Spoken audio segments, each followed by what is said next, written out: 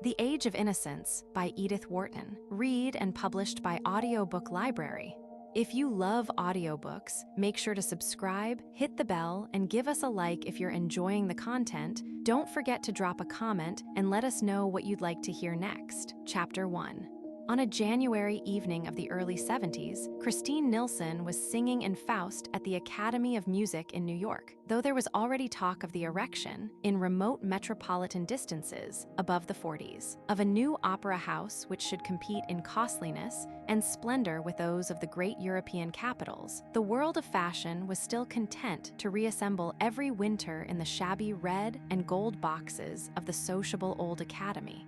Conservatives cherished it for being small and inconvenient, and thus keeping out the new people, whom New York was beginning to dread and yet be drawn to, and the sentimental clung to it for its historic associations, and the musical for its excellent acoustics, always so problematic a quality in halls built for the hearing of music. To come to the opera in a brown coupe was almost as honorable a way of arriving as in one's own carriage, and departure by the same means had the immense advantage of enabling one, with a playful allusion to democratic principles, to scramble into the first brown conveyance in the line, instead of waiting till the cold and gin-congested nose of one's own coachman gleamed under the portico of the Academy. When Newland Archer opened the door at the back of the club box, the curtain had just gone up on the garden scene. There was no reason why the young man should not have come earlier, for he had dined at 7, alone with his mother and sister, and had lingered afterward over a cigar in the Gothic library with glazed black walnut bookcases and finial-topped chairs, which was the only room in the house where Mrs. Archer allowed smoking. But in the first place, New York was a metropolis, and perfectly aware that in metropolises it was not the thing to arrive early at the opera, and what was or was not the thing played a part as important in Newland Archer's New York as the inscrutable totem terrors that had ruled the destinies of his forefathers thousands of years ago. The second reason for his delay was a personal one. He had dawdled over his cigar because he was at heart a dilettante, and thinking over a pleasure to come often gave him a subtler satisfaction than its realization. She sang, of course, Mama, and not He Loves Me, since an unalterable and unquestioned law of the musical world required that the German text of French operas sung by Swedish artists should be translated into Italian for the clearer understanding of English-speaking audiences. Mama, non Mama, the prima donna sang, and Mama, with a final burst of love triumphant, as she pressed the disheveled Daisy to her lips and lifted her large eyes to the sophisticated countenance of the little brown Faust-Capel, who was vainly trying, in a tight purple velvet doublet and plumed cap, to look as pure and true as his artless victim. Newland Archer, leaning against the wall at the back of the club box, turned his eyes from the stage and scanned the opposite side of the house. Directly facing him was the box of old Mrs. Manson Mingot, whose monstrous obesity had long since made it impossible for her to attend the opera, but who was always represented on fashionable nights by some of the younger members of the family. On this occasion, the front of the box was filled by her daughter-in-law, Mrs. Lovell Mingot, and her daughter, Mrs. Welland, and slightly withdrawn behind these brocaded matrons sat a young girl in white with eyes ecstatically fixed on the stagelovers.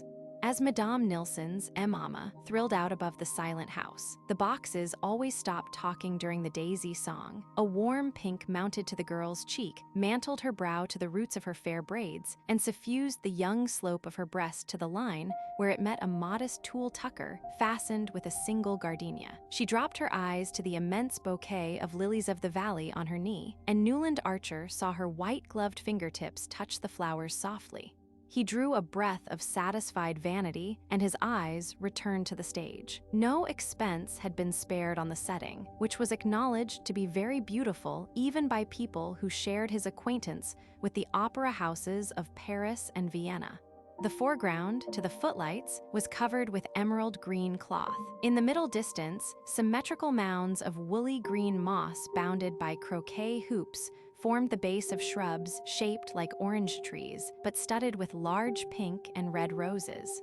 gigantic pansies, considerably larger than the roses, and closely resembling the floral pen wipers made by female parishioners for fashionable clergymen, sprang from the moss beneath the rose trees. And here and there a daisy grafted on a rose branch flowered with a luxuriance prophetic of Mr. Luther Burbank's far-off prodigies.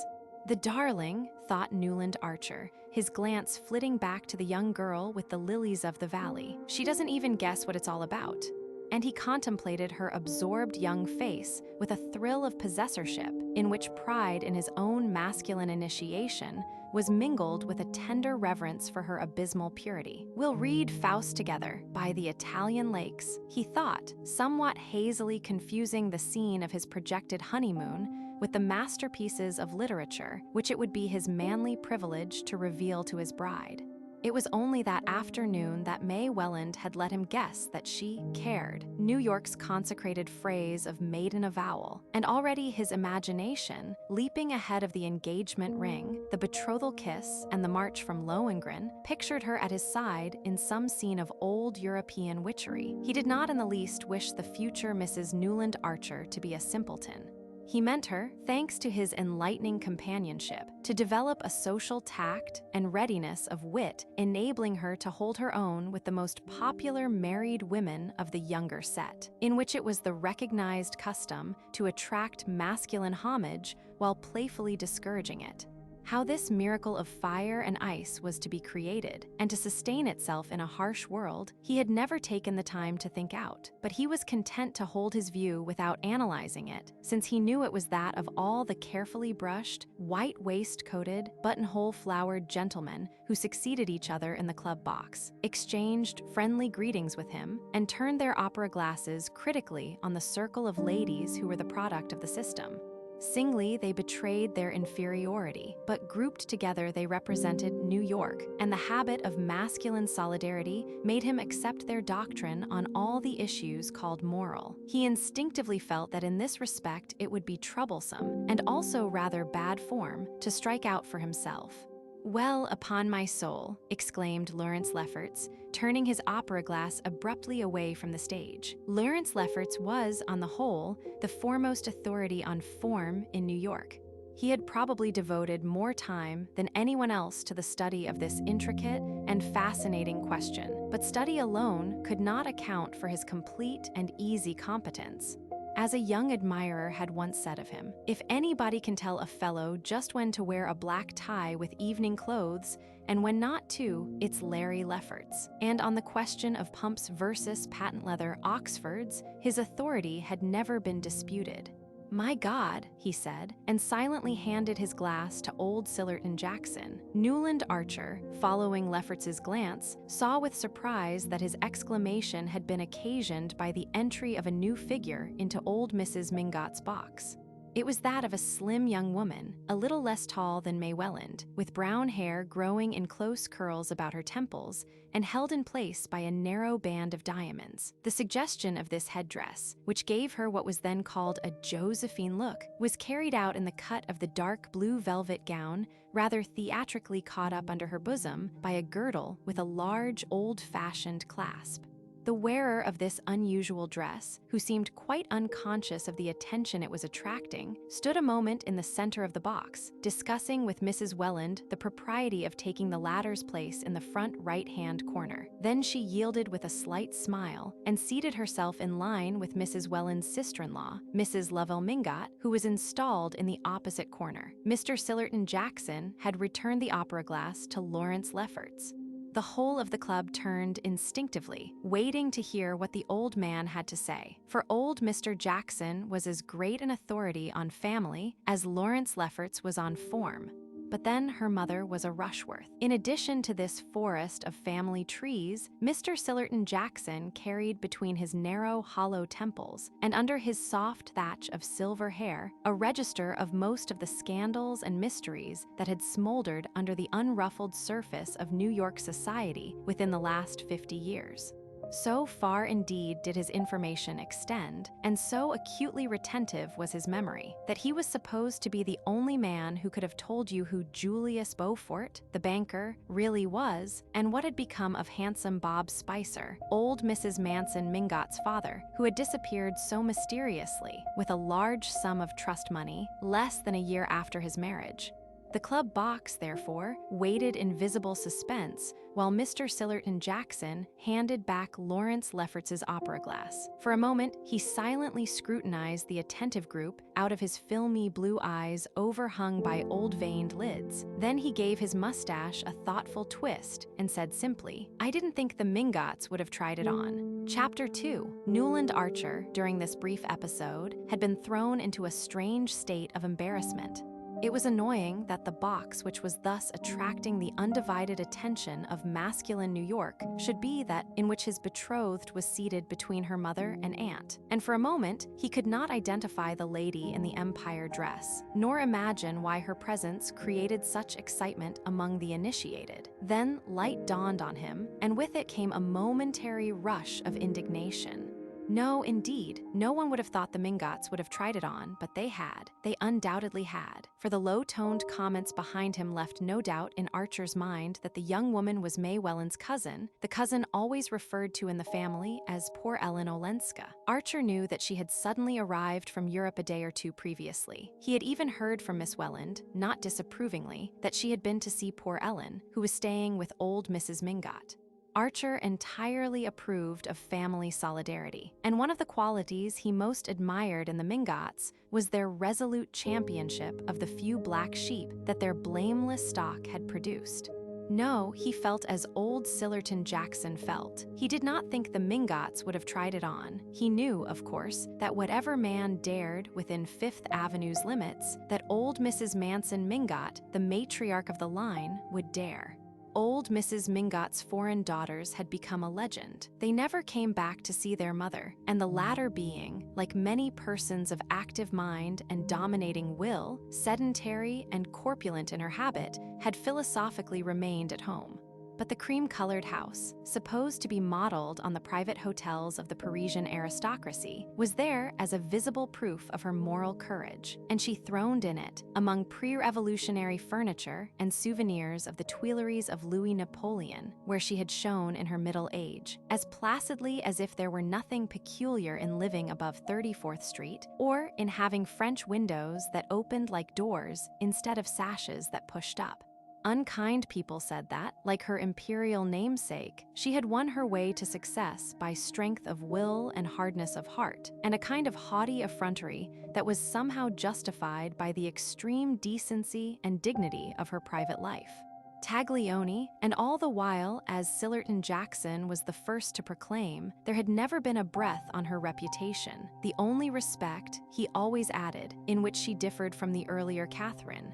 Therefore, for totally different reasons, her food was as poor as Mrs. Archer's, and her wines did nothing to redeem it.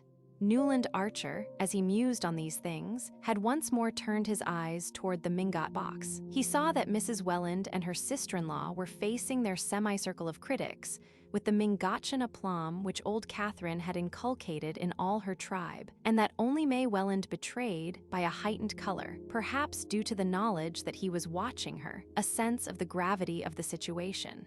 As for the cause of the commotion, she sat gracefully in her corner of the box, her eyes fixed on the stage, and revealing, as she leaned forward, a little more shoulder and bosom than New York was accustomed to seeing, at least in ladies who had reasons for wishing to pass unnoticed. Few things seemed to Newland Archer more awful than an offense against taste, that far-off divinity of whom form was the mere visible representative and vicegerent. Madame Olenska's pale and serious face appealed to his fancy as suited to the occasion and to her unhappy situation, but the way her dress, which had no tucker, sloped away from her thin shoulders shocked and troubled him. He hated to think of May Welland's being exposed to the influence of a young woman so careless of the dictates of taste. After all, he heard one of the younger men begin behind him. Everybody talked through the Mephistopheles and Martha scenes. After all, just what happened? Well, she left him. Nobody attempts to deny that. "He's an awful brute, isn't he?" continued the young inquirer, a candid Thorley, who was evidently preparing to enter the lists as the ladies' champion. "The very worst. I knew him at Nice," said Lawrence Lefferts with authority. A half-paralyzed, white, sneering fellow, rather handsome head, but eyes with a lot of lashes. "Well, I'll tell you the sort. When he wasn't with women, he was collecting china. Paying any price for both, I understand." There was a general laugh, and the young champion said, "Well then." "Well then," she bolted with his secretary. "Oh, I see." The champion's face fell. "It didn't last long, though. I heard of her a few months later living alone in Venice. I believe Lovell Mingott went out to get her. He said she was desperately unhappy." "That's all right, but this parading her at the opera's another thing. Perhaps," young Thorley hazarded, "she's too unhappy to be left at home." This was greeted with an irreverent laugh, and the youth blushed deeply and tried to look as if he had meant to insinuate what knowing people called a double entendre. "Well, it's queer to have brought Miss Welland anyhow," someone said in a low tone with a side glance at Archer. "Oh, that's part of the campaign. Granny's orders, no doubt," Lefferts laughed. "When the old lady does a thing, she does it thoroughly." The act was ending, and there was a general stir in the box. Suddenly, Newland Archer felt himself impelled to decisive action. The desire to be the first man to enter Mrs. Mingott's box, to proclaim to the waiting world his engagement to May Welland, and to see her, through whatever difficulties her cousin's anomalous situation might involve her in. This impulse had abruptly overruled all scruples and hesitations and sent him hurrying through the red corridors to the farther side of the house. The persons of their world lived in an atmosphere of faint implications and pale delicacies, and the fact that he and she understood each other without a word seemed to the young man to bring them nearer than any explanation would have done. Her eyes said, "You see why Mama brought me," and his answered, "I would not for the world have had you stay away." "You know my niece, Countess Olenska?" Mrs. Welland inquired as she shook hands with her future son-in-law. Archer bowed without extending his hand, as was the custom on being introduced to a lady, and Ellen Olenska bent her head slightly, keeping her own pale-gloved hands clasped on her huge fan of eagle feathers. Having greeted Mrs. Lovell Mingott, a large blonde lady in creaking satin, he sat down beside his betrothed and said in a low tone, "I hope you've told Madame Olenska that we're engaged.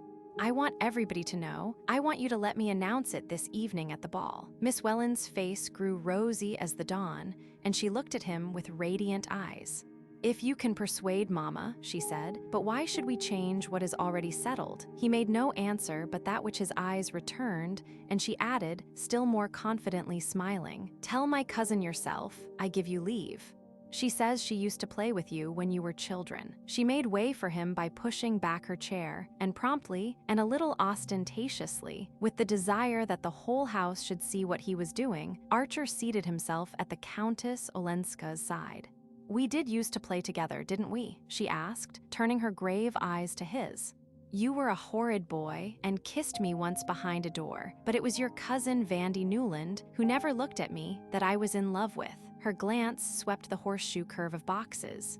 "Ah, how this brings it all back to me. I see everybody here in knickerbockers and pantalettes," she said, with her trailing, slightly foreign accent, her eyes returning to his face. Agreeable as their expression was, the young man was shocked that they should reflect so unseemly a picture of the august tribunal before which, at that very moment, her case was being tried.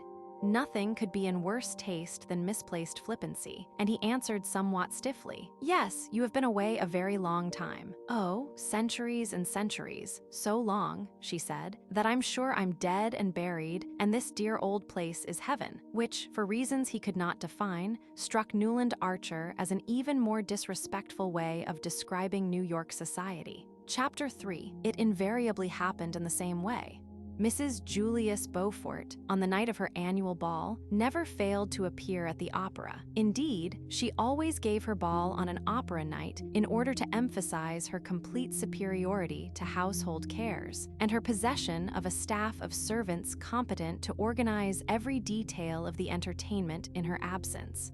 Mrs. Archer, who was fond of coining her social philosophy into axioms, had once said, "We all have our pet common people, and though the phrase was a daring one, its truth was secretly admitted in many an exclusive bosom. But the Beauforts were not exactly common. Some people said they were even worse."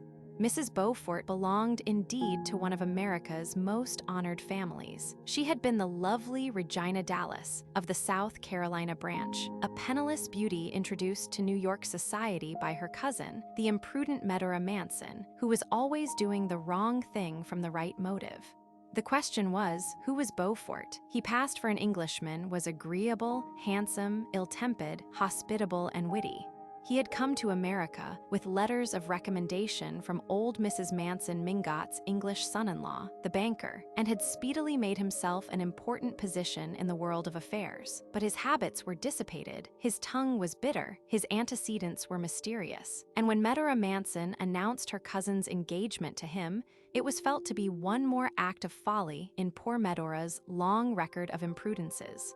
No one knew exactly how the miracle was accomplished. She was indolent, passive, the caustic even called her dull, but dressed like an idol, hung with pearls, growing younger and blonder and more beautiful each year. She throned in Mr. Beaufort's heavy brownstone palace and drew all the world there without lifting her jeweled little finger. The knowing people said it was Beaufort himself who trained the servants, taught the chef new dishes, told the gardeners what hothouse flowers to grow for the dinner table and the drawing rooms, selected the guests, brewed the after-dinner punch, and dictated the little notes his wife wrote to her friends. I believe she gets them out from Kew. Mr. Beaufort's secret, people were agreed, was the way he carried things off. It was all very well to whisper that he had been helped to leave England by the international banking house in which he had been employed. The Beaufort House was one that New Yorkers were proud to show to foreigners, especially on the night of the annual ball. The Beauforts had been among the first people in New York to own their own red velvet carpet and have it rolled down the steps by their own footmen, under their own awning, instead of hiring it with the supper and the ballroom chairs. They had also inaugurated the custom of letting the ladies take their cloaks off in the hall, instead of shuffling up to the hostess's bedroom and recurling their hair with the aid of the gas burner. Beaufort was understood to have said that he supposed all his wife's friends had maids who saw to it that they were properly coiffes when they left home. Newland Archer, as became a young man of his position, strolled in somewhat late. He had left his overcoat with the silk-stockinged footmen. The stockings were one of Beaufort's few fatuities, had dawdled a while in the library hung with Spanish leather and furnished with buhl and malachite, where a few men were chatting and putting on their dancing gloves, and had finally joined the line of guests whom Mrs. Beaufort was receiving on the threshold of the crimson drawing-room. Archer was distinctly nervous. He had not gone back to his club after the opera, as the young bloods usually did, but, the night being fine, had walked for some distance up Fifth Avenue before turning back in the direction of the Beauforts' house. He was definitely afraid that the Mingots might be going too far, that, in fact, they might have Granny Mingot's orders to bring the Countess Olenska to the ball. From the tone of the club box, he had perceived how grave a mistake that would be, and, though he was more than ever determined to see the thing through, he felt less chivalrously eager to champion his betrothed's cousin than before their brief talk at the opera. Wandering on to the Bouton d'Or drawing-room, where Beaufort had had the audacity to hang Love Victorious, the much-discussed nude of Bouguereau, Archer found Mrs. Welland and her daughter standing near the ballroom door. Couples were already gliding over the floor beyond. The light of the wax candles fell on revolving tulle skirts, on girlish heads wreathed with modest blossoms, on the dashing aigrettes and ornaments of the young married women's coiffures, and on the glitter of highly glazed shirt fronts and fresh lace gloves. Miss Welland, evidently about to join the dancers, hung on the threshold, her lilies of the valley in her hand. She carried no other bouquet, her face a little pale, her eyes burning with a candid excitement. A group of young men and girls were gathered about her, and there was much hand-clasping, laughing, and pleasantry on which Mrs. Welland, standing slightly apart, shed the beam of a qualified approval. It was evident that Miss Welland was in the act of announcing her engagement, while her mother affected the air of parental reluctance considered suitable to the occasion. Archer paused a moment. It was at his express wish that the announcement had been made, and yet it was not thus that he would have wished to have his happiness known. To proclaim it in the heat and noise of a crowded ballroom was to rob it of the fine bloom of privacy which should belong to things nearest the heart. His joy was so deep that this blurring of the surface left its essence untouched, but he would have liked to keep the surface pure too. It was something of a satisfaction to find that May Welland shared this feeling. Her eyes fled to his beseechingly, and their look said, "Remember, we're doing this because it's right." No appeal could have found a more immediate response in Archer's breast, but he wished that the necessity of their action had been represented by some ideal reason, and not simply by poor Ellen Olenska. The group about Miss Welland made way for him with significant smiles, and after taking his share of the felicitations, he drew his betrothed into the middle of the ballroom floor and put his arm about her waist. "Now we shan't have to talk," he said, smiling into her candid eyes as they floated away on the soft waves of the blue Danube. She made no answer. Her lips trembled into a smile, but the eyes remained distant and serious, as if bent on some ineffable vision. "Dear," Archer whispered, pressing her to him, it was borne in on him that the first hours of being engaged, even if spent in a ballroom, had in them something grave and sacramental. What a new life it was going to be, with this whiteness, radiance, goodness at one side. The dance over, the two, as became an affianced couple, wandered into the conservatory, and sitting behind a tall screen of tree ferns and camellias, Newland pressed her gloved hand to his lips. "You see, I did as you asked me to," she said. "Yes, I couldn't wait," he answered, smiling. After a moment, he added, "Only I wish it hadn't had to be at a ball." "Yes, I know." She met his glance comprehendingly. "But after all, even here we're alone together, aren't we?" "Oh, dearest, always," Archer cried. Evidently, she was always going to understand. She was always going to say the right thing. The discovery made the cup of his bliss overflow, and he went on gaily. "The worst of it is that I want to kiss you, and I can't."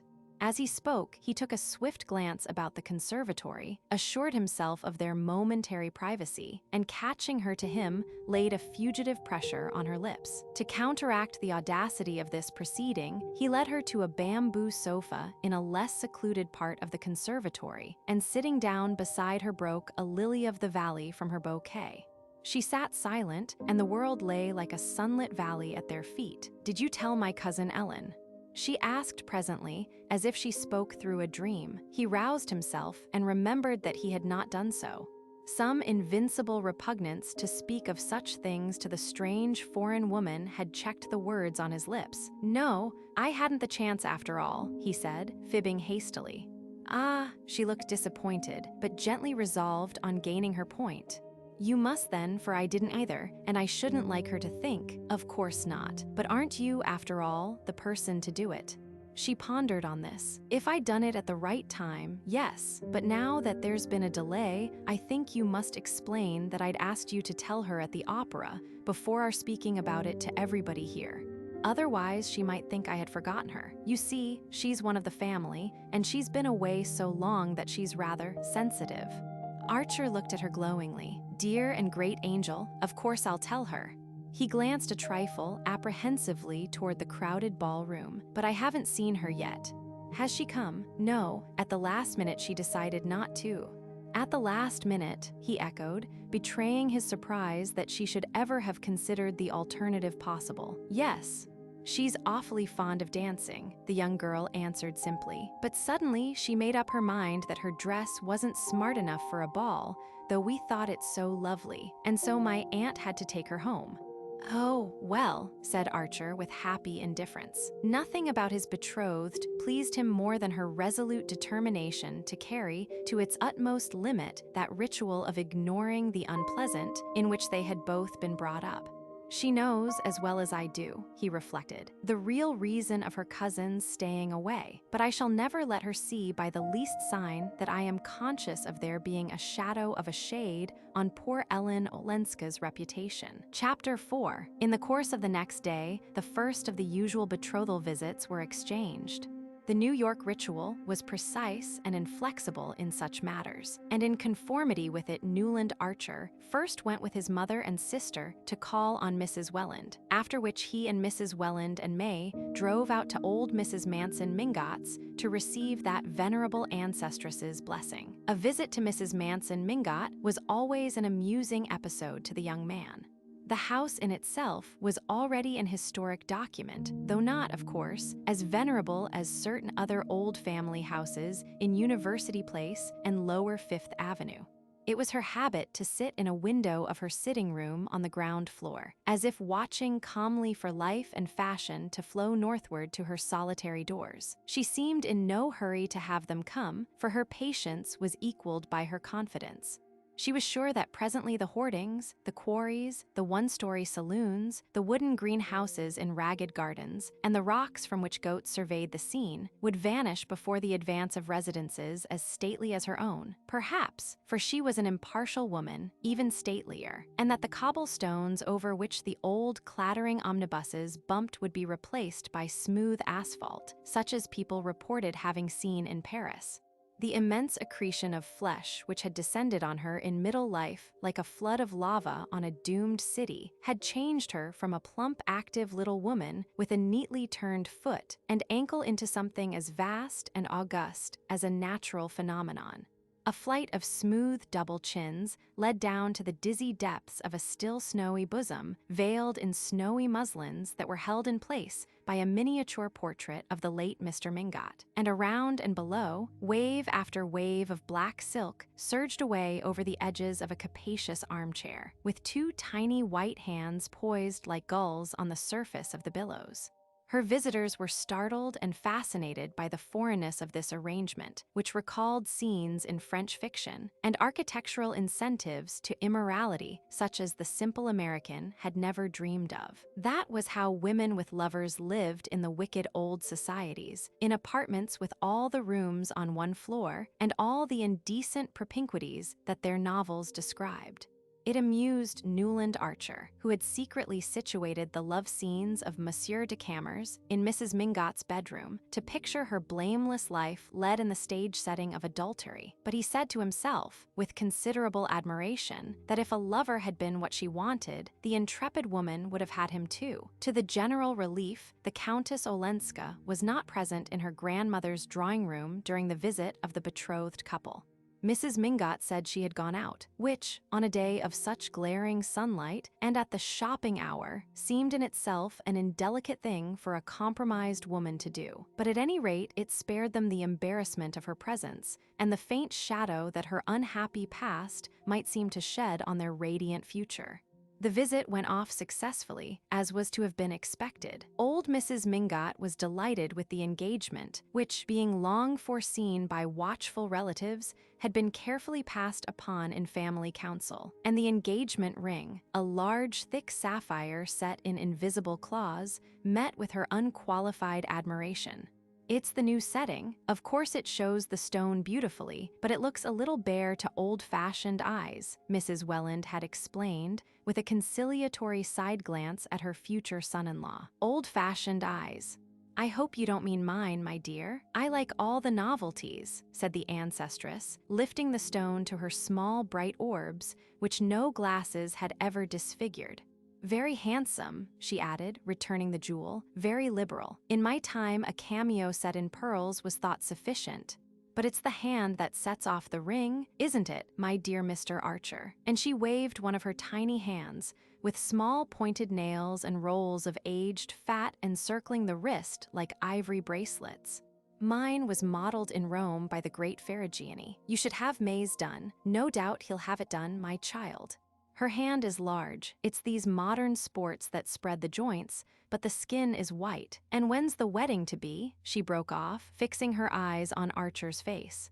Oh, Mrs. Welland murmured, while the young man, smiling at his betrothed, replied, as soon as ever it can, if only you'll back me up, Mrs. Mingott. We must give them time to get to know each other a little better, Mamma, Mrs. Welland interposed, with the proper affectation of reluctance, to which the ancestress rejoined, know each other. Fiddlesticks, everybody in New York has always known everybody. Let the young man have his way, my dear. Don't wait till the bubble's off the wine. Marry them before Lent. I may catch pneumonia any winter now, and I want to give the wedding breakfast. These successive statements were received with the proper expressions of amusement, incredulity, and gratitude, and the visit was breaking up in a vein of mild pleasantry when the door opened to admit the Countess Olenska, who entered in bonnet and mantle, followed by the unexpected figure of Julius Beaufort. There was a cousinly murmur of pleasure between the ladies, and Mrs. Mingot held out Faragiani's model to the banker. "Ha, Beaufort, this is a rare favor." She had an odd foreign way of addressing men by their surnames. "Thanks, I wish it might happen oftener," said the visitor in his easy, arrogant way. "I'm generally so tied down, but I met the Countess Ellen in Madison Square, and she was good enough to let me walk home with her. Ah, I hope the house will be gayer now." "That Ellen's here," cried Mrs. Mingot with a glorious effrontery. Sit down, Beaufort. Push up the yellow armchair. Now I've got you, I want a good gossip. I hear your ball was magnificent, and I understand you invited Mrs. Lemuel Struthers. Well, I've a curiosity to see the woman myself." She had forgotten her relatives, who were drifting out into the hall under Ellen Olenska's guidance. Old Mrs. Mingot had always professed a great admiration for Julius Beaufort, and there was a kind of kinship in their cool, domineering way and their short cuts through the conventions. Now she was eagerly curious to know what had decided the Beauforts to invite, for the first time, Mrs. Lemuel Struthers, the widow of Struthers's shoe polish, who had returned the previous year from a long initiatory sojourn in Europe to lay siege to the tight little citadel of New York. "Of course, if you and Regina invite her, the thing is settled. Well, we need new blood and new money, and I hear she's still very good-looking," the carnivorous old lady declared. In the hall, while Mrs. Welland and May drew on their furs, Archer saw that the Countess Olenska was looking at him with a faintly questioning smile. "Of course you know already, about May and me," he said, answering her look with a shy laugh. "She scolded me for not giving you the news last night at the opera. I had her orders to tell you that we were engaged, but I couldn't in that crowd." The smile passed from Countess Olenska's eyes to her lips. She looked younger, more like the bold brown Ellen Mingot of his boyhood. "Of course I know, yes, and I'm so glad. But one doesn't tell such things first in a crowd." The ladies were on the threshold, and she held out her hand. "Goodbye, come and see me someday," she said, still looking at Archer. In the carriage, on the way down Fifth Avenue, they talked pointedly of Mrs. Mingot, of her age, her spirit, and all her wonderful attributes. No one alluded to Ellen Olenska, but Archer knew that Mrs. Welland was thinking. It's a mistake for Ellen to be seen, the very day after her arrival, parading up Fifth Avenue at the crowded hour with Julius Beaufort, and the young man himself mentally added. And she ought to know that a man who's just engaged doesn't spend his time calling on married women, but I dare say in the set she's lived and they never do anything else. And, in spite of the cosmopolitan views on which he prided himself, he thanked heaven that he was a New Yorker and about to ally himself with one of his own kind. Chapter 5. The next evening, old Mr. Sillerton Jackson came to dine with the Archers.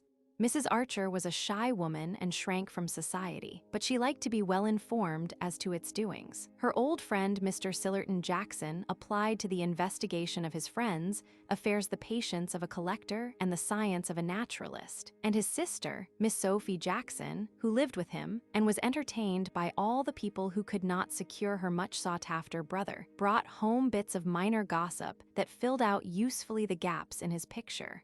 Therefore, whenever anything happened that Mrs. Archer wanted to know about, she asked Mr. Jackson to dine, and as she honored few people with her invitations, and as she and her daughter Janie were an excellent audience, Mr. Jackson usually came himself instead of sending his sister.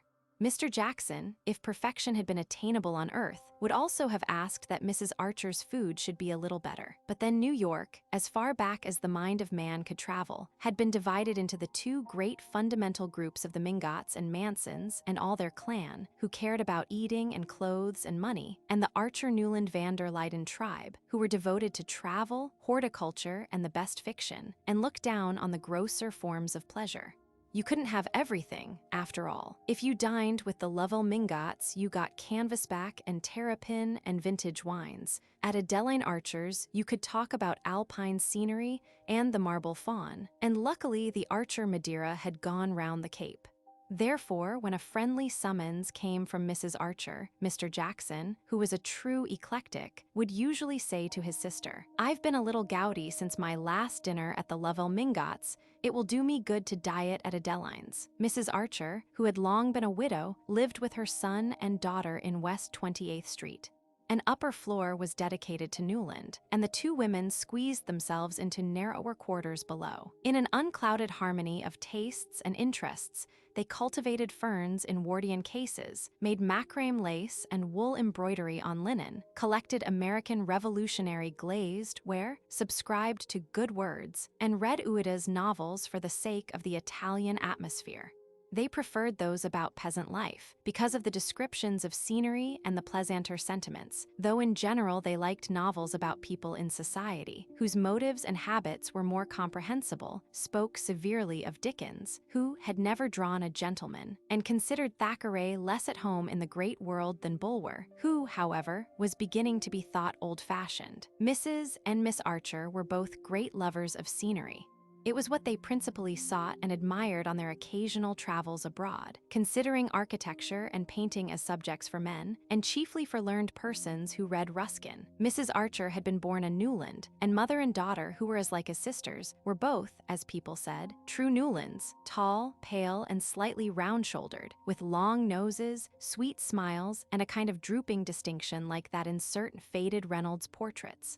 Their physical resemblance would have been complete if an elderly embonpoint had not stretched Mrs. Archer's black brocade, while Miss Archer's brown and purple poplins hung, as the years went on, more and more slackly on her virgin frame. Mentally, the likeness between them, as Newland was aware, was less complete than their identical mannerisms often made it appear. The long habit of living together in mutually dependent intimacy had given them the same vocabulary, and the same habit of beginning their phrases, "Mother thinks," or "Janie thinks," according as one or the other wished to advance an opinion of her own. But in reality, while Mrs. Archer's serene unimaginativeness rested easily in the accepted and familiar, Janie was subject to starts and aberrations of fancy welling up from springs of suppressed romance. After all, he thought it a good thing for a man to have his authority respected in his own house, even if his sense of humor sometimes made him question the force of his mandate. On this occasion, the young man was very sure that Mr. Jackson would rather have had him dine out, but he had his own reasons for not doing so. Of course, old Jackson wanted to talk about Ellen Olenska, and of course, Mrs. Archer and Janie wanted to hear what he had to tell. All three would be slightly embarrassed by Newland's presence, now that his prospective relation to the Mingot clan had been made known, and the young man waited with an amused curiosity to see how they would turn the difficulty. They began, obliquely, by talking about Mrs. Lemuel Struthers. "It's a pity the Beauforts asked her," Mrs. Archer said gently. "But then Regina always does what he tells her, and Beauforti. Certain nuances escape Beaufort," said Mr. Jackson, cautiously inspecting the broiled shad, and wondering for the 1000th time why Mrs. Archer's cook always burnt the roe to a cinder. Newland, who had long shared his wonder, could always detect it in the older man's expression of melancholy disapproval. "Oh, necessarily. Beaufort is a vulgar man," said Mrs. Archer. "My grandfather Newland always used to say to my mother, 'Whatever you do, don't let that fellow Beaufort be introduced to the girls.' But at least he's had the advantage of associating with gentlemen. In England, too, they say. It's all very mysterious." She glanced at Janie and paused. She and Janie knew every fold of the Beaufort mystery, but in public Mrs. Archer continued to assume that the subject was not one for the unmarried. "But this Mrs. Struthers," Mrs. Archer continued. "What did you say she was, Sillerton?" "Out of a mine, or rather out of the saloon at the head of the pit, then with living waxworks touring New England. After the police broke that up, they say she lived." Mr. Jackson, in his turn, glanced at Janie, whose eyes began to bulge from under her prominent lids. There were still hiatuses for her in Mrs. Struthers's past. Then, Mr. Jackson continued, and Archer saw he was wondering why no one had told the butler never to slice cucumbers with a steel knife. Then Lemuel Struthers came along. They say his advertiser used the girl's head for the shoe polish posters. Her hair's intensely black, you know, the Egyptian style. Anyhow, he eventually married her. There were volumes of innuendo in the way the eventually was spaced, and each syllable given its due stress.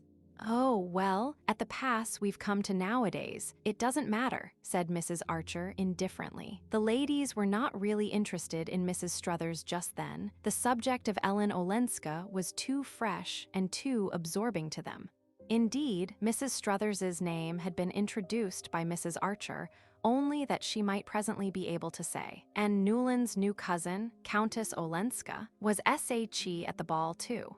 There was a faint touch of sarcasm in the reference to her son, and Archer knew it and had expected it. Even Mrs. Archer, who was seldom unduly pleased with human events, had been altogether glad of her son's engagement. Especially after that silly business with Mrs. Rushworth, as she had remarked to Janey, alluding to what had once seemed to Newland a tragedy of which his soul would always bear the scar. There was no better match in New York than May Welland. Look at the question from whatever point you chose. Of course, such a marriage was only what Newland was entitled to, but young men are so foolish and incalculable, and some women so ensnaring and unscrupulous, that it was nothing short of a miracle to see one's only son safe past the Siren Isle and in the haven of a blameless domesticity. It's not that I don't approve of the Mingotts' esprit de corps, but why Newland's engagement should be mixed up with that Olenska woman's comings and goings I don't see, Mrs. Archer grumbled to Janey, the only witness of her slight lapses from perfect sweetness. These indications of inward disturbance moved Archer the more that he too felt that the Mingotts had gone a little too far. But, as it was against all the rules of their code that the mother and son should ever allude to what was uppermost in their thoughts, he simply replied, "Oh, well, there's always a phase of family parties to be gone through when one gets engaged, and the sooner it's over the better." At which his mother merely pursed her lips under the lace veil that hung down from her gray velvet bonnet trimmed with frosted grapes. Her revenge, he felt, her lawful revenge, would be to draw Mr. Jackson that evening on the Countess Olenska, and having publicly done his duty as a future member of the Mingott clan, the young man had no objection to hearing the lady discussed in private, except that the subject was already beginning to bore him. Mr. Jackson had helped himself to a slice of the tepid fillet, which the mournful butler had handed him with a look as skeptical as his own, and had rejected the mushroom sauce after a scarcely perceptible sniff. He looked baffled and hungry, and Archer reflected that he would probably finish his meal on Ellen Olenska. Mr. Jackson leaned back in his chair and glanced up at the candlelit Archers, Newlands and Van der Luydens hanging in dark frames on the dark walls. "Ah, how your grandfather Archer loved a good dinner, my dear Newland," he said, his eyes on the portrait of a plump, full-chested young man in a stock and a blue coat, with a view of a white-columned country house behind him. "Well, well, well, I wonder what he would have said to all these foreign marriages." Mrs. Archer ignored the allusion to the ancestral cuisine, and Mr. Jackson continued with deliberation. No, she was not at the ball. "Ah," Mrs. Archer murmured, in a tone that implied, "she had that decency." "Perhaps the Beauforts don't know her," Janey suggested, with her artless malice. Mr. Jackson gave a faint sip, as if he had been tasting invisible Madeira. "Mrs. Beaufort may not, but Beaufort certainly does, for she was seen walking up Fifth Avenue this afternoon with him by the whole of New York." "Mercy," moaned Mrs. Archer, evidently perceiving the uselessness of trying to ascribe the actions of foreigners to a sense of delicacy. "I wonder if she wears a round hat or a bonnet in the afternoon," Janey speculated. "At the opera, I know, she had on dark blue velvet, perfectly plain and flat, like a nightgown." "Janey," said her mother, and Miss Archer blushed and tried to look audacious. "It was, at any rate, in better taste not to go to the ball," Mrs. Archer continued. A spirit of perversity moved her son to rejoin. "I don't think it was a question of taste with her. May said she meant to go, and then decided that the dress in question wasn't smart enough." Mrs. Archer smiled at this confirmation of her inference. "Poor Ellen," she simply remarked, adding compassionately, "we must always bear in mind what an eccentric bringing up Medora Manson gave her. What can you expect of a girl who is allowed to wear black satin at her coming-out ball?" "Ah, don't I remember her in it," said Mr. Jackson, adding, "poor girl," in the tone of one who, while enjoying the memory, had fully understood at the time what the sight portended. "It's odd," Janey remarked, "that she should have kept such an ugly name as Ellen. I should have changed it to Elaine." She glanced about the table to see the effect of this. Her brother laughed. "Why Elaine? I don't know, it sounds more Polish," said Janey, blushing. "It sounds more conspicuous, and that can hardly be what she wishes," said Mrs. Archer distantly. "Why not?" broke in her son, growing suddenly argumentative. "Why shouldn't she be conspicuous if she chooses? Why should she slink about as if it were she who had disgraced herself? She's poor Ellen, certainly, because she had the bad luck to make a wretched marriage, but I don't see that that's a reason for hiding her head as if she were the culprit. That, I suppose," said Mr. Jackson, speculatively, "is the line the Mingots mean to take." The young man reddened. "I didn't have to wait for their cue, if that's what you mean, sir. Madame Olenska has had an unhappy life. That doesn't make her an outcast. There are rumors," began Mr. Jackson, glancing at Janey. "Oh, I know, the secretary," the young man took him up. "Nonsense, mother, Janey's grown up. They say, don't they," he went on, "that the secretary helped her to get away from her brute of a husband, who kept her practically a prisoner. Well, what if he did? I hope there isn't a man among us who wouldn't have done the same in such a case." Mr. Jackson glanced over his shoulder to say to the sad butler, "Perhaps, that sauce, just a little after all." Then, having helped himself, he remarked, "I'm told she's looking for a house." "She means to live here." "I hear she means to get a divorce," said Janey boldly. "I hope she will," Archer exclaimed. The word had fallen like a bombshell in the pure and tranquil atmosphere of the Archer dining room. Mrs. Archer raised her delicate eyebrows in the particular curve that signified. The butler, and the young man, himself mindful of the bad taste of discussing such intimate matters in public, hastily branched off into an account of his visit to old Mrs. Mingot. While this rite was in progress in the drawing room, Archer settled Mr. Jackson in an armchair near the fire in the Gothic library and handed him a cigar. Mr. Jackson sank into the armchair with satisfaction, lit his cigar with perfect confidence, it was Newland who bought them, and stretching his thin old ankles to the coals, said, "You say the secretary merely helped her to get away, my dear fellow. Well, he was still helping her a year later then, for somebody met 'em living at Lausanne together." Newland reddened. "Living together? Well, why not? Who had the right to make her life over if she hadn't? I'm sick of the hypocrisy that would bury alive a woman of her age if her husband prefers to live with harlots." He stopped and turned away angrily to light his cigar. "Women ought to be free as we are," he declared, making a discovery of which he was too irritated to measure the terrific consequences. Mr. Sillerton Jackson stretched his ankles nearer the coals and emitted a sardonic whistle. "Well," he said after a pause, "apparently Count Olenski takes your view, for I never heard of his having lifted a finger to get his wife back." Chapter 6. That evening, after Mr. Jackson had taken himself away, and the ladies had retired to their chintz-curtained bedroom, Newland Archer mounted thoughtfully to his own study. A vigilant hand had, as usual, kept the fire alive and the lamp trimmed, and the room, with its rows and rows of books, its bronze and steel statuettes of the fencers on the mantelpiece, and its many photographs of famous pictures, looked singularly home-like and welcoming. With a new sense of awe, he looked at the frank forehead, serious eyes, and gay innocent mouth of the young creature whose soul's custodian he was to be. That terrifying product of the social system he belonged to and believed in, the young girl who knew nothing and expected everything, looked back at him like a stranger through May Welland's familiar features. And once more it was borne in on him that marriage was not the safe anchorage he had been taught to think, but a voyage on uncharted seas.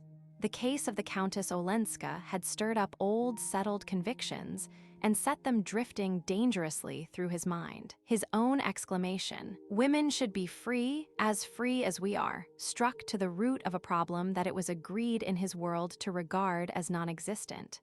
Nice women, however wronged, would never claim the kind of freedom he meant, and generous-minded men like himself were therefore, in the heat of argument, the more chivalrously ready to concede it to them. Such verbal generosities were in fact only a humbugging disguise of the inexorable conventions that tied things together and bound people down to the old pattern.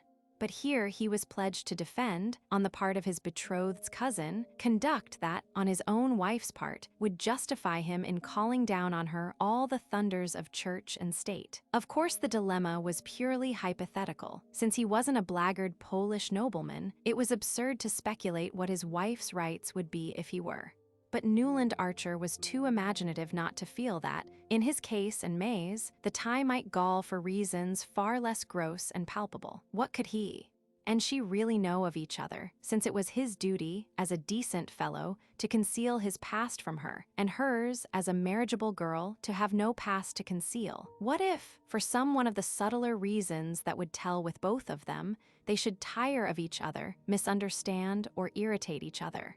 He reviewed his friends' marriages, the supposedly happy ones, and saw none that answered, even remotely, to the passionate and tender comradeship which he pictured as his permanent relation with May Welland. Lawrence Lefferts occurred to him as the husband who had most completely realized this enviable ideal. Archer tried to console himself with the thought that he was not quite such an ass as Larry Lefferts, nor may such a simpleton as poor Gertrude. But the difference was after all one of intelligence and not of standards. The result, of course, was that the young girl who was the center of this elaborate system of mystification remained the more inscrutable for her very frankness and assurance. She was frank, poor darling, because she had nothing to conceal, assured because she knew of nothing to be on her guard against. And with no better preparation than this, she was to be plunged overnight into what people evasively called the facts of life. The young man was sincerely but placidly in love. He delighted in the radiant good looks of his betrothed, in her health, her horsemanship, her grace and quickness at games, and the shy interest in books and ideas that she was beginning to develop under his guidance. She had advanced far enough to join him in ridiculing the idols of the king, but not to feel the beauty of Ulysses and the Lotus Eaters. She was straightforward, loyal, and brave. She had a sense of humor, chiefly proved by her laughing at his jokes, and he suspected, in the depths of her innocently gazing soul, a glow of feeling that it would be a joy to waken. But when he had gone the brief round of her, he returned discouraged by the thought that all this frankness and innocence were only an artificial product. Untrained human nature was not frank and innocent. It was full of the twists and defenses of an instinctive guile. And he felt himself oppressed by this creation of factitious purity, so cunningly manufactured by a conspiracy of mothers and aunts and grandmothers and long-dead ancestresses, because it was supposed to be what he wanted, what he had a right to, in order that he might exercise his lordly pleasure in smashing it like an image made of snow. There was a certain triteness in these reflections. They were those habitual to young men on the approach of their wedding day. But they were generally accompanied by a sense of compunction and self-abasement of which Newland Archer felt no trace. He could not deplore, as Thackeray's heroes so often exasperated him by doing, that he had not a blank page to offer his bride in exchange for the unblemished one she was to give to him. He could not get away from the fact that if he had been brought up as she had, they would have been no more fit to find their way about than the babes in the wood. Nor could he, for all his anxious cogitations, see any honest reason that is, unconnected with his own momentary pleasure, and the passion of masculine vanity, why his bride should not have been allowed the same freedom of experience as himself. Here he was, at the very moment of his betrothal, a moment for pure thoughts and cloudless hopes, pitchforked into a coil of scandal, which raised all the special problems he would have preferred to let lie. "Hang Ellen Olenska," he grumbled, as he covered his fire and began to undress. He could not really see why her fate should have the least bearing on his, yet he dimly felt that he had only just begun to measure the risks of the championship which his engagement had forced upon him. A few days later, the bolt fell. The Lovell Mingots had sent out cards for what was known as a formal dinner. That is, 3 extra footmen, 2 dishes for each course, and a Roman punch in the middle, and had headed their invitations with the words, to meet the Countess Olenska, in accordance with the hospitable American fashion, which treats strangers as if they were royalties, or at least as their ambassadors. The guests had been selected with a boldness and discrimination in which the initiated recognized the firm hand of Catherine the Great. Associated with such immemorial standbys as the Selfridge Marys, who were asked everywhere because they always had been, the Beauforts, on whom there was a claim of relationship, and Mr. Sillerton Jackson and his sister Sophie, who went wherever her brother told her to, were some of the most fashionable and yet most irreproachable of the dominant, young married set. 48 hours later, the unbelievable had happened. Everyone had refused the Mingots' invitation, except the Beauforts and old Mr. Jackson and his sister. The intended slight was emphasized by the fact that even the Reggie Chiverses, who were of the Mingot clan, were among those inflicting it, and by the uniform wording of the notes, in all of which the writers regretted that they were unable to accept, without the mitigating plea of a previous engagement that ordinary courtesy prescribed. New York society was, in those days, far too small and too scant in its resources for everyone in it, including livery stable keepers, butlers, and cooks, not to know exactly on which evenings people were free. And it was thus possible for the recipients of Mrs. Lovell Mingot's invitations to make cruelly clear their determination not to meet the Countess Olenska. The blow was unexpected, but the Mingots, as their way was, met it gallantly. Mrs. Lovell Mingot confided the case to Mrs. Welland, who confided it to Newland Archer, who, aflame at the outrage, appealed passionately and authoritatively to his mother, who, after a painful period of inward resistance and outward temporizing, succumbed to his instances, as she always did, and immediately embracing his cause with an energy redoubled by her previous hesitations, put on her gray velvet bonnet and said, "I'll go and see Louisa van der Leyden." At its base was a firm foundation of what Mrs. Archer called plain people, an honorable but obscure majority of respectable families who, as in the case of the Spicers, or the Leffertsias, or the Jacksons, had been raised above their level by marriage with one of the ruling clans. Firmly narrowing upward from this wealthy but inconspicuous substratum was the compact and dominant group which the Mingots, Newlands, Chiverses, and Mansons so actively represented. Most people imagined them to be the very apex of the pyramid, but they themselves, at least those of Mrs. Archer's generation, were aware that, in the eyes of the professional genealogist, only a still smaller number of families could lay claim to that eminence. "Don't tell me," Mrs. Archer would say to her children, "all this modern newspaper rubbish about a New York aristocracy. If there is one, neither the Mingots nor the Mansons belong to it. No, nor the Newlands or the Chiverses either. Our grandfathers and great-grandfathers were just respectable English or Dutch merchants who came to the colonies to make their fortune and stayed here because they did so well. One of your great-grandfathers signed the Declaration, and another was a general on Washington's staff and received General Burgoyne's sword after the Battle of Saratoga. These are things to be proud of, but they have nothing to do with rank or class. New York has always been a commercial community, and there are not more than 3 families in it who can claim an aristocratic origin in the real sense of the word." Mrs. Archer and her son and daughter, like everyone else in New York, knew who these privileged beings were. The Dagonets of Washington Square, who came of an old English county family allied with the Pitts and Foxes, the Lannings, who had intermarried with the descendants of Count de Grasse, and the Van der Leydens, direct descendants of the first Dutch governor of Manhattan, and related by pre-revolutionary marriages to several members of the French and British aristocracy. Mrs. Henry van der Leyden had been Louisa Dagonet, and her mother had been the granddaughter of Colonel Dulac, of an old Channel Island family, who had fought under Cornwallis and had settled in Maryland after the war with his bride, Lady Angelica Trevenna, 5th daughter of the Earl of St. Austry. The tie between the Dagonets, the Dulacs of Maryland, and their aristocratic Cornish kinsfolk, the Trevennas, had always remained close and cordial. Mr. and Mrs. van der Leyden had more than once paid long visits to the present head of the House of Trevenna, the Duke of St. Austry, at his country seat in Cornwall and at St. Austry in Gloucestershire, and his Grace had frequently announced his intention of someday returning their visit without the Duchess, who feared the Atlantic. Their large, solemn house in Madison Avenue was seldom opened, and when they came to town, they received in it only their most intimate friends. "I wish you would go with me, Newland," his mother said, suddenly pausing at the door of the brown coupe. "Louisa is fond of you, and of course it's on account of dear May that I'm taking this step, and also because, if we don't all stand together, there'll be no such thing as society left." Chapter 7. Mrs. Henry van der Leyden listened in silence to her cousin, Mrs. Archer's narrative. It was all very well to tell yourself in advance that Mrs. van der Leyden was always silent, and that, though non-committal by nature and training, she was very kind to the people she really liked.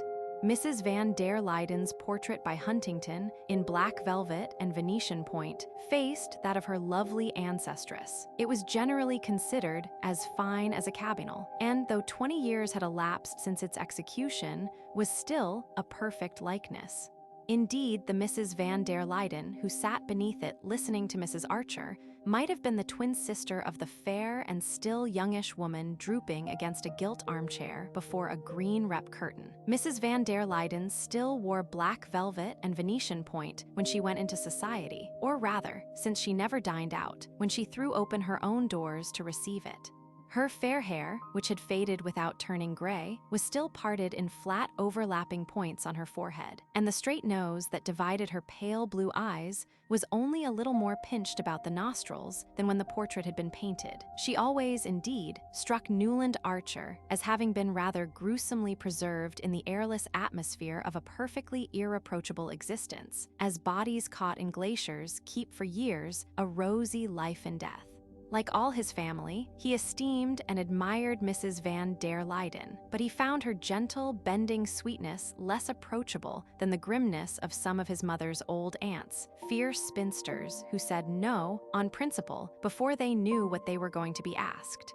She and Mr. van der Leyden were so exactly alike that Archer often wondered how, after 40 years of the closest conjugality, two such merged identities ever separated themselves enough for anything as controversial as a talking over. But as neither had ever reached a decision without prefacing it by this mysterious conclave, Mrs. Archer and her son, having set forth their case, waited resignedly for the familiar phrase. Mrs. van der Leyden, however, who had seldom surprised anyone, now surprised them by reaching her long hand toward the bell rope. "I think," she said, "I should like Henry to hear what you have told me." A footman appeared, to whom she gravely added, "If Mr. van der Leyden has finished reading the newspaper, please ask him to be kind enough to come." She said, reading the newspaper, in the tone in which a minister's wife might have said, presiding at a cabinet meeting, not from any arrogance of mind, but because the habit of a lifetime and the attitude of her friends and relations had led her to consider Mr. van der Leyden's least gesture as having an almost sacerdotal importance. Her promptness of action showed that she considered the case as pressing as Mrs. Archer, but lest she should be thought to have committed herself in advance, she added, with the sweetest look, "Henry always enjoys seeing you, dear Adeline, and he will wish to congratulate Newland." Mr. van der Leyden greeted Mrs. Archer with cousinly affability, proffered to Newland low-voiced congratulations couched in the same language as his wife's, and seated himself in one of the brocade armchairs with the simplicity of a reigning sovereign. "I had just finished reading the Times," he said, laying his long fingertips together. "In town, my mornings are so much occupied that I find it more convenient to read the newspapers after luncheon." "Ah, there's a great deal to be said for that plan. Indeed, I think my Uncle Egmont used to say he found it less agitating not to read the morning papers till after dinner," said Mrs. Archer responsively. "Yes, my good father abhorred hurry, but now we live in a constant rush," said Mr. van der Leyden in measured tones, looking with pleasant deliberation about the large shrouded room which to Archer was so complete an image of its owners. "But I hope you had finished your reading, Henry," his wife interposed. Quite, he reassured her. Then I should like Adeline to tell you. Oh, it's really Newland's story, said his mother, smiling, and proceeded to rehearse once more the monstrous tale of the affront inflicted on Mrs. Lovell Mingott. Of course, she ended, Augusta Welland and Mary Mingott both felt that, especially in view of Newland's engagement, you and Henry ought to know. Ah, said Mr. Van der Luyden, drawing a deep breath. There was a silence during which the tick of the monumental ormolu clock on the white marble mantelpiece grew as loud as the boom of a minute gun. Mr. Van der Luyden was the first to speak. You really think this is due to some intentional interference of Lawrence Lefferts's? He inquired, turning to Archer. I'm certain of it, sir. Larry has been going it rather harder than usual lately, if Cousin Louisa won't mind my mentioning it, having rather a stiff affair with the postmaster's wife in their village, or someone of that sort. And whenever poor Gertrude Lefferts begins to suspect anything, and he's afraid of trouble, he gets up a fuss of this kind, to show how awfully moral he is, and talks at the top of his voice about the impertinence of inviting his wife to meet people he doesn't wish her to know. The Lefferts, said Mrs. Van der Luyden. The Lefferts, echoed Mrs. Archer. What would Uncle Egmont have said of Lawrence Lefferts's pronouncing on anybody's social position? It shows what society has come to. We'll hope it has not quite come to that, said Mr. Van der Luyden firmly. Ah, if only you and Louisa went out more, sighed Mrs. Archer. But instantly, she became aware of her mistake. The Van der Luydens were morbidly sensitive to any criticism of their secluded existence. They were the arbiters of fashion, the court of last appeal, and they knew it and bowed to their fate. But being shy and retiring persons, with no natural inclination for their part, they lived as much as possible in the sylvan solitude of Skuytercliff, and when they came to town, declined all invitations on the plea of Mrs. Van der Luyden's health. Newland Archer came to his mother's rescue. Everybody in New York knows what you and Cousin Louisa represent. That's why Mrs. Mingott felt she ought not to allow this slight on Countess Olenska to pass without consulting you. Mrs. Van der Luyden glanced at her husband, who glanced back at her. It is the principle that I dislike, said Mr. Van der Luyden. As long as a member of a well-known family is backed up by that family, it should be considered final.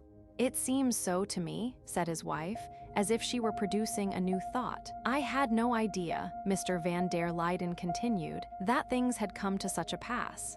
He paused and looked at his wife again. It occurs to me, my dear, that the Countess Olenska is already a sort of relation through Medora Manson's first husband. At any rate, she will be when Newland marries. He turned toward the young man. Have you read this morning's Times, Newland? Why, yes, sir, said Archer, who usually tossed off half a dozen papers with his morning coffee. Husband and wife looked at each other again. Their pale eyes clung together in prolonged and serious consultation. Then a faint smile fluttered over Mrs. Van der Luyden's face. She had evidently guessed and approved. Mr. Van der Luyden turned to Mrs. Archer.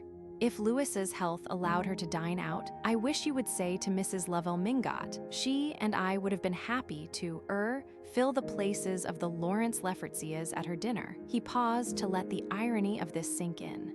As you know, this is impossible. Mrs. Archer sounded a sympathetic assent. But Newland tells me he has read this morning's Times. Therefore, he has probably seen that Louisa's relative, the Duke of St. Austri, arrives next week on the Russia. He is coming to enter his new sloop, the Guinevere, in next summer's International Cup race, and also to have a little canvasback shooting at Trevenna.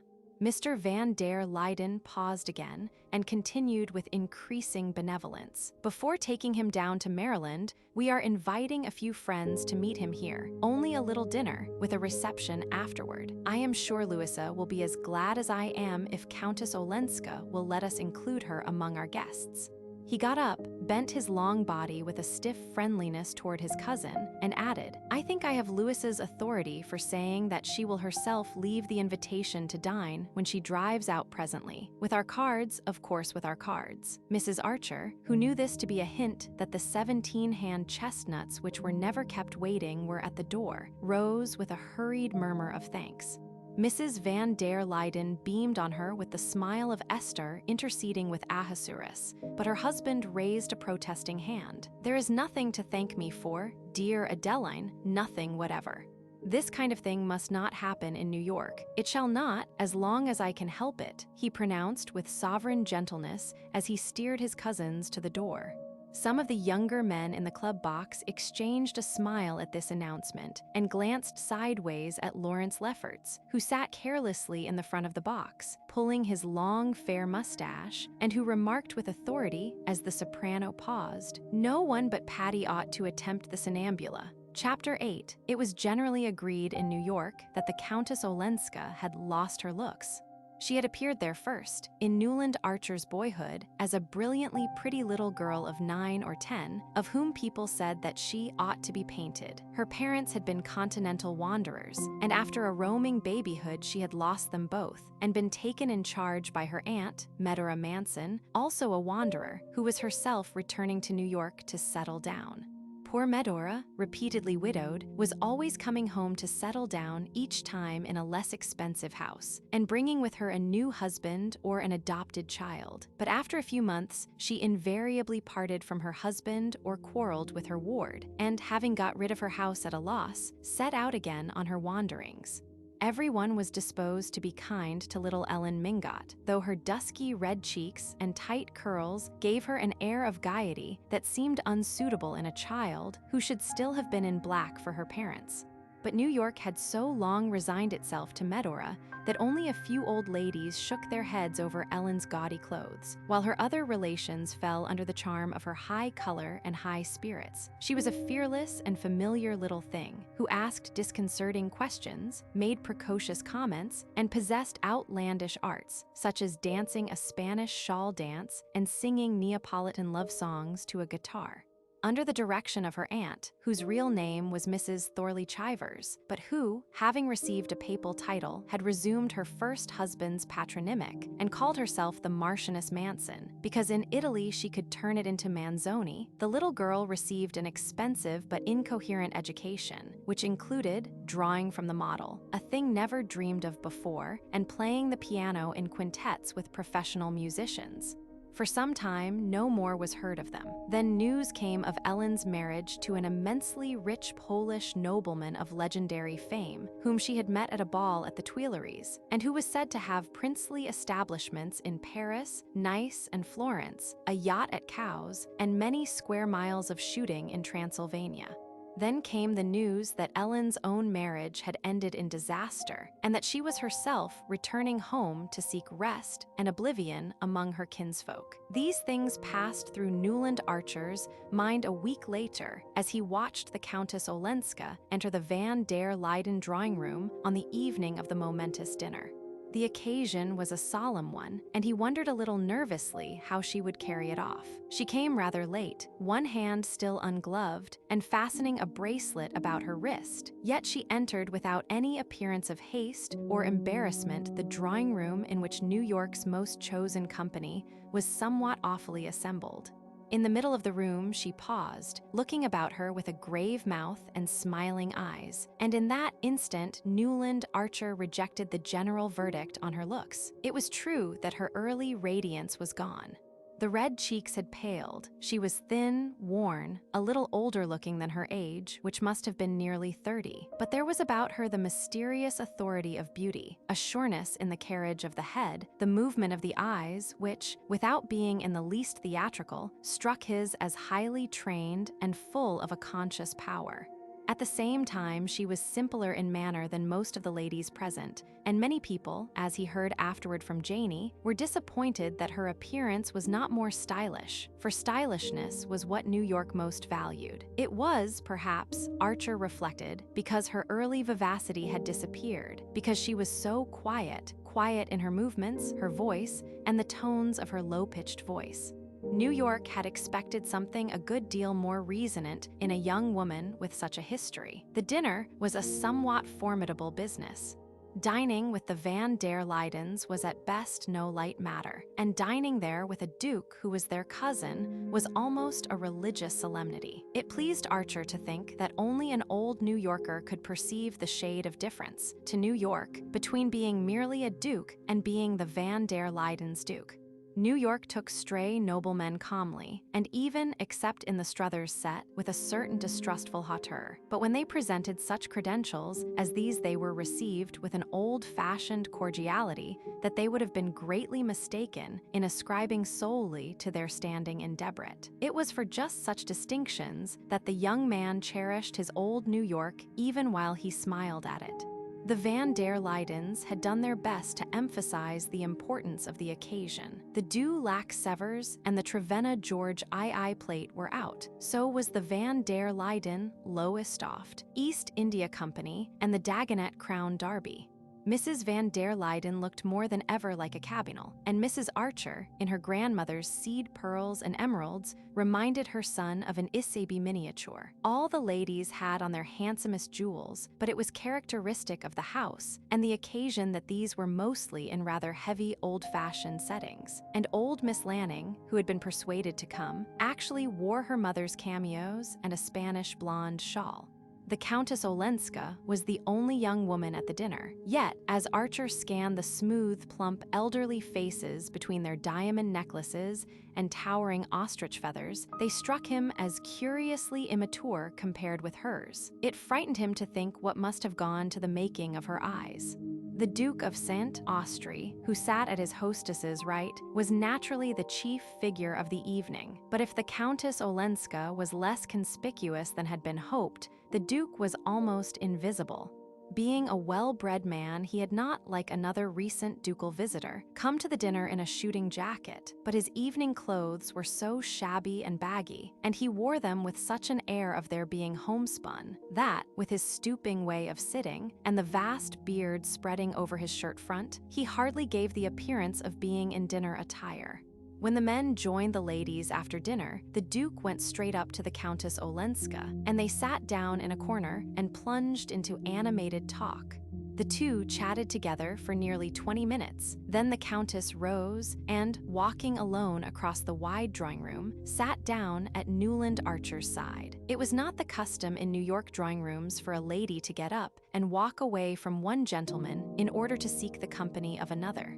Etiquette required that she should wait, immovable as an idol, while the men who wished to converse with her succeeded each other at her side. But the Countess was apparently unaware of having broken any rule. She sat at perfect ease in a corner of the sofa beside Archer and looked at him with the kindest eyes.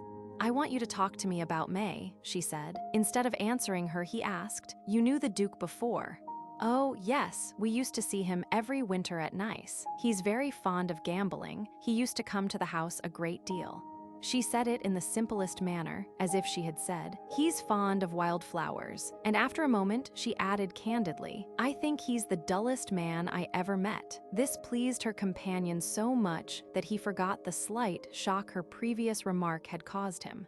It was undeniably exciting to meet a lady who found the Van der Luydens' Duke dull and dared to utter the opinion. He longed to question her, to hear more about the life of which her careless words had given him so illuminating a glimpse, but he feared to touch on distressing memories, and before he could think of anything to say, she had strayed back to her original subject.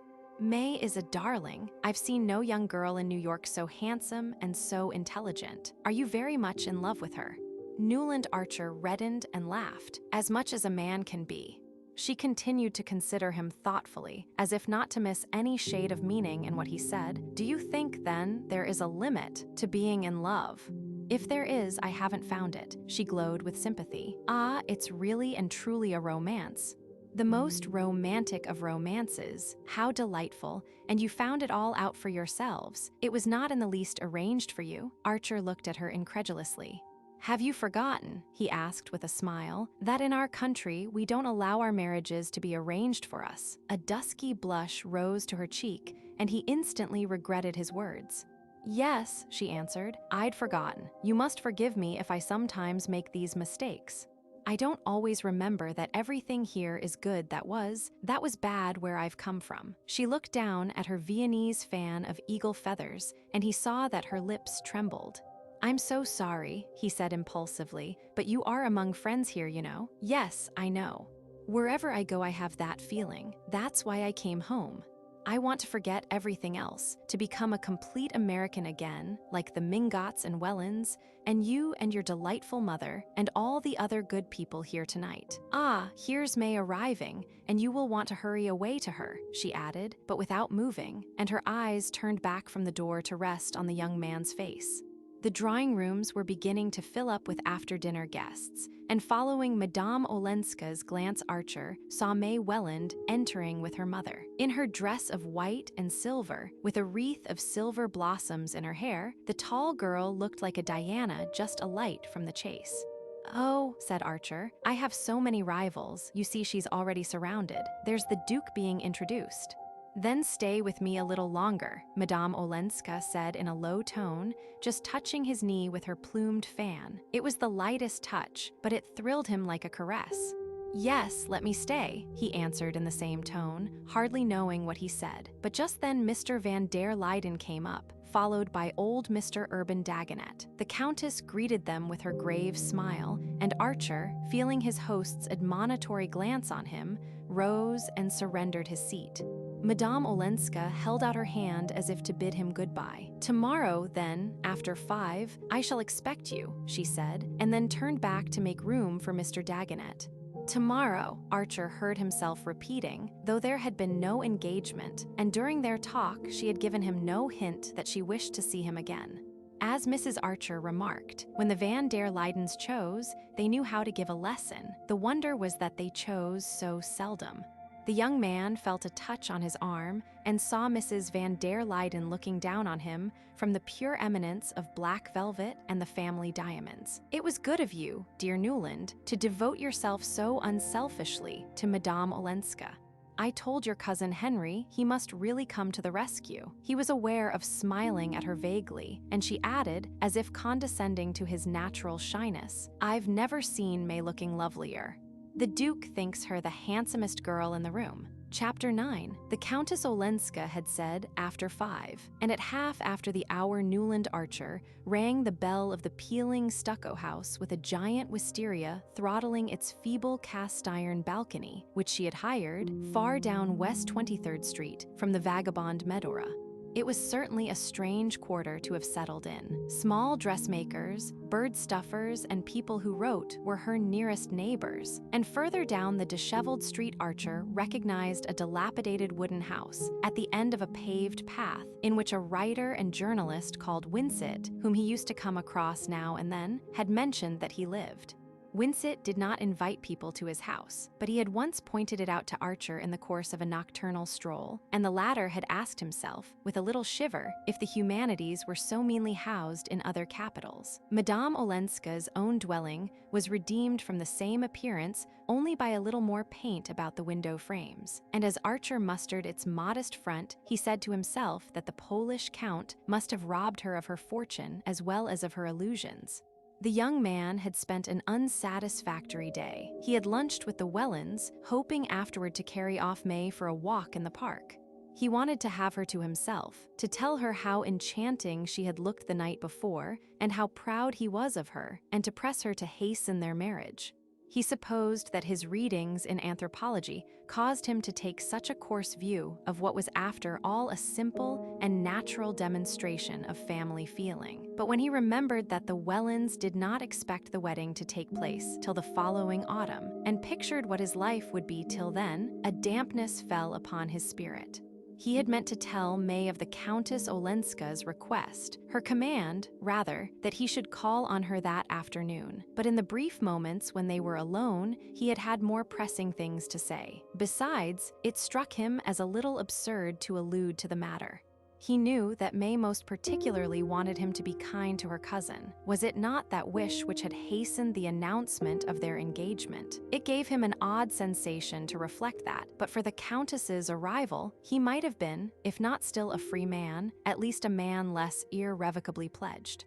But May had willed it so, and he felt himself somehow relieved of further responsibility, and therefore at liberty, if he chose, to call on her cousin without telling her. As he stood on Madame Olenska's threshold, curiosity was his uppermost feeling. He was puzzled by the tone in which she had summoned him. He concluded that she was less simple than she seemed. The door was opened by a swarthy, foreign-looking maid with a prominent bosom under a gay neckerchief, whom he vaguely fancied to be Sicilian.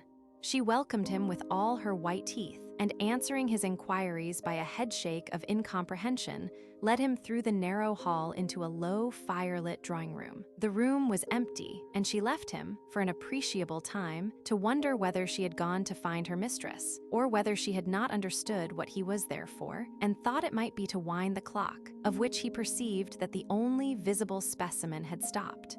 He knew that the southern races communicated with each other in the language of pantomime, and was mortified to find her shrugs and smiles so unintelligible. At length, she returned with a lamp, and Archer, having meanwhile put together a phrase out of Dante and Petrarch, evoked the answer, La signora I fuori, ma vera subito, which he took to mean, she's out, but you'll soon see. What he saw, meanwhile, with the help of the lamp, was the faded, shadowy charm of a room unlike any room he had known. He knew that the Countess Olenska had brought some of her possessions with her, bits of wreckage, she called them, and these, he supposed, were represented by some small, slender tables of dark wood, a delicate little Greek bronze on the chimney-piece, and a stretch of red damask nailed on the discolored wallpaper behind a couple of Italian-looking pictures in old frames. Newland Archer prided himself on his knowledge of Italian art. His boyhood had been saturated with Ruskin, and he had read all the latest books: John Addington Symonds, Vernon Lee's Euphorion, the essays of P.G. Hamerton, and a wonderful new volume called The Renaissance by Walter Pater. He talked easily of Botticelli and spoke of Fra Angelico with a faint condescension. But these pictures bewildered him, for they were like nothing that he was accustomed to look at, and therefore able to see when he traveled in Italy. And perhaps, also, his powers of observation were impaired by the oddness of finding himself in this strange, empty house, where apparently no one expected him. He was sorry that he had not told May Welland of Countess Olenska's request, and a little disturbed by the thought that his betrothed might come in to see her cousin. What would she think if she found him sitting there with the air of intimacy implied by waiting alone in the dusk at a lady's fireside? But since he had come, he meant to wait, and he sank into a chair and stretched his feet to the logs. It was odd to have summoned him in that way, and then forgotten him, but Archer felt more curious than mortified. The atmosphere of the room was so different from any he had ever breathed that self-consciousness vanished in the sense of adventure.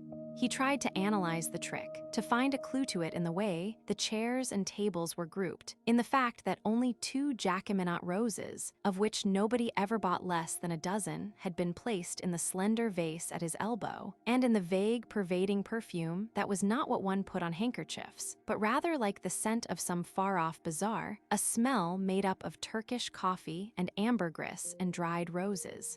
He knew that Mr. Welland, who was behaving very handsomely, already had his eye on a newly built house in East 39th Street. The neighborhood was thought remote, and the house was built in a ghastly greenish-yellow stone that the younger architects were beginning to employ as a protest against the brownstone, of which the uniform hue coated New York like a cold chocolate sauce. But the plumbing was perfect.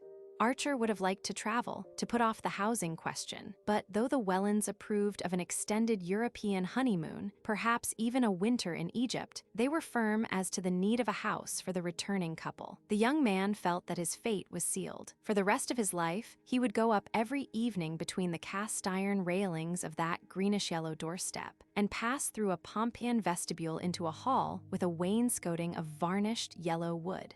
But beyond that his imagination could not travel. He knew the drawing room above had a bay window, but he could not fancy how May would deal with it.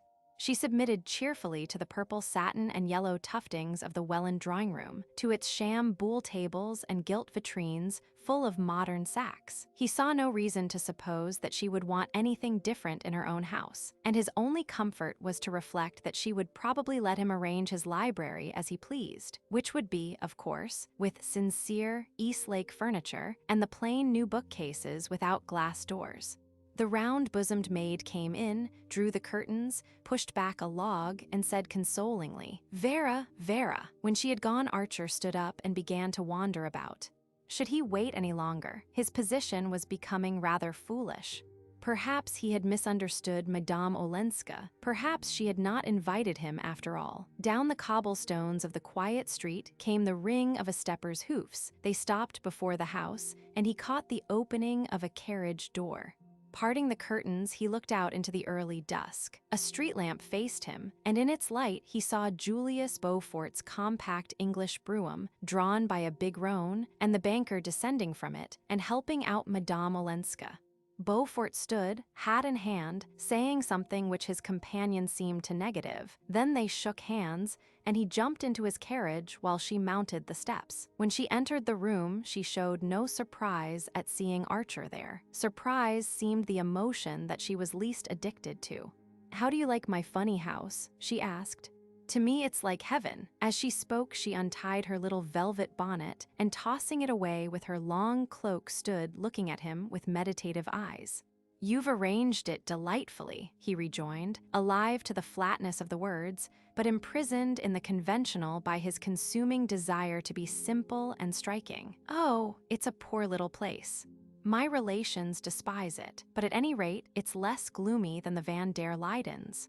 The words gave him an electric shock, for few were the rebellious spirits who would have dared to call the stately home of the Van der Luydens gloomy. Those privileged to enter it shivered there and spoke of it as handsome. But suddenly he was glad that she had given voice to the general shiver. "It's delicious, what you've done here," he repeated.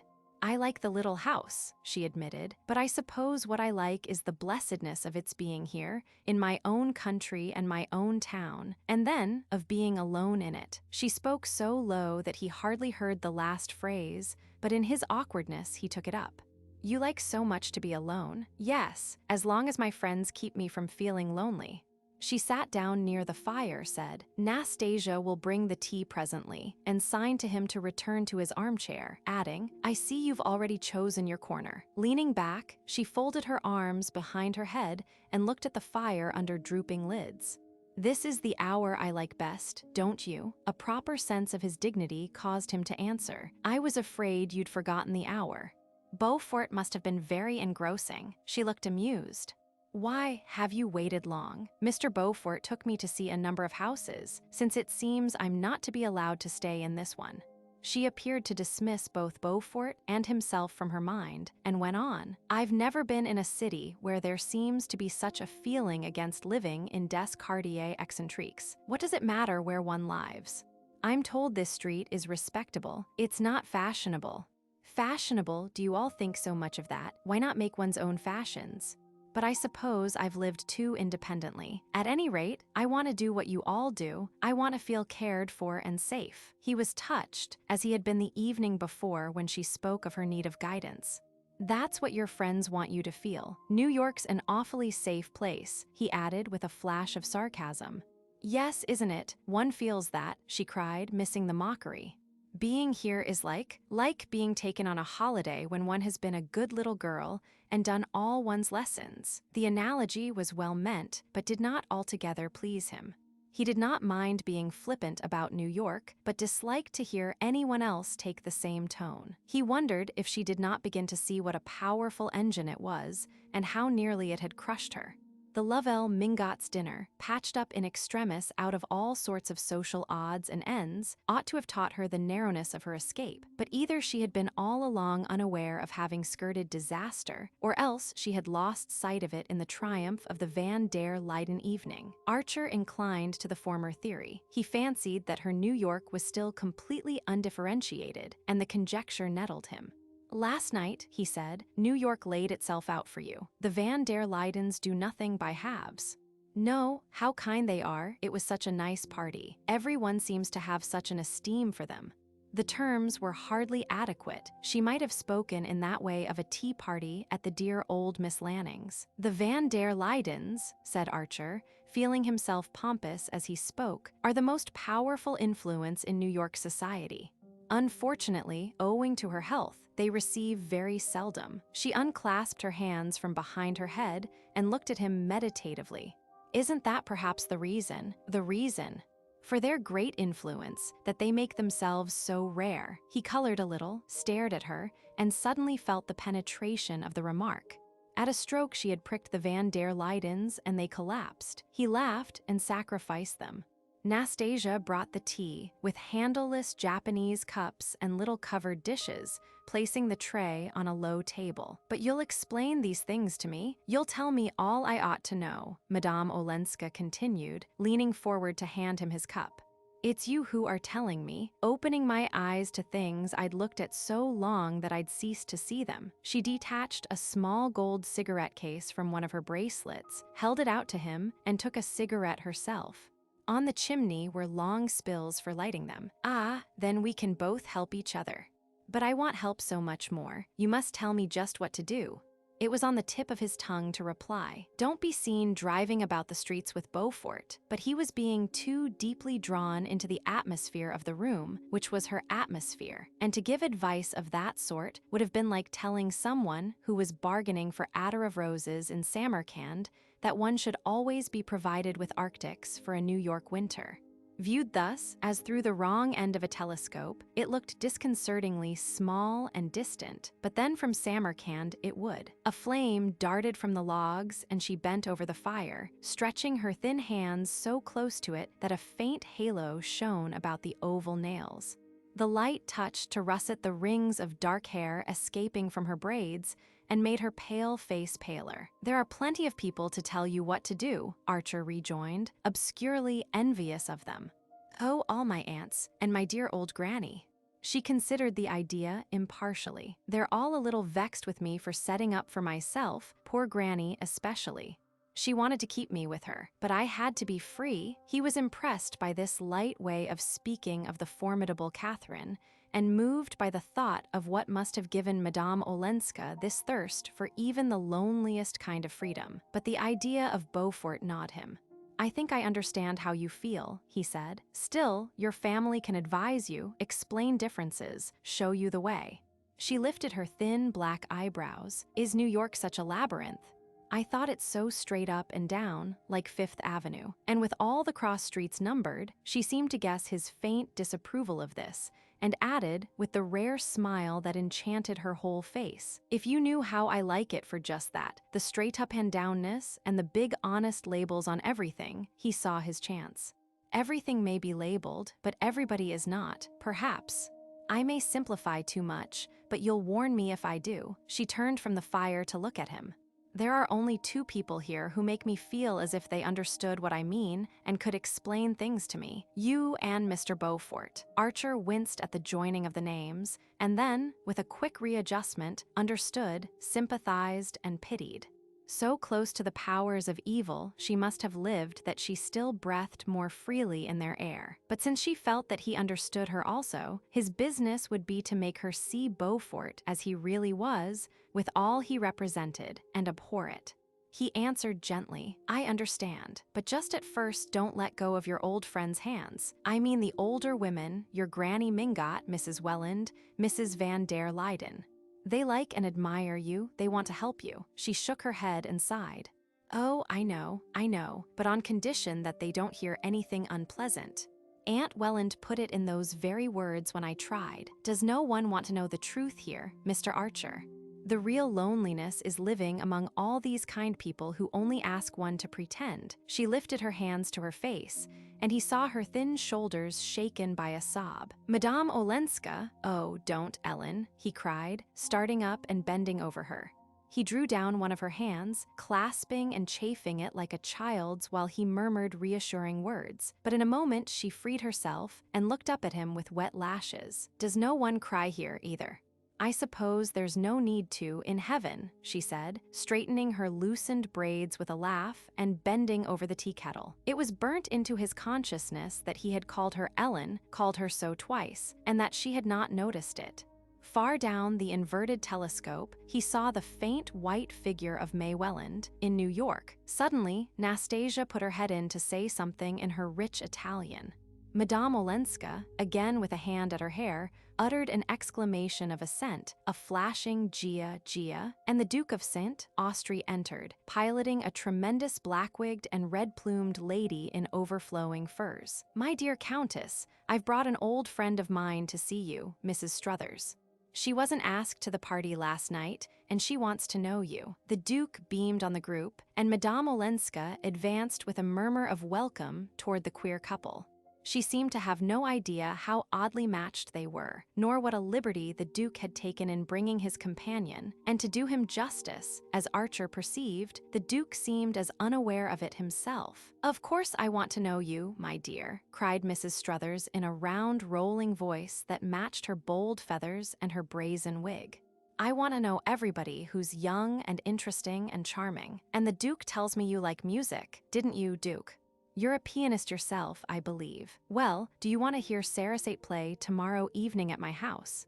You know I've something going on every Sunday evening. It's the day when New York doesn't know what to do with itself, and so I say to it, come and be amused. And the Duke thought you'd be tempted by Sarasate. You'll find a number of your friends." Madame Olenska's face grew brilliant with pleasure. "How kind, how good of the Duke to think of me." She pushed a chair up to the tea table, and Mrs. Struthers sank into it delectably. "Of course, I shall be too happy to come." "That's all right, my dear, and bring your young gentleman with you." Mrs. Struthers extended a hail-fellow hand to Archer. "I can't put a name to you, but I'm sure I've met you. I've met everybody here, or in Paris or London. Aren't you in diplomacy? All the diplomatists come to me. You like music too. Duke, you must be sure to bring him." The Duke said rather from the depths of his beard, and Archer withdrew with a stiffly circular bow that made him feel as full of spine as a self-conscious schoolboy among careless and unnoticing elders. He was not sorry for the denouement of his visit. He only wished it had come sooner and spared him a certain waste of emotion. As he went out into the wintry night, New York again became vast and imminent, and May Welland the loveliest woman in it. He turned into his florist's to send her the daily box of lilies of the valley which, to his confusion, he found he had forgotten that morning. As he wrote a word on his card and waited for an envelope, he glanced about the embowered shop, and his eye lit on a cluster of yellow roses. He had never seen any as sun-golden before, and his first impulse was to send them to May instead of the lilies. But they did not look like her. There was something too rich, too strong in their fiery beauty. In a sudden revulsion of mood, and almost without knowing what he did, he signed to the florist to lay the roses in another long box and slipped his card into a second envelope, on which he wrote the name of the Countess Olenska. Then, just as he was turning away, he drew the card out again and left the empty envelope on the box. "They'll go at once?" he inquired, pointing to the roses. The florist assured him that they would. Chapter 10. The next day, he persuaded May to escape for a walk in the park after luncheon. As was the custom in old-fashioned Episcopalian New York, she usually accompanied her parents to church on Sunday afternoons. But Mrs. Welland condoned her truancy, having that very morning won her over to the necessity of a long engagement, with time to prepare a hand-embroidered trousseau containing the proper number of dozens. The day was delectable. The bare vaulting of trees along the mall was sealed with lapis lazuli and arched above snow that shone like splintered crystals. It was the weather to call out May's radiance, and she burned like a young maple in the frost. Archer was proud of the glances turned on her, and the simple joy of possessorship cleared away his underlying perplexities. "It's so delicious, waking every morning to smell lilies of the valley in one's room," she said. "Yesterday they came late. I hadn't time in the morning, but your remembering each day to send them makes me love them so much more than if you'd given a standing order. And they came every morning on the minute, like one's music teacher, as I know Gertrude Lefferts's did, for instance, when she and Lawrence were engaged." Ah, they would, laughed Archer, amused at her keenness. He looked sideways at her fruit-like cheek and felt rich and secure enough to add, "When I sent your lilies yesterday afternoon, I saw some rather gorgeous yellow roses and packed them off to Madame Olenska. Was that right? How dear of you. Anything of that kind delights her." It's odd she didn't mention it. She lunched with us today and spoke of Mr. Beaufort's having sent her wonderful orchids, and Cousin Henry Van Dare lied in a whole hamper of carnations from Skuytercliff. She seems so surprised to receive flowers. Don't people send them in Europe? She thinks it's such a pretty custom.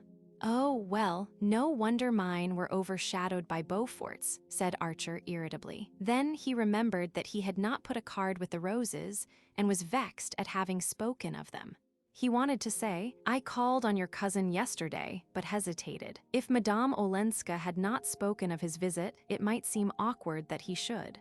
Yet not to do so gave the affair an air of mystery that he disliked. To shake off the question, he began to talk of their own plans, their future, and Mrs. Welland's insistence on a long engagement. If you call it long, Isabel Chivers and Reggie were engaged for 2 years, Grace and Thorley for nearly a year and a half. Why aren't we very well off as we are? It was the traditional maidenly interrogation, and he felt ashamed of himself for finding it singularly childish. No doubt, she simply echoed what was said for her, but she was nearing her 22nd birthday, and he wondered at what age nice women began to speak for themselves. Never, if we won't let them, I suppose, he mused, and recalled his mad outburst to Mr. Sillerton Jackson. Women ought to be as free as we are. It would presently be his task to take the bandage from this young woman's eyes and bid her look forth on the world. But how many generations of the women who had gone to her making had descended bandaged to the family vault? He shivered a little, remembering some of the new ideas in his scientific books, and the much-cited instance of the Kentucky cavefish, which had ceased to develop eyes because they had no use for them. What if, when he had bidden May Welland to open hers, they could only look out blankly at blankness?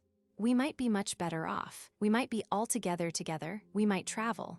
Her face lit up. That would be lovely, she owned. She would love to travel. But her mother would not understand their wanting to do things so differently. As if the mere differently didn't account for it, the wooer insisted. "Newland, you're so original," she exulted. His heart sank, for he saw that he was saying all the things that young men in the same situation were expected to say, and that she was making the answers that instinct and tradition taught her to make, even to the point of calling him original. Original, we're all as like each other as those dolls cut out of the same folded paper. We're like patterns stenciled on a wall. Can't you and I strike out for ourselves, May? He had stopped and faced her in the excitement of their discussion, and her eyes rested on him with a bright, unclouded admiration.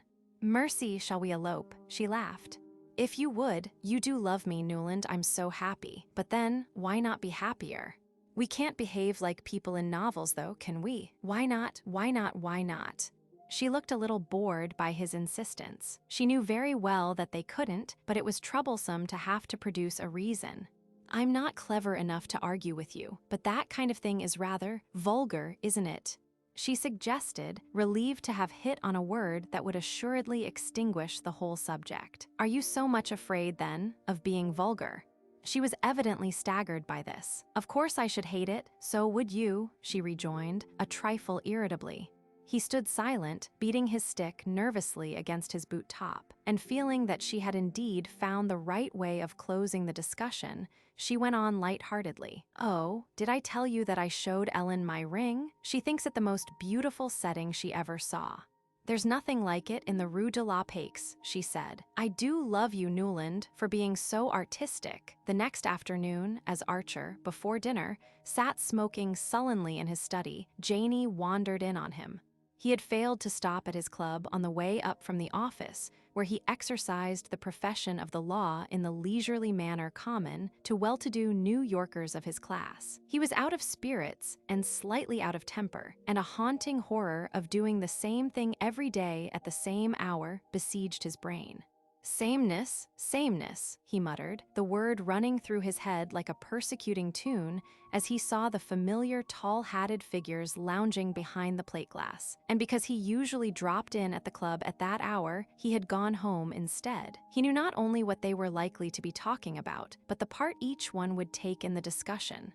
The Duke, of course, would be their principal theme, though the appearance in Fifth Avenue of a golden-haired lady in a small canary-colored brougham with a pair of black hobs, for which Beaufort was generally thought responsible, would also doubtless be thoroughly gone into. Such women, as they were called, were few in New York, those driving their own carriages still fewer, and the appearance of Miss Fanny Ring in Fifth Avenue at the fashionable hour had profoundly agitated society. Only the day before, her carriage had passed Mrs. Lovell Mingott's, and the latter had instantly rung the little bell at her elbow and ordered the coachman to drive her home. What if it had happened to Mrs. Van der Luyden?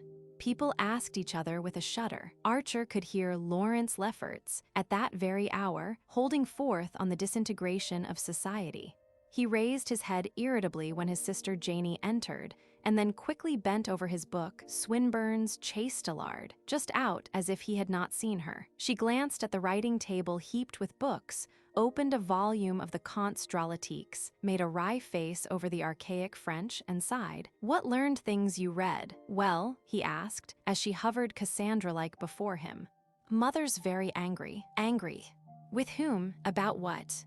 "Miss Sophie Jackson has just been here. She brought word that her brother would come in after dinner. She couldn't say very much because he forbade her to. He wishes to give all the details himself. He's with cousin Louisa Van der Luyden now. For heaven's sake, my dear girl, try a fresh start. It would take an omniscient deity to know what you're talking about. It's not a time to be profane, Newland. Mother feels badly enough about your not going to church." With a groan, he plunged back into his book. "NEWLAND, do listen. Your friend Madame Olenska was at Mrs. Lemuel Struthers's party last night. She went there with the Duke and Mr. Beaufort." At the last clause of this announcement, a senseless anger swelled the young man's breast. To smother it, he laughed. "Well, what of it? I knew she meant to." Janie paled and her eyes began to project. "You knew she meant to, and you didn't try to stop her." "To warn her, stop her." "Warn her?" He laughed again. "I'm not engaged to be married to the Countess Olenska." The words had a fantastic sound in his own ears. "You're marrying into her family." "Oh, family, family," he jeered. "Newland, don't you care about family?" "Not a brass farthing, nor about what cousin Louisa Van der Luyden will think. Not the half of one, if she thinks such old maids rubbish." "Mother is not an old maid," said his virgin sister with pinched lips. He felt like shouting back. "Yes, she is, and so are the Van der Luydens, and so we all are, when it comes to being so much as brushed by the wingtip of reality." But he saw her long, gentle face puckering into tears, and felt ashamed of the useless pain he was inflicting. "Hang Countess Olenska, don't be a goose, Janie. I'm not her keeper." "No, but you did ask the Wellands to announce your engagement sooner so that we might all back her up. And if it hadn't been for that, cousin Louisa would never have invited her to the dinner for the Duke." "Well, what harm was there in inviting her? She was the best-looking woman in the room. She made the dinner a little less funereal than the usual Van der Luyden banquet. You know cousin Henry asked her to please you. He persuaded cousin Louisa, and now they're so upset that they're going back to Skuytercliff tomorrow. I think, Newland, you'd better come down. You don't seem to understand how mother feels." In the drawing room, Newland found his mother. She raised a troubled brow from her needlework to ask, "Has Janie told you?" "Yes." He tried to keep his tone as measured as her own. "But I can't take it very seriously. Not the fact of having offended cousin Louisa and cousin Henry. The fact that they can be offended by such a trifle as Countess Olenska's going to the house of a woman they consider common." "Consider? Well, who is? But who has good music and amuses people on Sunday evenings when the whole of New York is dying of inanition?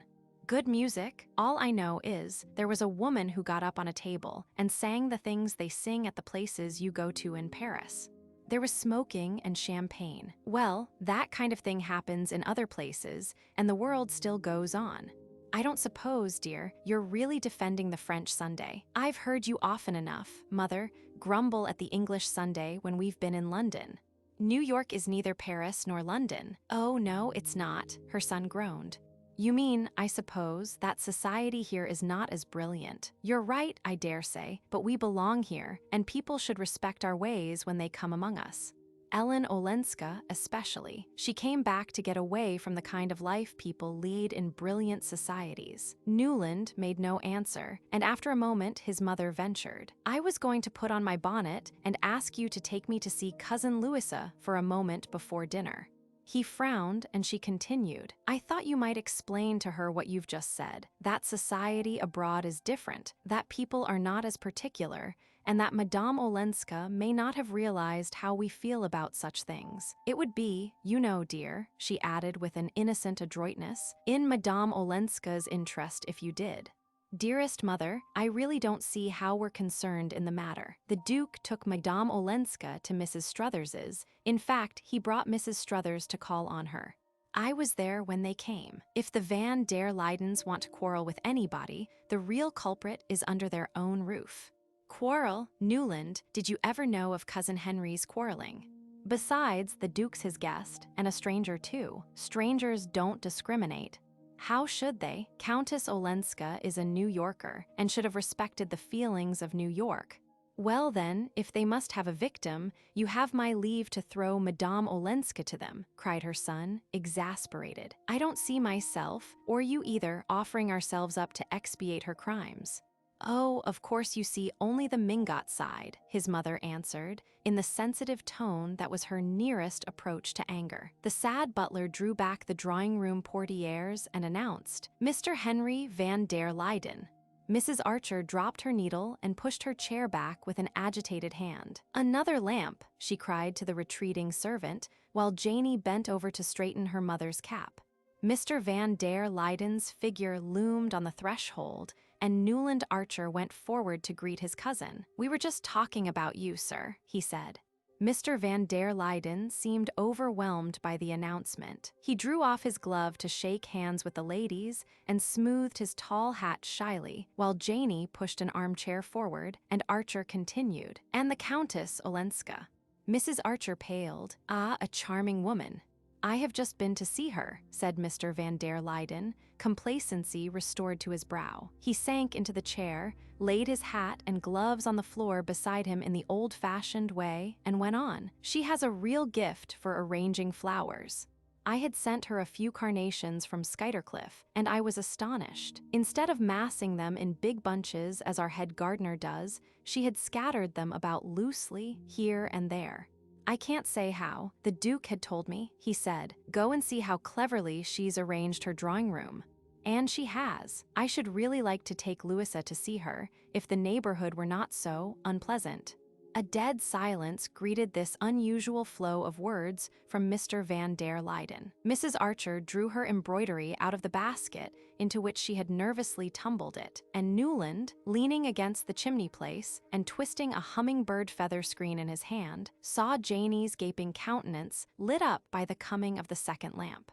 The fact is, Mr. Van der Luyden continued, stroking his long gray leg with a bloodless hand weighed down by the patroon's great signet ring. The fact is, I dropped in to thank her for the very pretty note she wrote me about my flowers, and also, but this is between ourselves, of course, to give her a friendly warning about allowing the Duke to carry her off to parties with him. I don't know if you've heard, Mrs. Archer produced an indulgent smile.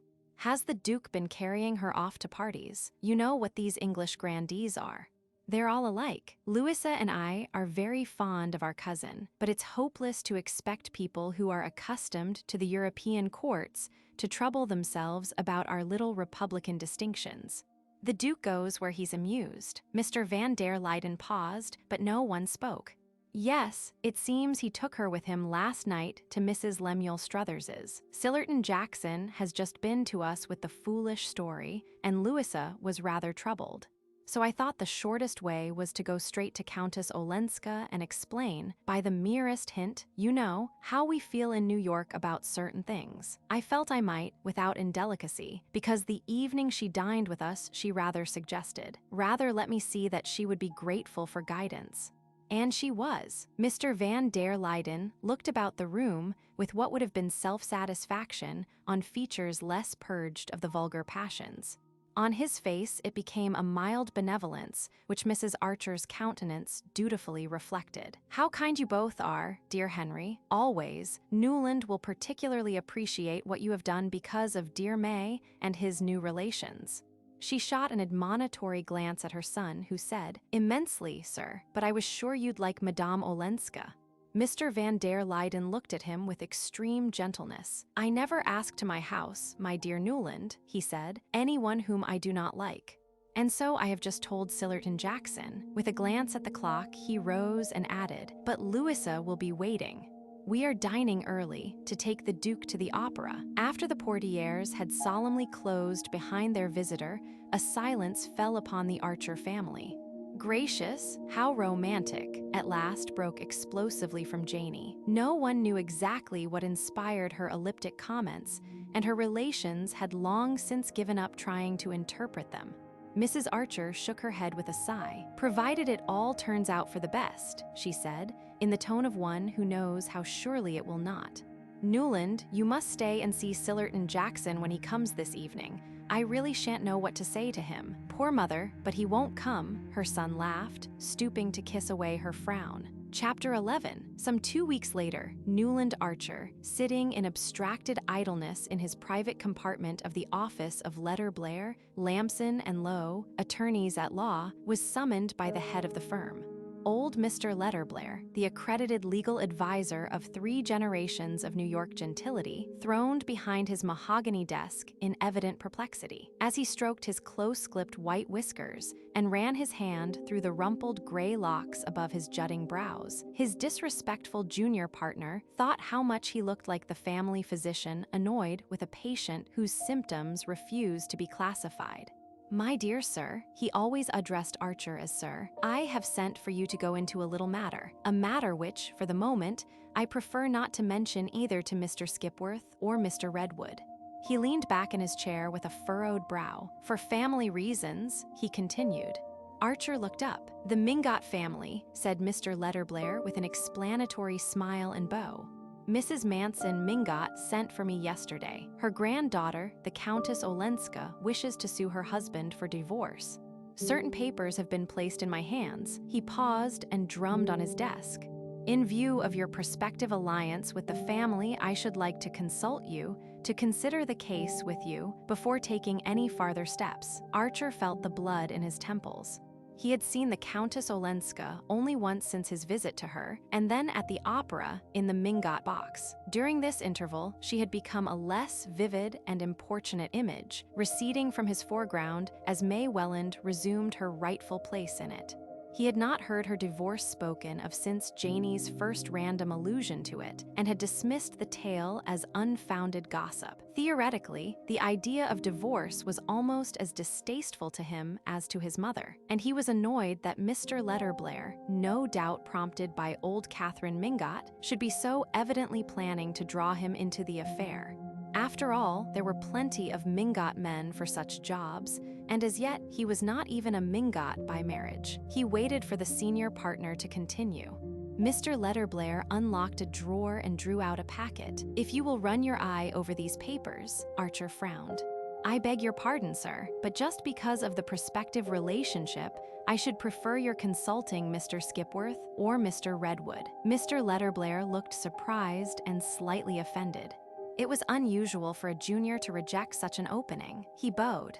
"I respect your scruple, sir, but in this case, I believe true delicacy requires you to do as I ask. Indeed, the suggestion is not mine, but Mrs. Manson Mingot's and her son's. I have seen Lovell Mingot and also Mr. Welland. They all named you." Archer felt his temper rising. He had been somewhat languidly drifting with events for the last fortnight, and letting May's fair looks and radiant nature obliterate the rather importunate pressure of the Mingot claims. But this behest of old Mrs. Mingot's roused him to a sense of what the clan thought they had the right to exact from a prospective son-in-law, and he chafed at the role. "Her uncles ought to deal with this," he said. "They have. The matter has been gone into by the family." They are opposed to the Countess's idea, but she is firm and insists on a legal opinion. The young man was silent. He had not opened the packet in his hand. Does she want to marry again? I believe it is suggested, but she denies it. Then, will you oblige me, Mr. Archer, by first looking through these papers? Afterward, when we have talked the case over, I will give you my opinion. Archer withdrew reluctantly with the unwelcome documents. Since their last meeting, he had half unconsciously collaborated with events in ridding himself of the burden of Madame Olenska. His hour alone with her by the firelight had drawn them into a momentary intimacy on which the Duke of St. Austrey's intrusion with Mrs. Lemuel Struthers and the Countess's joyous greeting of them had rather providentially broken.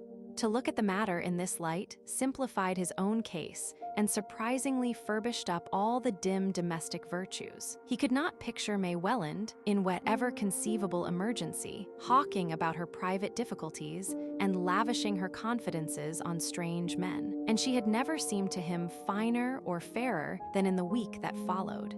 He had even yielded to her wish for a long engagement, since she had found the one disarming answer to his plea for haste. You know, when it comes to the point, your parents have always let you have your way ever since you were a little girl, he argued, and she had answered, with her clearest look, yes, and that's what makes it so hard to refuse the very last thing they'll ever ask of me as a little girl. That was the old New York note. That was the kind of answer he would like always to be sure of his wife's making. If one had habitually breathed the New York air, there were times when anything less crystalline seemed stifling. The papers he had retired to read did not tell him much in fact, but they plunged him into an atmosphere in which he choked and spluttered. They consisted mainly of an exchange of letters between Count Olenska's solicitors and a French legal firm to whom the Countess had applied for the settlement of her financial situation. There was also a short letter from the Count to his wife. After reading it, Newland Archer rose, jammed the papers back into their envelope, and re-entered Mr. Letterblair's office. Here are the letters, sir. If you wish, I'll see Madame Olenska, he said in a constrained voice. Thank you, Mr. Archer. Come and dine with me tonight if you're free, and we'll go into the matter afterward, in case you wish to call on our client tomorrow. Newland Archer walked straight home again that afternoon.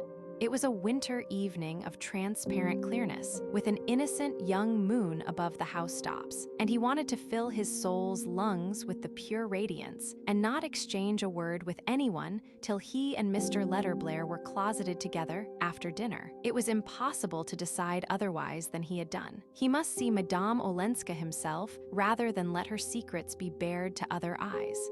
A great wave of compassion had swept away his indifference and impatience. She stood before him as an exposed and pitiful figure, to be saved at all costs from farther wounding herself in her mad plunges against fate. He remembered what she had told him of Mrs. Welland's request to be spared whatever was unpleasant in her history, and winced at the thought that it was perhaps this attitude of mind which kept the New York air so pure.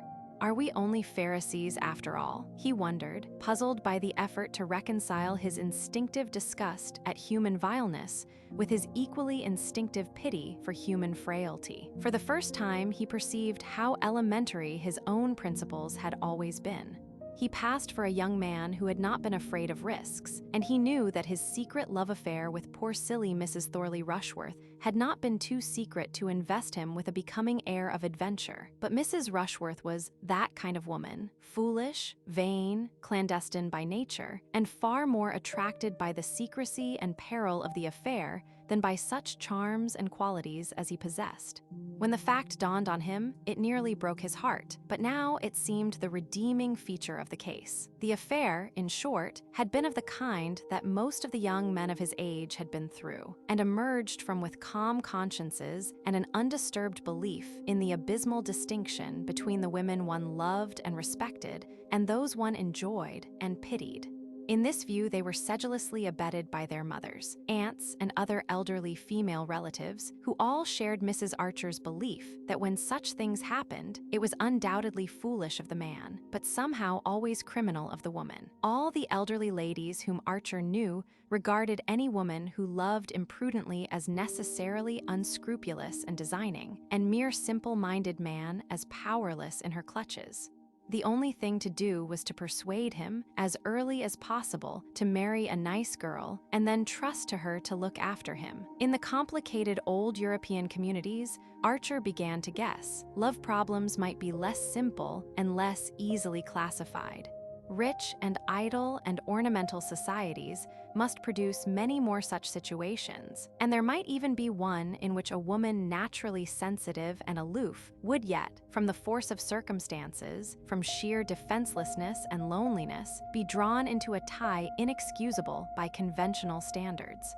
The note was written on a rather untidy half-sheet, without date or address, but her hand was firm and free. He was amused at the idea of her weekending in the stately solitude of Skuytercliff, but immediately afterward felt that there, of all places, she would most feel the chill of minds rigorously averted from the unpleasant. He was at Mr. Letterblair's punctually at 7, glad of the pretext for excusing himself soon after dinner. He had formed his own opinion from the papers entrusted to him and did not especially want to go into the matter with his senior partner. Mr. Letterblair was a widower, and they dined alone, copiously and slowly, in a dark shabby room hung with yellowing prints of the death of Chatham and the coronation of Napoleon. After a velvety oyster soup came shad and cucumbers, then a young broiled turkey with corn fritters, followed by a canvasback with currant jelly and a celery mayonnaise. Mr. Letterblair, who lunched on a sandwich and tea, dined deliberately and deeply and insisted on his guests doing the same. Finally, when the closing rites had been accomplished, the cloth was removed, cigars were lit, and Mr. Letterblair, leaning back in his chair and pushing the port westward, said, spreading his back agreeably to the coal fire behind him, "The whole family are against a divorce, and I think rightly." Archer instantly felt himself on the other side of the argument. But why, sir?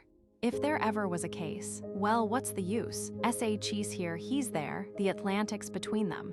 She'll never get back $1 more of her money than what he's voluntarily returned to her. Their damned heathen marriage settlements take precious good care of that. As things go over there, Olenska's acted generously. He might have turned her out without a penny. The young man knew this and was silent. "I understand, though," Mr. Letterblair continued, "that she attaches no importance to the money. Therefore, as the family say, why not let well enough alone?" Archer had gone to the house an hour earlier in full agreement with Mr. Letterblair's view, but put into words by this selfish, well-fed and supremely indifferent old man, it suddenly became the Pharisaic voice of a society wholly absorbed in barricading itself against the unpleasant. "I think that's for her to decide.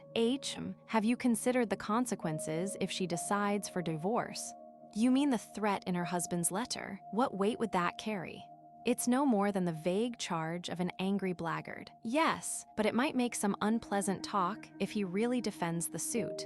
"Unpleasant," said Archer explosively. Mr. Letterblair looked at him from under inquiring eyebrows, and the young man, aware of the uselessness of trying to explain what was in his mind, bowed acquiescently while his senior continued, "Divorce is always unpleasant."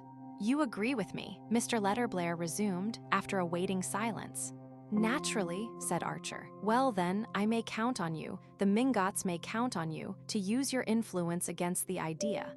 Archer hesitated. "I can't pledge myself till I've seen the Countess Olenska," he said at length. "Mr. Archer, I don't understand you. Do you want to marry into a family with a scandalous divorce suit hanging over it?" "I don't think that has anything to do with the case." Mr. Letterblair put down his glass of port and fixed on his young partner a cautious and apprehensive gaze.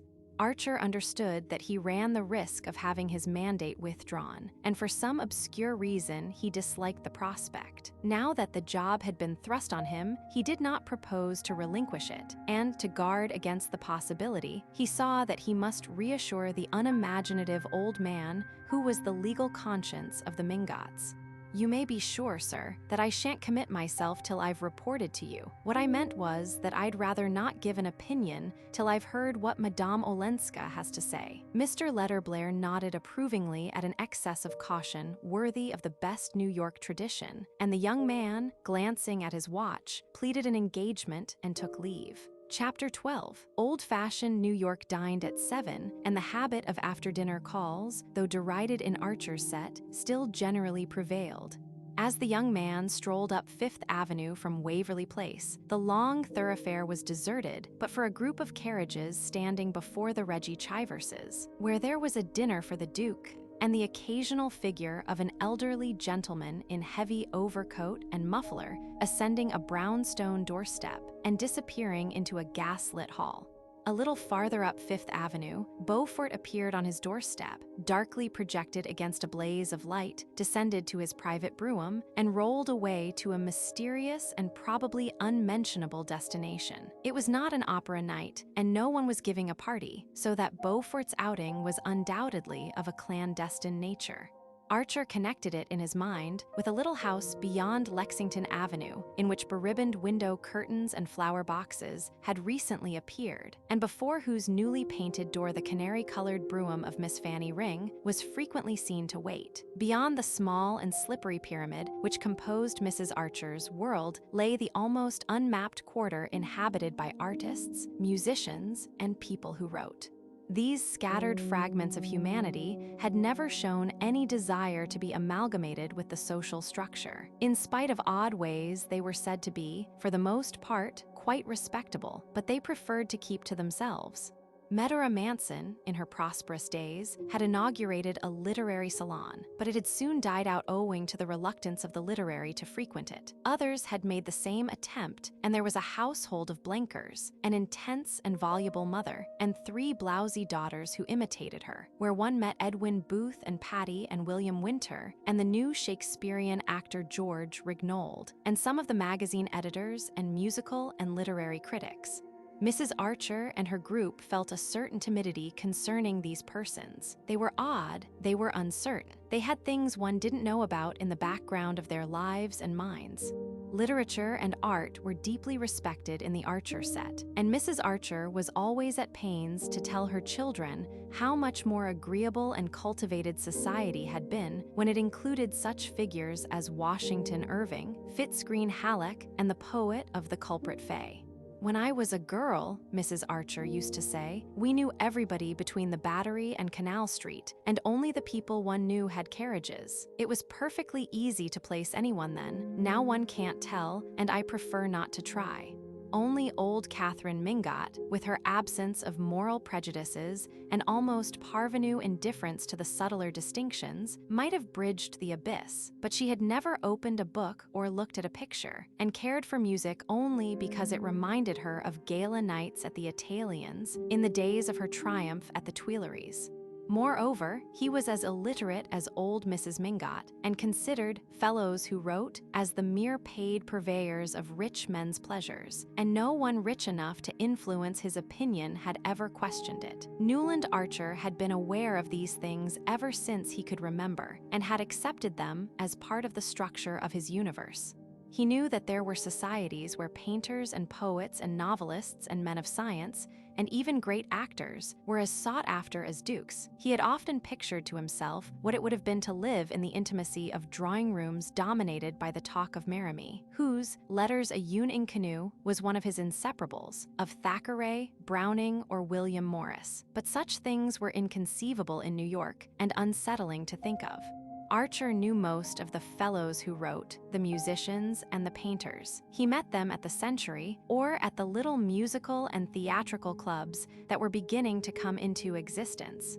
He was reminded of this by trying to picture the society in which the Countess Olenska had lived and suffered, and also, perhaps, tasted mysterious joys. He remembered with what amusement she had told him that her grandmother Mingot and the Wellands objected to her living in a bohemian quarter given over to people who wrote.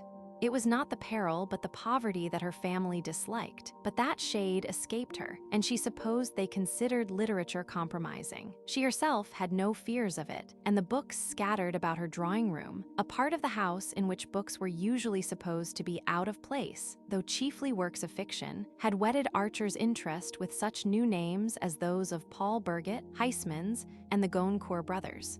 Ruminating on these things as he approached her door, he was once more conscious of the curious way in which she reversed his values, and of the need of thinking himself into conditions incredibly different from any that he knew if he were to be of use in her present difficulty. Nastasia opened the door, smiling mysteriously. On the bench in the hall lay a sable-lined overcoat, a folded opera hat of dull silk with a gold JB on the lining, and a white silk muffler. There was no mistaking the fact that these costly articles were the property of Julius Beaufort. Archer was angry, so angry that he came near scribbling a word on his card and going away. Then he remembered that in writing to Madame Olenska, he had been kept by excess of discretion from saying that he wished to see her privately. He had therefore no one but himself to blame if she had opened her doors to other visitors, and he entered the drawing room with the dogged determination to make Beaufort feel himself in the way and to outstay him. The banker stood leaning against the mantel shelf, which was draped with an old embroidery held in place by brass candelabra containing church candles of yellowish wax. He had thrust his chest out, supporting his shoulders against the mantel and resting his weight on one large patent leather foot. As Archer entered, he was smiling and looking down on his hostess, who sat on a sofa placed at right angles to the chimney. A table banked with flowers formed a screen behind it, and against the orchids and azaleas, which the young man recognized as tributes from the Beaufort hothouses, Madame Olenska sat half reclined, her head propped on a hand and her wide sleeve leaving the arm bare to the elbow. But Madame Olenska, heedless of tradition, was attired in a long robe of red velvet bordered about the chin and down the front with glossy black fur. Archer remembered, on his last visit to Paris, seeing a portrait by the new painter, Carolus Duran, whose pictures were the sensation of the salon, in which the lady wore one of these bold, sheath-like robes with her chin nestling in fur. There was something perverse and provocative in the notion of fur worn in the evening in a heated drawing room, and in the combination of a muffled throat and bare arms, but the effect was undeniably pleasing. "Lord love us, 3 whole days at Skuytercliff," Beaufort was saying in his loud, sneering voice as Archer entered. "You'd better take all your furs and a hot water bottle. Why? Is the house so cold?" she asked, holding out her left hand to Archer in a way mysteriously suggesting that she expected him to kiss it. "No, but the missus is," said Beaufort, nodding carelessly to the young man, "but I thought her so kind. She came herself to invite me. Granny says I must certainly go." "Granny would, of course. And I say it's a shame you're going to miss the little oyster supper I'd planned for you at Delmonico's next Sunday, with campanini and scalchi and a lot of jolly people." She looked doubtfully from the banker to Archer. "Ah, that does tempt me. Except the other evening at Mrs. Struthers's, I've not met a single artist since I've been here." "What kind of artists? I know 1 or 2 painters, very good fellows, that I could bring to see you if you'd allow me," said Archer boldly. "Painters? Are there painters in New York?" asked Beaufort, in a tone implying that there could be none since he did not buy their pictures. And Madame Olenska said to Archer, with her grave smile, "That would be charming. But I was really thinking of dramatic artists, singers, actors, musicians. My husband's house was always full of them." She said the words, "my husband," as if no sinister associations were connected with them, and in a tone that seemed almost to sigh over the lost delights of her married life. Archer looked at her perplexedly, wondering if it were lightness or dissimulation that enabled her to touch so easily on the past at the very moment when she was risking her reputation in order to break with it. "I do think," she went on, addressing both men, "that the imprévu adds to one's enjoyment. It's perhaps a mistake to see the same people every day." "It's confoundedly dull, anyhow. New York is dying of dullness," Beaufort grumbled. "And when I try to liven it up for you, you go back on me." Come, think better of it. Sunday is your last chance, for Campanini leaves next week for Baltimore and Philadelphia, and I've a private room and a Steinway, and they'll sing all night for me. How delicious! May I think it over and write to you tomorrow morning?" She spoke amiably, yet with the least hint of dismissal in her voice. Beaufort evidently felt it, and being unused to dismissals, stood staring at her with an obstinate line between his eyes. "Why not now? It's too serious a question to decide at this late hour." "Do you call it late?" She returned his glance coolly. "Yes, because I have still to talk business with Mr. Archer for a little while." "Ah," Beaufort snapped. There was no appeal from her tone, and with a slight shrug he recovered his composure, took her hand, which he kissed with a practiced air, and calling out from the threshold, "I say, Newland, if you can persuade the Countess to stop in town, of course you're included in the supper," left the room with his heavy, important step. For a moment, Archer fancied that Mr. Letterblair must have told her of his coming, but the irrelevance of her next remark made him change his mind. "You know painters, then? You live in their milieu?" She asked, her eyes full of interest. "Oh, not exactly. I don't know that the arts have a milieu here, any of them. They're more like a very thinly settled outskirt. But you care for such things?" "Immensely. When I'm in Paris or London, I never miss an exhibition. I try to keep up." She looked down at the tip of the little satin boot that peeped from her long draperies. "I used to care immensely, too. My life was full of such things, but now I want to try not to." "You want to try not to?" "Yes, I want to cast off all my old life to become just like everybody else here." Archer reddened. "You'll never be like everybody else," he said. She raised her straight eyebrows a little. "Ah, don't say that.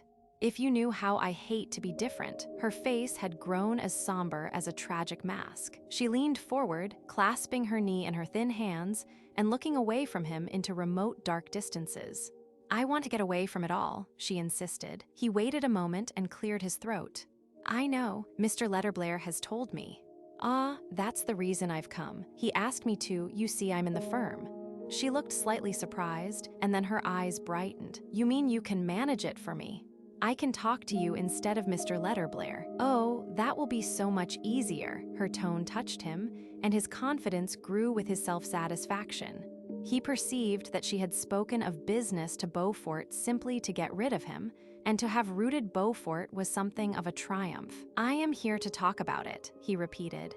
She sat silent, her head still propped by the arm that rested on the back of the sofa. Her face looked pale and extinguished, as if dimmed by the rich red of her dress.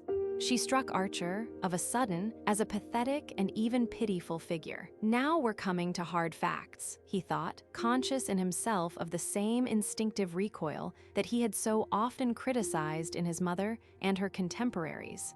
How little practice he had had in dealing with unusual situations. Their very vocabulary was unfamiliar to him and seemed to belong to fiction and the stage. In face of what was coming, he felt as awkward and embarrassed as a boy. After a pause, Madame Olenska broke out with unexpected vehemence. "I want to be free. I want to wipe out all the past. I understand that." Her face warmed. "Then you'll help me." First, he hesitated. "Perhaps I ought to know a little more." She seemed surprised. "You know about my husband, my life with him." He made a sign of assent. "Well then, what more is there? In this country are such things tolerated?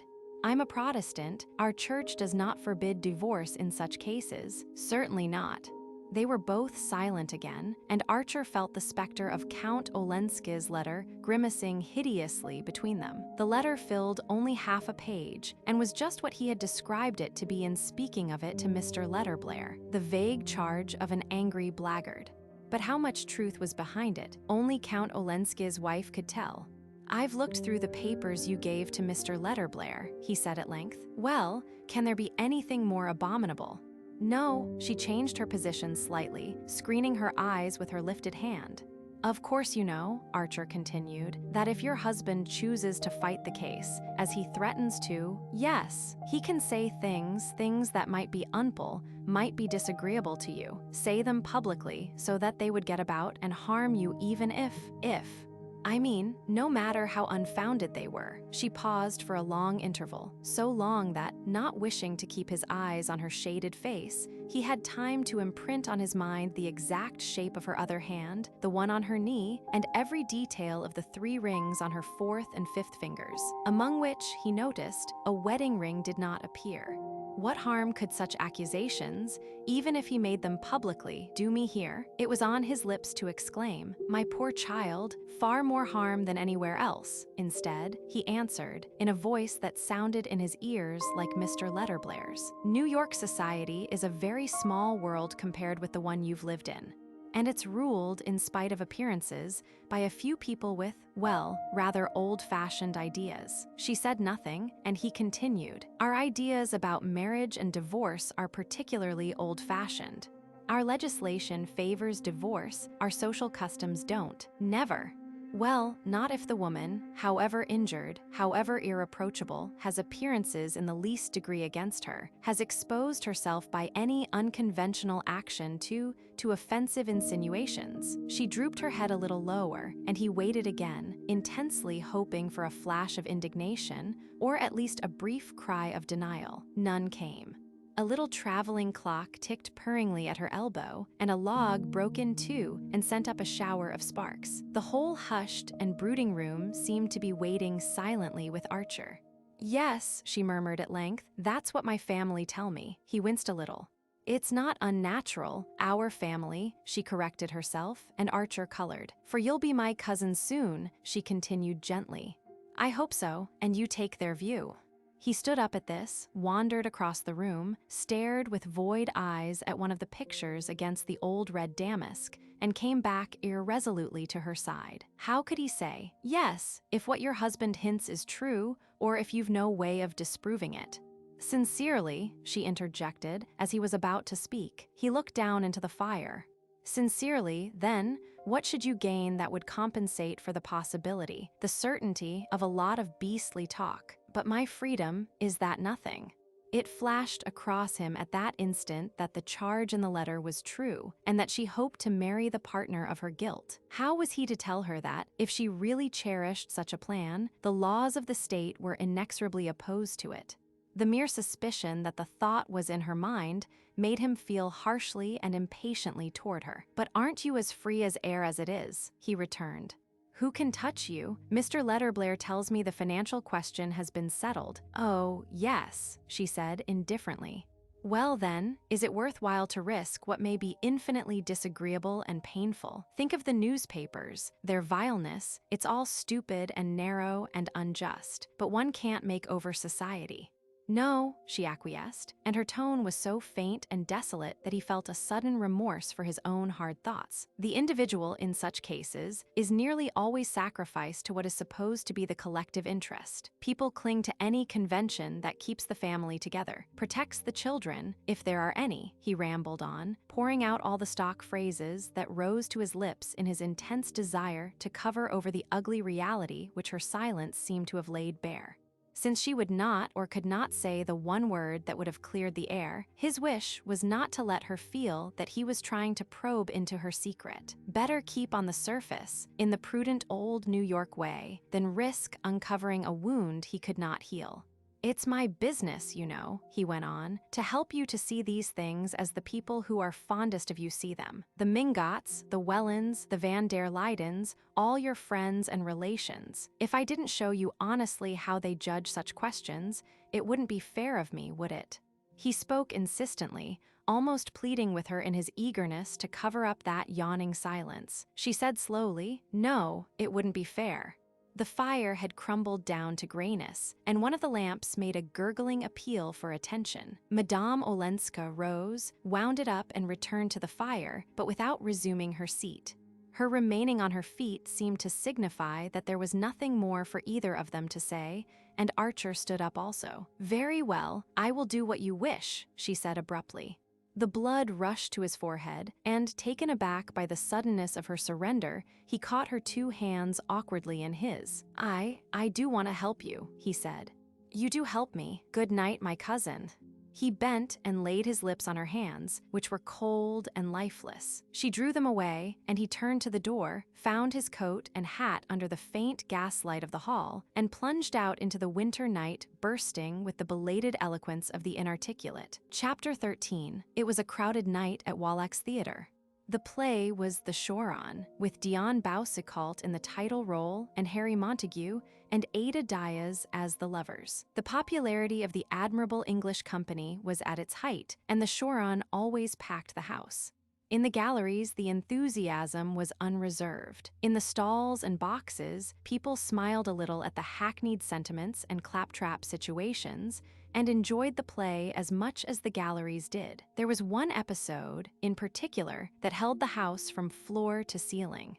It was that in which Harry Montague, after a sad, almost monosyllabic scene of parting with Miss Diaz, bade her goodbye and turned to go. The actress, who was standing near the mantelpiece and looking down into the fire, wore a gray cashmere dress without fashionable loopings or trimmings, molded to her tall figure and flowing in long lines about her feet. Around her neck was a narrow black velvet ribbon with the ends falling down her back. When her wooer turned from her, she rested her arms against the mantel shelf and bowed her face in her hands. On the threshold, he paused to look at her. Then he stole back, lifted one of the ends of velvet ribbon, kissed it, and left the room without her hearing him or changing her attitude. And on this silent parting the curtain fell.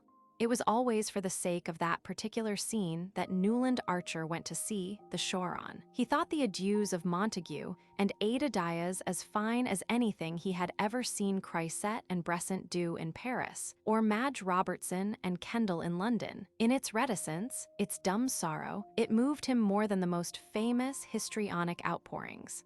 On the evening in question, the little scene acquired an added poignancy by reminding him, he could not have said why, of his leave-taking from Madame Olenska after their confidential talk a week or 10 days earlier. It would have been as difficult to discover any resemblance between the two situations as between the appearance of the persons concerned. Newland Archer could not pretend to anything approaching the young English actor's romantic good looks, and Miss Diaz was a tall, red-haired woman of monumental build, whose pale and pleasantly ugly face was utterly unlike Ellen Olenska's vivid countenance. Nor were Archer and Madame Olenska two lovers parting in heartbroken silence. They were client and lawyer separating after a talk which had given the lawyer the worst possible impression of the client's case.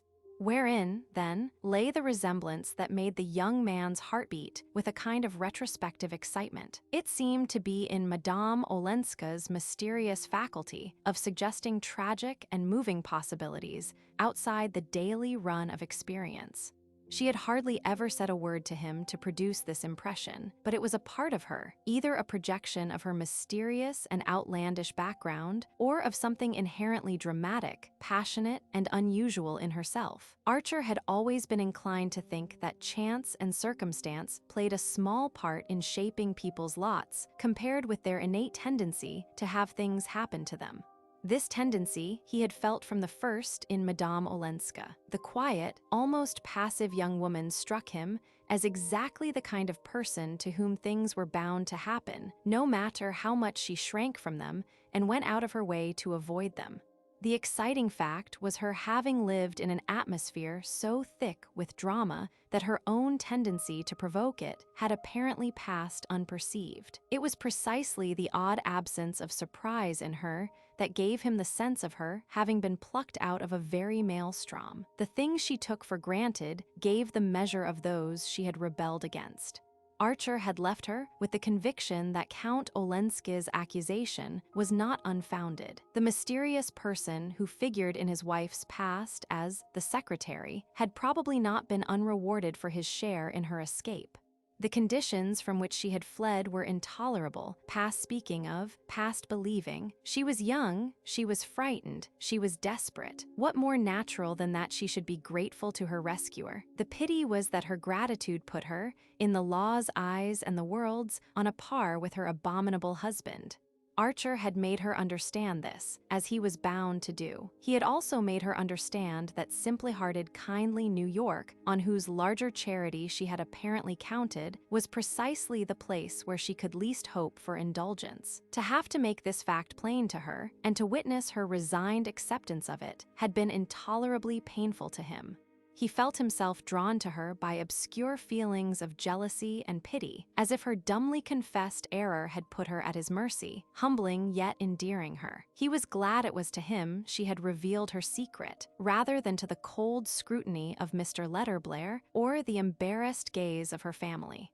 He immediately took it upon himself to assure them both that she had given up her idea of seeking a divorce, basing her decision on the fact that she had understood the uselessness of the proceeding. And with infinite relief, they had all turned their eyes from the unpleasantness she had spared them.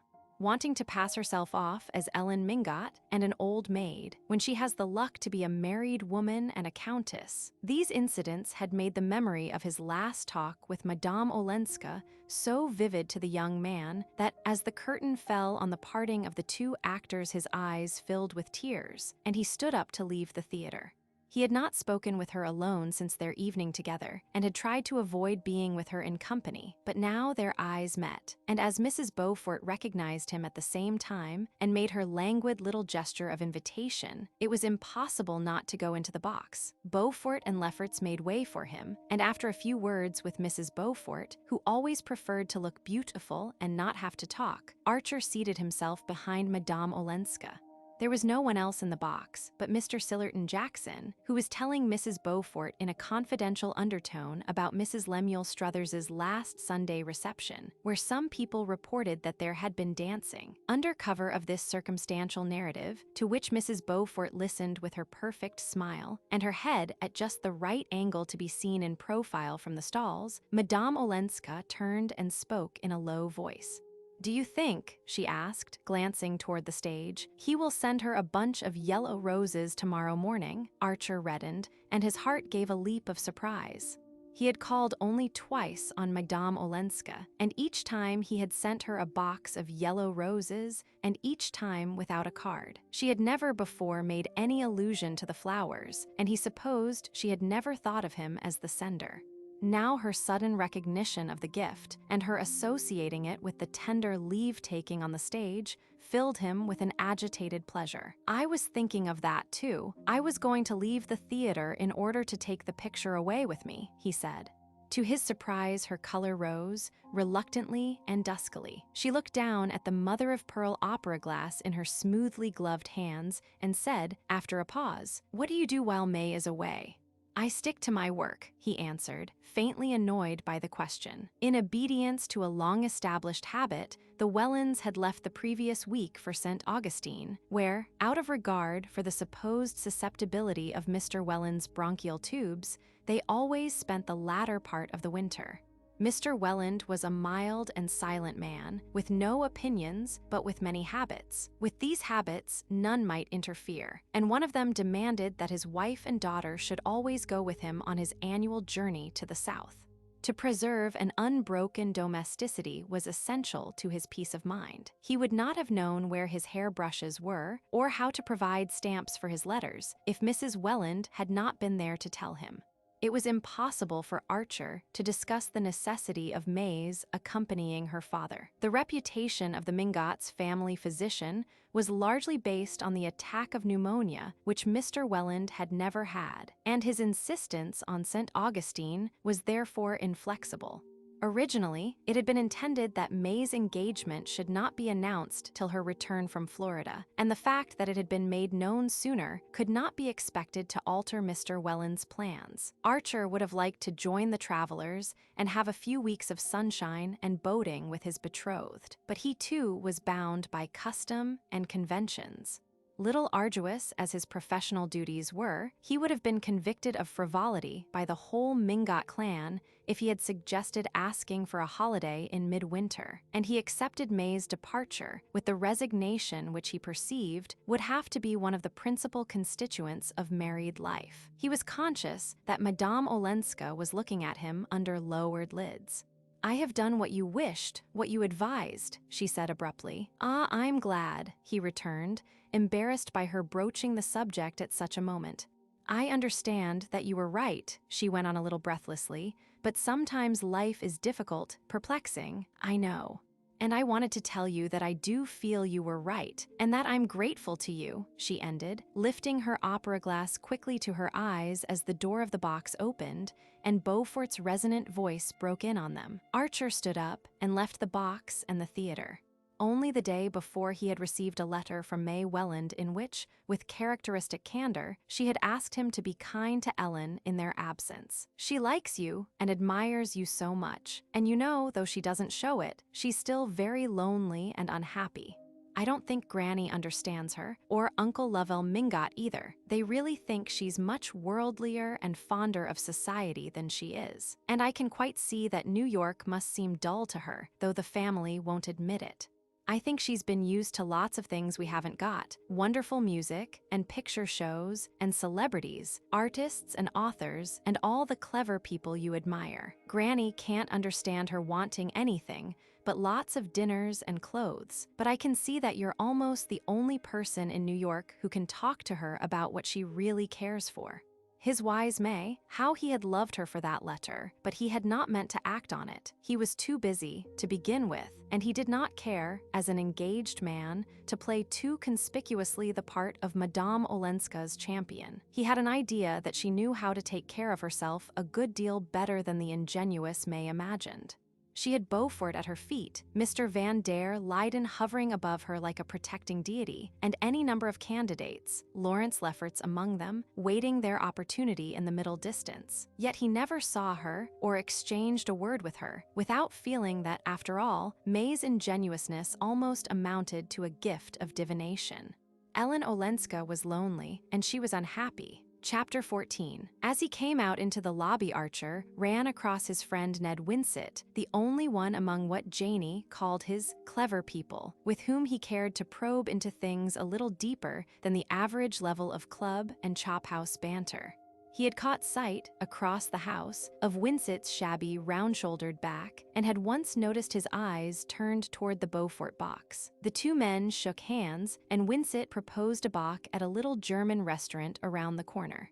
Archer, who was not in the mood for the kind of talk they were likely to get there, declined on the plea that he had work to do at home, and Winsett said, "Oh, well, so have I for that matter, and I'll be the industrious apprentice too." They strolled along together, and presently Winsett said, "Look here, what I'm really after is the name of the dark lady in that swell box of yours, with the Beauforts, wasn't she? The one your friend Leffert seems so smitten by." Archer, he could not have said why, was slightly annoyed. What the devil did Ned Winsett want with Ellen Olenska's name? And above all, why did he couple it with Lefferts's? It was unlike Winsett to manifest such curiosity, but after all, Archer remembered, he was a journalist. "It's not for an interview, I hope." He laughed. "Well, not for the press, just for myself," Winsett rejoined. "The fact is she's a neighbor of mine, queer quarter for such a beauty to settle in, and she's been awfully kind to my little boy, who fell down her area chasing his kitten and gave himself a nasty cut. She rushed in bareheaded, carrying him in her arms, with his knee all beautifully bandaged, and was so sympathetic and beautiful that my wife was too dazzled to ask her name." A pleasant glow dilated Archer's heart. There was nothing extraordinary in the tale. Any woman would have done as much for a neighbor's child. But it was just like Ellen, he felt, to have rushed in bareheaded, carrying the boy in her arms, and to have dazzled poor Mrs. Winsett into forgetting to ask who she was. "That is the Countess Olenska, a granddaughter of old Mrs. Mingot's." "Hugh, a countess," whistled Ned Winsett. "Well, I didn't know countesses were so neighborly." "Mingots ain't. They would be if you'd let them." "Ah, well, it was their old interminable argument as to the obstinate unwillingness of the clever people to frequent the fashionable, and both men knew that there was no use in prolonging it. I wonder," Winsett broke off, "how a countess happens to live in our slum. Because she doesn't care a hang about where she lives, or about any of our little social signposts," said Archer, with a secret pride in his own picture of her. "Been in bigger places, I suppose," the other commented. "Well, here's my corner." He slouched off across Broadway, and Archer stood looking after him and musing on his last words. Ned Winsett had those flashes of penetration. They were the most interesting thing about him, and always made Archer wonder why they had allowed him to accept failure so stolidly at an age when most men are still struggling. Archer had known that Winsett had a wife and child, but he had never seen them. The two men always met at the Century, or at some haunt of journalists and theatrical people, such as the restaurant where Winsett had proposed to go for a bock. He had given Archer to understand that his wife was an invalid, which might be true of the poor lady, or might merely mean that she was lacking in social gifts, or in evening clothes, or in both. Winsett himself had a savage abhorrence of social observances. Winsett was not a journalist by choice. On the subject of hearth fires, as the paper was called, he was inexhaustibly entertaining, but beneath his fun lurked the sterile bitterness of the still young man who has tried and given up. "The fact is, life isn't much a fit for either of us," Winsett had once said. "I'm down and out, nothing to be done about it. I've got only one ware to produce, and there's no market for it here, and won't be in my time, but you're free and you're well off. Why don't you get into touch? There's only one way to do it, to go into politics." Archer threw his head back and laughed. There one saw at a flash the unbridgeable difference between men like Winsett and the others, Archer's kind. Everyone in polite circles knew that, in America, a gentleman couldn't go into politics. But, since he could hardly put it in that way to Winsett, he answered evasively, "Look at the career of the honest man in American politics. They don't want us." "Who's they? Why don't you all get together and be they yourselves?" Archer's laugh lingered on his lips in a slightly condescending smile. It was useless to prolong the discussion. Everybody knew the melancholy fate of the few gentlemen who had risked their clean linen in municipal or state politics in New York.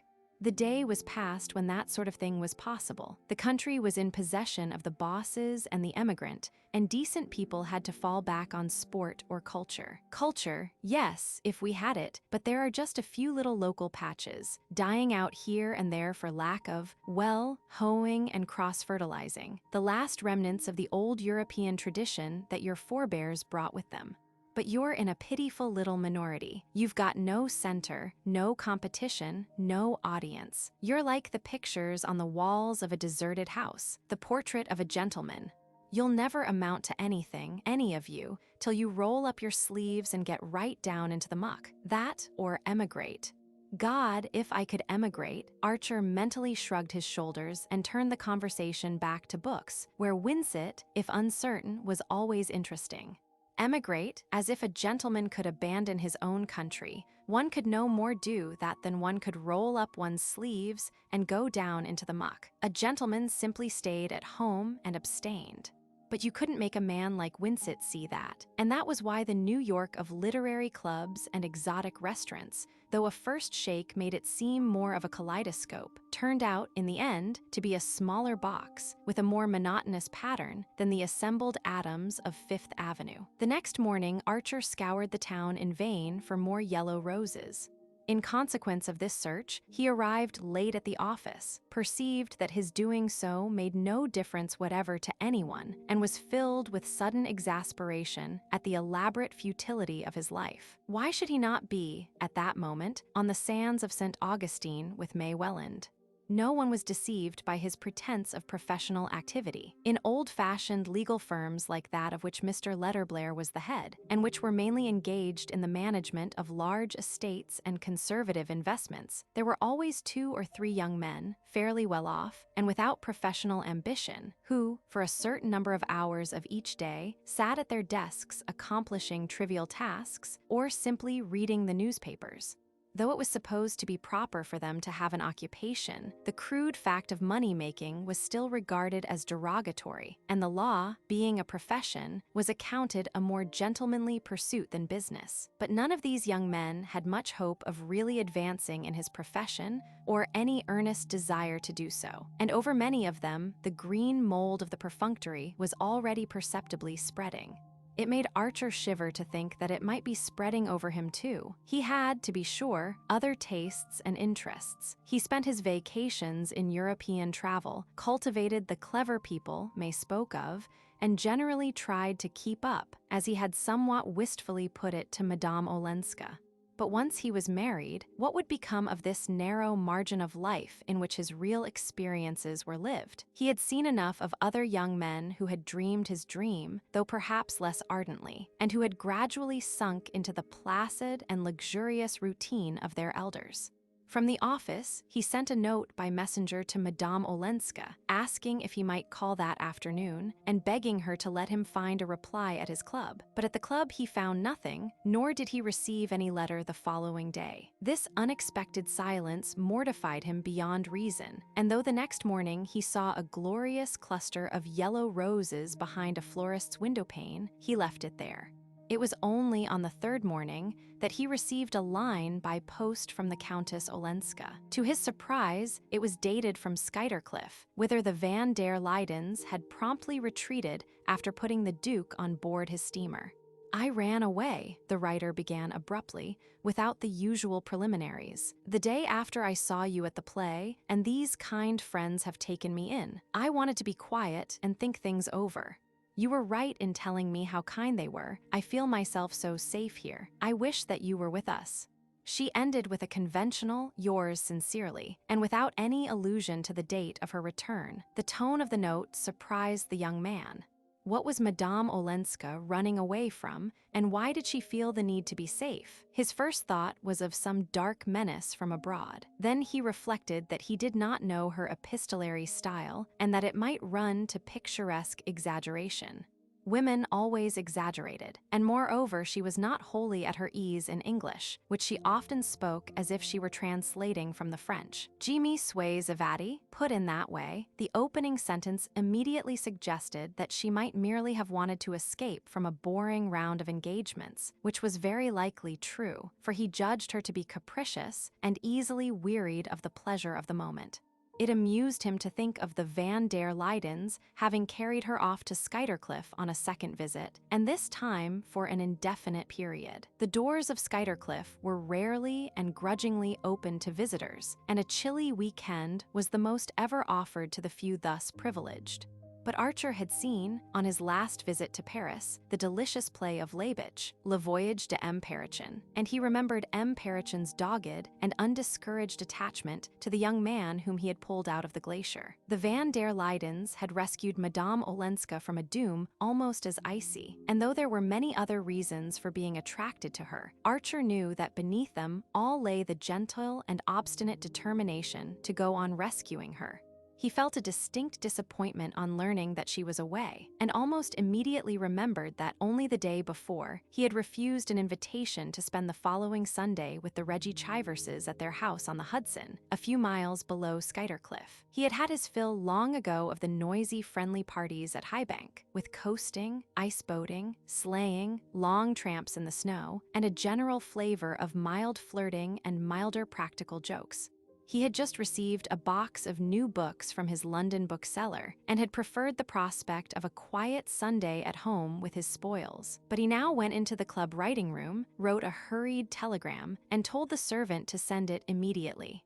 He knew that Mrs. Reggie didn't object to her visitors suddenly changing their minds, and that there was always a room to spare in her elastic house. Chapter 15. Newland Archer arrived at the Chiverses on Friday evening, and on Saturday went conscientiously through all the rites appurtening to a weekend at Highbank. In the morning, he had a spin in the ice boat with his hostess and a few of the heartier guests. In the afternoon, he went over the farm with Reggie and listened, in the elaborately appointed stables, to long and impressive disquisitions on the horse. After tea, he talked in a corner of the firelit hall with a young lady who had professed herself broken-hearted when his engagement was announced, but was now eager to tell him of her own matrimonial hopes. People had always been told that the house at Skuytercliff was an Italian villa. Those who had never been to Italy believed it, so did some who had. The house had been built by Mr. Van der Luyden in his youth, on his return from the Grand Tour, and in anticipation of his approaching marriage with Miss Louisa Dagonet. It was a large, square wooden structure, with tongued and grooved walls painted pale green and white, a Corinthian portico, and fluted pilasters between the windows. From the high ground, on which it stood a series of terraces bordered by balustrades and urns descended in the steel engraving style, to a small irregular lake with an asphalt edge overhung by rare weeping conifers. Against the uniform sheet of snow and the grayish winter sky, the Italian villa loomed up rather grimly. Even in summer it kept its distance, and the boldest coleus bed had never ventured nearer than 30 feet from its awful front. Now, as Archer rang the bell, the long tinkle seemed to echo through a mausoleum, and the surprise of the butler who at length responded to the call was as great as though he had been summoned from his final sleep. Happily, Archer was of the family, and therefore, irregular though his arrival was, entitled to be informed that the Countess Olenska was out, having driven to afternoon service with Mrs. van der Luyden exactly 3/4 of an hour earlier. "Mr. van der Luyden," the butler continued, "is in, sir, but my impression is that he is either finishing his nap or else reading yesterday's Evening Post. I heard him say, sir, on his return from church this morning, that he intended to look through the Evening Post after luncheon. If you like, sir, I might go to the library door and listen," but Archer, thanking him, said that he would go and meet the ladies, and the butler, obviously relieved, closed the door on him majestically. A groom took the cutter to the stables, and Archer struck through the park to the high road. The village of Skuytercliff was only a mile and a half away, but he knew that Mrs. van der Luyden never walked, and that he must keep to the road to meet the carriage. Presently, however, coming down a footpath that crossed the highway, he caught sight of a slight figure in a red cloak with a big dog running ahead. He hurried forward, and Madame Olenska stopped short with a smile of welcome. "Ah, you've come," she said, and drew her hand from her muff. The red cloak made her look gay and vivid, like the Ellen Mingot of old days, and he laughed as he took her hand and answered, "I came to see what you were running away from." Her face clouded over, but she answered, "Ah, well, you will see presently." The answer puzzled him. "Why do you mean that you've been overtaken?" She shrugged her shoulders, with a little movement like Nastasia's, and rejoined in a lighter tone, "Shall we walk on? I'm so cold after the sermon. And what does it matter? Now you're here to protect me." The blood rose to his temples, and he caught a fold of her cloak. "Ellen, what is it? You must tell me." "Oh, presently, let's run a race first. My feet are freezing to the ground," she cried, and gathering up the cloak she fled away across the snow, the dog leaping about her with challenging barks. For a moment Archer stood watching, his gaze delighted by the flash of the red meteor against the snow. Then he started after her, and they met, panting and laughing, at a wicket that led into the park. She looked up at him and smiled. "I knew you'd come. That shows you wanted me to," he returned, with a disproportionate joy in their nonsense. The white glitter of the trees filled the air with its own mysterious brightness, and as they walked on over the snow, the ground seemed to sing under their feet. "Where did you come from?" Madame Olenska asked. He told her and added, "It was because I got your note." After a pause, she said, with a just perceptible chill in her voice, "May asked you to take care of me. I didn't need any asking." "You mean, I'm so evidently helpless and defenseless. What a poor thing you must all think me, but women here seem never to feel the need, any more than the blessed in heaven." He lowered his voice to ask, "What sort of a need?" "Ah, don't ask me, I don't speak your language," she retorted petulantly. The answer smote him like a blow, and he stood still in the path, looking down at her. "What did I come for, if I don't speak yours?" "Oh, my friend," she laid her hand lightly on his arm, and he pleaded earnestly, "Ellen, why won't you tell me what's happened?" She shrugged again. "Does anything ever happen in heaven?" He was silent, and they walked on a few yards without exchanging a word. Finally, she said, "I will tell you, but where? One can't be alone for a minute in that great seminary of a house, with all the doors wide open, and always a servant bringing tea, or a log for the fire, or the newspaper. Is there nowhere in an American house where one may be by oneself? You're so shy, and yet you're so public. I always feel as if I were in the convent again, or on the stage, before a dreadfully polite audience that never applauds." "Ah, you don't like us," Archer exclaimed. They were walking past the house of the old patroon, with its squat walls and small square windows compactly grouped about a central chimney. The shutters stood wide, and through one of the newly washed windows Archer caught the light of a fire. "Why, the house is open," he said. She stood still. "No, only for today at least. I wanted to see it, and Mr. Van der Luyden had the fire lit and the windows opened so that we might stop there on the way back from church this morning." She ran up the steps and tried the door. "It's still unlocked. What luck. Come in and we can have a quiet talk. Mrs. Van der Luyden has driven over to see her old aunts at Rhinebeck, and we shan't be missed at the house for another hour." He followed her into the narrow passage. His spirits, which had dropped at her last words, rose with an irrational leap. The homely little house stood there, its panels and brasses shining in the firelight, as if magically created to receive them. A big bed of embers still gleamed in the kitchen chimney, under an iron pot hung from an ancient crane. Rush-bottomed armchairs faced each other across the tiled hearth, and rows of Delft plates stood on shelves against the walls. Archer stooped over and threw a log upon the embers. Madame Olenska, dropping her cloak, sat down in one of the chairs. Archer leaned against the chimney and looked at her. "You're laughing now, but when you wrote me you were unhappy," he said. "Yes." She paused, "But I can't feel unhappy when you're here." "I shan't be here long," he rejoined, his lips stiffening with the effort to say just so much and no more. "No, I know.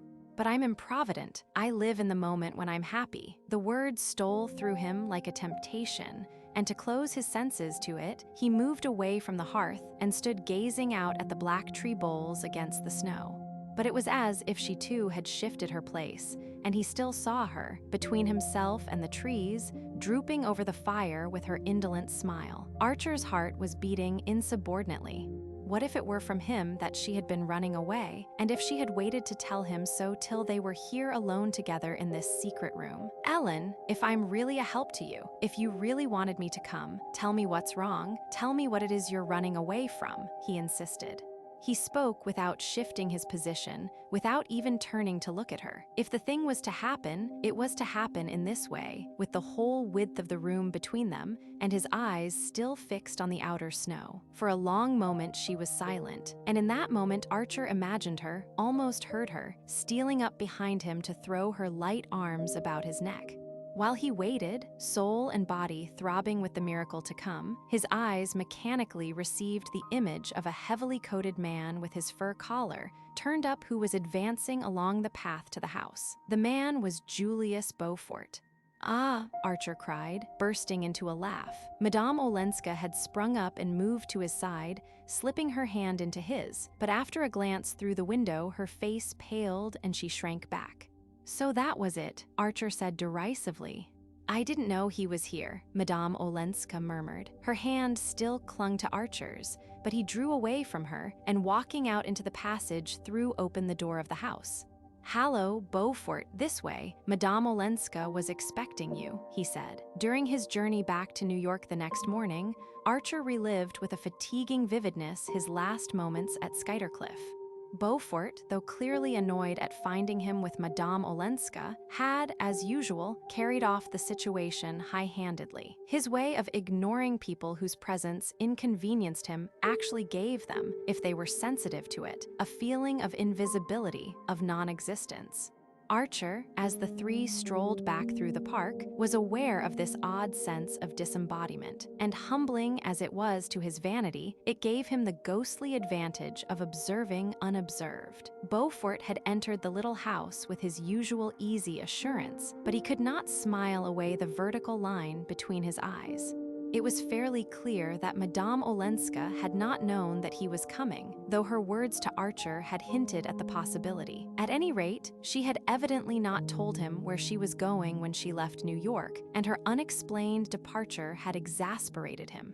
If only this new dodge for talking along a wire had been a little bit nearer perfection, I might have told you all this from town, and been toasting my toes before the club fire at this minute, instead of tramping after you through the snow, he grumbled, disguising a real irritation under the pretense of it. Mrs. Van der Luyden had not yet returned, and Archer took his leave and walked off to fetch the cutter, while Beaufort followed the Countess Olenska indoors. Beaufort knew all this and must have foreseen it, and his taking the long journey for so small a reward gave the measure of his impatience. He was undeniably in pursuit of the Countess Olenska, and Beaufort had only one object in view in his pursuit of pretty women. His dull and childless home had long since palled on him, and in addition to more permanent consolations, he was always in quest of amorous adventures in his own set. This was the man from whom Madame Olenska was avowedly flying. The question was whether she had fled because his importunities displeased her, or because she did not wholly trust herself to resist them, unless, indeed, all her talk of flight had been a blind, and her departure no more than a maneuver. Archer did not really believe this. Little as he had actually seen of Madame Olenska, he was beginning to think that he could read her face, and if not her face, her voice, and both had betrayed annoyance and even dismay at Beaufort's sudden appearance. But after all, if this were the case, was it not worse than if she had left New York for the express purpose of meeting him? If she had done that, she ceased to be an object of interest. She threw in her lot with the vulgarest of dissemblers. A woman engaged in a love affair with Beaufort classed herself irretrievably. No, it was worse 1,000 times if, judging Beaufort, and probably despising him, she was yet drawn to him by all that gave him an advantage over the other men about her. His habit of 2 continents and 2 societies, his familiar association with artists and actors and people generally in the world's eye, and his careless contempt for local prejudices. How should anyone coming from a wider world not feel the difference and be attracted by it? Madame Olenska, in a burst of irritation, had said to Archer that he and she did not talk the same language, and the young man knew that in some respects this was true. But Beaufort understood every turn of her dialect and spoke it fluently. His view of life, his tone, his attitude were merely a coarser reflection of those revealed in Count Olenska's letter. This might seem to be to his disadvantage with Count Olenska's wife, but Archer was too intelligent to think that a young woman like Ellen Olenska would necessarily recoil from everything that reminded her of her past. She might believe herself wholly in revolt against it, but what had charmed her in it would still charm her, even though it were against her will. Thus, with a painful impartiality, did the young man make out the case for Beaufort and for Beaufort's victim. A longing to enlighten her was strong in him, and there were moments when he imagined that all she asked was to be enlightened. That evening, he unpacked his books from London. The box was full of things he had been waiting for impatiently. A new volume of Herbert Spencer, another collection of the prolific Alphonse Daudet's brilliant tales, and a novel called Middlemarch, as to which there had lately been interesting things said in the reviews. He had declined 3 dinner invitations in favor of this feast, but though he turned the pages with the sensuous joy of the book lover, he did not know what he was reading, and one book after another dropped from his hand. Suddenly, among them, he lit on a small volume of verse which he had ordered because the name had attracted him, The House of Life. He took it up and found himself plunged in an atmosphere unlike any he had ever breathed in books, so warm, so rich, and yet so ineffably tender that it gave a new and haunting beauty to the most elementary of human passions. All through the night, he pursued through those enchanted pages the vision of a woman who had the face of Ellen Olenska. But when he woke the next morning and looked out at the brownstone houses across the street and thought of his desk in Mr. Letterblair's office and the family pew in Grace Church, his hour in the park of Skuytercliff became as far outside the pale of probability as the visions of the night. For it was the conviction of both ladies that, under the iron despotism of his senior partners, the young man's life was spent in the most exhausting professional labors, and he had never thought it necessary to undeceive them. The next 2 or 3 days dragged by heavily. The taste of the usual was like cinders in his mouth, and there were moments when he felt as if he were being buried alive under his future. He heard nothing of the Countess Olenska or of the perfect little house, and though he met Beaufort at the club, they merely nodded at each other across the whist tables. It was not till the 4th evening that he found a note awaiting him on his return home. "Come late tomorrow. I must explain to you." Ellen, these were the only words it contained. The young man, who was dining out, thrust the note into his pocket, smiling a little at the Frenchness of the to you. After dinner, he went to a play, and it was not until his return home, after midnight, that he drew Madame Olenska's missive out again and reread it slowly a number of times. There were several ways of answering it, and he gave considerable thought to each one during the watches of an agitated night. That on which, when morning came, he finally decided was to pitch some clothes into a portmanteau and jump on board a boat that was leaving that very afternoon for St. Augustine. Chapter 16. When Archer walked down the sandy main street of St. Augustine to the house which had been pointed out to him as Mr. Welland's, and saw May Welland standing under a magnolia with the sun in her hair, he wondered why he had waited so long to come. Here was the truth, here was reality, here was the life that belonged to him, and he, who fancied himself so scornful of arbitrary restraints, had been afraid to break away from his desk because of what people might think of his stealing a holiday. Her first exclamation was, "Newland, has anything happened?" And it occurred to him that it would have been more feminine if she had instantly read in his eyes why he had come. But when he answered, "Yes, I found I had to see you," her happy blushes took the chill from her surprise, and he saw how easily he would be forgiven, and how soon even Mr. Letterblair's mild disapproval would be smiled away by a tolerant family. Early as it was, the main street was no place for any but formal greetings, and Archer longed to be alone with May, and to pour out all his tenderness and his impatience.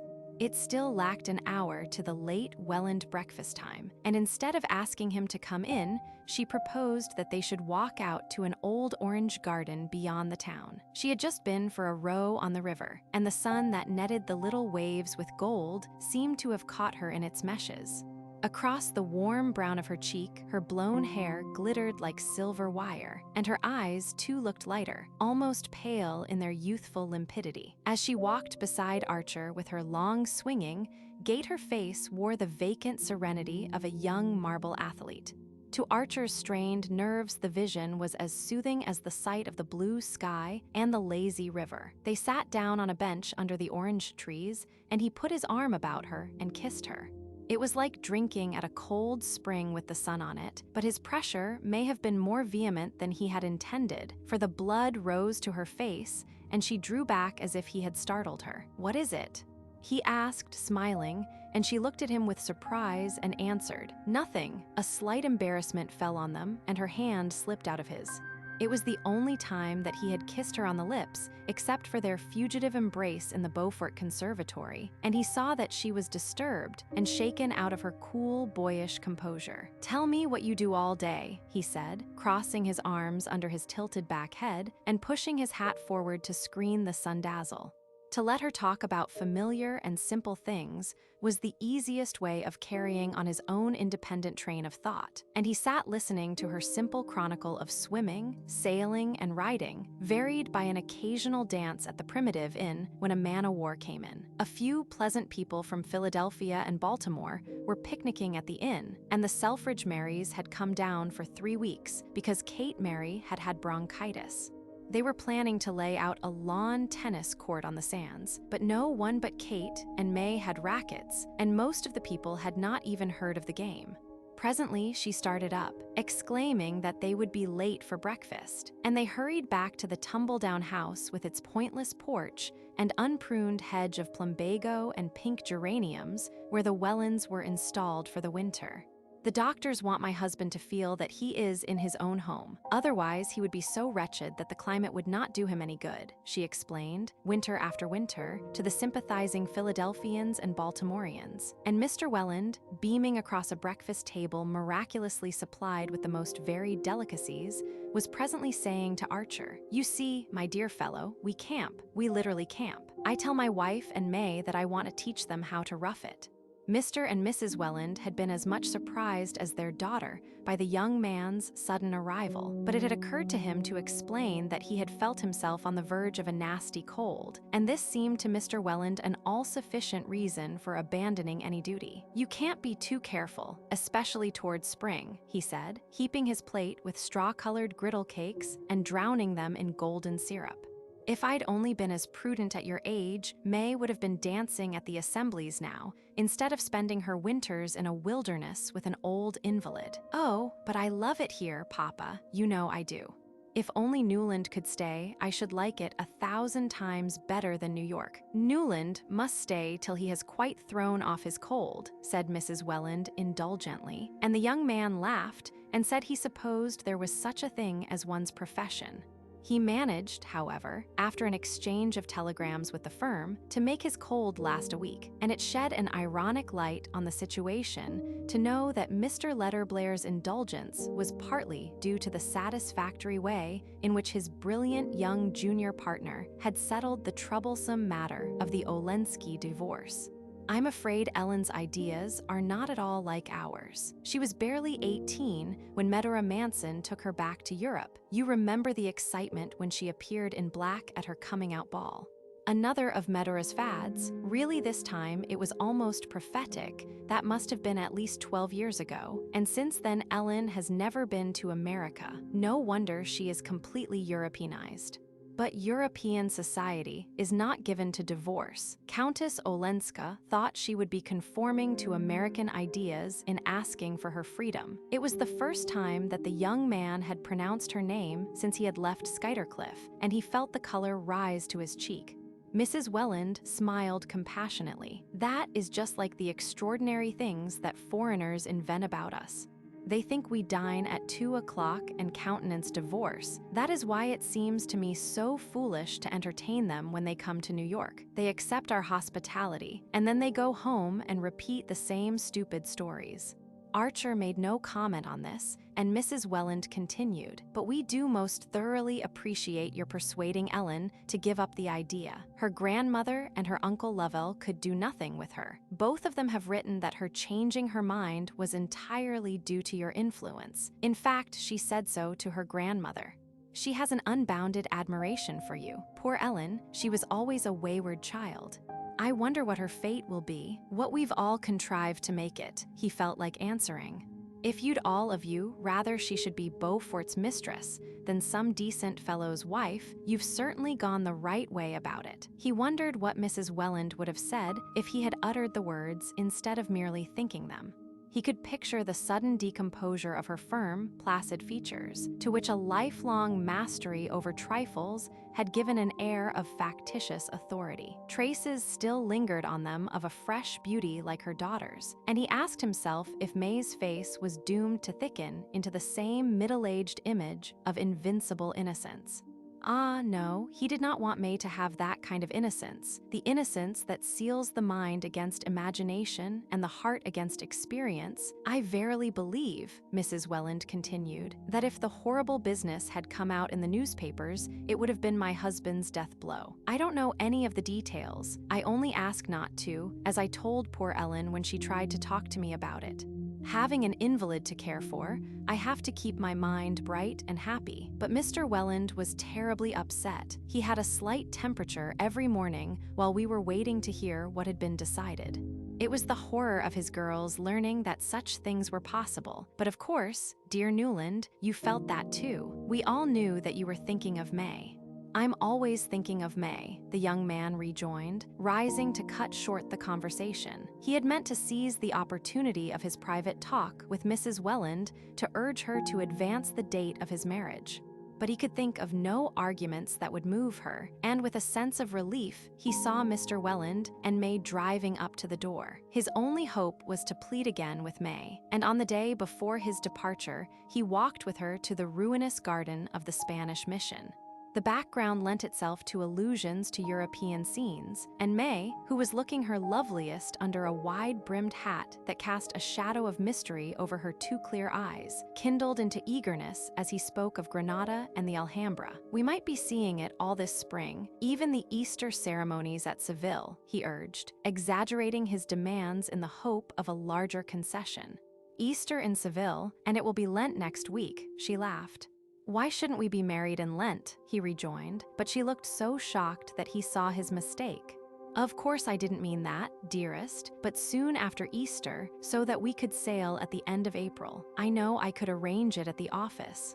She smiled dreamily upon the possibility, but he perceived that to dream of it sufficed her. It was like hearing him read aloud out of his poetry books the beautiful things that could not possibly happen in real life.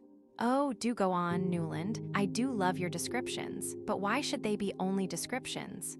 Why shouldn't we make them real? We shall, dearest, of course, next year. Her voice lingered over it. Don't you want them to be real sooner? Can't I persuade you to break away now? She bowed her head, vanishing from him under her conniving hat brim. Why should we dream away another year? Look at me, dear. Don't you understand how I want you for my wife? For a moment, she remained motionless. Then she raised on him eyes of such despairing dearness that he half released her waist from his hold. But suddenly, her look changed and deepened inscrutably. I'm not sure if I do understand, she said. Is it because you're not certain of continuing to care for me? Archer sprang up from his seat. My God, perhaps, I don't know, he broke out angrily. May Welland rose also. As they faced each other, she seemed to grow in womanly stature and dignity. Both were silent for a moment, as if dismayed by the unforeseen trend of their words. Then she said in a low voice, If that is it, is there someone else? Someone else between you and me? He echoed her words slowly, as though they were only half intelligible, and he wanted time to repeat the question to himself. She seemed to catch the uncertainty of his voice, for she went on in a deepening tone, Let us talk frankly, Newland. Sometimes I've felt a difference in you, especially since our engagement has been announced. Dear, what madness, he recovered himself to exclaim. She met his protest with a faint smile. If it is, it won't hurt us to talk about it. She paused and added, lifting her head with one of her noble movements. Or even if it's true, why shouldn't we speak of it? You might so easily have made a mistake. He lowered his head, staring at the black leaf pattern on the sunny path at their feet. Mistakes are always easy to make, but if I had made one of the kind you suggest, is it likely that I should be imploring you to hasten our marriage? She looked downward too, disturbing the pattern with the point of her sunshade while she struggled for expression. Yes, she said at length, you might want, once for all, to settle the question. It's one way. Her quiet lucidity startled him, but did not mislead him into thinking her insensible. Under her hat brim, he saw the pallor of her profile and a slight tremor of the nostril above her resolutely steadied lips. Well, he questioned, sitting down on the bench and looking up at her with a frown that he tried to make playful. She dropped back into her seat and went on. You mustn't think that a girl knows as little as her parents imagine. One hears and one notices. One has one's feelings and ideas. And of course, long before you told me that you cared for me, I'd known that there was someone else you were interested in. Everyone was talking about it 2 years ago at Newport.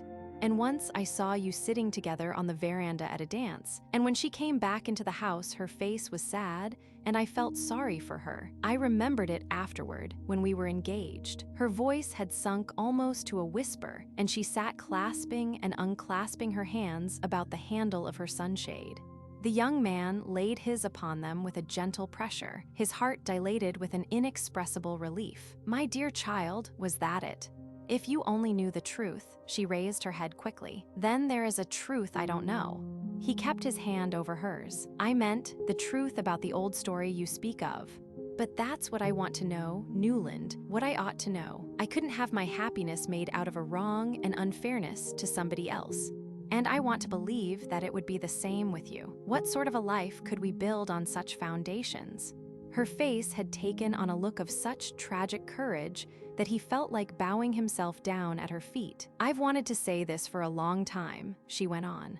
I've wanted to tell you that, when two people really love each other, I understand that there may be situations which make it right that they should go against public opinion. And if you feel yourself in any way pledged to the person we've spoken of, and if there is any way in which you can fulfill your pledge, even by her getting a divorce, Newland, don't give her up because of me. His surprise at discovering that her fears had fastened upon an episode so remote and so completely of the past as his love affair with Mrs. Thorley Rushworth gave way to wonder at the generosity of her view. There was something superhuman in an attitude so recklessly unorthodox, and if other problems had not pressed on him, he would have been lost in wonder at the prodigy of the Wellands' daughter urging him to marry his former mistress. But he was still dizzy with the glimpse of the precipice they had skirted and full of a new awe at the mystery of young girlhood. For a moment, he could not speak. Then he said, "There is no pledge, no obligation whatever of the kind you think.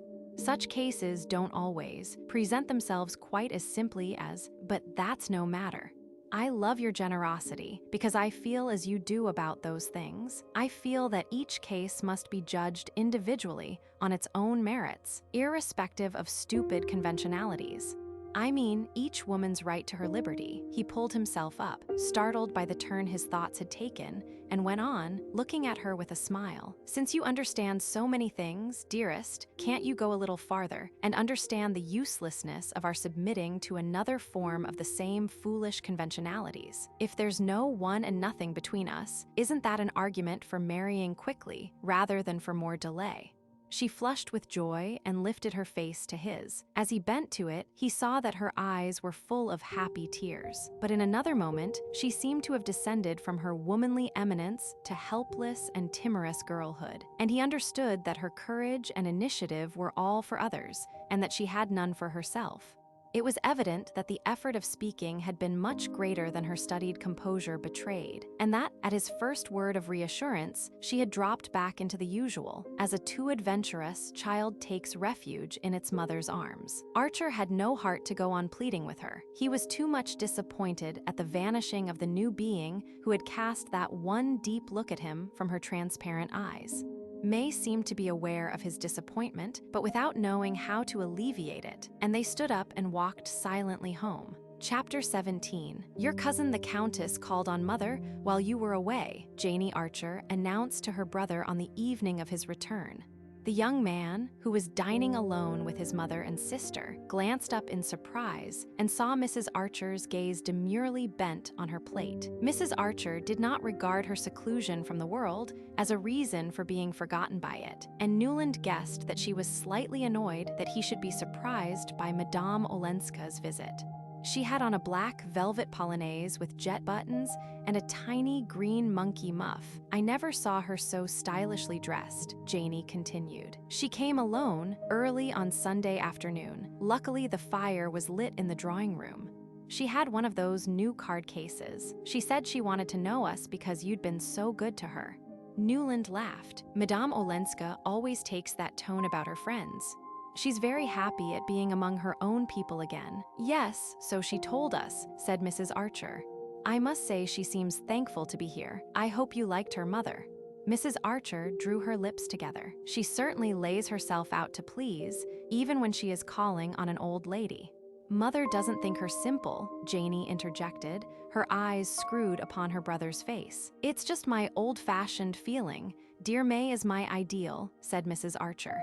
"Ah," said her son, "they're not alike." Archer had left St. Augustine charged with many messages for old Mrs. Mingot, and a day or two after his return to town, he called on her.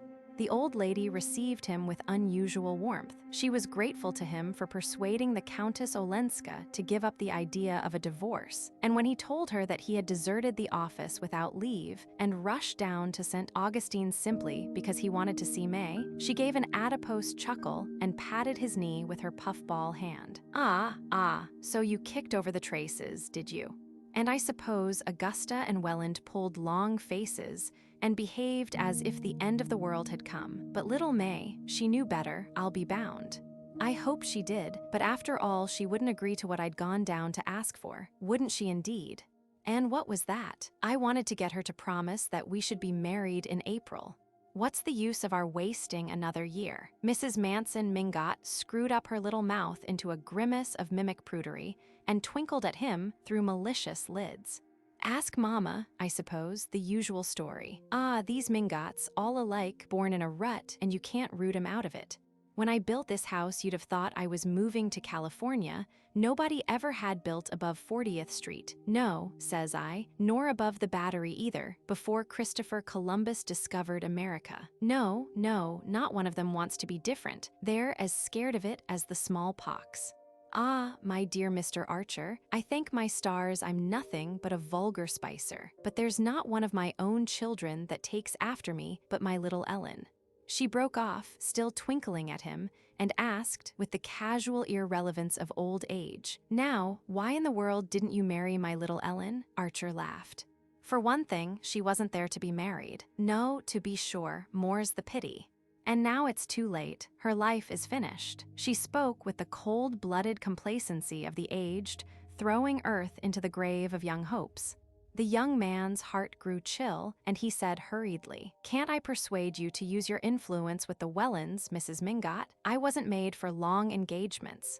Old Catherine beamed on him approvingly. "No, I can see that. You've got a quick eye. When you were a little boy, I've no doubt, you liked to be helped first." She threw back her head with a laugh that made her chins ripple like little waves. "Ah, here's my Ellen now," she exclaimed, as the portieres parted behind her. Madame Olenska came forward with a smile. Her face looked vivid and happy, and she held out her hand gaily to Archer while she stooped to her grandmother's kiss. "I was just saying to him, my dear, now, why didn't you marry my little Ellen?" Madame Olenska looked at Archer, still smiling. "And what did he answer?" "Oh, my darling, I leave you to find that out. He's been down to Florida to see his sweetheart." "Yes, I know." She still looked at him. "I went to see your mother to ask where you'd gone. I sent a note that you never answered, and I was afraid you were ill." He muttered something about leaving unexpectedly, in a great hurry, and having intended to write to her from St. Augustine. "And of course, once you were there, you never thought of me again." She continued to beam on him with a gaiety that might have been a studied assumption of indifference. "If she still needs me, she's determined not to let me see it," he thought, stung by her manner. He wanted to thank her for having been to see his mother, but under the ancestress's malicious eye, he felt himself tongue-tied and constrained. "It's only my poor Ellen that has kept any of their wicked blood. The rest of them are all model Mingots," cried the old lady scornfully. Archer was aware that Madame Olenska, who had seated herself at her grandmother's side, was still thoughtfully scrutinizing him. The gaiety had faded from her eyes, and she said with great gentleness, "Surely, Granny, we can persuade them between us to do as he wishes." Archer rose to go, and as his hand met Madame Olenska's, he felt that she was waiting for him to make some allusion to her unanswered letter. "When can I see you?" he asked, as she walked with him to the door of the room. "Whenever you like, but it must be soon if you want to see the little house again." "I am moving next week." A pang shot through him at the memory of his lamplit hours in the low-studded drawing room. Few as they had been, they were thick with memories. "Tomorrow evening." She nodded. "Tomorrow, yes, but early." "I'm going out." The next day was a Sunday, and if she were going out on a Sunday evening, it could, of course, be only to Mrs. Lemuel Struthers's. He felt a slight movement of annoyance, not so much at her going there, for he rather liked her going where she pleased in spite of the Van der Luydens, but because it was the kind of house at which she was sure to meet Beaufort, where she must have known beforehand that she would meet him, and where she was probably going for that purpose. It was only 8:30, after all, when he rang the bell under the wisteria, not as late as he had intended by half an hour, but a singular restlessness had driven him to her door. He reflected, however, that Mrs. Struthers's Sunday evenings were not like a ball, and that her guests, as if to minimize their delinquency, usually went early. The one thing he had not counted on, in entering Madame Olenska's hall, was to find hats and overcoats there. Why had she bidden him to come early if she was having people to dine? On a closer inspection of the garments besides which Nastasia was laying his own, his resentment gave way to curiosity. The overcoats were in fact the very strangest he had ever seen under a polite roof, and it took but a glance to assure himself that neither of them belonged to Julius Beaufort.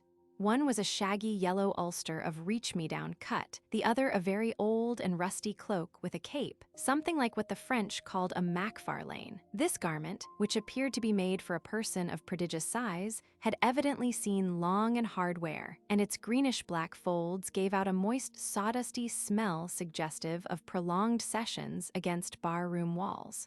On it lay a ragged gray scarf and an odd felt hat of semiclerical shape. Archer raised his eyebrows inquiringly at Nastasia, who raised hers in return with a fatalistic "Gia" as she threw open the drawing-room door. The young man saw at once that his hostess was not in the room. Then, with surprise, he discovered another lady standing by the fire. This lady, who was long, lean, and loosely put together, was clad in raiment intricately looped and fringed, with plaids and stripes and bands of plain color disposed in a design to which the clue seemed missing.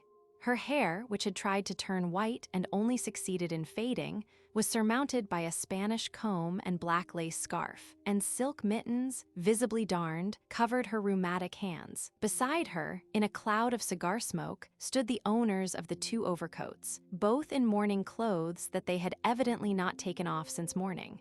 In one of the two, Archer, to his surprise, recognized Ned Winsett, the other and older, who was unknown to him, and whose gigantic frame declared him to be the wearer of the Macfarlane, had a feebly leonine head with crumpled gray hair, and moved his arms with large pawing gestures, as though he were distributing lay blessings to a kneeling multitude. What they must have cost at this season, though of course it's the sentiment one cares about, the lady was saying in a sighing staccato as Archer came in. The three turned with surprise at his appearance, and the lady, advancing, held out her hand. "Dear Mr. Archer, almost my cousin Newland," she said. "I am the Marchioness Manson." Archer bowed, and she continued, "My Ellen has taken me in for a few days. I came from Cuba, where I have been spending the winter with Spanish friends, such delightful, distinguished people, the highest nobility of old Castile. How I wish you could know them, but I was called away by our dear great friend here, Dr. Carver." "You don't know Dr. Agathan Carver, founder of the Valley of Love community?" Dr. Carver inclined his leonine head, and the Marchioness continued, "Ah, New York, New York, how little the life of the spirit has reached it, but I see you do know Mr. Winsett." "Oh, yes, I reached him some time ago, but not by that route," Winsett said with his dry smile. The Marchioness shook her head reprovingly. "How do you know, Mr. Winsett? The spirit bloweth where it listeth." "List, oh list," interjected Dr. Carver in a stentorian murmur. "But do sit down, Mr. Archer. We four have been having a delightful little dinner together, and my child has gone up to dress. She expects you. She will be down in a moment. We were just admiring these marvelous flowers, which will surprise her when she reappears." Winsett remained on his feet.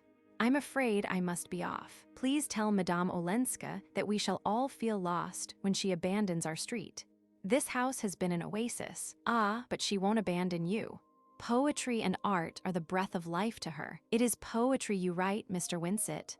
"Well, no, but I sometimes read it," said Winsett, including the group in a general nod and slipping out of the room. "A caustic spirit, unpu sauvage. But so witty. Dr. Carver, you do think him witty?" "I never think of wit," said Dr. Carver severely. Ah, you never think of wit. How merciless he is to us weak mortals, Mr. Archer, but he lives only in the life of the spirit. And tonight, he is mentally preparing the lecture he is to deliver presently at Mrs. Blenker's. Dr. Carver, would there be time, before you start for the Blenkers, to explain to Mr. Archer your illuminating discovery of the direct contact? But no, I see it is nearly 9 o'clock, and we have no right to detain you while so many are waiting for your message. Dr. Carver looked slightly disappointed at this conclusion, but having compared his ponderous gold timepiece with Madame Olenska's little traveling clock, he reluctantly gathered up his mighty limbs for departure. "I shall see you later, dear friend," he suggested to the Marchioness, who replied with a smile. "As soon as Ellen's carriage comes I will join you. I do hope the lecture won't have begun." Dr. Carver looked thoughtfully at Archer. "Perhaps, if this young gentleman is interested in my experiences, Mrs. Blenker might allow you to bring him with you." "Oh, dear friend, if it were possible, I am sure she would be too happy, but I fear my Ellen counts on Mr. Archer herself." "That," said Dr. Carver, "is unfortunate, but here is my card." He handed it to Archer, who read on it in Gothic characters, plus, Agathan Carver, The Valley of Love Kittisquatemy, NY+. Dr. Carver bowed himself out, and Mrs. Manson, with a sigh that might have been either of regret or relief, again waved Archer to a seat. "Ellen will be down in a moment, and before she comes, I am so glad of this quiet moment with you." Archer murmured his pleasure at their meeting, and the Marchioness continued, in her low, sighing accents, "I know everything, dear Mr. Archer. My child has told me all you have done for her. Your wise advice, your courageous firmness, thank heaven it was not too late." The young man listened with considerable embarrassment. Was there anyone, he wondered, to whom Madame Olenska had not proclaimed his intervention in her private affairs? Madame Olenska exaggerates. "I simply gave her a legal opinion, as she asked me to." "Ah, but in doing it, you were the unconscious instrument of what word have we moderns for providence, Mr. Archer?" cried the lady, tilting her head on one side and drooping her lids mysteriously. "Little did you know that at that very moment I was being appealed to, being approached, in fact, from the other side of the Atlantic." She glanced over her shoulder, as though fearful of being overheard, and then, drawing her chair nearer and raising a tiny ivory fan to her lips, breathed behind it, "By the Count himself, my poor, mad, foolish Olenski, who asks only to take her back on her own terms." "Good God!" Archer exclaimed, springing up. "You are horrified. Yes, of course, I understand. I don't defend poor Stanislas, though he has always called me his best friend. He does not defend himself, he casts himself at her feet, in my person." She tapped her emaciated bosom. "I have his letter here." "A letter? Has Madame Olenska seen it?" Archer stammered, his brain whirling with the shock of the announcement. The Marchioness Manson shook her head softly. Time, I must have time.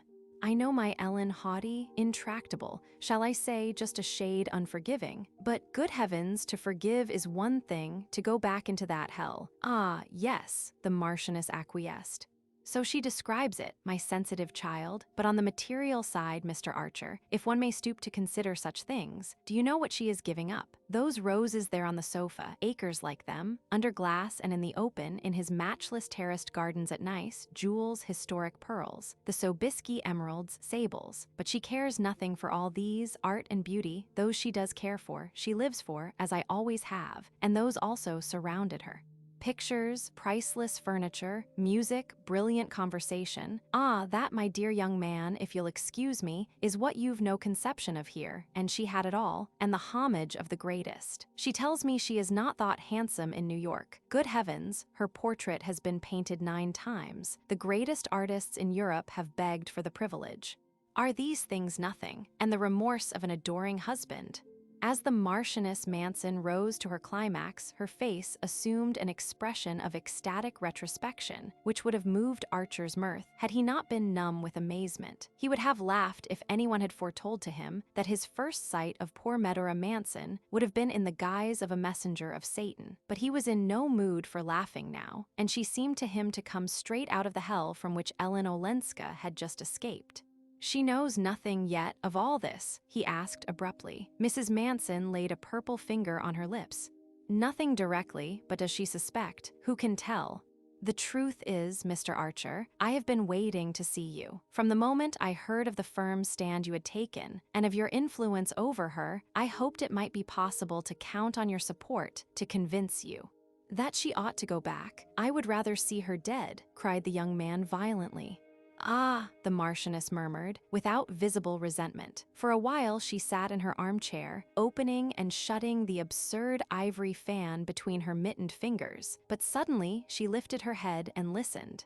"Here she comes," she said in a rapid whisper, and then, pointing to the bouquet on the sofa, "Am I to understand that you prefer that, Mr. Archer? After all, marriage is marriage, and my niece is still a wife." Chapter 18. What are you two plotting together, Aunt Medora? Madame Olenska cried as she came into the room. She was dressed as if for a ball. Everything about her shimmered and glimmered softly, as if her dress had been woven out of candle beams, and she carried her head high, like a pretty woman challenging a roomful of rivals. "We were saying, my dear, that here was something beautiful to surprise you with," Mrs. Manson rejoined, rising to her feet and pointing archly to the flowers. Madame Olenska stopped short and looked at the bouquet. Her color did not change, but a sort of white radiance of anger ran over her like summer lightning. "Ah," she exclaimed, in a shrill voice that the young man had never heard. "Who is ridiculous enough to send me a bouquet? Why a bouquet? And why tonight of all nights? I am not going to a ball. I am not a girl engaged to be married." But some people are always ridiculous. She turned back to the door, opened it, and called out. Nastasia, the ubiquitous handmaiden, promptly appeared, and Archer heard Madame Olenska say, in an Italian that she seemed to pronounce with intentional deliberateness in order that he might follow it, "Here, throw this into the dustbin." And then, as Nastasia stared protestingly, "But no, it's not the fault of the poor flowers. Tell the boy to carry them to the house 3 doors away, the house of Mr. Winsett, the dark gentleman who dined here. His wife is ill, they may give her pleasure. The boy is out, you say. Then, my dear one, run yourself. Here, put my cloak over you and fly.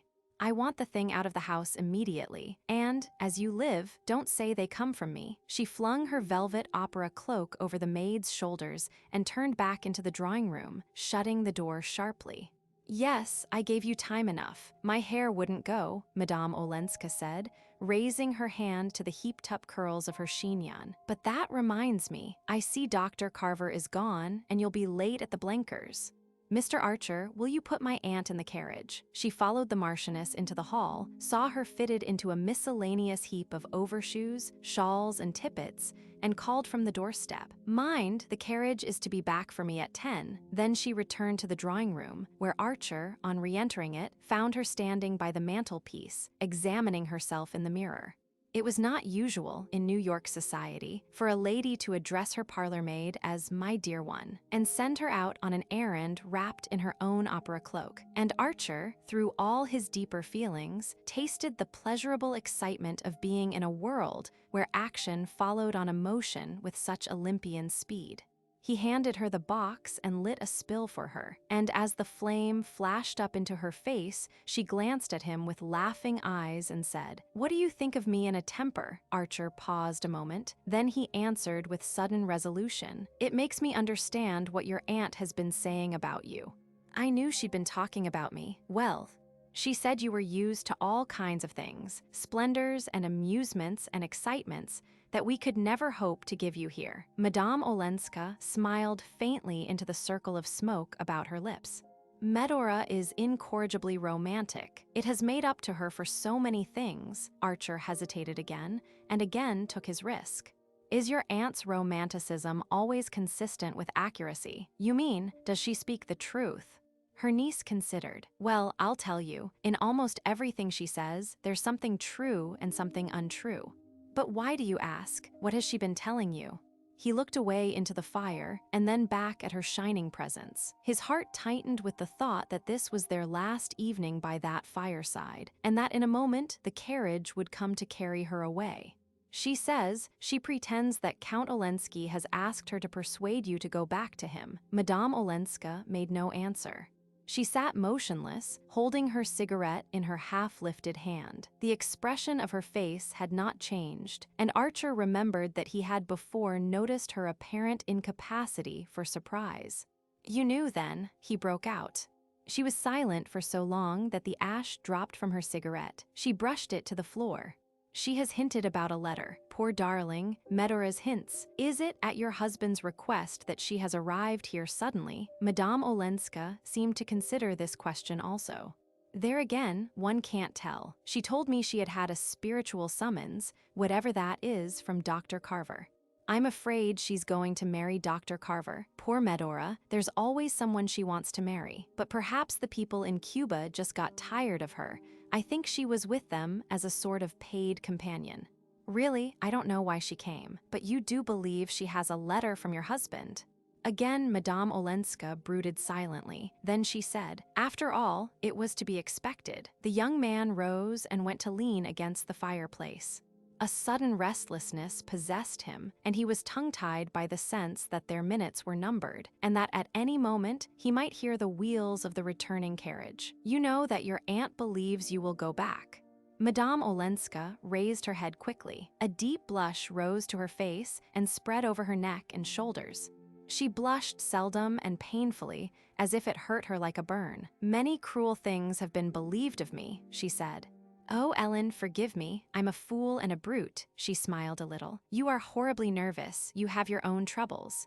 I know you think the Wellands are unreasonable about your marriage, and of course, I agree with you. In Europe, people don't understand our long American engagements. I suppose they are not as calm as we are."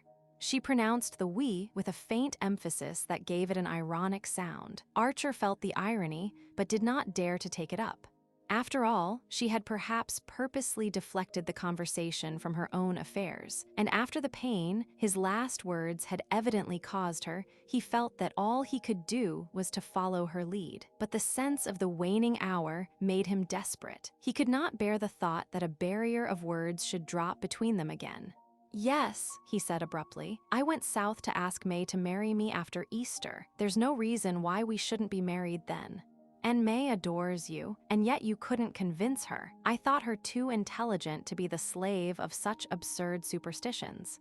"She is too intelligent. She's not their slave." Madame Olenska looked at him. "Well then, I don't understand." Archer reddened and hurried on with a rush. "We had a frank talk, almost the first. She thinks my impatience a bad sign."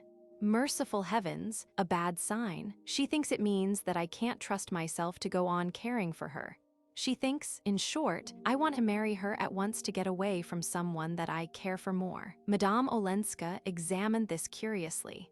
"But if she thinks that, why isn't she in a hurry too? Because she's not like that. She's so much nobler. She insists all the more on the long engagement, to give me time to give her up for the other woman, if I want to." Madame Olenska leaned toward the fire and gazed into it with fixed eyes. Down the quiet street Archer heard the approaching trot of her horses. "That is noble," she said, with a slight break in her voice. "Yes, but it's ridiculous, ridiculous. Because you don't care for anyone else. Because I don't mean to marry anyone else." There was another long interval.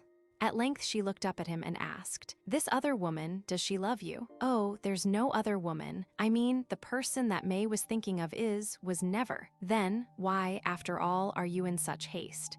"There's your carriage," said Archer. She half rose and looked about her with absent eyes. Her fan and gloves lay on the sofa beside her, and she picked them up mechanically. "Yes, I suppose I must be going. You're going to Mrs. Struthers's." "Yes," she smiled and added, "I must go where I am invited, or I should be too lonely." "Why not come with me?" Archer felt that at any cost he must keep her beside him, must make her give him the rest of her evening. Ignoring her question, he continued to lean against the chimney piece, his eyes fixed on the hand in which she held her gloves and fan, as if watching to see if he had the power to make her drop them. "May guessed the truth," he said. "There is another woman, but not the one she thinks." Ellen Olenska made no answer and did not move. After a moment, he sat down beside her, and taking her hand, softly unclasped it so that the gloves and fan fell on the sofa between them. She started up, and freeing herself from him, moved away to the other side of the hearth. "Don't make love to me. Too many people have done that," she said, frowning. Archer, changing color, stood up also. It was the bitterest rebuke she could have given him. "I have never made love to you," he said, "and I never shall. But you are the woman I would have married if it had been possible for either of us." "Possible for either of us?" She looked at him with unfeigned astonishment. "And you say that, when it's you who have made it impossible?" He stared at her, groping in a blackness through which a single arrow of light tore its blinding way. "I've made it impossible. You, she cried, her lip trembling like a child's on the verge of tears. "Isn't it you who made me give up divorcing? Give it up because you showed me how selfish and wicked it was, how one must sacrifice oneself to preserve the dignity of marriage, and to spare one's family the publicity, the scandal. And because my family was going to be your family, for May's sake and for yours, I did what you told me, what you proved to me that I ought to do." "Ah," she broke out with a sudden laugh, "I've made no secret of having done it for you." She sank down on the sofa again, crouching among the festive ripples of her dress like a stricken masquerader, and the young man stood by the fireplace and continued to gaze at her without moving. "Good God," he groaned. "When I thought, you thought." "Ah, don't ask me what I thought." Still looking at her, he saw the same burning flush creep up her neck to her face. She sat upright, facing him with a rigid dignity. "I do ask you." "Well then, there were things in that letter you asked me to read." "My husband's letter?" "Yes." "I had nothing to fear from that letter. Absolutely nothing. All I feared was to bring notoriety, scandal on the family, on you and May." "Good God," he groaned again, bowing his face in his hands. The silence that followed lay on them with the weight of things final and irrevocable. It seemed to Archer to be crushing him down like his own gravestone. In all the wide future, he saw nothing that would ever lift that load from his heart. He did not move from his place or raise his head from his hands. His hidden eyeballs went on staring into utter darkness. "At least I loved you," he brought out. On the other side of the hearth, from the sofa corner where he supposed that she still crouched, he heard a faint, stifled crying like a child's. He started up and came to her side. "Ellen, what madness? Why are you crying? Nothing's done that can't be undone. I'm still free, and you're going to be." He had her in his arms, her face like a wet flower at his lips, and all their vain terrors shriveling up like ghosts at sunrise. The one thing that astonished him now was that he should have stood for 5 minutes arguing with her across the width of the room, when just touching her made everything so simple. She gave him back all his kiss, but after a moment, he felt her stiffening in his arms, and she put him aside and stood up. "Ah, my poor Newland, I suppose this had to be, but it doesn't in the least alter things," she said, looking down at him in her turn from the hearth. "It alters the whole of life for me." No, it mustn't, it can't. You're engaged to May Welland, and I'm married." He stood up too, flushed and resolute. "Nonsense, it's too late for that sort of thing. We've no right to lie to other people or to ourselves. We won't talk of your marriage, but do you see me marrying May after this?" She stood silent, resting her thin elbows on the mantelpiece, her profile reflected in the glass behind her. One of the locks of her chignon had become loosened and hung on her neck. She looked haggard and almost old. "I don't see you," she said at length, putting that question to May. "Do you?" He gave a reckless shrug. "It's too late to do anything else. You say that because it's the easiest thing to say at this moment, not because it's true. In reality, it's too late to do anything but what we'd both decided on." "Ah, I don't understand you." She forced a pitiful smile that pinched her face instead of smoothing it. "You don't understand because you haven't yet guessed how you've changed things for me. Oh, from the first, long before I knew all you'd done, all I'd done. Yes, I was perfectly unconscious at first that people here were shy of me, that they thought I was a dreadful sort of person. It seems they had even refused to meet me at dinner. I found that out afterward, and how you'd made your mother go with you to the Van der Leydens, and how you'd insisted on announcing your engagement at the Beaufort ball so that I might have 2 families to stand by me instead of one." At that, he broke into a laugh.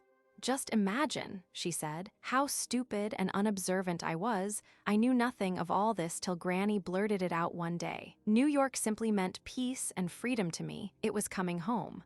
And I was so happy at being among my own people that everyone I met seemed kind and good and glad to see me. But from the very beginning," she continued, "I felt there was no one as kind as you, no one who gave me reasons that I understood for doing what at first seemed so hard and unnecessary. The very good people didn't convince me. I felt they'd never been tempted. But you knew, you understood. You had felt the world outside tugging at one with all its golden hands, and yet you hated the things it asks of one. You hated happiness bought by disloyalty and cruelty and indifference. That was what I'd never known before, and it's better than anything I've known." She spoke in a low, even voice, without tears or visible agitation, and each word, as it dropped from her, fell into his breast like burning lead.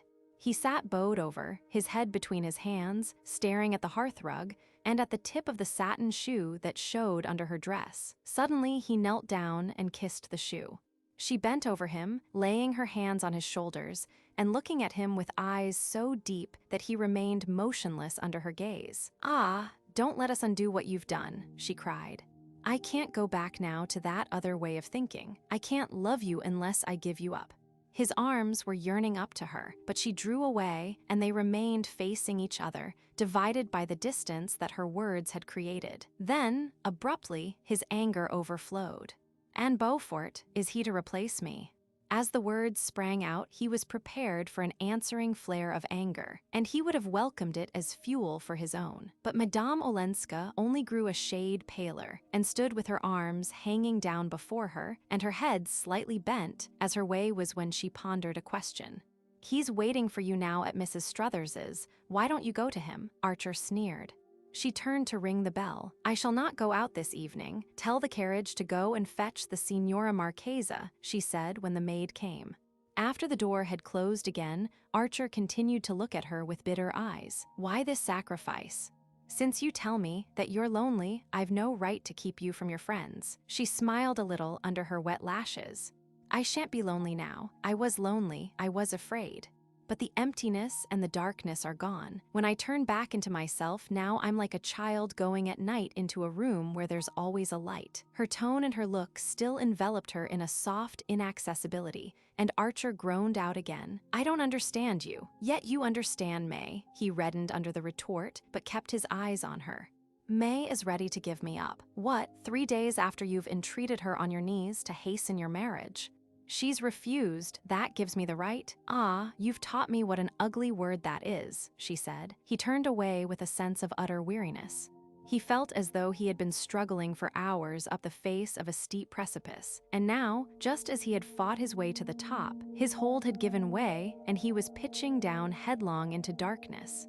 If he could have got her in his arms again, he might have swept away her arguments, but she still held him at a distance by something inscrutably aloof in her look and attitude, and by his own odd sense of her sincerity. At length, he began to plead again. "If we do this now, it will be worse afterward, worse for everyone." "No, no, no," she almost screamed, as if he frightened her. At that moment, the bell sent a long tinkle through the house. They had heard no carriage stopping at the door, and they stood motionless, looking at each other with startled eyes. Outside, Nastasia's step crossed the hall, the outer door opened, and a moment later she came in carrying a telegram which she handed to the Countess Olenska. "The lady was very happy at the flowers," Nastasia said, smoothing her apron. "She thought it was her Signor Marito who had sent them, and she cried a little and said it was a folly." Her mistress smiled and took the yellow envelope. She tore it open and carried it to the lamp. Then, when the door had closed again, she handed the telegram to Archer. It was dated from St. Augustine and addressed to the Countess Olenska. In it he read, "Granny's telegram successful. Papa and Mama agree marriage after Easter. A.M. telegraphing Newland. Am too happy for words and love you dearly. Your grateful May." Half an hour later, when Archer unlocked his own front door, he found a similar envelope on the hall table on top of his pile of notes and letters. The message inside the envelope was also from May Welland and ran as follows: "Parents consent wedding Tuesday after Easter at 12 Grace Church, 8 bridesmaids please see rector, so happy love May." Archer crumpled up the yellow sheet as if the gesture could annihilate the news it contained. Then he pulled out a small pocket diary and turned over the pages with trembling fingers, but he did not find what he wanted, and cramming the telegram into his pocket, he mounted the stairs. A light was shining through the door of the little hall room which served Janie as a dressing room and boudoir, and her brother rapped impatiently on the panel. The door opened, and his sister stood before him in her immemorial purple flannel dressing gown, with her hair on pins. Her face looked pale and apprehensive. "Newland, I hope there's no bad news in that telegram. I waited on purpose, in case." No item of his correspondence was safe from Janie. He took no notice of her question. "Look here, what day is Easter this year?" She looked shocked at such unchristian ignorance. "Easter, Newland, why of course the first week in April. Why?" "The first week." He turned again to the pages of his diary, calculating rapidly under his breath. "The first week, did you say?" He threw back his head with a long laugh. For mercy's sake, what's the matter? Nothing's the matter, except that I'm going to be married in a month."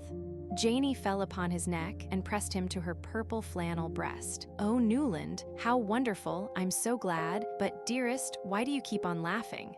"Do hush or you'll wake Mama." Book II. Chapter 19. The day was fresh, with a lively spring wind full of dust.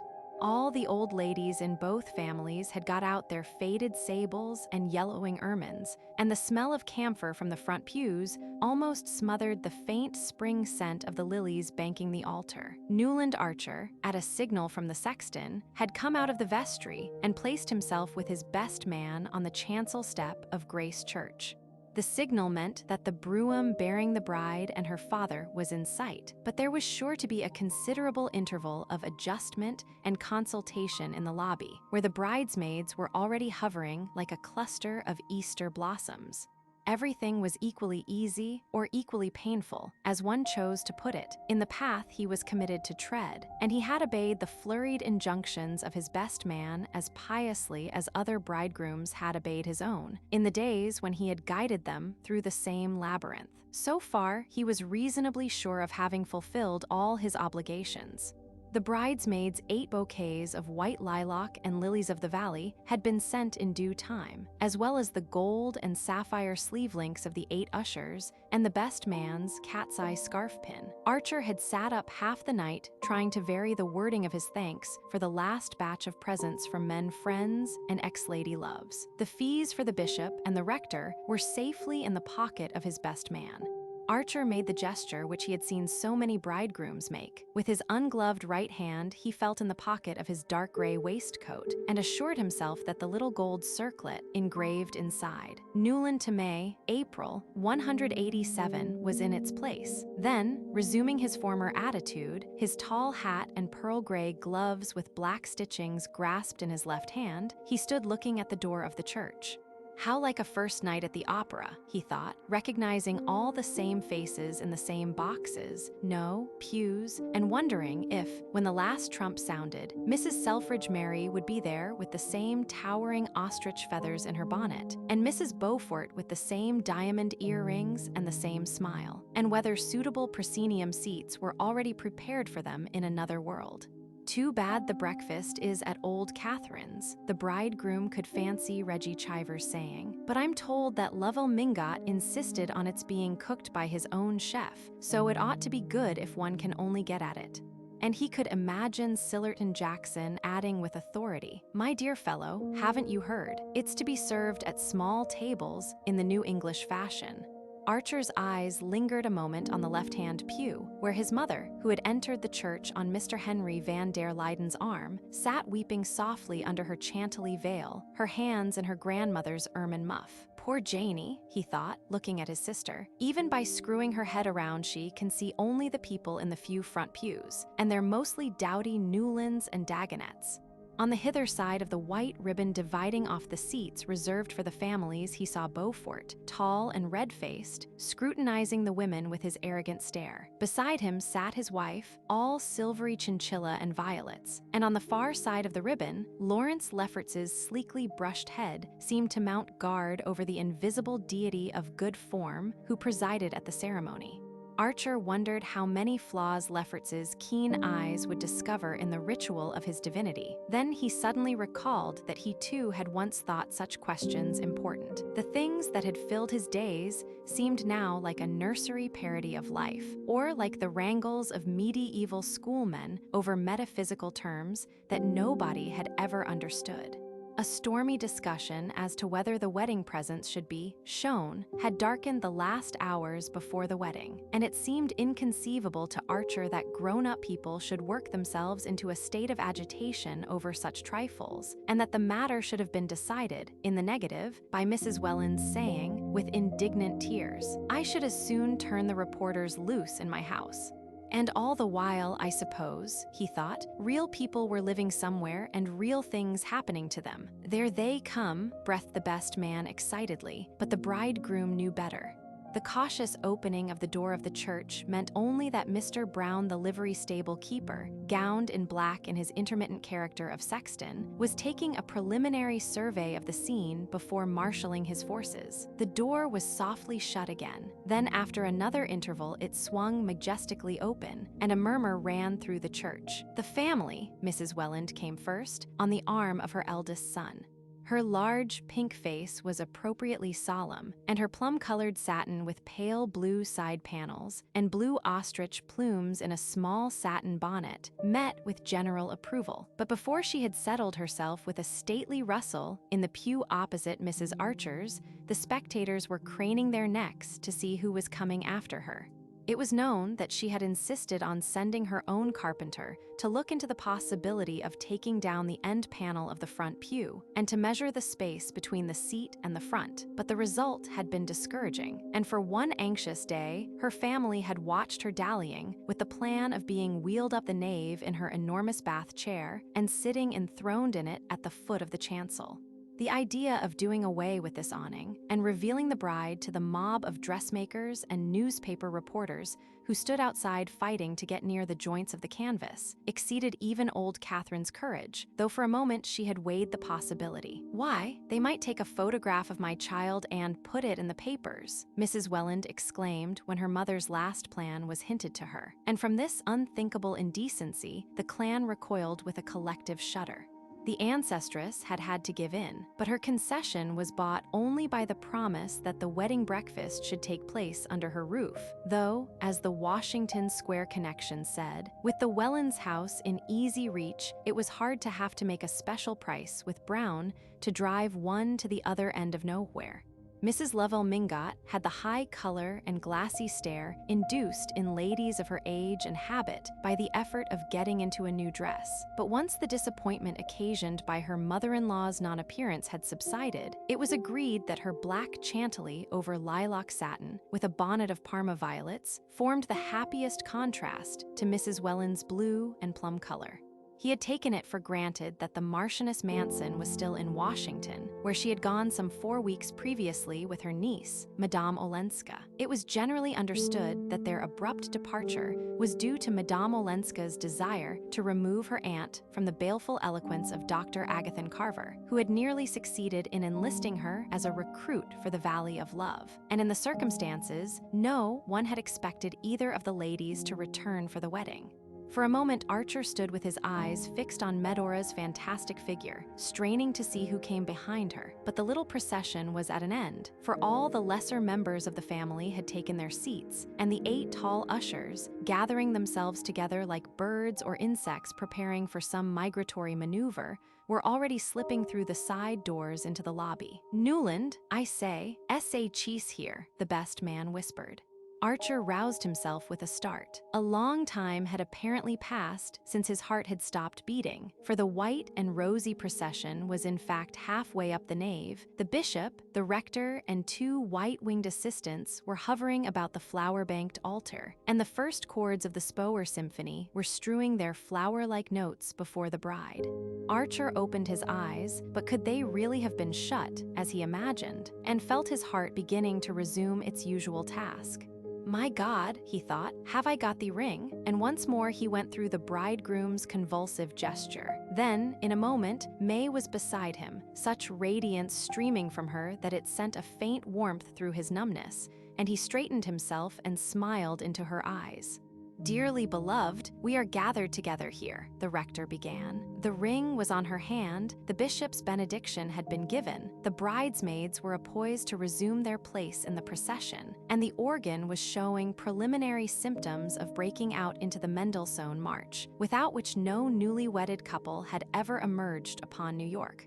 "Your arm, I say, give her your arm," young Newland nervously hissed, and once more Archer became aware of having been adrift far off in the unknown. What was it that had sent him there, he wondered. Perhaps the glimpse, among the anonymous spectators in the transept, of a dark coil of hair under a hat which, a moment later, revealed itself as belonging to an unknown lady with a long nose, so laughably unlike the person whose image she had evoked that he asked himself if he were becoming subject to hallucinations. The footman, who had a still bigger white favor on his lapel, wrapped May's white cloak about her, and Archer jumped into the brougham at her side. She turned to him with a triumphant smile, and their hands clasped under her veil. "Darling," Archer said, and suddenly the same black abyss yawned before him, and he felt himself sinking into it, deeper and deeper, while his voice rambled on smoothly and cheerfully. "Yes, of course I thought I'd lost the ring. No wedding would be complete if the poor devil of a bridegroom didn't go through that. But you did keep me waiting, you know. I had time to think of every horror that might possibly happen." She surprised him by turning, in full Fifth Avenue, and flinging her arms about his neck. "But none ever can happen now, can it, Newland, as long as we two are together." Every detail of the day had been so carefully thought out that the young couple, after the wedding breakfast, had ample time to put on their traveling clothes, descend the wide Mingot stairs between laughing bridesmaids and weeping parents, and get into the brougham under the traditional shower of rice and satin slippers. May was enchanted at the idea of going to the country, and childishly amused at the vain efforts of the 8 bridesmaids to discover where their mysterious retreat was situated. Once they were settled in their compartment, and the train, shaking off the endless wooden suburbs, had pushed out into the pale landscape of spring, talk became easier than Archer had expected. May was still, in look and tone, the simple girl of yesterday, eager to compare notes with him as to the incidents of the wedding, and discussing them as impartially as a bridesmaid talking it all over with an usher. At first, Archer had fancied that this detachment was the disguise of an inward tremor, but her clear eyes revealed only the most tranquil unawareness. She was alone for the first time with her husband, but her husband was only the charming comrade of yesterday. There was no one whom she liked as much, no one whom she trusted as completely, and the culminating lark of the whole delightful adventure of engagement and marriage was to be off with him alone on a journey, like a grown-up person, like a married woman, in fact. It was wonderful that, as he had learned in the mission garden at St. Augustine, such depths of feeling could coexist with such absence of imagination. But he remembered how, even then, she had surprised him by dropping back to inexpressive girlishness as soon as her conscience had been eased of its burden. And he saw that she would probably go through life, dealing to the best of her ability with each experience as it came, but never anticipating any by so much as a stolen glance. The blood that ran so close to her fair skin might have been a preserving fluid rather than a ravaging element, yet her look of indestructible youthfulness made her seem neither hard nor dull, but only primitive and pure. In the thick of this meditation, Archer suddenly felt himself looking at her with the startled gaze of a stranger, and plunged into a reminiscence of the wedding breakfast and of Granny Mingot's immense and triumphant pervasion of it. May settled down to frank enjoyment of the subject. "I was surprised, though, weren't you, that Aunt Medora came after all? Ellen wrote that they were neither of them well enough to take the journey. I do wish it had been she who had recovered. Did you see the exquisite old lace she sent me?" He had known that the moment must come sooner or later, but he had somewhat imagined that by force of willing, he might hold it at bay. "Yes, I know. Yes, it was beautiful," he said, looking at her blindly, and wondering if, whenever he heard those 2 syllables, all his carefully built-up world would tumble about him like a house of cards. "Aren't you tired? It will be good to have some tea when we arrive. I'm sure the aunts have got everything beautifully ready," he rattled on, taking her hand in his, and her mind rushed away instantly to the magnificent tea and coffee service of Baltimore silver which the Beauforts had sent, and which went so perfectly with Uncle Lovell Mingot's trays and side dishes. In the spring twilight, the train stopped at the Rhinebeck station, and they walked along the platform to the waiting carriage. "Ah, how awfully kind of the Van der Leydens. They've sent their man over from Skuytercliff to meet us," Archer exclaimed, as a sedate person out of livery approached them and relieved the maid of her bags. "I'm extremely sorry, sir," said this emissary, "that a little accident has occurred at the Miss Dulac's, a leak in the water tank. It happened yesterday, and Mr. Van der Leyden, who heard of it this morning, sent a housemaid up by the early train to get the patroon's house ready. It will be quite comfortable, I think you'll find, sir, and the Miss Dulacs have sent their cook over, so that it will be exactly the same as if you'd been at Rhinebeck." Archer stared at the speaker so blankly that he repeated in still more apologetic accents. "It'll be exactly the same, sir, I do assure you," and May's eager voice broke out, covering the embarrassed silence. "The same as Rhinebeck, the patroon's house. But it will be 100,000 times better, won't it, Newland? It's too dear and kind of Mr. Van der Luyden to have thought of it." And as they drove off, with the maid beside the coachman, and their shining bridal bags on the seat before them, she went on excitedly. "Only fancy, I've never been inside it, have you? The Van der Luydens show it to so few people. But they opened it for Ellen, it seems, and she told me what a darling little place it was. She says it's the only house she's seen in America that she could imagine being perfectly happy in." "Well, that's what we're going to be, isn't it?" cried her husband gaily, and she answered with her boyish smile, "Ah, it's just our luck beginning, the wonderful luck we're always going to have together." Chapter 20. "Of course we must dine with Mrs. Carfrey, dearest," Archer said, and his wife looked at him with an anxious frown across the monumental Britannia whereof their lodging-house breakfast table. In all the rainy desert of autumnal London, there were only two people whom the Newland Archers knew, and these two they had sedulously avoided, in conformity with the old New York tradition that it was not dignified to force one's self on the notice of one's acquaintances in foreign countries. Their own compatriots, save those previously known or properly accredited, they treated with an even more pronounced disdain, so that, unless they ran across a Chivers, a Dagonet, or a Mingot, their months abroad were spent in an unbroken tete-a-tete. The other lady, the intruder's sister, Mrs. Carfrey, had been seized with a sudden attack of bronchitis, and Mrs. Archer, who never traveled without a complete family pharmacy, was fortunately able to produce the required remedy. Mrs. Carfrey was very ill, and as she and her sister, Miss Harle, were traveling alone, they were profoundly grateful to the Archer ladies, who supplied them with ingenious comforts and whose efficient maid helped to nurse the invalid back to health. When the Archers left Botzen, they had no idea of ever seeing Mrs. Carfrey and Miss Harle again. Nothing, to Mrs. Archer's mind, would have been more undignified than to force oneself on the notice of a foreigner to whom one had happened to render an accidental service. But Mrs. Carfrey and her sister, to whom this point of view was unknown, and who would have found it utterly incomprehensible, felt themselves linked by an eternal gratitude to the delightful Americans who had been so kind at Botzen. With touching fidelity, they seized every chance of meeting Mrs. Archer and Janey in the course of their continental travels, and displayed a supernatural acuteness in finding out when they were to pass through London on their way to or from the States. The intimacy became indissoluble, and Mrs. Archer and Janey, whenever they alighted at Brown's Hotel, found themselves awaited by two affectionate friends who, like themselves, cultivated ferns in Wardian cases, made macrame lace, read the memoirs of the Baroness Bunsen, and had views about the occupants of the leading London pulpits.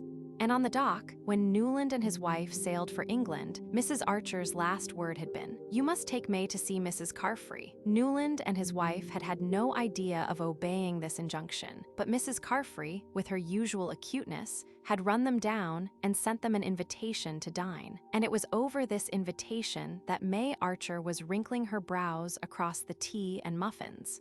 "It's all very well for you, Newland. You know them, but I shall feel so shy among a lot of people I've never met. And what shall I wear?" Newland leaned back in his chair and smiled at her.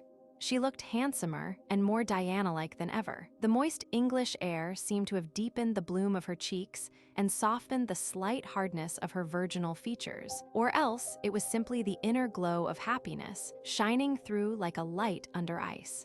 "Where, dearest? I thought a trunkful of things had come from Paris last week." "Yes, of course. I meant to say that I shan't know which to wear." She pouted a little. "I've never dined out in London, and I don't want to be ridiculous." He tried to enter into her perplexity. "But don't Englishwomen dress just like everybody else in the evening?"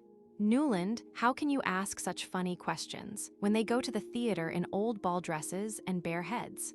"Well, perhaps they wear new ball dresses at home, but at any rate Mrs. Carfrey and Miss Harle won't. They'll wear caps like my mother's and shawls, very soft shawls." "Yes, but how will the other women be dressed?" "Not as well as you, dear," he rejoined, wondering what had suddenly developed in her Janey's morbid interest in clothes. She pushed back her chair with a sigh. "That's dear of you, Newland, but it doesn't help me much." He had an inspiration. "Why not wear your wedding dress?" "That can't be wrong, can it?" "Oh, dearest, if I only had it here, but it's gone to Paris to be made over for next winter, and Worth hasn't sent it back." "Oh, well," said Archer, getting up. "Look here, the fog's lifting. If we made a dash for the National Gallery, we might manage to catch a glimpse of the pictures." The Newland Archers were on their way home after a 3 months wedding tour, which May, in writing to her girl friends, vaguely summarized as blissful. They had not gone to the Italian lakes. On reflection, Archer had not been able to picture his wife in that particular setting. Her own inclination, after a month with the Paris dressmakers, was for mountaineering in July and swimming in August. This plan they punctually fulfilled, spending July at Interlaken and Grindelwald, and August at a little place called Etretat on the Normandy coast, which someone had recommended as quaint and quiet. Once or twice in the mountains, Archer had pointed southward and said, "There's Italy," and May, her feet in a gentian bed, had smiled cheerfully and replied, "It would be lovely to go there next winter, if only you didn't have to be in New York." But in reality, traveling interested her even less than he had expected. She regarded it, once her clothes were ordered, as merely an enlarged opportunity for walking, riding, swimming, and trying her hand at the fascinating new game of lawn tennis. And when they finally got back to London, where they were to spend a fortnight while he ordered his clothes, she no longer concealed the eagerness with which she looked forward to sailing. In London, nothing interested her but the theaters and the shops, and she found the theaters less exciting than the Paris cafes chantants, where, under the blossoming horse chestnuts of the Champs-Élysées, she had had the novel experience of looking down from the restaurant terrace on an audience of cocottes, and having her husband interpret to her as much of the songs as he thought suitable for bridal ears. Archer had reverted to all his old inherited ideas about marriage. It was less trouble to conform with the tradition and treat May exactly as all his friends treated their wives than to try to put into practice the theories with which his untrammeled bachelorhood had dallied. There was no use in trying to emancipate a wife who had not the dimmest notion that she was not free, and he had long since discovered that May's only use of the liberty she supposed herself to possess would be to lay it on the altar of her wifely adoration. Her innate dignity would always keep her from making the gift abjectly, and a day might even come, as it once had, when she would find strength to take it altogether back if she thought she were doing it for his own good. But with a conception of marriage so uncomplicated and incurious as her, such a crisis could be brought about only by something visibly outrageous in his own conduct, and the fineness of her feeling for him made that unthinkable. Whatever happened, he knew she would always be loyal, gallant, and unresentful, and that pledged him to the practice of the same virtues. All this tended to draw him back into his old habits of mind. If her simplicity had been the simplicity of pettiness, he would have chafed and rebelled. But since the lines of her character, though so few, were on the same fine mold as her face, she became the tutelary divinity of all his old traditions and reverences. Such qualities were scarcely of the kind to enliven foreign travel, though they made her so easy and pleasant a companion. But he saw at once how they would fall into place in their proper setting. He had no fear of being oppressed by them, for his artistic and intellectual life would go on, as it always had, outside the domestic circle, and within it there would be nothing small and stifling. Coming back to his wife would never be like entering a stuffy room after a tramp in the open. And when they had children, the vacant corners in both their lives would be filled. All these things went through his mind during their long, slow drive from Mayfair to South Kensington, where Mrs. Carfrey and her sister lived. Archer, too, would have preferred to escape their friends' hospitality. In conformity with the family tradition, he had always traveled as a sightseer and looker-on, affecting a haughty unconsciousness of the presence of his fellow beings. These queer, cosmopolitan women, deep in complicated love affairs, which they appeared to feel the need of retailing to everyone they met, and the magnificent young officers and elderly dyed wits who were the subjects or the recipients of their confidences, were too different from the people Archer had grown up among, too much like expensive and rather malodorous hothouse exotics, to detain his imagination long. Not long after their arrival in London, he had run across the Duke of St. Austry, and the Duke, instantly and cordially recognizing him, had said, "Look me up, won't you?" But no proper-spirited American would have considered that a suggestion to be acted on, and the meeting was without a sequel. "Probably there'll be nobody at Mrs. Carfry's. London's a desert at this season, and you've made yourself much too beautiful," Archer said to May, who sat at his side in the hansom, so spotlessly splendid in her sky-blue cloak edged with swan's down that it seemed wicked to expose her to the London grime. It's their armor, he thought, their defense against the unknown, and their defiance of it. And he understood for the first time the earnestness with which May, who was incapable of tying a ribbon in her hair to charm him, had gone through the solemn rite of selecting and ordering her extensive wardrobe.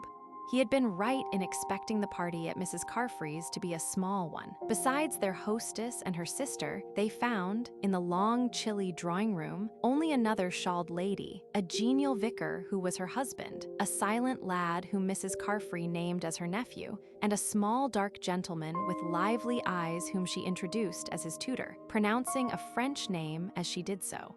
Into this dimly lit and dim-featured group, May Archer floated like a swan with the sunset on her. She seemed larger, fairer, more voluminously rustling than her husband had ever seen her, and he perceived that the rosiness and rustlingness were the tokens of an extreme and infantile shyness. "What on earth will they expect me to talk about?"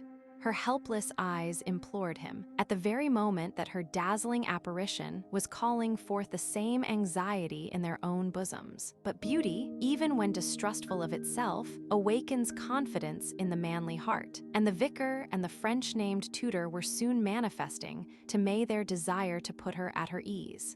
In spite of their best efforts, however, the dinner was a languishing affair. Archer noticed that his wife's way of showing herself at her ease with foreigners was to become more uncompromisingly local in her references, so that, though her loveliness was an encouragement to admiration, her conversation was a chill to repartee. The vicar soon abandoned the struggle, but the tutor, who spoke the most fluent and accomplished English, gallantly continued to pour it out to her until the ladies, to the manifest relief of all concerned, went up to the drawing room. The vicar, after a glass of port, was obliged to hurry away to a meeting, and the shy nephew, who appeared to be an invalid, was packed off to bed. But Archer and the tutor continued to sit over their wine, and suddenly Archer found himself talking as he had not done since his last symposium with Ned Winsett. The Carfry nephew, it turned out, had been threatened with consumption and had had to leave Harrow for Switzerland, where he had spent 2 years in the milder air of Lake Leman. Being a bookish youth, he had been entrusted to M. Riviere, who had brought him back to England, and was to remain with him till he went up to Oxford the following spring. And M. Riviere added with simplicity that he should then have to look out for another job. It seemed impossible, Archer thought, that he should be long without one, so varied were his interests and so many his gifts. He was a man of about 30, with a thin, ugly face. May would certainly have called him common-looking, to which the play of his ideas gave an intense expressiveness, but there was nothing frivolous or cheap in his animation. Before that, however, he had lived much in Paris, frequented the Goncourt Grenier, been advised by Maupassant not to attempt to write even that seemed to Archer a dazzling honor, and had often talked with Merimee in his mother's house. He had obviously always been desperately poor and anxious, having a mother and an unmarried sister to provide for, and it was apparent that his literary ambitions had failed. His situation, in fact, seemed, materially speaking, no more brilliant than Ned Winsett's, but he had lived in a world in which, as he said, no one who loved ideas need hunger mentally. As it was precisely of that love that poor Winsett was starving to death, Archer looked with a sort of vicarious envy at this eager, impecunious young man who had fared so richly in his poverty. "You see, monsieur, it's worth everything, isn't it, to keep one's intellectual liberty, not to enslave one's powers of appreciation, one's critical independence. It was because of that that I abandoned journalism and took to so much duller work, tutoring and private secretaryship." There is a good deal of drudgery, of course, but one preserves one's moral freedom, what we call in French one's quant à soi. And when one hears good talk, one can join in it without compromising any opinions but one's own, or one can listen and answer it inwardly. Ah, good conversation. There's nothing like it, is there? The air of ideas is the only air worth breathing. And so I have never regretted giving up either diplomacy or journalism, two different forms of the same self-abdication. He fixed his vivid eyes on Archer as he lit another cigarette.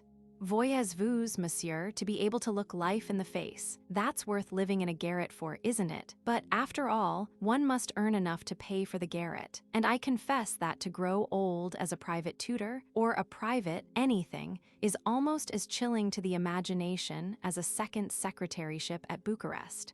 Sometimes I feel I must make a plunge, an immense plunge. Do you suppose, for instance, there would be any opening for me in America, in New York? Archer looked at him with startled eyes. New York, for a young man who had frequented the Goncourts and Flaubert, and who thought the life of ideas the only one worth living, he continued to stare at M. Riviere perplexedly, wondering how to tell him that his very superiorities and advantages would be the surest hindrance to success. New York, but must it be especially New York? He stammered, utterly unable to imagine what lucrative opening his native city could offer to a young man to whom good conversation appeared to be the only necessity. A sudden flush rose under M. Riviere's sallow skin. I thought it your metropolis. Is not the intellectual life more active there? He rejoined. Then, as if fearing to give his hearer the impression of having asked a favor, he went on hastily. One throws out random suggestions, more to oneself than to others. In reality, I see no immediate prospect, and rising from his seat he added, without a trace of constraint, but Mrs. Carfrey will think that I ought to be taking you upstairs. During the homeward drive, Archer pondered deeply on this episode. His hour with M. Riviere had put new air into his lungs, and his first impulse had been to invite him to dine the next day. But he was beginning to understand why married men did not always immediately yield to their first impulses. That young tutor is an interesting fellow. We had some awfully good talk after dinner about books and things, he threw out tentatively in the hansom. May roused herself from one of the dreamy silences into which he had read so many meanings before 6 months of marriage had given him the key to them. The little Frenchman, wasn't he dreadfully common? She questioned coldly, and he guessed that she nursed a secret disappointment at having been invited out in London to meet a clergyman and a French tutor. The disappointment was not occasioned by the sentiment ordinarily defined as snobbishness, but by old New York's sense of what was due to it when it risked its dignity in foreign lands. If May's parents had entertained the Carfreys in Fifth Avenue, they would have offered them something more substantial than a parson and a schoolmaster. But Archer was on edge and took her up. Common where? He queried, and she returned with unusual readiness. Why, I should say anywhere but in his schoolroom. Those people are always awkward in society. But then, she added disarmingly, I suppose I shouldn't have known if he was clever. Archer disliked her use of the word clever almost as much as her use of the word common, but he was beginning to fear his tendency to dwell on the things he disliked in her. After all, her point of view had always been the same. It was that of all the people he had grown up among, and he had always regarded it as necessary but negligible. Until a few months ago, he had never known a nice woman who looked at life differently. And if a man married, it must necessarily be among the nice. Ah, then I won't ask him to dine, he concluded with a laugh, and May echoed, bewildered. Goodness, ask the Carfreys' tutor. Well, not on the same day with the Carfreys, if you prefer I shouldn't, but I did rather want another talk with him. He's looking for a job in New York. Her surprise increased with her indifference. He almost fancied that she suspected him of being tainted with foreignness. A job in New York? What sort of a job? People don't have French tutors. What does he want to do? Chiefly to enjoy good conversation, I understand, her husband retorted perversely, and she broke into an appreciative laugh. Oh, Newland, how funny, isn't that French? On the whole, he was glad to have the matter settled for him by her refusing to take seriously his wish to invite M. Riviere. Another after-dinner talk would have made it difficult to avoid the question of New York, and the more Archer considered it, the less he was able to fit M. Riviere into any conceivable picture of New York as he knew it.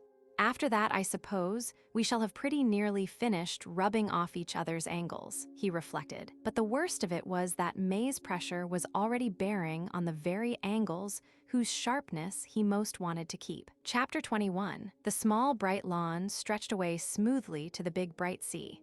The turf was hemmed with an edge of scarlet geranium and coleus, and cast-iron vases painted in chocolate color, standing at intervals along the winding path that led to the sea, looped their garlands of petunia and ivy geranium above the neatly raked gravel.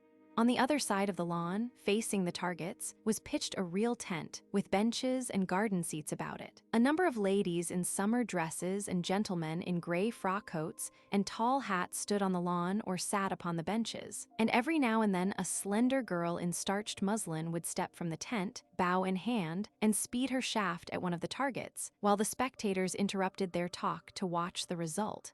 Newland Archer, standing on the veranda of the house, looked curiously down upon this scene. On each side of the shiny painted steps was a large blue china flower pot on a bright yellow china stand.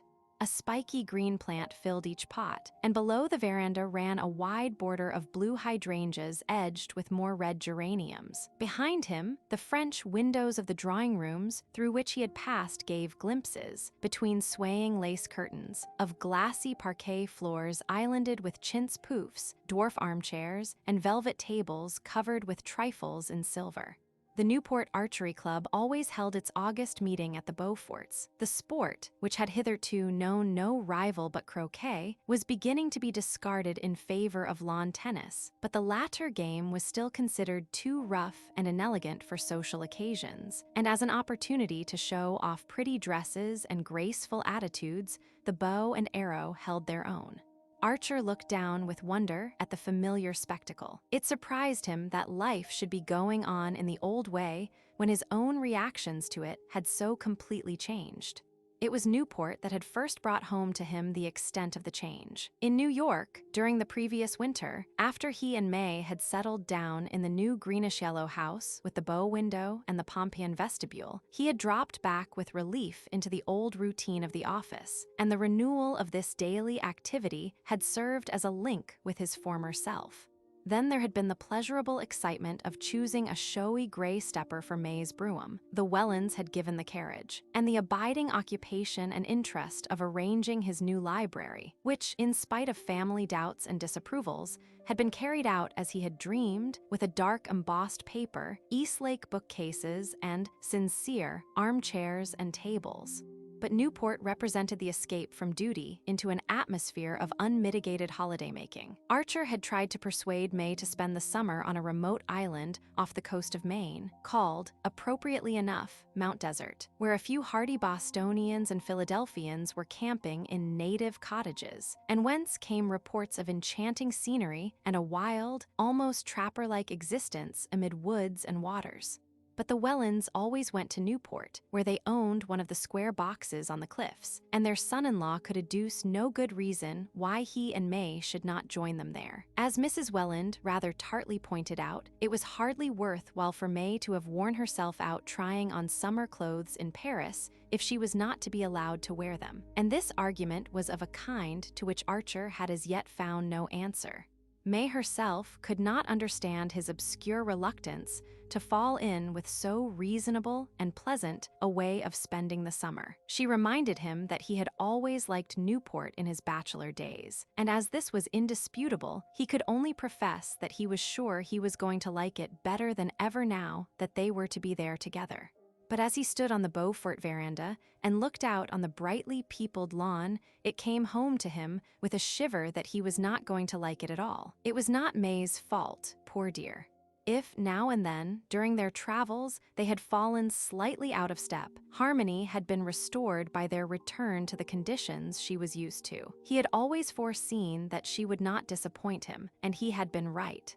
He had married, as most young men did, because he had met a perfectly charming girl at the moment when a series of rather aimless sentimental adventures were ending in premature disgust, and she had represented peace, stability, comradeship, and the steadying sense of an unescapable duty. He could not say that he had been mistaken in his choice, for she had fulfilled all that he had expected.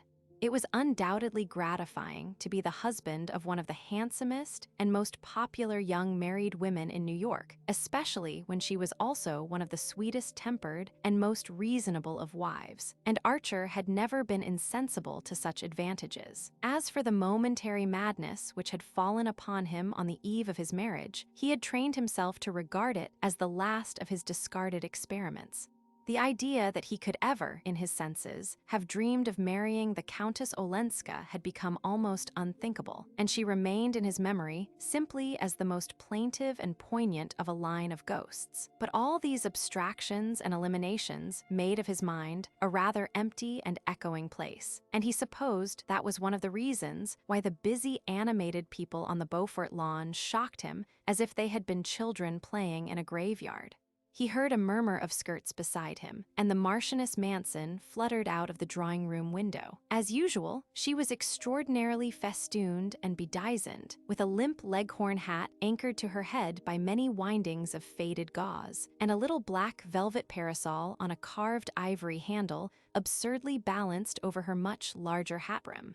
"My dear Newland, I had no idea that you and May had arrived. You yourself came only yesterday, you say. Ah, business, professional duties. I understand. Many husbands, I know, find it impossible to join their wives here except for the weekend." She cocked her head on one side and languished at him through screwed-up eyes. "But marriage is one long sacrifice, as I used often to remind my Ellen." Archer's heart stopped with the queer jerk which it had given once before, and which seemed suddenly to slam a door between himself and the outer world. But this break of continuity must have been of the briefest, for he presently heard Medora answering a question he had apparently found voice to put. "No, I am not staying here, but with the Blenkers, in their delicious solitude at Portsmouth. Beaufort was kind enough to send his famous trotters for me this morning, so that I might have at least a glimpse of one of Regina's garden parties. But this evening, I go back to rural life. The Blenkers, dear original beings, have hired a primitive old farmhouse at Portsmouth where they gather about them representative people." She drooped slightly beneath her protecting brim and added with a faint blush, "This week Dr. Agathan Carver is holding a series of inner thought meetings there. A contrast indeed to this gay scene of worldly pleasure. But then I have always lived on contrasts. To me, the only death is monotony. I always say to Ellen, beware of monotony, it's the mother of all the deadly sins. But my poor child is going through a phase of exaltation, of abhorrence of the world. You know, I suppose, that she has declined all invitations to stay at Newport, even with her grandmother Mingot. I could hardly persuade her to come with me to the Blenkers. If you will believe it, the life she leads is morbid, unnatural. Ah, if she had only listened to me when it was still possible, when the door was still open. But shall we go down and watch this absorbing match? I hear your May is one of the competitors." Strolling toward them from the tent Beaufort advanced over the lawn, tall, heavy, too tightly buttoned into a London frock coat, with one of his own orchids in its buttonhole. Archer, who had not seen him for 2 or 3 months, was struck by the change in his appearance. In the hot summer light, his floridness seemed heavy and bloated, and but for his erect, square-shouldered walk, he would have looked like an overfed and overdressed old man. There were all sorts of rumors afloat about Beaufort. In the spring, he had gone off on a long cruise to the West Indies in his new steam yacht, and it was reported that, at various points where he had touched, a lady resembling Miss Fanny Ring had been seen in his company. The steam yacht, built in the Clyde and fitted with tiled bathrooms and other unheard-of luxuries, was said to have cost him $500,000, and the pearl necklace which he had presented to his wife on his return was as magnificent as such expiatory offerings are apt to be. Beaufort's fortune was substantial enough to stand the strain, and yet the disquieting rumors persisted, not only in Fifth Avenue, but in Wall Street. Some people said he had speculated unfortunately in railways, others that he was being bled by one of the most insatiable members of her profession, and to every report of threatened insolvency Beaufort replied by a fresh extravagance: the building of a new row of orchid houses, the purchase of a new string of race horses, or the addition of a new maisonnière or cabinal to his picture gallery. He advanced toward the Marchioness and Newland with his usual half-sneering smile. "Hullo, Medora, did the trotters do their business? 40 minutes, eh? Well, that's not so bad, considering your nerves had to be spared." He shook hands with Archer, and then, turning back with them, placed himself on Mrs. Manson's other side, and said, in a low voice, a few words which their companion did not catch.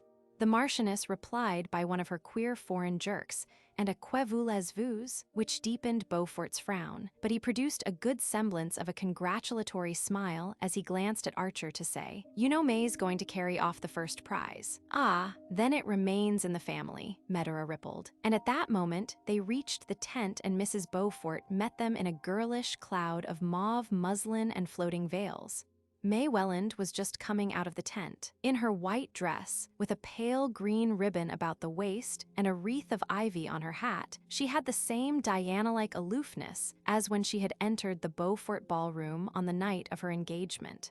In the interval, not a thought seemed to have passed behind her eyes or a feeling through her heart, and though her husband knew that she had the capacity for both, he marveled afresh at the way in which experience dropped away from her. She had her bow and arrow in her hand, and placing herself on the chalk mark traced on the turf, she lifted the bow to her shoulder and took aim.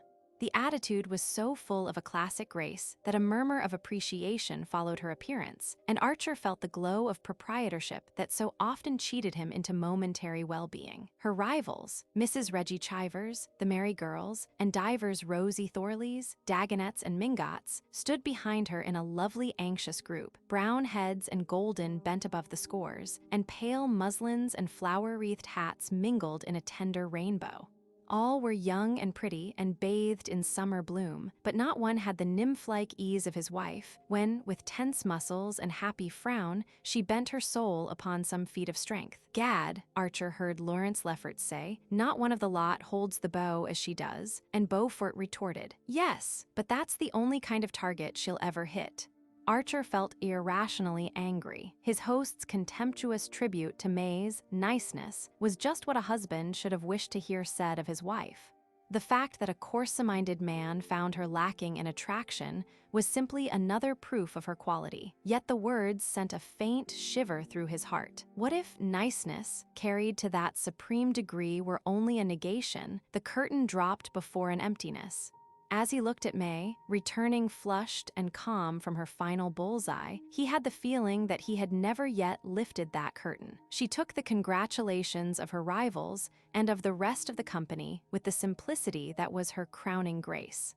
No one could ever be jealous of her triumphs, because she managed to give the feeling that she would have been just as serene if she had missed them. But when her eyes met her husband's, her face glowed with the pleasure she saw in his.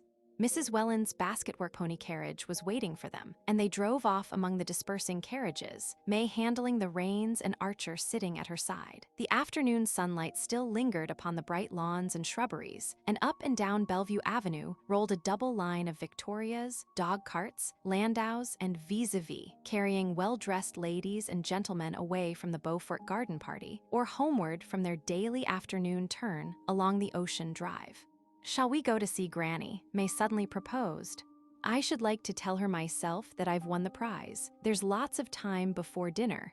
Archer acquiesced, and she turned the ponies down Narragansett Avenue, crossed Spring Street, and drove out toward the rocky moorland beyond. In this unfashionable region, Catherine the Great, always indifferent to precedent and thrifty of purse, had built herself in her youth a many-peaked and cross-beamed cottage-orn on a bit of cheap land overlooking the bay. Here, in a thicket of stunted oaks, her verandas spread themselves above the island-dotted waters. One of these rooms had been turned into a bedroom by Mrs. Mingot when the burden of flesh descended on her, and in the adjoining one she spent her days, enthroned in a large armchair between the open door and window, and perpetually waving a palm leaf fan which the prodigious projection of her bosom kept so far from the rest of her person that the air it set in motion stirred only the fringe of the antimacassars on the chair arms. She was persuaded that irrepressible passion was the cause of his impatience, and being an ardent admirer of impulsiveness, when it did not lead to the spending of money, she always received him with a genial twinkle of complicity and a play of allusion to which May seemed fortunately impervious. She examined and appraised with much interest the diamond-tipped arrow which had been pinned on May's bosom at the conclusion of the match, remarking that in her day a filigree brooch would have been thought enough, but that there was no denying that Beaufort did things handsomely. "Quite an heirloom, in fact, my dear," the old lady chuckled. "You must leave it in fee to your eldest girl." She pinched May's white arm and watched the color flood her face. "Well, well, what have I said to make you shake out the red flag? Ain't there going to be any daughters? Only boys, eh?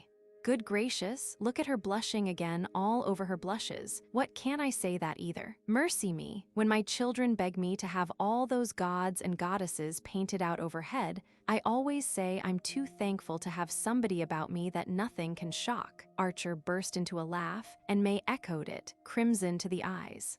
"Well, now tell me all about the party, please, my dears, for I shall never get a straight word about it out of that silly Medora," the ancestress continued, and, as May exclaimed, "Cousin Medora, but I thought she was going back to Portsmouth." She answered placidly, "So she is, but she's got to come here first to pick up Ellen. Ah, you didn't know Ellen had come to spend the day with me. Such falderal, her not coming for the summer, but I gave up arguing with young people about 50 years ago. Ellen, Ellen, she cried in her shrill old voice, trying to bend forward far enough to catch a glimpse of the lawn beyond the veranda.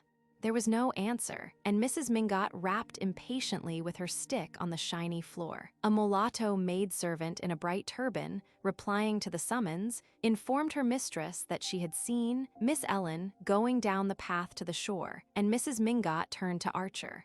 "Run down and fetch her, like a good grandson. This pretty lady will describe the party to me," she said, and Archer stood up as if in a dream. He had heard the Countess Olenska's name pronounced often enough during the year and a half since they had last met, and was even familiar with the main incidents of her life in the interval.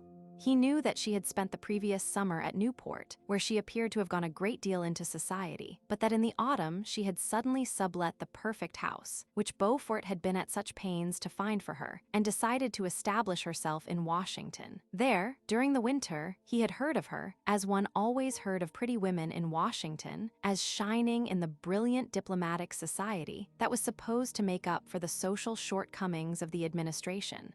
He had listened to these accounts, and to various contradictory reports on her appearance, her conversation, her point of view, and her choice of friends, with the detachment with which one listens to reminiscences of someone long since dead. Not till Medora suddenly spoke her name at the archery match had Ellen Olenska become a living presence to him again. The Marchioness's foolish lisp had called up a vision of the little firelit drawing-room and the sound of the carriage wheels returning down the deserted street.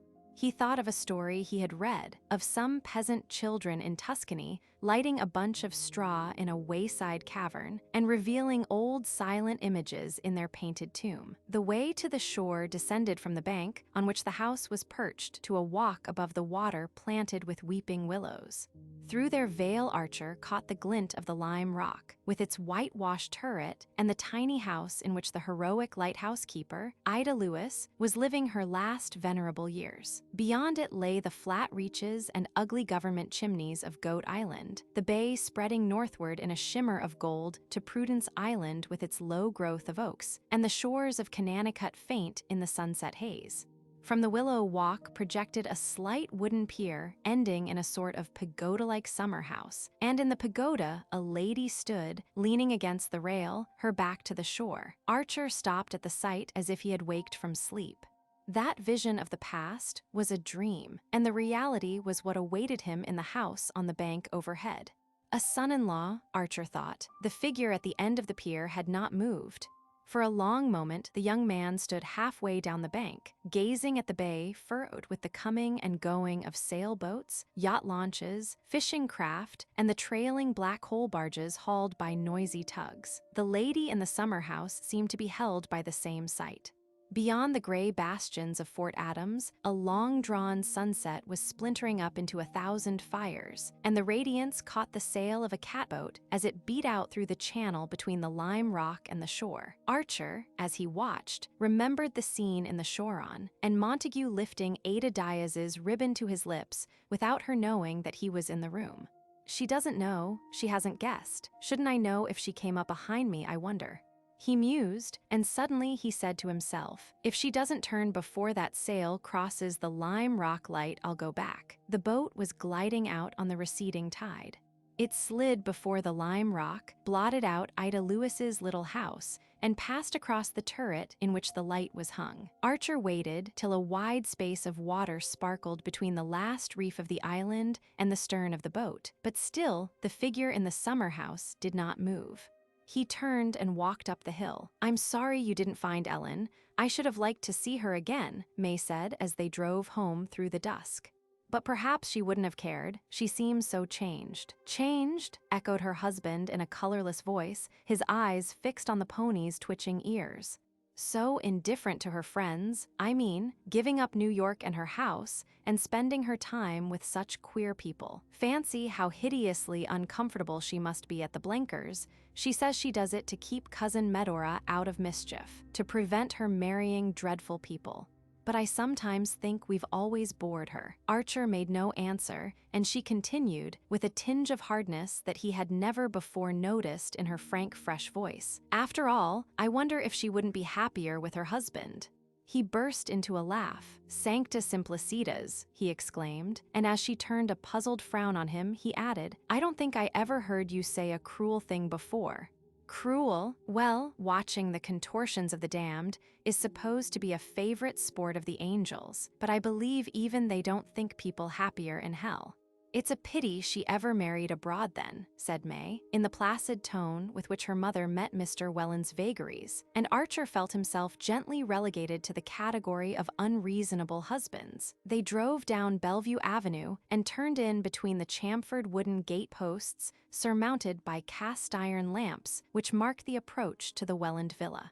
Lights were already shining through its windows, and Archer, as the carriage stopped, caught a glimpse of his father-in-law, exactly as he had pictured him, pacing the drawing room, watch in hand, and wearing the pained expression that he had long since found to be much more efficacious than anger. The young man, as he followed his wife into the hall, was conscious of a curious reversal of mood.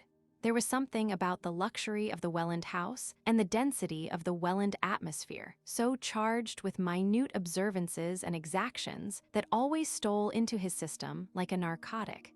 But now it was the Welland house, and the life he was expected to lead in it that had become unreal and irrelevant, and the brief scene on the shore, when he had stood irresolute, halfway down the bank, was as close to him as the blood in his veins. All night he lay awake in the big chintz bedroom at May's side, watching the moonlight slant along the carpet, and thinking of Ellen Olenska driving home across the gleaming beaches behind Beaufort's trotters. Chapter 22. A Party for the Blenkers, the Blenkers. Mr. Welland laid down his knife and fork and looked anxiously and incredulously across the luncheon table at his wife, who, adjusting her gold eyeglasses, read aloud in the tone of high comedy. Professor and Mrs. Emerson Sillerton request the pleasure of Mr. and Mrs. Welland's company at the meeting of the Wednesday Afternoon Club on August 25th at 3 o'clock punctually, to meet Mrs. and the Misses Blenker. Red Gables, Catherine Street. RSVP, good gracious, Mr. Welland gasped, as if a second reading had been necessary to bring the monstrous absurdity of the thing home to him. Poor Amy Sillerton, you never can tell what her husband will do next, Mrs. Welland sighed. I suppose he's just discovered the Blenkers. Professor Emerson Sillerton was a thorn in the side of Newport society, and a thorn that could not be plucked out, for it grew on a venerable and venerated family tree. He was, as people said, a man who had had every advantage. His father was Sillerton Jackson's uncle, his mother a Pennilow of Boston. On each side there was wealth and position and mutual suitability. Nothing, as Mrs. Welland had often remarked, nothing on earth obliged Emerson Sillerton to be an archaeologist, or indeed a professor of any sort, or to live in Newport in winter, or do any of the other revolutionary things that he did. But at least, if he was going to break with tradition and flout society in the face, he need not have married poor Amy Dagonet, who had a right to expect something different and money enough to keep her own carriage. No one in the Mingot set could understand why Amy Sillerton had submitted so tamely to the eccentricities of a husband who filled the house with long-haired men and short-haired women, and when he traveled, took her to explore tombs in Yucatan instead of going to Paris or Italy. But there they were, set in their ways and apparently unaware that they were different from other people. And when they gave one of their dreary annual garden parties, every family on the cliffs, because of the Sillerton-Pennilow-Dagonet connection, had to draw lots and send an unwilling representative. "It's a wonder," Mrs. Welland remarked, "that they didn't choose the Cup race day. Do you remember, 2 years ago, they're giving a party for a black man on the day of Julia Mingot's the dancant. Luckily this time, there's nothing else going on that I know of, for of course, some of us will have to go." Mr. Welland sighed nervously. "Some of us, my dear, more than one. 3 o'clock is such a very awkward hour. I have to be here at 3:30 to take my drops. It's really no use trying to follow Bencombe's new treatment if I don't do it systematically. And if I join you later, of course I shall miss my drive." At the thought, he laid down his knife and fork again, and a flush of anxiety rose to his finely wrinkled cheek. "There's no reason why you should go at all, my dear," his wife answered with a cheerfulness that had become automatic. "I have some cards to leave at the other end of Bellevue Avenue, and I'll drop in at about 3:30 and stay long enough to make poor Amy feel that she hasn't been slighted." She glanced hesitatingly at her daughter. "And if Newland's afternoon is provided for, perhaps May can drive you out with the ponies and try their new russet harness." It was a principle in the Welland family that people's days and hours should be what Mrs. Welland called provided for. The melancholy possibility of having to kill time, especially for those who did not care for whist or solitaire, was a vision that haunted her as the specter of the unemployed haunts the philanthropist. Another of her principles was that parents should never, at least visibly, interfere with the plans of their married children. And the difficulty of adjusting this respect for May's independence with the exigency of Mr. Welland's claims could be overcome only by the exercise of an ingenuity which left not a second of Mrs. Welland's own time unprovided for. It was a cause of constant distress to Mrs. Welland that her son-in-law showed so little foresight in planning his days. "Newland never seems to look ahead," Mrs. Welland once ventured to complain to her daughter, and May answered serenely, "No, but you see it doesn't matter, because when there's nothing particular to do he reads a book." "Ah, yes, like his father," Mrs. Welland agreed, as if allowing for an inherited oddity, and after that the question of Newland's unemployment was tacitly dropped. Nevertheless, as the day for the Sillerton reception approached, May began to show a natural solicitude for his welfare, and to suggest a tennis match at the Chiverses or a sail on Julius Beaufort's cutter as a means of atoning for her temporary desertion. "I shall be back by 6, you know, dear. Papa never drives later than that," and she was not reassured till Archer said that he thought of hiring a runabout and driving up the island to a stud farm to look at a second horse for her brougham. They had been looking for this horse for some time, and the suggestion was so acceptable that May glanced at her mother as if to say, "You see he knows how to plan out his time as well as any of us." The idea of the stud farm and the brougham horse had germinated in Archer's mind on the very day when the Emerson-Sillerton invitation had first been mentioned, but he had kept it to himself, as if there were something clandestine in the plan, and discovery might prevent its execution. The day was perfect. A breeze from the north drove little puffs of white cloud across an ultramarine sky with a bright sea running under it. Bellevue Avenue was empty at that hour, and after dropping the stable lad at the corner of Mill Street, Archer turned down the old beach road and drove across Eastman's Beach. He had the feeling of unexplained excitement with which, on half-holidays at school, he used to start off into the unknown. Taking his pair at an easy gait, he counted on reaching the stud farm, which was not far beyond Paradise Rocks, before 3 o'clock, so that, after looking over the horse and trying him if he seemed promising, he would still have 4 golden hours to dispose of. As soon as he heard of the Sillertons' party, he had said to himself that the Marchioness Manson would certainly come to Newport with the Blenkers, and that Madame Olenska might again take the opportunity of spending the day with her grandmother.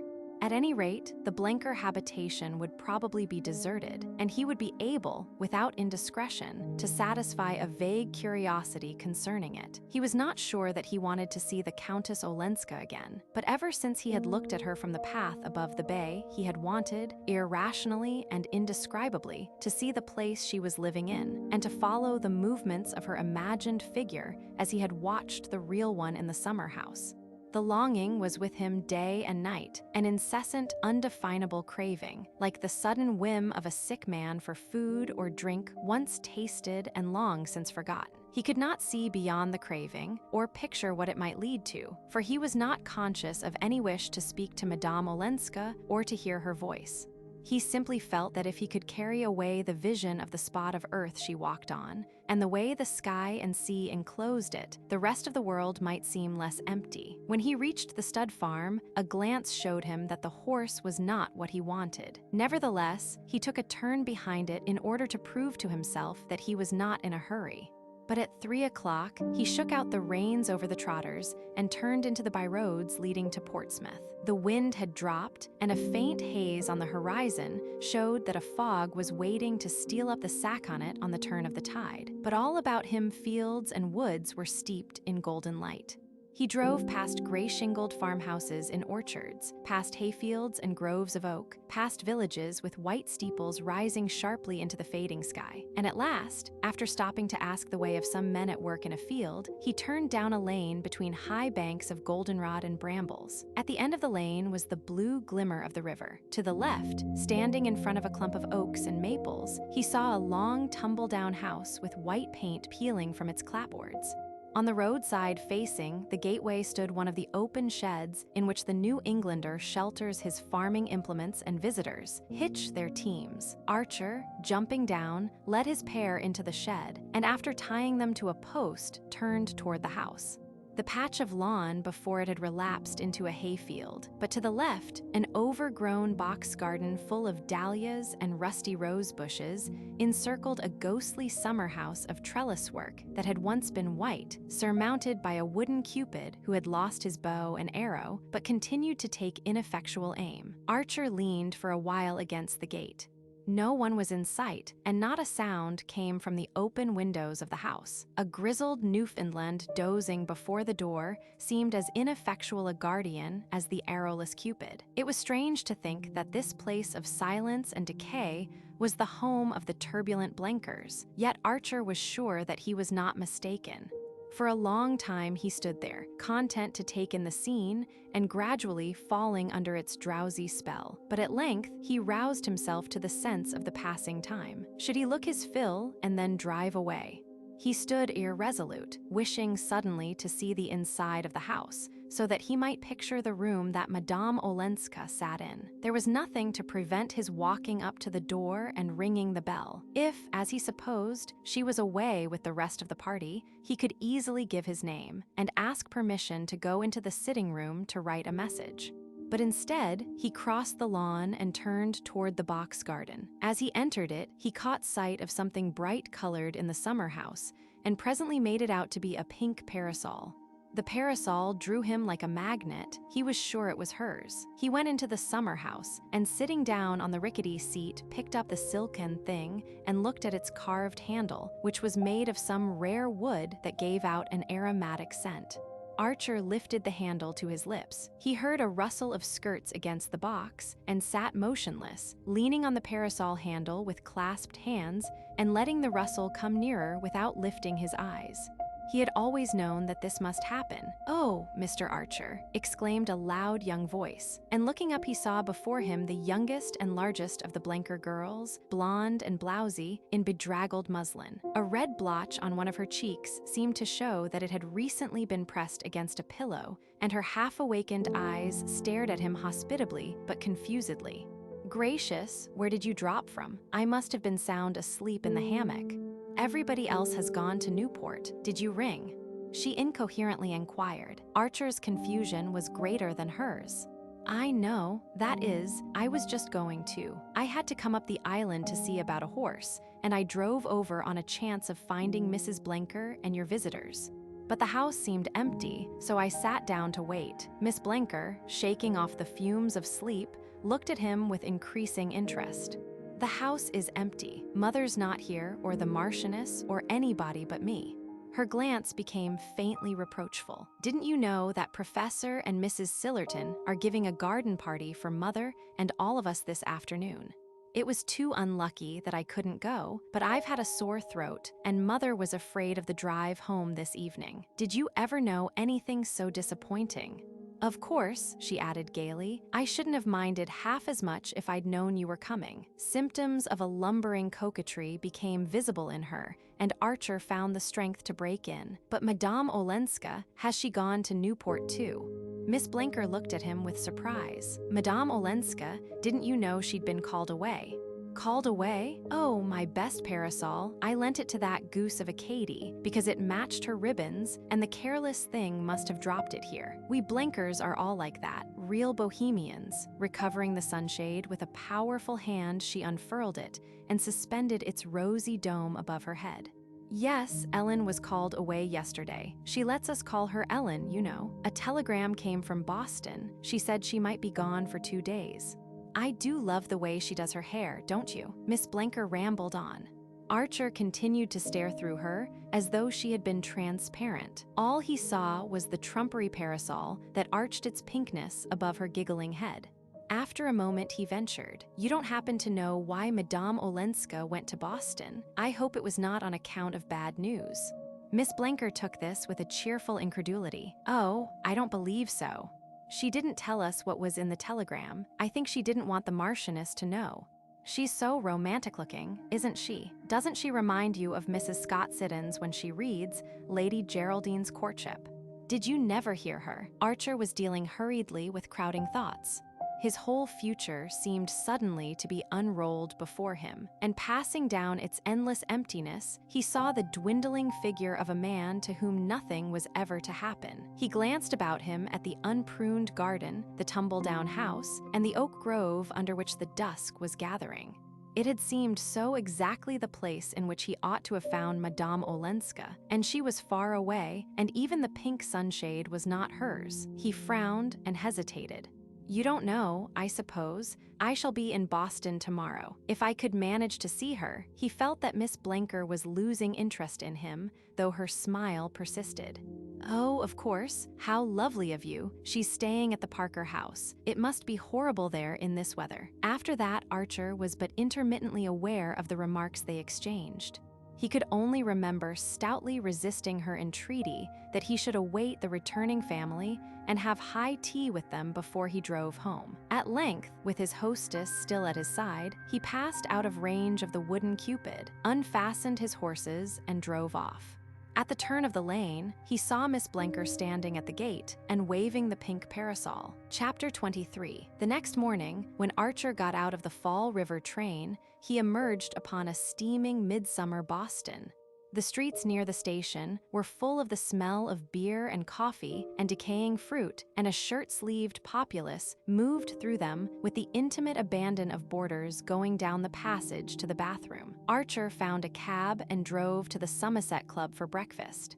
Even the fashionable quarters had the air of untidy domesticity to which no excess of heat ever degrades the European cities. Caretakers in calico lounged on the doorsteps of the wealthy, and the common looked like a pleasure ground on the morrow of a Masonic picnic.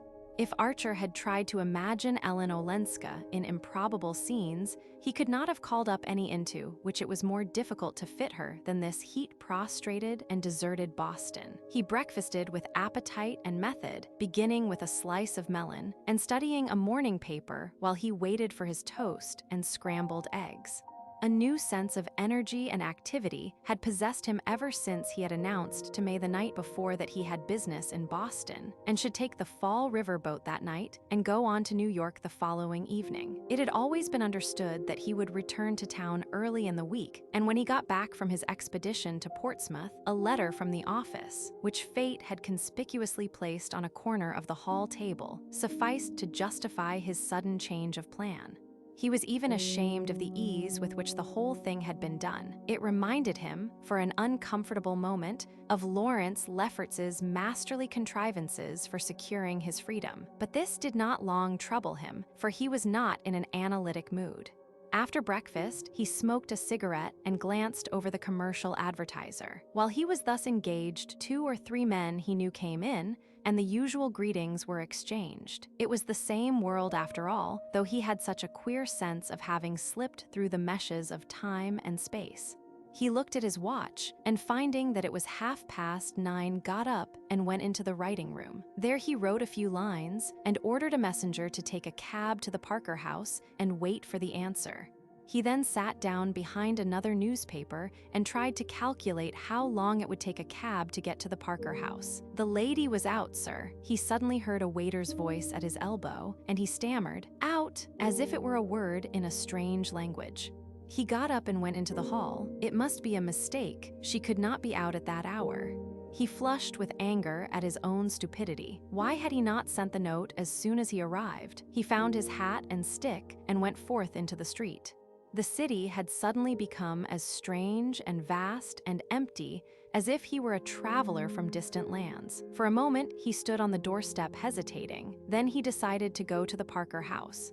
What if the messenger had been misinformed and she were still there? He started to walk across the common, and on the first bench, under a tree, he saw her sitting. She had a gray silk sunshade over her head. How could he ever have imagined her with a pink one? As he approached, he was struck by her listless attitude. She sat there as if she had nothing else to do. He saw her drooping profile, and the knot of hair fastened low in the neck under her dark hat, and the long, wrinkled glove on the hand that held the sunshade. He came a step or 2 nearer, and she turned and looked at him. "Oh," she said, and for the first time he noticed a startled look on her face, but in another moment it gave way to a slow smile of wonder and contentment. "Oh," she murmured again, on a different note, as he stood looking down at her, and without rising she made a place for him on the bench. "I'm here on business, just got here," Archer explained, and without knowing why, he suddenly began to feign astonishment at seeing her. "But what on earth are you doing in this wilderness?" He had really no idea what he was saying. He felt as if he were shouting at her across endless distances, and she might vanish again before he could overtake her. "Oh, I'm here on business too," she answered, turning her head toward him so that they were face to face. The words hardly reached him. He was aware only of her voice, and of the startling fact that not an echo of it had remained in his memory. He had not even remembered that it was low-pitched, with a faint roughness on the consonants. "You do your hair differently," he said, his heart beating as if he had uttered something irrevocable. "Differently? No, it's only that I do it as best I can when I'm without Nastasia." "Nastasia, but isn't she with you?" "No, I'm alone." For 2 days it was not worthwhile to bring her. "You're alone at the Parker House." She looked at him with a flash of her old malice. "Does it strike you as dangerous?" "No, not dangerous, but unconventional. I see. I suppose it is." She considered a moment. "I hadn't thought of it, because I've just done something so much more unconventional." The faint tinge of irony lingered in her eyes. "I've just refused to take back a sum of money that belonged to me." Archer sprang up and moved a step or 2 away. She had furled her parasol and sat absently drawing patterns on the gravel. Presently he came back and stood before her. "Someone has come here to meet you." "Yes, with this offer." She nodded. "And you refused because of the conditions." "I refused," she said after a moment. He sat down by her again. "What were the conditions?" "Oh, they were not onerous, just to sit at the head of his table now and then." There was another interval of silence. Archer's heart had slammed itself shut in the queer way it had, and he sat vainly groping for a word. "He wants you back at any price." "Well, a considerable price." At least the sum is considerable for me." He paused again, beating about the question he felt he must put. "It was to meet him here that you came." She stared, and then burst into a laugh. "Meet him, my husband, here. At this season he's always at Cowes or Baden. He sent someone." "Yes, with a letter." She shook her head. "No, just a message." "He never writes. I don't think I've had more than one letter from him." The allusion brought the color to her cheek, and it reflected itself in Archer's vivid blush. "Why does he never write?" "Why should he? What does one have secretaries for?" The young man's blush deepened. She had pronounced the word as if it had no more significance than any other in her vocabulary. For a moment, it was on the tip of his tongue to ask, did he send his secretary then? But the remembrance of Count Olenska's only letter to his wife was too present to him. He paused again and then took another plunge. "And the person, the emissary." "The emissary," Madame Olenska rejoined, still smiling, "might, for all I care, have left already, but he has insisted on waiting till this evening, in case, on the chance. And you came out here to think the chance over. I came out to get a breath of air. The hotel's too stifling. I'm taking the afternoon train back to Portsmouth." They sat silent, not looking at each other, but straight ahead at the people passing along the path. Finally, she turned her eyes again to his face and said, "You're not changed." He felt like answering, "I was till I saw you again," but instead he stood up abruptly and glanced about him at the untidy, sweltering park. "This is horrible. Why shouldn't we go out a little on the bay? There's a breeze and it will be cooler. We might take the steamboat down to Point Arley." She glanced up at him hesitatingly, and he went on, "On a Monday morning, there won't be anybody on the boat.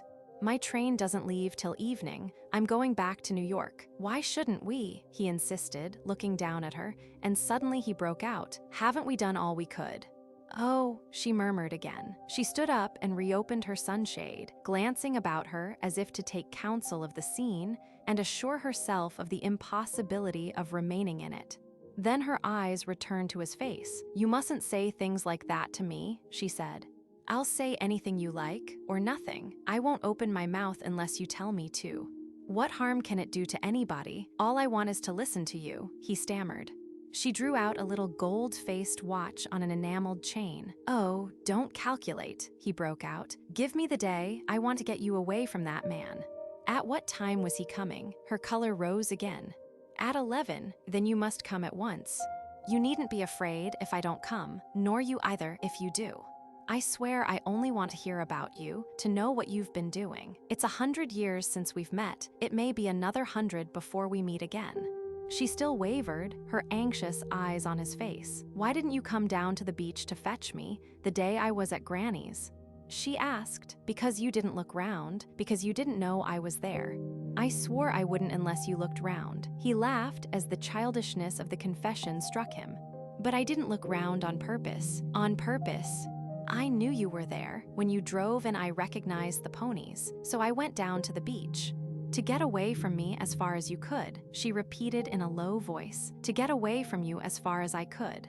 He laughed out again, this time in boyish satisfaction. "Well, you see it's no use.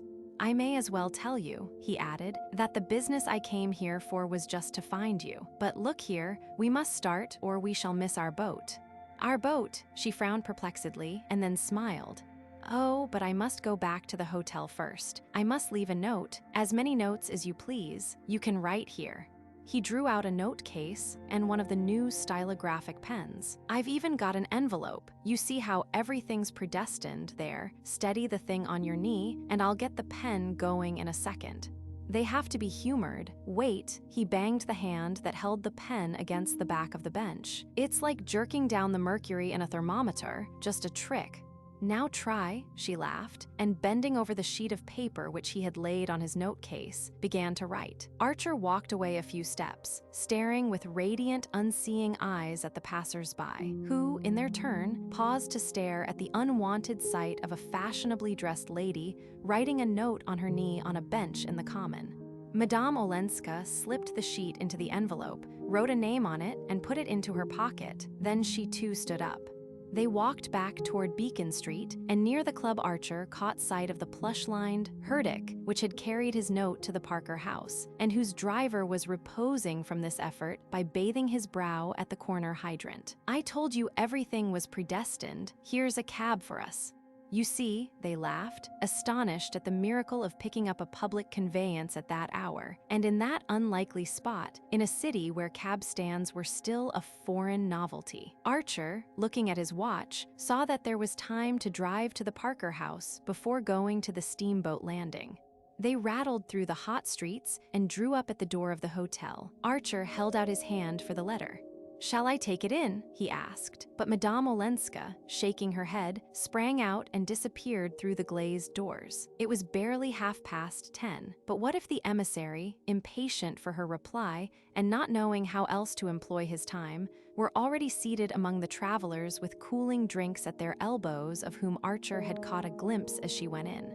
He waited, pacing up and down before the herdic. A Sicilian youth with eyes like Nastasia's offered to shine his boots, and an Irish matron to sell him peaches. And every few moments the doors opened to let out hot men with straw hats tilted far back, who glanced at him as they went by.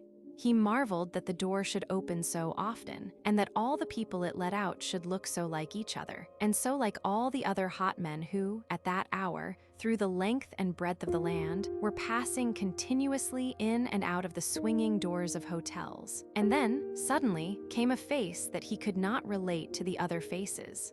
He caught but a flash of it, for his pacings had carried him to the farthest point of his beat, and it was in turning back to the hotel that he saw, in a group of typical countenances, the lank and weary, the round and surprised, the lantern-jawed and mild, this other face that was so many more things at once, and things so different.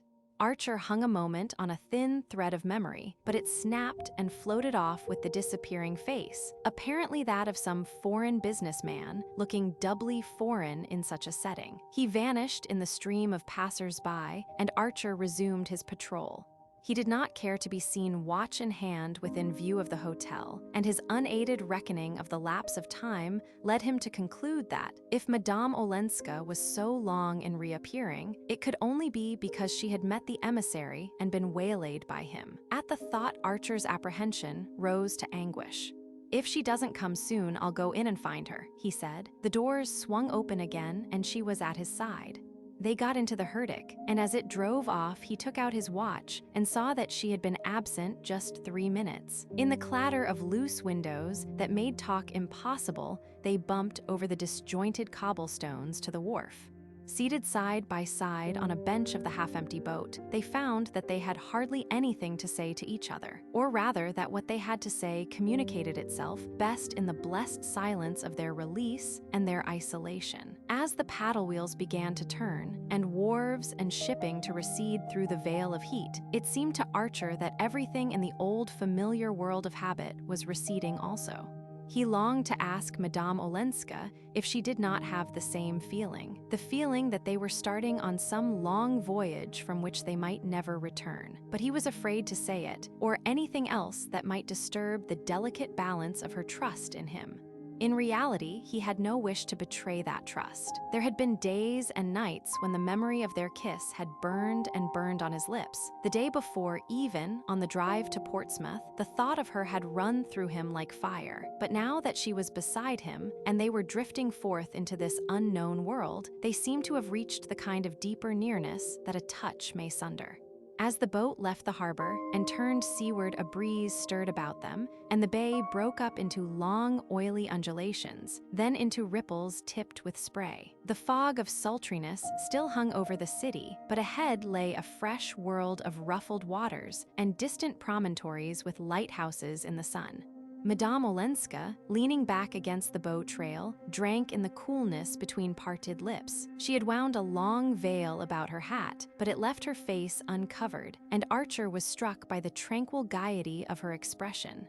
She seemed to take their adventure as a matter of course, and to be neither in fear of unexpected encounters, nor, what was worse, unduly elated by their possibility. In the bare dining room of the inn, which he had hoped they would have to themselves, they found a strident party of innocent-looking young men and women, school teachers on a holiday, the landlord told them, and Archer's heart sank at the idea of having to talk through their noise.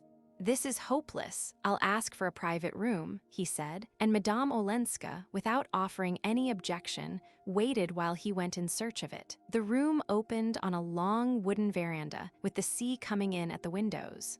It was bare and cool, with a table covered with a coarse checkered cloth and adorned by a bottle of pickles and a blueberry pie under a cage. No more guileless-looking cabinet particulier ever offered its shelter to a clandestine couple. Archer fancied he saw the sense of its reassurance in the faintly amused smile with which Madame Olenska sat down opposite to him. A woman who had run away from her husband, and reputedly with another man, was likely to have mastered the art of taking things for granted. But something in the quality of her composure took the edge from his irony. By being so quiet, so unsurprised, and so simple, she had managed to brush away the conventions and make him feel that to seek to be alone was the natural thing for two old friends who had so much to say to each other. Chapter 24. They lunched slowly and meditatively, with mute intervals between rushes of talk. For, the spell once broken, they had much to say, and yet moments when saying became the mere accompaniment to long duologues of silence. Archer kept the talk from his own affairs, not with conscious intention, but because he did not want to miss a word of her history. And leaning on the table, her chin resting on her clasped hands, she talked to him of the year and a half since they had met. And on the whole, she should probably settle down in Washington and make a home there for poor Medora, who had worn out the patience of all her other relations just at the time when she most needed looking after and protecting from matrimonial perils. But Dr. Carver, aren't you afraid of Dr. Carver? I hear he's been staying with you at the Blenkers. She smiled. Oh, the Carver danger is over. Dr. Carver is a very clever man. He wants a rich wife to finance his plans, and Medora is simply a good advertisement as a convert. A convert to what? To all sorts of new and crazy social schemes. But, do you know, they interest me more than the blind conformity to tradition, somebody else's tradition, that I see among our own friends. It seems stupid to have discovered America only to make it into a copy of another country. She smiled across the table. Do you suppose Christopher Columbus would have taken all that trouble just to go to the opera with the Selfridge Marys? Archer changed color. And Beaufort, do you say these things to Beaufort? He asked abruptly. I haven't seen him for a long time. But I used to, and he understands. Ah, it's what I've always told you, you don't like us. And you like Beaufort because he's so unlike us. He looked about the bare room and out at the bare beach and the row of stark white village houses strung along the shore. We're damnably dull. We've no character, no color, no variety. I wonder, he broke out, why you don't go back. Her eyes darkened, and he expected an indignant rejoinder. But she sat silent, as if thinking over what he had said, and he grew frightened lest she should answer that she wondered too. At length she said, I believe it's because of you. It was impossible to make the confession more dispassionately, or in a tone less encouraging to the vanity of the person addressed. Archer reddened to the temples, but dared not move or speak. It was as if her words had been some rare butterfly that the least motion might drive off on startled wings, but that might gather a flock about it if it were left undisturbed. At least, she continued, it was you who made me understand that under the dullness there are things so fine and sensitive and delicate that even those I most cared for in my other life look cheap in comparison. I don't know how to explain myself. She drew together her troubled brows, but it seems as if I'd never before understood with how much that is hard and shabby and base the most exquisite pleasures may be paid. Exquisite pleasures? It's something to have had them, he felt like retorting, but the appeal in her eyes kept him silent. I want, she went on, to be perfectly honest with you and with myself. For a long time I've hoped this chance would come, that I might tell you how you've helped me, what you've made of me. Archer sat staring beneath frowning brows. He interrupted her with a laugh. And what do you make out that you've made of me? She paled a little. Of you. Yes, for I'm of your making much more than you ever were of mine. I'm the man who married one woman because another one told him to. Her paleness turned to a fugitive flush. I thought you promised you were not to say such things today. Ah, how like a woman, none of you will ever see a bad business through. She lowered her voice. Is it a bad business for May? He stood in the window, drumming against the raised sash, and feeling in every fiber the wistful tenderness with which she had spoken her cousin's name. For that's the thing we've always got to think of, haven't we, by your own showing, she insisted. My own showing, he echoed, his blank eyes still on the sea. Or if not, she continued, pursuing her own thought with a painful application, if it's not worthwhile to have given up, to have missed things, so that others may be saved from disillusionment and misery, then everything I came home for, everything that made my other life seem by contrast so bare and so poor because no one there took account of them, all these things are a sham or a dream. He turned around without moving from his place. And in that case, there's no reason on earth why you shouldn't go back, he concluded for her. Her eyes were clinging to him desperately. Oh, is there no reason? Not if you staked your all on the success of my marriage. My marriage, he said savagely, isn't going to be a sight to keep you here. She made no answer, and he went on. What's the use? You gave me my first glimpse of a real life, and at the same moment you asked me to go on with a sham one. It's beyond human enduring, that's all. Oh, don't say that. When I'm enduring it, she burst out, her eyes filling. Her arms had dropped along the table, and she sat with her face abandoned to his gaze, as if in the recklessness of a desperate peril. The face exposed her as much as if it had been her whole person, with the soul behind it. Archer stood dumb, overwhelmed by what it suddenly told him. You too, oh, all this time, you too. For answer, she let the tears on her lids overflow and run slowly downward. Half the width of the room was still between them, and neither made any show of moving. Archer was conscious of a curious indifference to her bodily presence. He would hardly have been aware of it if one of the hands she had flung out on the table had not drawn his gaze, as on the occasion when, in the little 23rd Street house, he had kept his eye on it in order not to look at her face. Now his imagination spun about the hand as about the edge of a vortex, but still he made no effort to draw nearer. He had known the love that is fed on caresses and feeds them, but this passion that was closer than his bones was not to be superficially satisfied. His one terror was to do anything which might efface the sound and impression of her words. His one thought, that he should never again feel quite alone. But after a moment, the sense of waste and ruin overcame him. There they were, close together and safe and shut in, yet so chained to their separate destinies that they might as well have been half the world apart. What's the use when you will go back? He broke out, a great hopeless how on earth. Can I keep you? Crying out to her beneath his words. She sat motionless, with lowered lids. Oh, I shan't go yet, not yet. Some time then, some time that you already foresee. At that she raised her clearest eyes. I promise you, not as long as you hold out. Not as long as we can look straight at each other like this. He dropped into his chair. What her answer really said was, if you lift a finger, you'll drive me back to all the abominations you know of and all the temptations you half guess. He understood it as clearly as if she had uttered the words, and the thought kept him anchored to his side of the table in a kind of moved and sacred submission. What a life for you, he groaned. Oh, as long as it's a part of yours. And mine a part of yours, she nodded. And that's to be all for either of us. Well, it is all, isn't it? At that he sprang up, forgetting everything but the sweetness of her face. She rose too, not as if to meet him or to flee from him, but quietly, as though the worst of the task were done and she had only to wait, so quietly that, as he came close, her outstretched hands acted not as a check but as a guide to him. They fell into his, while her arms, extended but not rigid, kept him far enough off to let her surrendered face say the rest. They may have stood in that way for a long time, or only for a few moments, but it was long enough for her silence to communicate all she had to say, and for him to feel that only one thing mattered. He must do nothing to make this meeting their last. He must leave their future in her care, asking only that she should keep fast hold of it. Don't be unhappy, she said, with a break in her voice as she drew her hands away, and he answered, you won't go back, you won't go back.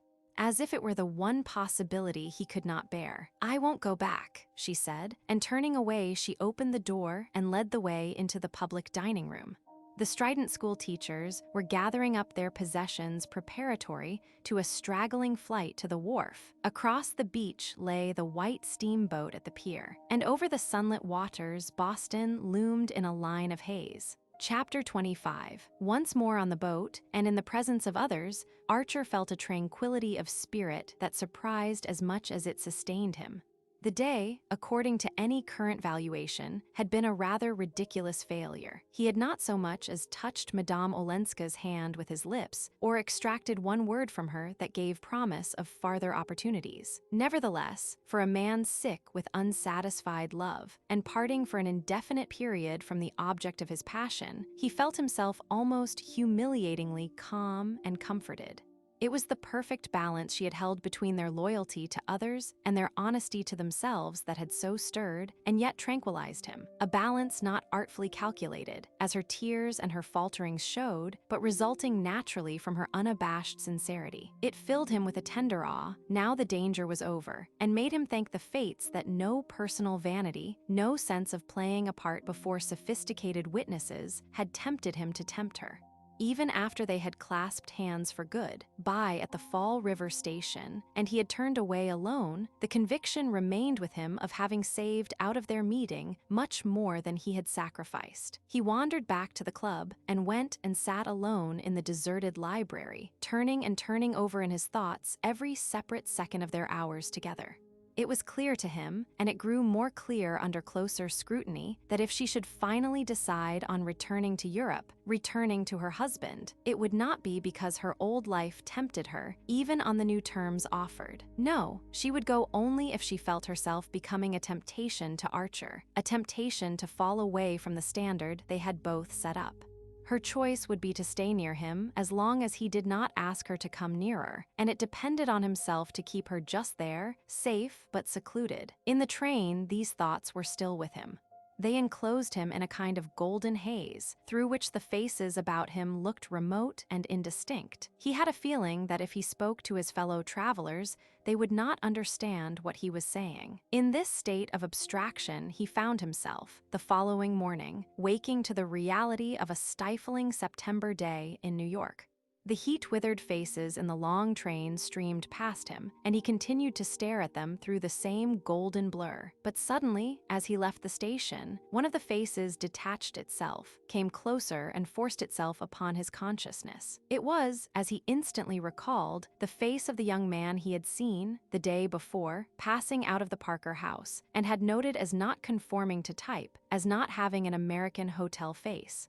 The same thing struck him now, and again he became aware of a dim stir of former associations. The young man stood looking about him with the dazed air of the foreigner flung upon the harsh mercies of American travel. Then he advanced toward Archer, lifted his hat, and said in English, "Surely, monsieur, we met in London." "Ah, to be sure. In London." Archer grasped his hand with curiosity and sympathy. "So you did get here, after all?" he exclaimed, casting a wondering eye on the astute and haggard little countenance of young Carfry's French tutor. "Oh, I got here, yes." M. Riviere smiled with drawn lips. "But not for long. I return the day after tomorrow." He stood grasping his light valise in one neatly gloved hand and gazing anxiously, perplexedly, almost appealingly into Archer's face. "I wonder, monsieur, since I've had the good luck to run across you, if I might? I was just going to suggest it. Come to luncheon, won't you? Downtown, I mean. If you'll look me up in my office, I'll take you to a very decent restaurant in that quarter." M. Riviere was visibly touched and surprised. "You're too kind, but I was only going to ask if you would tell me how to reach some sort of conveyance. There are no porters, and no one here seems to listen. I know, our American stations must surprise you. When you ask for a porter, they give you chewing gum. But if you'll come along, I'll extricate you, and you must really lunch with me, you know." The young man, after a just perceptible hesitation, replied, with profuse thanks, and in a tone that did not carry complete conviction, that he was already engaged. But when they had reached the comparative reassurance of the street, he asked if he might call that afternoon. Archer, at ease in the midsummer leisure of the office, fixed an hour and scribbled his address, which the Frenchman pocketed with reiterated thanks and a wide flourish of his hat. A horse car received him, and Archer walked away. Punctually at the hour, M. Riviere appeared, shaved, smoothed out, but still unmistakably drawn and serious. Archer was alone in his office, and the young man, before accepting the seat he proffered, began abruptly, "I believe I saw you, sir, yesterday in Boston." The statement was insignificant enough, and Archer was about to frame an assent when his words were checked by something mysterious, yet illuminating in his visitor's insistent gaze. "It is extraordinary, very extraordinary," M. Riviere continued, "that we should have met in the circumstances in which I find myself." "What circumstances?" Archer asked, wondering a little crudely if he needed money. M. Riviere continued to study him with tentative eyes. "I have come, not to look for employment, as I spoke of doing when we last met, but on a special mission." "Ah," Archer exclaimed. In a flash, the two meetings had connected themselves in his mind. He paused to take in the situation thus suddenly lighted up for him, and M. Riviere also remained silent, as if aware that what he had said was enough. "A special mission," Archer at length repeated. The young Frenchman, opening his palms, raised them slightly, and the two men continued to look at each other across the office desk, till Archer roused himself to say, "Do sit down," whereupon M. Riviere bowed, took a distant chair, and again waited. "It was about this mission that you wanted to consult me?" Archer finally asked. M. Riviere bent his head. "Not in my own behalf. On that score, I have fully dealt with myself. I should like, if I may, to speak to you about the Countess Olenska." Archer had known for the last few minutes that the words were coming, but when they came, they sent the blood rushing to his temples as if he had been caught by a bent-back branch in a thicket. "And on whose behalf," he said, "do you wish to do this?" M. Riviere met the question sturdily. "Well, I might say hers if it did not sound like a liberty. Shall I say instead, on behalf of abstract justice?" Archer considered him ironically. "In other words, you are Count Olenska's messenger." He saw his blush more darkly reflected in M. Riviere's sallow countenance. "Not to you, monsieur. If I come to you, it is on quite other grounds. What right have you, in the circumstances, to be on any other ground?" Archer retorted, "If you're an emissary, you're an emissary." The young man considered. "My mission is over. As far as the Countess Olenska goes, it has failed." "I can't help that," Archer rejoined on the same note of irony. "No, but you can help." M. Riviere paused, turned his hat about in his still carefully gloved hands, looked into its lining, and then back at Archer's face. "You can help, monsieur, I am convinced, to make it equally a failure with her family." Archer pushed back his chair and stood up. "Well, and by God I will," he exclaimed. He stood with his hands in his pockets, staring down wrathfully at the little Frenchman, whose face, though he too had risen, was still an inch or two below the line of Archer's eyes. M. Riviere paled to his normal hue, paler than that his complexion could hardly turn. "Why the devil," Archer explosively continued, "should you have thought, since I suppose you're appealing to me on the ground of my relationship to Madame Olenska, that I should take a view contrary to the rest of her family?" The change of expression in M. Riviere's face was for a time his only answer. His look passed from timidity to absolute distress. For a young man of his usually resourceful mien, it would have been difficult to appear more disarmed and defenseless. "Oh, monsieur, I can't imagine," Archer continued, "why you should have come to me when there are others so much nearer to the Countess, still less why you thought I should be more accessible to the arguments I suppose you were sent over with." M. Riviere took this onslaught with a disconcerting humility. "The arguments I want to present to you, monsieur, are my own and not those I was sent over with. Then, I see still less reason for listening to them." M. Riviere again looked into his hat, as if considering whether these last words were not a sufficiently broad hint to put it on and be gone. Then he spoke with sudden decision. "Monsieur, will you tell me one thing? Is it my right to be here that you question? Or do you perhaps believe the whole matter to be already closed?" His quiet insistence made Archer feel the clumsiness of his own bluster. M. Riviere had succeeded in imposing himself. Archer, reddening slightly, dropped into his chair again and signed to the young man to be seated. "I beg your pardon, but why isn't the matter closed?" M. Riviere gazed back at him with anguish. "You do, then, agree with the rest of the family that, in face of the new proposals I have brought, it is hardly possible for Madame Olenska not to return to her husband." "Good God!" Archer exclaimed, and his visitor gave out a low murmur of confirmation. "Before seeing her, I saw, at Count Olenska's request, Mr. Lovell Mingott, with whom I had several talks before going to Boston. I understand that he represents his mother's view, and that Mrs. Manson Mingott's influence is great throughout her family." Archer sat silent, with the sense of clinging to the edge of a sliding precipice. The discovery that he had been excluded from a share in these negotiations, and even from the knowledge that they were on foot, caused him a surprise hardly dulled by the acuter wonder of what he was learning. He saw in a flash that if the family had ceased to consult him, it was because some deep tribal instinct warned them that he was no longer on their side, and he recalled, with a start of comprehension, a remark of May's during their drive home from Mrs. Manson Mingott's on the day of the archery meeting. Perhaps, after all, Ellen would be happier with her husband. Her careless allusion had no doubt been the straw held up to see which way the wind blew. The result had been reported to the family, and thereafter Archer had been tacitly omitted from their councils. He admired the tribal discipline which made May bow to this decision. She would not have done so, he knew, had her conscience protested, but she probably shared the family view that Madame Olenska would be better off as an unhappy wife than as a separated one, and that there was no use in discussing the case with Newland, who had an awkward way of suddenly not seeming to take the most fundamental things for granted. Archer looked up and met his visitor's anxious gaze. "Don't you know, monsieur, is it possible you don't know, that the family begin to doubt if they have the right to advise the Countess to refuse her husband's last proposals, the proposals you brought?"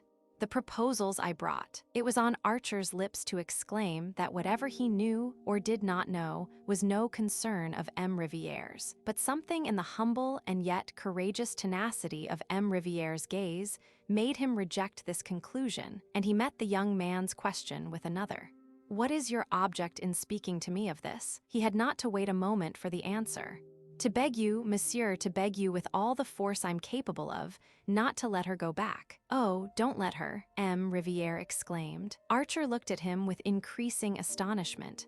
There was no mistaking the sincerity of his distress or the strength of his determination. He had evidently resolved to let everything go by the board, but the supreme need of thus putting himself on record. Archer considered.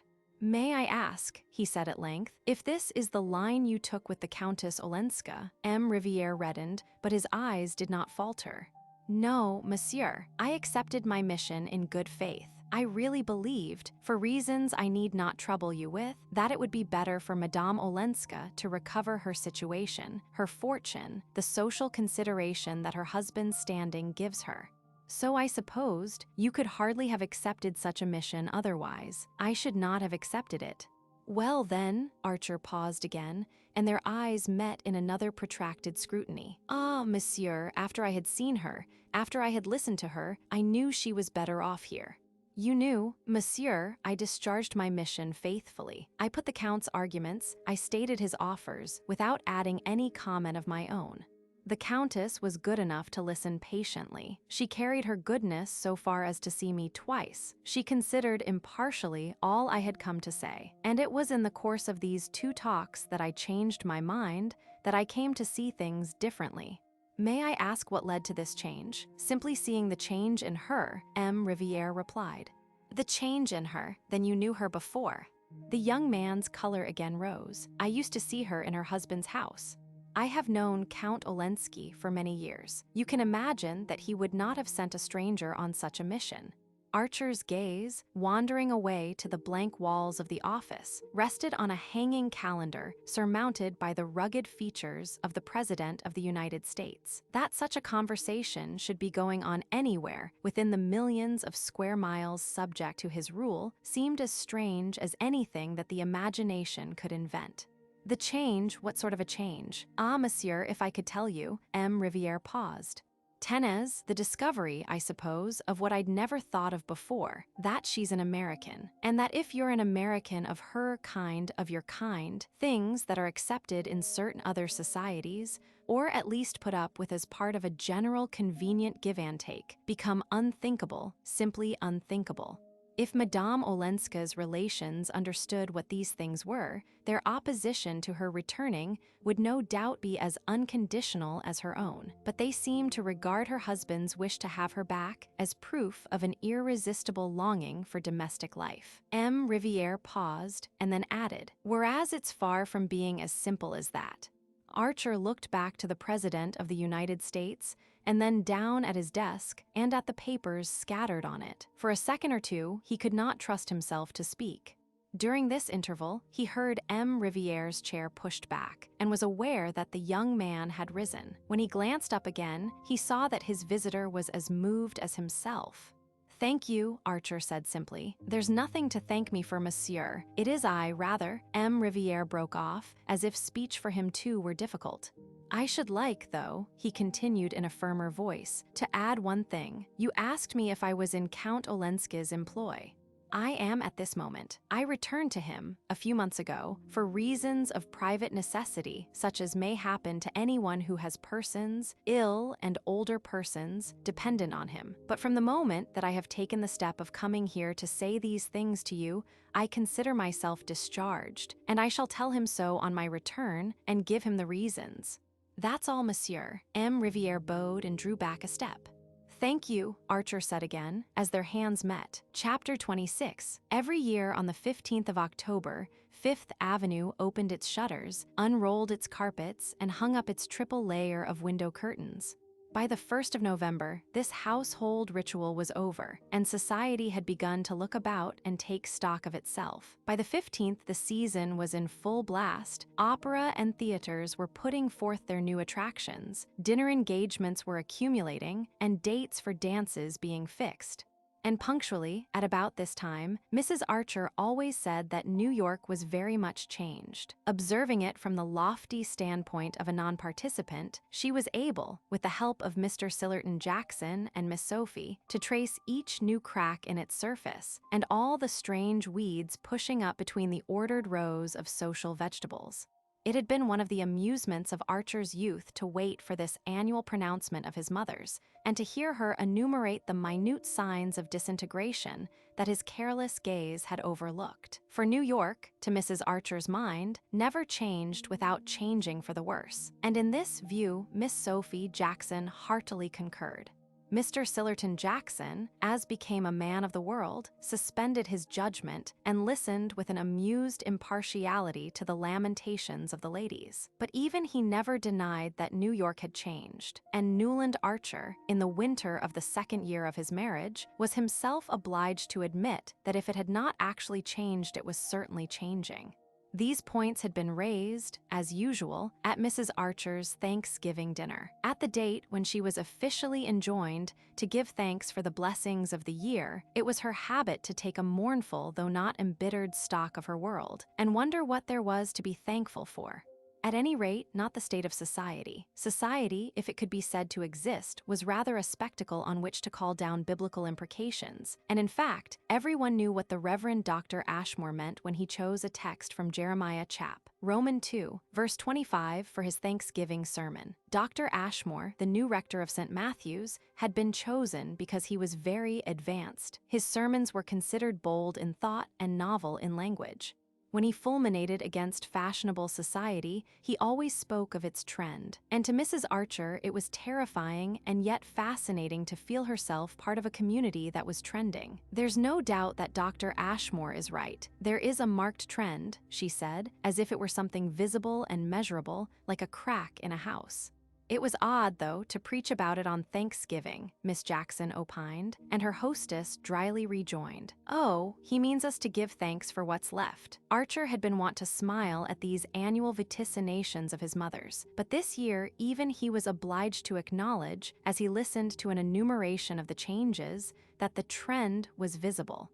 "The extravagance in dress," Miss Jackson began. "Sillerton took me to the first night of the opera, and I can only tell you that Jane Mary's dress was the only one I recognized from last year, and even that had had the front panel changed. Yet I know she got it out from Worth only 2 years ago, because my seamstress always goes in to make over her Paris dresses before she wears them." "Ah, Jane Mary is one of US," said Mrs. Archer, sighing, as if it were not such an enviable thing to be in an age when ladies were beginning to flaunt abroad their Paris dresses as soon as they were out of the custom house, instead of letting them mellow under lock and key in the manner of Mrs. Archer's contemporaries. "Yes, she's one of the few. In my youth," Miss Jackson rejoined, "it was considered vulgar to dress in the newest fashions, and Amy Sillerton has always told me that in Boston the rule was to put away one's Paris dresses for 2 years. Old Mrs. Baxter Pennilow, who did everything handsomely, used to import 12 a year, 2 velvet, 2 satin, 2 silk, and the other 6 of poplin and the finest cashmere. It was a standing order, and as she was ill for 2 years before she died, they found 48 Worth dresses that had never been taken out of tissue paper, and when the girls left off their mourning, they were able to wear the first lot at the symphony concerts without looking in advance of the fashion. Ah, well, Boston is more conservative than New York, but I always think it's a safe rule for a lady to lay aside her French dresses for one season," Mrs. Archer conceded. "It was Beaufort who started the new fashion by making his wife clap her new clothes on her back as soon as they arrived. I must say at times it takes all Regina's distinction not to look like. Miss Jackson glanced around the table, caught Janie's bulging gaze, and took refuge in an unintelligible murmur. "Like her rivals," said Mr. Sillerton Jackson, with the air of producing an epigram. "Oh," the ladies murmured, and Mrs. Archer added, partly to distract her daughter's attention from forbidden topics, "Poor Regina, her Thanksgiving hasn't been a very cheerful one, I'm afraid. Have you heard the rumors about Beaufort speculations, Sillerton?" Mr. Jackson nodded carelessly. Everyone had heard the rumors in question, and he scorned to confirm a tale that was already common property. A gloomy silence fell upon the party. No one really liked Beaufort, and it was not wholly unpleasant to think the worst of his private life. But the idea of his having brought financial dishonor on his wife's family was too shocking to be enjoyed even by his enemies. Archer's New York tolerated hypocrisy in private relations, but in business matters, it exacted a limpid and impeccable honesty. It was a long time since any well-known banker had failed discreditably, but everyone remembered the social extinction visited on the heads of the firm when the last event of the kind had happened.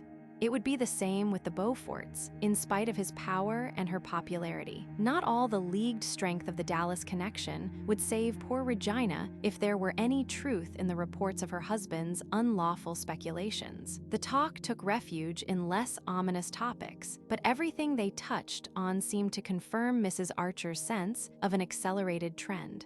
"Of course, Newland, I know you let dear May go to Mrs. Struthers's Sunday evenings," she began, and May interposed gaily. "Oh, you know, everybody goes to Mrs. Struthers's now, and she was invited to Granny's last reception." It was thus, Archer reflected, that New York managed its transitions, conspiring to ignore them till they were well over, and then, in all good faith, imagining that they had taken place in a preceding age. There was always a traitor in the citadel, and after he, or generally she, had surrendered the keys, what was the use of pretending that it was impregnable? Once people had tasted of Mrs. Struthers's easy Sunday hospitality, they were not likely to sit at home, remembering that her champagne was transmuted shoe polish. "I know, dear, I know," Mrs. Archer sighed. "Such things have to be, I suppose, as long as amusement is what people go out for. But I've never quite forgiven your cousin Madame Olenska for being the first person to countenance Mrs. Struthers."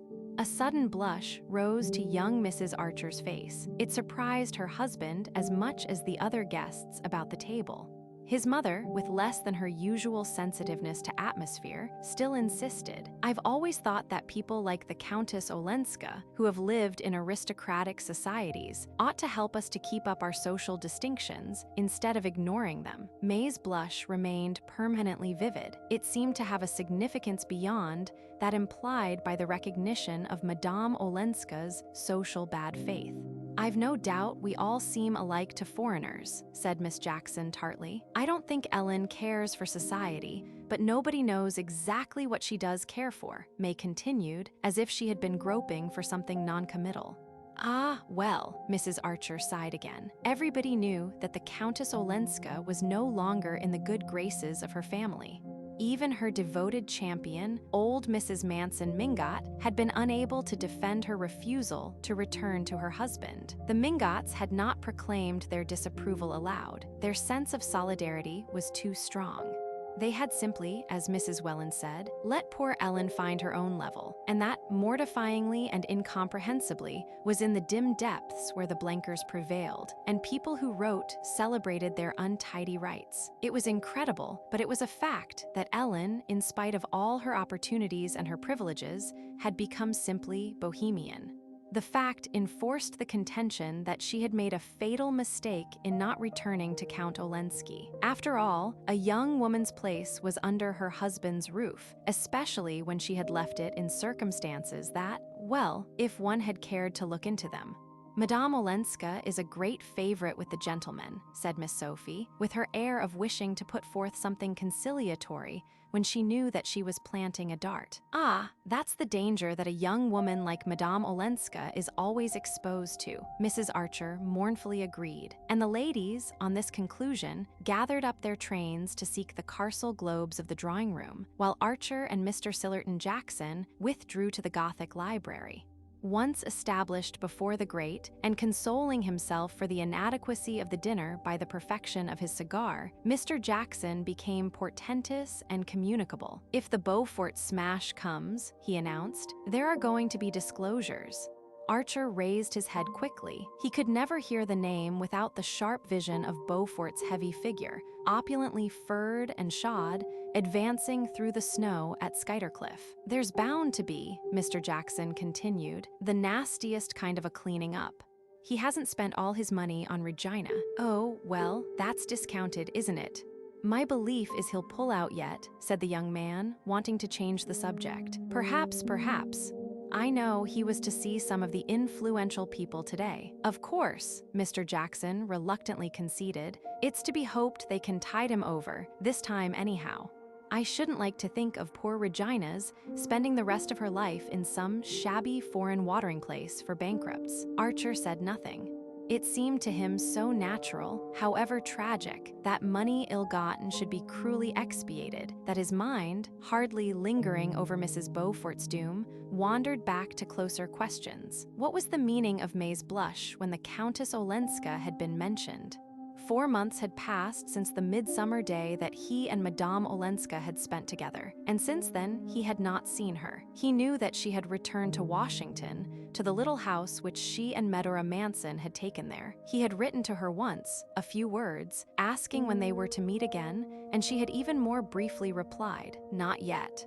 Since then, there had been no farther communication between them, and he had built up within himself a kind of sanctuary in which she throned among his secret thoughts and longings. Little by little, it became the scene of his real life, of his only rational activities. Thither, he brought the books he read, the ideas and feelings which nourished him, his judgments and his visions. Outside it, in the scene of his actual life, he moved with a growing sense of unreality and insufficiency, blundering against familiar prejudices and traditional points of view as an absent-minded man goes on bumping into the furniture of his own room. Absent, that was what he was, so absent from everything most densely real and near to those about him that it sometimes startled him to find they still imagined he was there. He became aware that Mr. Jackson was clearing his throat preparatory to farther revelations. "I don't know, of course, how far your wife's family are aware of what people say about Madame Olenska's refusal to accept her husband's latest offer." Archer was silent, and Mr. Jackson obliquely continued, "It's certainly a pity that she refused it. A pity. In God's name, why?" Mr. Jackson looked down his leg to the unwrinkled sock that joined it to a glossy pump. "Well, to put it on the lowest ground, what's she going to live on now? Now, if Beaufort," Archer sprang up, his fist banging down on the black walnut edge of the writing table. The wells of the brass double inkstand danced in their sockets. "What the devil do you mean, sir?" Mr. Jackson, shifting himself slightly in his chair, turned a tranquil gaze on the young man's burning face. Mr. Jackson good-humoredly retorted. Archer moved toward the mantelpiece and bent over to knock his ashes into the grate. I don't know anything of Madame Olenska's private affairs, but I don't need to be certain that what you insinuate— Oh, I don't. It's Lefferts, for one, Mr. Jackson interposed. Lefferts, who made love to her and got snubbed for it, Archer broke out contemptuously. Ah, did he? Snapped the other, as if this were exactly the fact he had been laying a trap for. He still sat sideways from the fire, so that his hard old gaze held Archer's face as if in a spring of steel. Well, it's a pity she didn't go back before Beaufort's cropper, he repeated. If she goes now, and if he fails, it will only confirm the general impression, which isn't by any means peculiar to Lefferts, by the way. Oh, she won't go back now. Less than ever. Archer had no sooner said it than he had once more the feeling that it was exactly what Mr. Jackson had been waiting for. The old gentleman considered him attentively. That's your opinion, eh? Well, no doubt you know. But everybody will tell you that the few pennies Medora Manson has left are all in Beaufort's hands, and how the two women are to keep their heads above water unless he does, I can't imagine. Of course, Madame Olenska may still soften old Catherine, who's been the most inexorably opposed to her staying, and old Catherine could make her any allowance she chooses. But we all know that she hates parting with good money, and the rest of the family have no particular interest in keeping Madame Olenska here. Archer was burning with unavailing wrath. He was exactly in the state when a man is sure to do something stupid, knowing all the while that he is doing it. He saw that Mr. Jackson had been instantly struck by the fact that Madame Olenska's differences with her grandmother and her other relations were not known to him, and that the old gentleman had drawn his own conclusions as to the reasons for Archer's exclusion from the family councils. This fact warned Archer to go warily, but the insinuations about Beaufort made him reckless. He was mindful, however, if not of his own danger, at least of the fact that Mr. Jackson was under his mother's roof, and consequently his guest. Old New York scrupulously observed the etiquette of hospitality, and no discussion with a guest was ever allowed to degenerate into a disagreement. Shall we go up and join my mother? He suggested curtly, as Mr. Jackson's last cone of ashes dropped into the brass ashtray at his elbow. On the drive homeward, May remained oddly silent. Through the darkness, he still felt her enveloped in her menacing blush. What its menace meant he could not guess, but he was sufficiently warned by the fact that Madame Olenska's name had evoked it. They went upstairs, and he turned into the library. She usually followed him, but he heard her passing down the passage to her bedroom. "May," he called out impatiently, and she came back with a slight glance of surprise at his tone. "This lamp is smoking again. I should think the servants might see that it's kept properly trimmed," he grumbled nervously. "I'm so sorry. It shan't happen again," she answered, in the firm, bright tone she had learned from her mother, and it exasperated Archer to feel that she was already beginning to humor him like a younger Mr. Welland. She bent over to lower the wick, and as the light struck up on her white shoulders and the clear curves of her face, he thought, how young she is, for what endless years this life will have to go on. He felt, with a kind of horror, his own strong youth and the bounding blood in his veins. "Look here," he said suddenly, "I may have to go to Washington for a few days, soon, next week perhaps." Her hand remained on the key of the lamp as she turned to him slowly. The heat from its flame had brought back a glow to her face, but it paled as she looked up. "On business?" she asked, in a tone which implied that there could be no other conceivable reason, and that she had put the question automatically, as if merely to finish his own sentence. "On business, naturally. There's a patent case coming up before the Supreme Court." He gave the name of the inventor and went on furnishing details with all Lawrence Lefferts's practiced glibness, while she listened attentively, saying at intervals, "Yes, I see." It was the only word that passed between them on the subject, but in the code in which they had both been trained it meant, "Of course you understand that I know all that people have been saying about Ellen, and heartily sympathize with my family in their effort to get her to return to her husband." Hints have indeed not been wanting, but since you appear unwilling to take them from others, I offer you this one myself, in the only form in which well-bred people of our kind can communicate unpleasant things to each other, by letting you understand that I know you mean to see Ellen when you are in Washington, and are perhaps going there expressly for that purpose." She turned the wick down, lifted off the globe, and breathed on the sulky flame. "They smell less if one blows them out," she explained, with her bright housekeeping air. On the threshold, she turned and paused for his kiss. Chapter 27. Wall Street, the next day, had more reassuring reports of Beaufort's situation. They were not definite, but they were hopeful. It was generally understood that he could call on powerful influences in case of emergency, and that he had done so with success. And that evening, when Mrs. Beaufort appeared at the opera wearing her old smile and a new emerald necklace, society drew a breath of relief. New York was inexorable in its condemnation of business irregularities. So far, there had been no exception to its tacit rule that those who broke the law of probity must pay, and everyone was aware that even Beaufort and Beaufort's wife would be offered up unflinchingly to this principle. But to be obliged to offer them up would be not only painful, but inconvenient. The disappearance of the Beauforts would leave a considerable void in their compact little circle, and those who were too ignorant or too careless to shudder at the moral catastrophe bewailed in advance the loss of the best ballroom in New York. Archer had definitely made up his mind to go to Washington. He was waiting only for the opening of the lawsuit of which he had spoken to May, so that its date might coincide with that of his visit. But on the following Tuesday, he learned from Mr. Letterblair that the case might be postponed for several weeks. Nevertheless, he went home that afternoon determined in any event to leave the next evening. The chances were that May, who knew nothing of his professional life and had never shown any interest in it, would not learn of the postponement should it take place, nor remember the names of the litigants if they were mentioned before her. And at any rate, he could no longer put off seeing Madame Olenska. There were too many things that he must say to her. On the Wednesday morning, when he reached his office, Mr. Letterblair met him with a troubled face.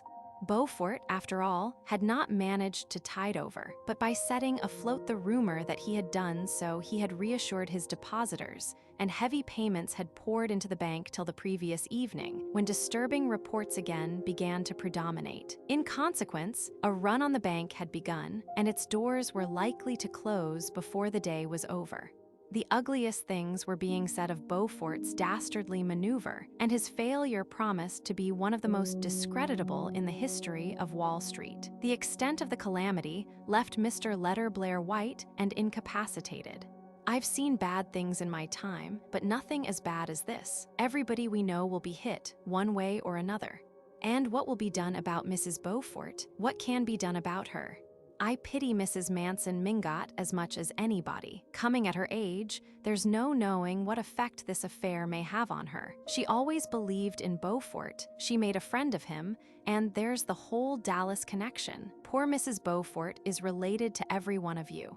Her only chance would be to leave her husband, yet how can anyone tell her so? Her duty is at his side, and luckily, she seems always to have been blind to his private weaknesses." There was a knock, and Mr. Letterblair turned his head sharply. "What is it?" "I can't be disturbed." A clerk brought in a letter for Archer and withdrew. Recognizing his wife's hand, the young man opened the envelope and read, "Won't you please come uptown as early as you can? Granny had a slight stroke last night." In some mysterious way, she found out before anyone else this awful news about the bank. Uncle Lovell is away shooting, and the idea of the disgrace has made poor Papa so nervous that he has a temperature and can't leave his room. Mama needs you dreadfully, and I do hope you can get away at once and go straight to Granny's. Archer handed the note to his senior partner, and a few minutes later was crawling northward in a crowded horse car, which he exchanged at 14th Street for one of the high, staggering omnibuses of the Fifth Avenue line. It was after 12 o'clock when this laborious vehicle dropped him at Old Catherine's. The sitting room window on the ground floor, where she usually throned, was tenanted by the inadequate figure of her daughter, Mrs. Welland, who signed a haggard welcome as she caught sight of Archer, and at the door he was met by May. The hall wore the unnatural appearance peculiar to well-kept houses suddenly invaded by illness. Wraps and furs lay in heaps on the chairs, a doctor's bag and overcoat were on the table, and beside them, letters and cards had already piled up unheeded. May looked pale but smiling. Dr. Bencomb, who had just come for the second time, took a more hopeful view, and Mrs. Mingott's dauntless determination to live and get well was already having an effect on her family. May led Archer into the old lady's sitting room, where the sliding doors opening into the bedroom had been drawn shut and the heavy yellow damask portieres dropped over them. And here Mrs. Welland communicated to him in horrified undertones the details of the catastrophe. It appeared that the evening before something dreadful and mysterious had happened. At about 8 o'clock, just after Mrs. Mingott had finished the game of solitaire that she always played after dinner, the doorbell had rung, and a lady so thickly veiled that the servants did not immediately recognize her had asked to be received. The butler, hearing a familiar voice, had thrown open the sitting room door, announcing Mrs. Julius Beaufort, and had then closed it again on the two ladies. They must have been together, he thought, about an hour. When Mrs. Mingott's bell rang, Mrs. Beaufort had already slipped away unseen, and the old lady, white and vast and terrible, sat alone in her great chair and signed to the butler to help her into her room. She seemed, at that time, though obviously distressed, in complete control of her body and brain. The stroke had clearly been a slight one, for she was able to articulate and to make her wishes known. And soon after the doctor's first visit, she had begun to regain control of her facial muscles. I said to her, "Honor's always been honor, and honesty honesty, in Manson Mingott's house, and will be till I'm carried out of it feet first," the old woman had stammered into her daughter's ear, in the thick voice of the partly paralyzed. And when she said, "But my name, Auntie, my name's Regina Dallas," I said, "it was Beaufort when he covered you with jewels, and it's got to stay Beaufort now that he's covered you with shame." So much, with tears and gasps of horror, Mrs. Welland imparted, blanched and demolished by the unwanted obligation of having at last to fix her eyes on the unpleasant and the discreditable. "If only I could keep it from your father-in-law," he always says. "Augusta, for pity's sake, don't destroy my last illusions, and how am I to prevent his knowing these horrors?" The poor lady wailed. "After all, Mama, he won't have seen them," her daughter suggested, and Mrs. Welland sighed. "Ah, no, thank heaven he's safe in bed. And Dr. Bencomb has promised to keep him there till poor Mama is better, and Regina has been got away somewhere." Archer had seated himself near the window and was gazing out blankly at the deserted thoroughfare. It was evident that he had been summoned rather for the moral support of the stricken ladies than because of any specific aid that he could render. Mr. Lovell Mingott had been telegraphed for, and messages were being dispatched by hand to the members of the family living in New York. And meanwhile, there was nothing to do but to discuss in hushed tones the consequences of Beaufort's dishonor and of his wife's unjustifiable action. Mrs. Lovell Mingott, who had been in another room writing notes, presently reappeared and added her voice to the discussion. In their day, the elder ladies agreed, the wife of a man who had done anything disgraceful in business had only one idea: to efface herself, to disappear with him. There was the case of poor Grandmamma Spicer, your great-grandmother, May. Of course, Mrs. Welland hastened to add, your great-grandfather's money difficulties were private, losses at cards, or signing a note for somebody. I never quite knew, because Mama would never speak of it. But she was brought up in the country because her mother had to leave New York after the disgrace, whatever it was. They lived up the Hudson alone, winter and summer, till Mama was 16. It would never have occurred to Grandmamma Spicer to ask the family to countenance her, as I understand Regina calls it, though a private disgrace is nothing compared to the scandal of ruining hundreds of innocent people.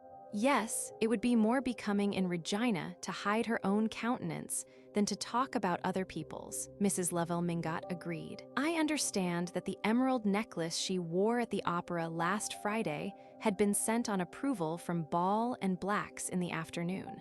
I wonder if they'll ever get it back. Archer listened unmoved to the relentless chorus. The idea of absolute financial probity as the first law of a gentleman's code was too deeply ingrained in him for sentimental considerations to weaken it. An adventurer like Lemuel Struthers might build up the millions of his shoe polish on any number of shady dealings, but unblemished honesty was the noblesse oblige of old financial New York. Nor did Mrs. Beaufort's fate greatly move Archer. He felt, no doubt, more sorry for her than her indignant relatives, but it seemed to him that the tie between husband and wife, even if breakable in prosperity, should be indissoluble in misfortune.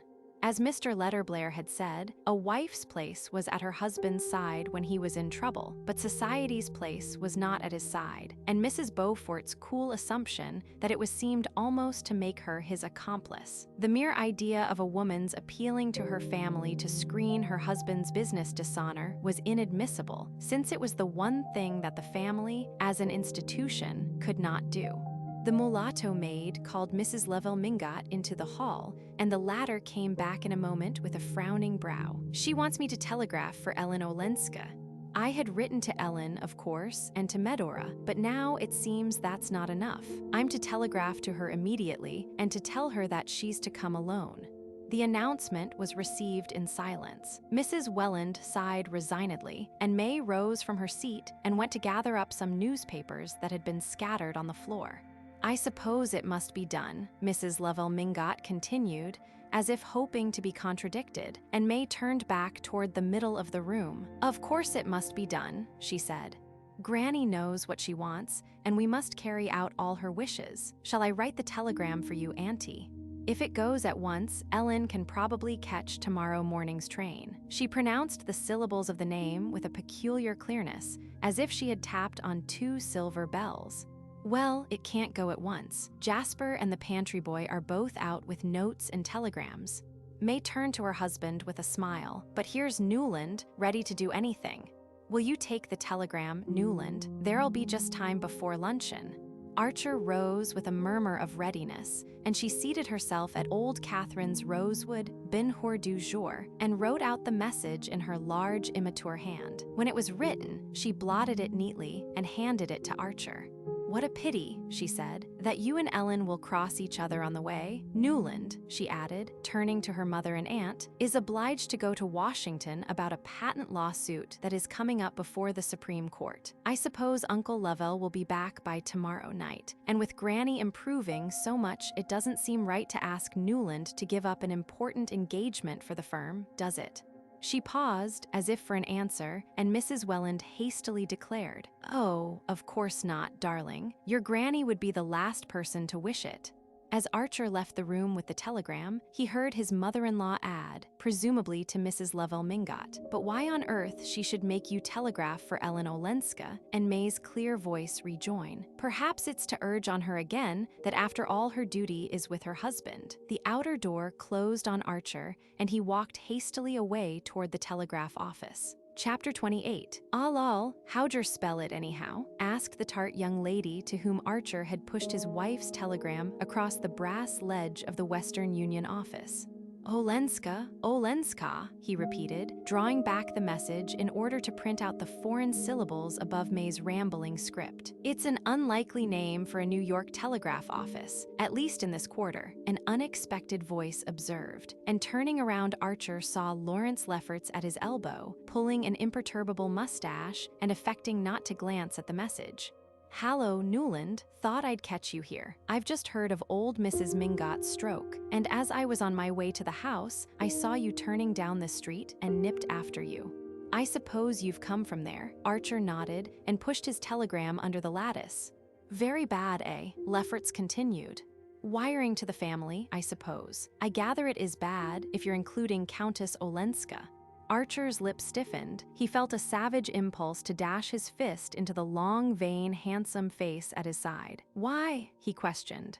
Lefferts, who was known to shrink from discussion, raised his eyebrows with an ironic grimace that warned the other of the watching damsel behind the lattice. Nothing could be worse form, the look reminded Archer, than any display of temper in a public place.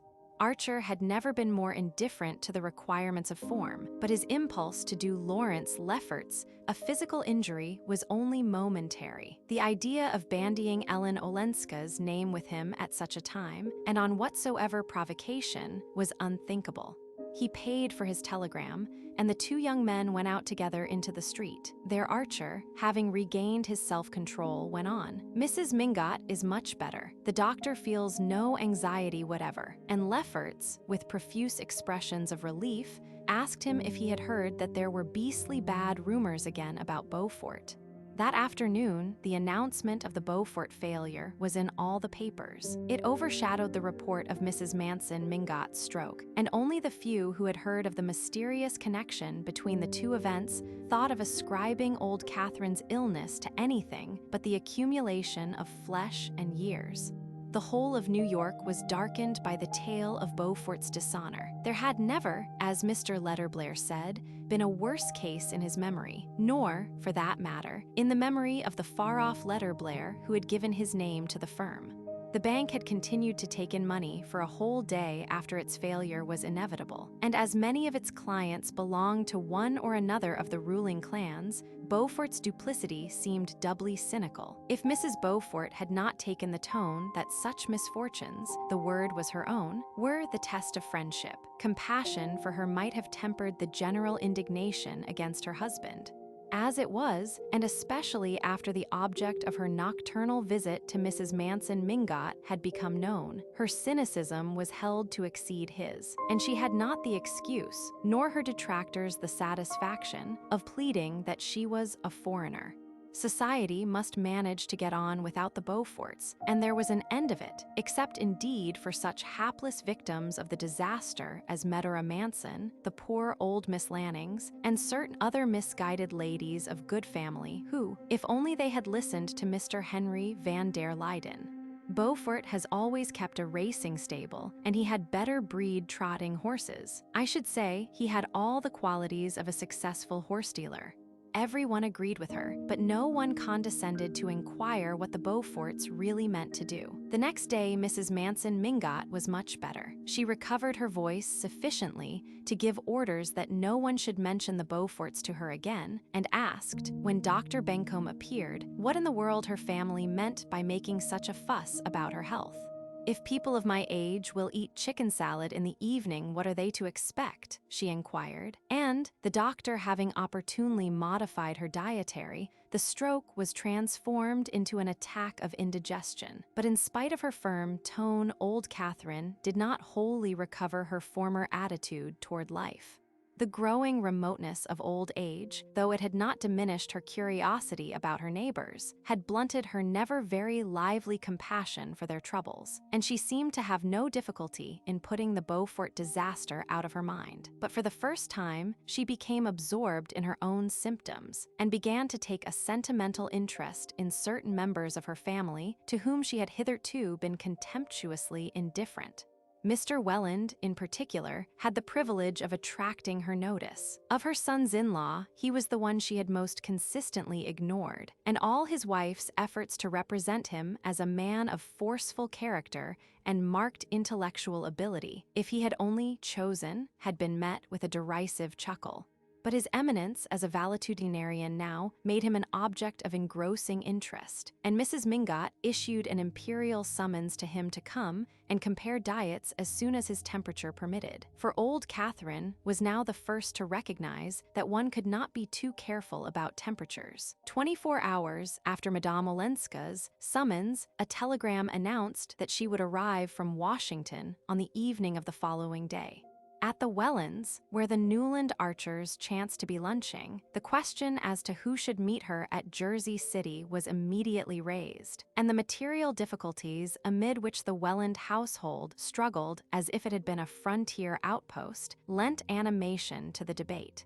The The Welland sons would of course be downtown, Mr. Lovell Mingott would be just hurrying back from his shooting, and the Mingott carriage engaged in meeting him, and one could not ask May, at the close of a winter afternoon, to go alone across the ferry to Jersey City, even in her own carriage. Nevertheless, it might appear inhospitable and contrary to old Catherine's express wishes if Madame Olenska were allowed to arrive without any of the family being at the station to receive her.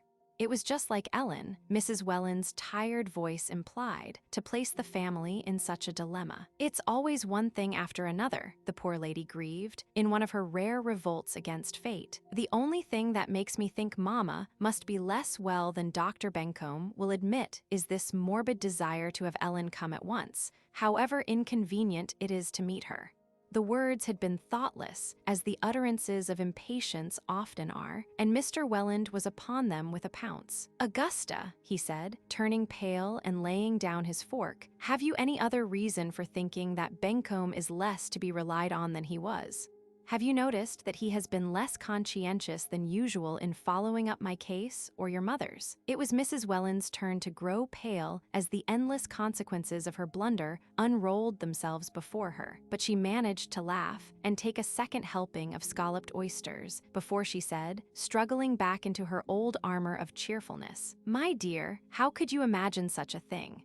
I only meant that, after the decided stand, Mama took about its being Ellen's duty to go back to her husband. It seems strange that she should be seized with this sudden whim to see her, when there are half a dozen other grandchildren that she might have asked for. But we must never forget that Mama, in spite of her wonderful vitality, is a very old woman." Mr. Welland's brow remained clouded, and it was evident that his perturbed imagination had fastened at once on this last remark. "Yes, your mother's a very old woman, and for all we know Bencomb may not be as successful with very old people. As you say, my dear, it's always one thing after another, and in another 10 or 15 years, I suppose, I shall have the pleasing duty of looking about for a new doctor. It's always better to make such a change before it's absolutely necessary." And having arrived at this Spartan decision, Mr. Welland firmly took up his fork. But all the while, Mrs. Welland began again, as she rose from the luncheon table and led the way into the wilderness of purple satin and malachite known as the back drawing room, "I don't see how Ellen's to be got here tomorrow evening, and I do like to have things settled for at least 24 hours ahead." Archer turned from the fascinated contemplation of a small painting representing two cardinals carousing in an octagonal ebony frame set with medallions of onyx. "Shall I fetch her?" he proposed. "I can easily get away from the office in time to meet the brougham at the ferry, if May will send it there." His heart was beating excitedly as he spoke. Mrs. Welland heaved a sigh of gratitude, and May, who had moved away to the window, turned to shed on him a beam of approval. "So you see, Mama, everything will be settled 24 hours in advance," she said, stooping over to kiss her mother's troubled forehead.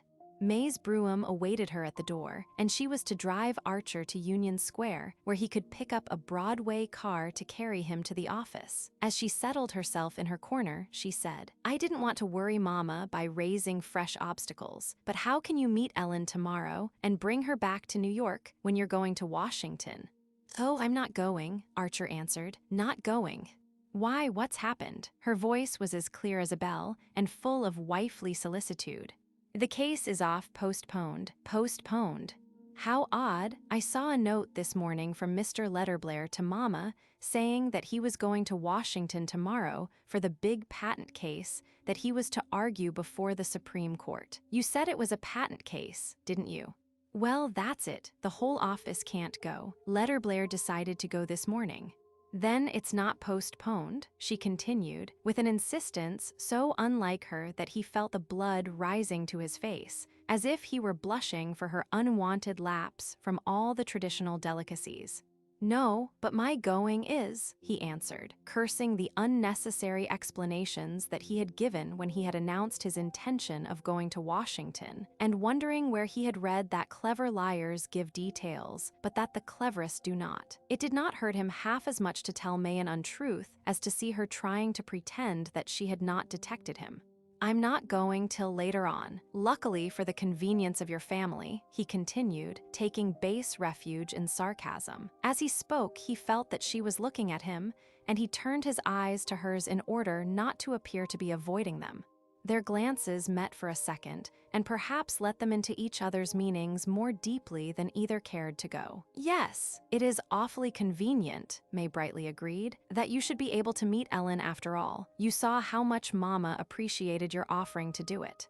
"Oh, I'm delighted to do it." The carriage stopped, and as he jumped out, she leaned to him and laid her hand on his. "Goodbye, dearest," she said, her eyes so blue that he wondered afterward if they had shone on him through tears. He turned away and hurried across Union Square, repeating to himself, in a sort of inward chant, "It's all of 2 hours from Jersey City to Old Catherine's. It's all of 2 hours, and it may be more." Chapter 29. His wife's dark blue brougham, with the wedding varnish still on it, met Archer at the ferry and conveyed him luxuriously to the Pennsylvania terminus in Jersey City. It was a somber, snowy afternoon, and the gas lamps were lit in the big, reverberating station. As he paced the platform, waiting for the Washington Express, he remembered that there were people who thought there would one day be a tunnel under the Hudson through which the trains of the Pennsylvania Railway would run straight into New York. They were of the brotherhood of visionaries who likewise predicted the building of ships that would cross the Atlantic in 5 days, the invention of a flying machine, lighting by electricity, telephonic communication without wires, and other Arabian night marvels. "I don't care which of their visions comes true," Archer mused, "as long as the tunnel isn't built yet." In his senseless schoolboy happiness, he pictured Madame Olenska's descent from the train, his discovery of her a long way off, among the throngs of meaningless faces, her clinging to his arm as he guided her to the carriage, their slow approach to the wharf among slipping horses, laden carts, vociferating teamsters, and then the startling quiet of the ferry boat, where they would sit side by side under the snow, in the motionless carriage, while the earth seemed to glide away under them, rolling to the other side of the sun. The clanging and groaning of the train came nearer, and it staggered slowly into the station like a prey-laden monster into its lair. Archer pushed forward, elbowing through the crowd, and staring blindly into window after window of the high-hung carriages.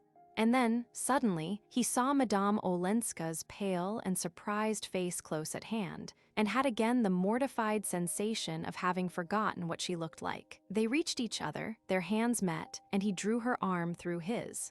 "This way, I have the carriage," he said. After that, it all happened as he had dreamed. He helped her into the brougham with her bags, and had afterward the vague recollection of having properly reassured her about her grandmother and given her a summary of the Beaufort situation. He was struck by the softness of her. Poor Regina. If only it doesn't mean, poor Granny. "Oh, no, she's much better, she's all right, really. There, we've passed it," he exclaimed, as if that made all the difference. Her hand remained in his, and as the carriage lurched across the gangplank onto the ferry, he bent over, unbuttoned her tight brown glove, and kissed her palm as if he had kissed a relic. She disengaged herself with a faint smile, and he said, "You didn't expect me today." "Oh, no, I meant to go to Washington to see you. I'd made all my arrangements. I very nearly crossed you in the train." "Oh," she exclaimed, as if terrified by the narrowness of their escape. "Do you know, I hardly remembered you, hardly remembered me. I mean, how shall I explain? It's always so. Each time you happen to me all over again." "Oh, yes, I know. Does it do I too, to you?" He insisted. She nodded, looking out of the window. "Ellen," she made no answer, and he sat in silence, watching her profile grow indistinct against the snow-streaked dusk beyond the window. What had she been doing in all those 4 long months, he wondered. How little they knew of each other. After all, the precious moments were slipping away, but he had forgotten everything that he had meant to say to her and could only helplessly brood on the mystery of their remoteness and their proximity, which seemed to be symbolized by the fact of their sitting so close to each other and yet being unable to see each other's faces. "What a pretty carriage. Is it May's?" she asked, suddenly turning her face from the window. "Yes." "It was May who sent you to fetch me, then? How kind of her." He made no answer for a moment. Then he said explosively, "Your husband's secretary came to see me the day after we met in Boston."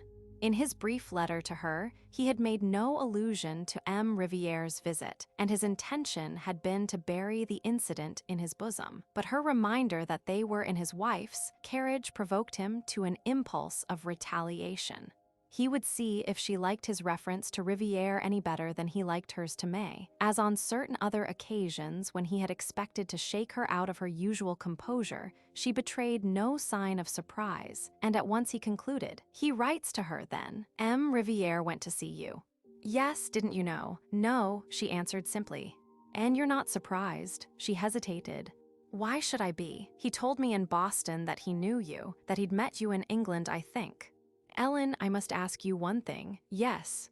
"I wanted to ask it after I saw him, but I couldn't put it in a letter. It was Riviere who helped you to get away when you left your husband." His heart was beating suffocatingly. Would she meet this question with the same composure? "Yes, I owe him a great debt," she answered, without the least tremor in her quiet voice. Her tone was so natural, so almost indifferent, that Archer's turmoil subsided. Once more she had managed, by her sheer simplicity, to make him feel stupidly conventional just when he thought he was flinging convention to the winds. "I think you're the most honest woman I ever met," he exclaimed. "Oh no, but probably one of the least fussy," she answered, a smile in her voice. "Call it what you like, you look at things as they are." I've had to look at the Gorgon." "Well, it hasn't blinded you. You've seen that she's just an old bogey like all the others. She doesn't blind one, but she dries up one's tears." The answer checked the pleading on Archer's lips. It seemed to come from depths of experience beyond his reach. The slow advance of the ferry boat had ceased, and her bows bumped against the piles of the slip with a violence that made the brougham stagger, and flung Archer and Madame Olenska against each other. The young man, trembling, felt the pressure of her shoulder and passed his arm about her. "If you're not blind, then, you must see that this can't last." "What can't? Our being together and not together."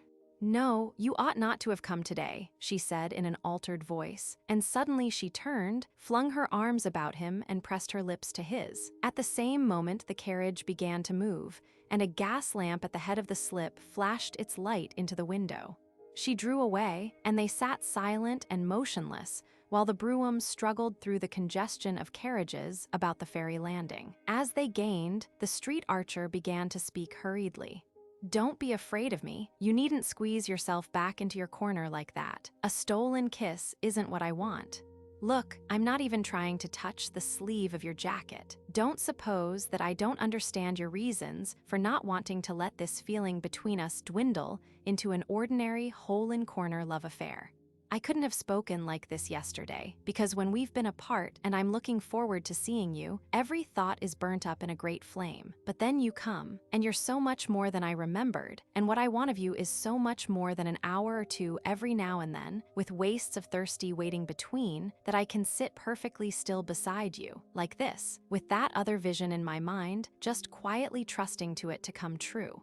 For a moment she made no reply, then she asked, hardly above a whisper, "What do you mean by trusting to it to come true? Why, you know it will, don't you? Your vision of you and me together." She burst into a sudden hard laugh. "You choose your place well to put it to me. Do you mean because we're in my wife's brougham? Shall we get out and walk then? I don't suppose you mind a little snow." She laughed again, more gently. "No, I shan't get out and walk, because my business is to get to Granny's as quickly as I can, and you'll sit beside me, and we'll look not at visions, but at realities." "I don't know what you mean by realities. The only reality to me is this." She met the words with a long silence, during which the carriage rolled down an obscure side street and then turned into the searching illumination of Fifth Avenue. "Is it your idea, then, that I should live with you as your mistress, since I can't be your wife?" she asked. The crudeness of the question startled him. The word was one that women of his class fought shy of, even when their talk flitted closest about the topic. He noticed that Madame Olenska pronounced it as if it had a recognized place in her vocabulary, and he wondered if it had been used familiarly in her presence in the horrible life she had fled from. Her question pulled him up with a jerk, and he floundered. I want somehow to get away with you into a world where words like that, categories like that, won't exist, where we shall be simply two human beings who love each other, who are the whole of life to each other, and nothing else on earth will matter. She drew a deep sigh that ended in another laugh. Oh, my dear, where is that country? Have you ever been there? She asked, and as he remained sullenly dumb, she went on. I know so many who have tried to find it, and believe me, they all got out by mistake at wayside stations, at places like Boulogne or Pisa or Monte Carlo, and it wasn't at all different from the old world they'd left, but only rather smaller and dingier and more promiscuous. He had never heard her speak in such a tone, and he remembered the phrase she had used a little while before. Yes, the Gorgon has dried your tears, he said. Well, she opened my eyes too. It's a delusion to say that she blinds people. What she does is just the contrary. She fastens their eyelids open so that they're never again in the blessed darkness. Isn't there a Chinese torture like that? There ought to be. Ah, believe me, it's a miserable little country. The carriage had crossed 42nd Street. May's sturdy brougham horse was carrying them northward as if he had been a Kentucky trotter. Archer choked with the sense of wasted minutes and vain words. Then, what exactly is your plan for us? He asked for U.S. But there's no U.S. in that sense. We're near each other only if we stay far from each other. Then we can be ourselves. Otherwise, we're only Newland Archer, the husband of Ellen Olenska's cousin, and Ellen Olenska, the cousin of Newland Archer's wife, trying to be happy behind the backs of the people who trust them. Ah, I'm beyond that, he groaned. No, you're not. You've never been beyond. And I have, she said in a strange voice. And I know what it looks like there. He sat silent, dazed with inarticulate pain. Then he groped in the darkness of the carriage for the little bell that signaled orders to the coachman. He remembered that May rang twice when she wished to stop. He pressed the bell, and the carriage drew up beside the curbstone. Why are we stopping? This is not Granny's, Madame Olenska exclaimed. No, I shall get out here, he stammered, opening the door and jumping to the pavement. By the light of a street lamp, he saw her startled face and the instinctive motion she made to detain him. He closed the door and leaned for a moment in the window. You're right, I ought not to have come today, he said, lowering his voice so that the coachman should not hear. She bent forward and seemed about to speak, but he had already called out the order to drive on, and the carriage rolled away while he stood on the corner. The snow was over, and a tingling wind had sprung up that lashed his face as he stood gazing. Suddenly, he felt something stiff and cold on his lashes and perceived that he had been crying and that the wind had frozen his tears. He thrust his hands in his pockets and walked at a sharp pace down Fifth Avenue to his own house. Chapter 30. That evening when Archer came down before dinner, he found the drawing room empty. He and May were dining alone, all the family engagements having been postponed since Mrs. Manson Mingot's illness. And as May was the more punctual of the two, he was surprised that she had not preceded him. He knew that she was at home, for while he dressed, he had heard her moving about in her room, and he wondered what had delayed her. He had fallen into the way of dwelling on such conjectures as a means of tying his thoughts fast to reality. Sometimes he felt as if he had found the clue to his father-in-law's absorption in trifles. Perhaps even Mr. Welland, long ago, had had escapes and visions, and had conjured up all the hosts of domesticity to defend himself against them. When May appeared, he thought she looked tired. She had put on the low-necked and tightly laced dinner dress, which the Mingot ceremonial exacted on the most informal occasions, and had built her fair hair into its usual accumulated coils, and her face, in contrast, was wan and almost faded. But she shone on him with her usual tenderness, and her eyes had kept the blue dazzle of the day before. "What became of you, dear?" she asked. "I was waiting at Granny's, and Ellen came alone and said she had dropped you on the way because you had to rush off on business. There's nothing wrong. Only some letters I'd forgotten and wanted to get off before dinner." "Ah," she said, and a moment afterward, "I'm sorry you didn't come to Granny's unless the letters were urgent."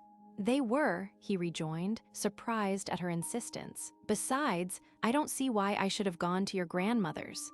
I didn't know you were there." She turned and moved to the looking-glass above the mantelpiece.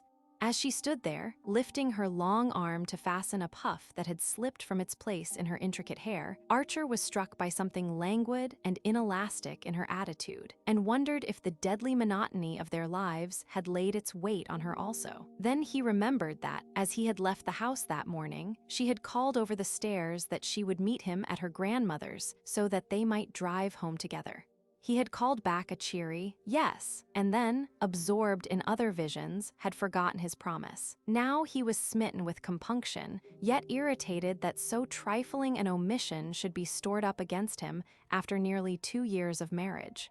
He was weary of living in a perpetual tepid honeymoon, without the temperature of passion, yet with all its exactions. If May had spoken out her grievances, he suspected her of many, he might have laughed them away, but she was trained to conceal imaginary wounds under a Spartan smile. To disguise his own annoyance, he asked how her grandmother was, and she answered that Mrs. Mingot was still improving, but had been rather disturbed by the last news about the Beauforts. What news? It seems they're going to stay in New York. I believe he's going into an insurance business, or something. They're looking about for a small house. The preposterousness of the case was beyond discussion, and they went in to dinner. During dinner, their talk moved in its usual limited circle, but Archer noticed that his wife made no allusion to Madame Olenska, nor to old Catherine's reception of her. He was thankful for the fact, yet felt it to be vaguely ominous. They went up to the library for coffee, and Archer lit a cigar and took down a volume of Michelet. He had taken to history in the evenings, since May had shown a tendency to ask him to read aloud whenever she saw him with a volume of poetry. Not that he disliked the sound of his own voice, but because he could always foresee her comments on what he read. In the days of their engagement, she had simply, as he now perceived, echoed what he told her. But since he had ceased to provide her with opinions, she had begun to hazard her own, with results destructive to his enjoyment of the works commented on. Seeing that he had chosen history, she fetched her work-basket, drew up an armchair to the green-shaded student lamp, and uncovered a cushion she was embroidering for his sofa. She was not a clever needlewoman. Her large, capable hands were made for riding, rowing, and open-air activities. But since other wives embroidered cushions for their husbands, she did not wish to omit this last link in her devotion. As she sat thus, the lamplight full on her clear brow, he said to himself with a secret dismay that he would always know the thoughts behind it, that never, in all the years to come, would she surprise him by an unexpected mood, by a new idea, a weakness, a cruelty, or an emotion. She had spent her poetry and romance on their short courting. The function was exhausted because the need was past. Now she was simply ripening into a copy of her mother, and mysteriously, by the very process, trying to turn him into a Mr. Welland. He laid down his book and stood up impatiently, and at once she raised her head. "What's the matter? The room is stifling. I want a little air." He had insisted that the library curtains should draw backward and forward on a rod, so that they might be closed in the evening, instead of remaining nailed to a gilt cornice, and immovably looped up over layers of lace, as in the drawing room, and he pulled them back and pushed up the sash, leaning out into the icy night. After he had leaned out into the darkness for a few minutes, he heard her say, "Newland, do shut the window. You'll catch your death." He pulled the sash down and turned back. "Catch my death," he echoed, and he felt like adding, "But I've caught it already. I am dead, I've been dead for months and months." And suddenly, the play of the word flashed up a wild suggestion.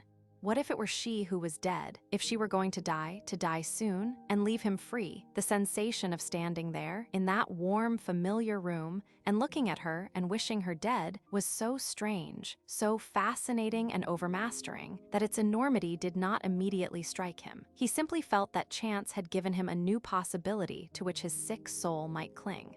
Yes, May might die, people did. Young people, healthy people like herself. She might die and set him suddenly free. She glanced up, and he saw by her widening eyes that there must be something strange in his own. "Newland, are you ill?" He shook his head and turned toward his armchair. She bent over her work frame, and as he passed, he laid his hand on her hair. "Poor May," he said. "Poor? Why poor?" She echoed with a strained laugh. "Because I shall never be able to open a window without worrying you," he rejoined, laughing also. For a moment she was silent. Then she said very low, her head bowed over her work, "I shall never worry if you're happy." "Ah, my dear, and I shall never be happy unless I can open the windows. In this weather," she remonstrated, and with a sigh he buried his head in his book.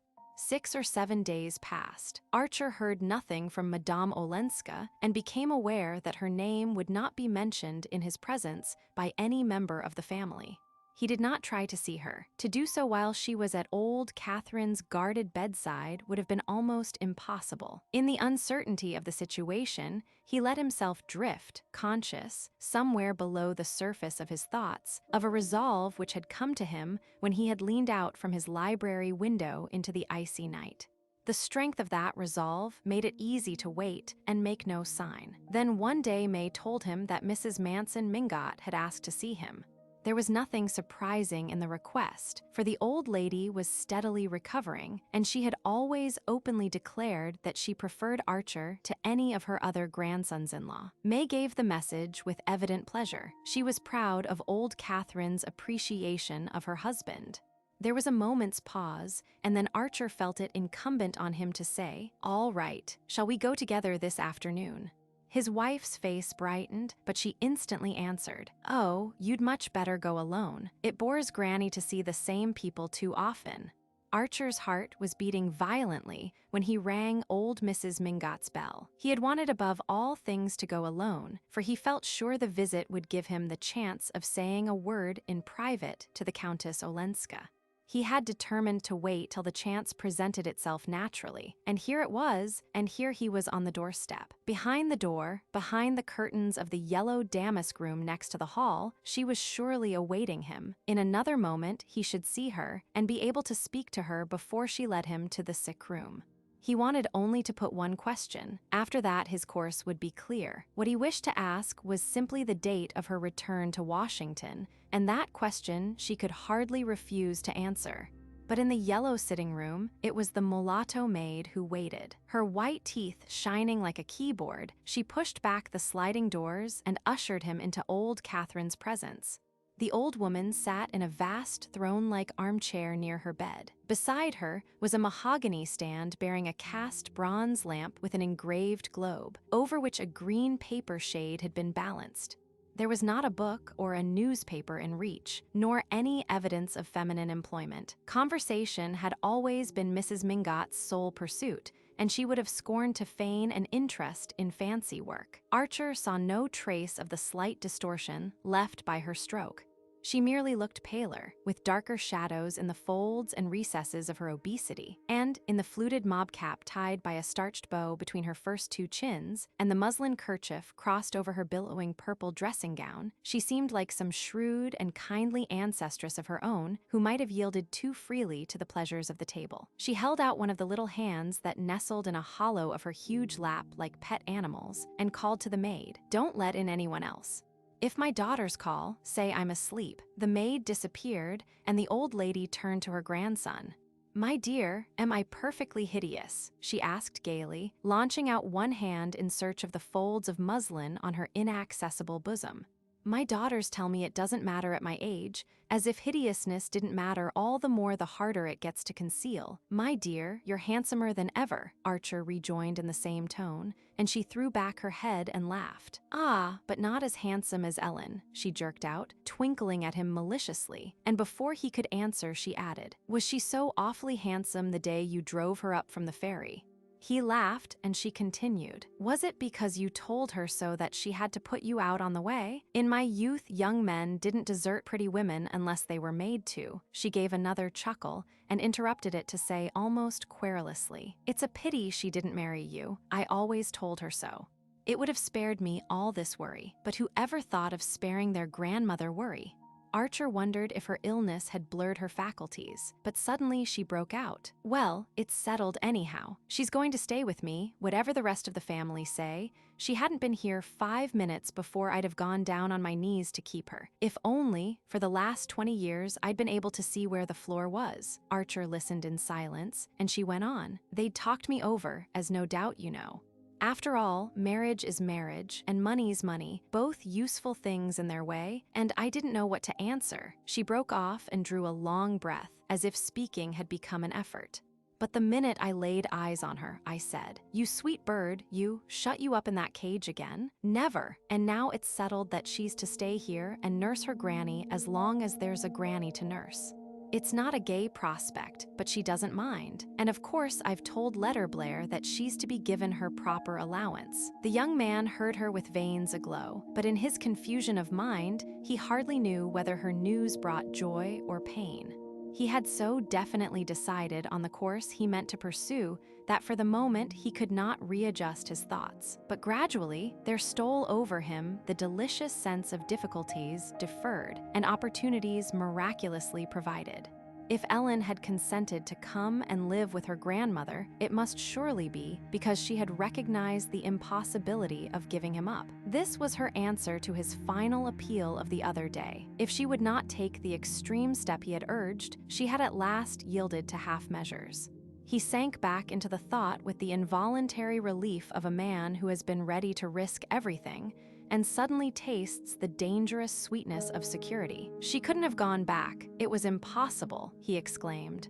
"Ah, my dear, I always knew you were on her side, and that's why I sent for you today, and why I said to your pretty wife, when she proposed to come with you, 'No, my dear, I'm pining to see Newland, and I don't want anybody to share our transports. For you see, my dear,' she drew her head back as far as its tethering chins permitted and looked him full in the eyes, 'you see, we shall have a fight yet. The family don't want her here, and they'll say it's because I've been ill, because I'm a weak old woman that she's persuaded me. I'm not well enough yet to fight them one by one, and you've got to do it for me.' He stammered, 'You.' 'Why not?' She jerked back at him, her round eyes suddenly as sharp as penknives. Her hand fluttered from its chair arm and lit on his with a clutch of little pale nails like bird claws. 'Why not?' she searchingly repeated. Archer, under the exposure of her gaze, had recovered his self-possession. "Oh, I don't count I'm too insignificant." "Well, you're Letterblair's partner, ain't you? You've got to get at them through Letterblair." "Unless you've got a reason," she insisted. "Oh, my dear, I back you to hold your own against them all without my help, but you shall have it if you need it," he reassured her. "Then we're safe," she sighed, and smiling on him with all her ancient cunning she added, as she settled her head among the cushions, "I always knew you'd back us up, because they never quote you when they talk about its being her duty to go home." He winced a little at her terrifying perspicacity and longed to ask, "And May, do they quote her?" But he judged it safer to turn the question. "And Madame Olenska? When am I to see her?" he said. The old lady chuckled, crumpled her lids, and went through the pantomime of archness. "Not today, one at a time, please. Madame Olenska's gone out." He flushed with disappointment, and she went on. "She's gone out, my child, gone in my carriage to see Regina Beaufort." She paused for this announcement to produce its effect. "That's what she's reduced me to already.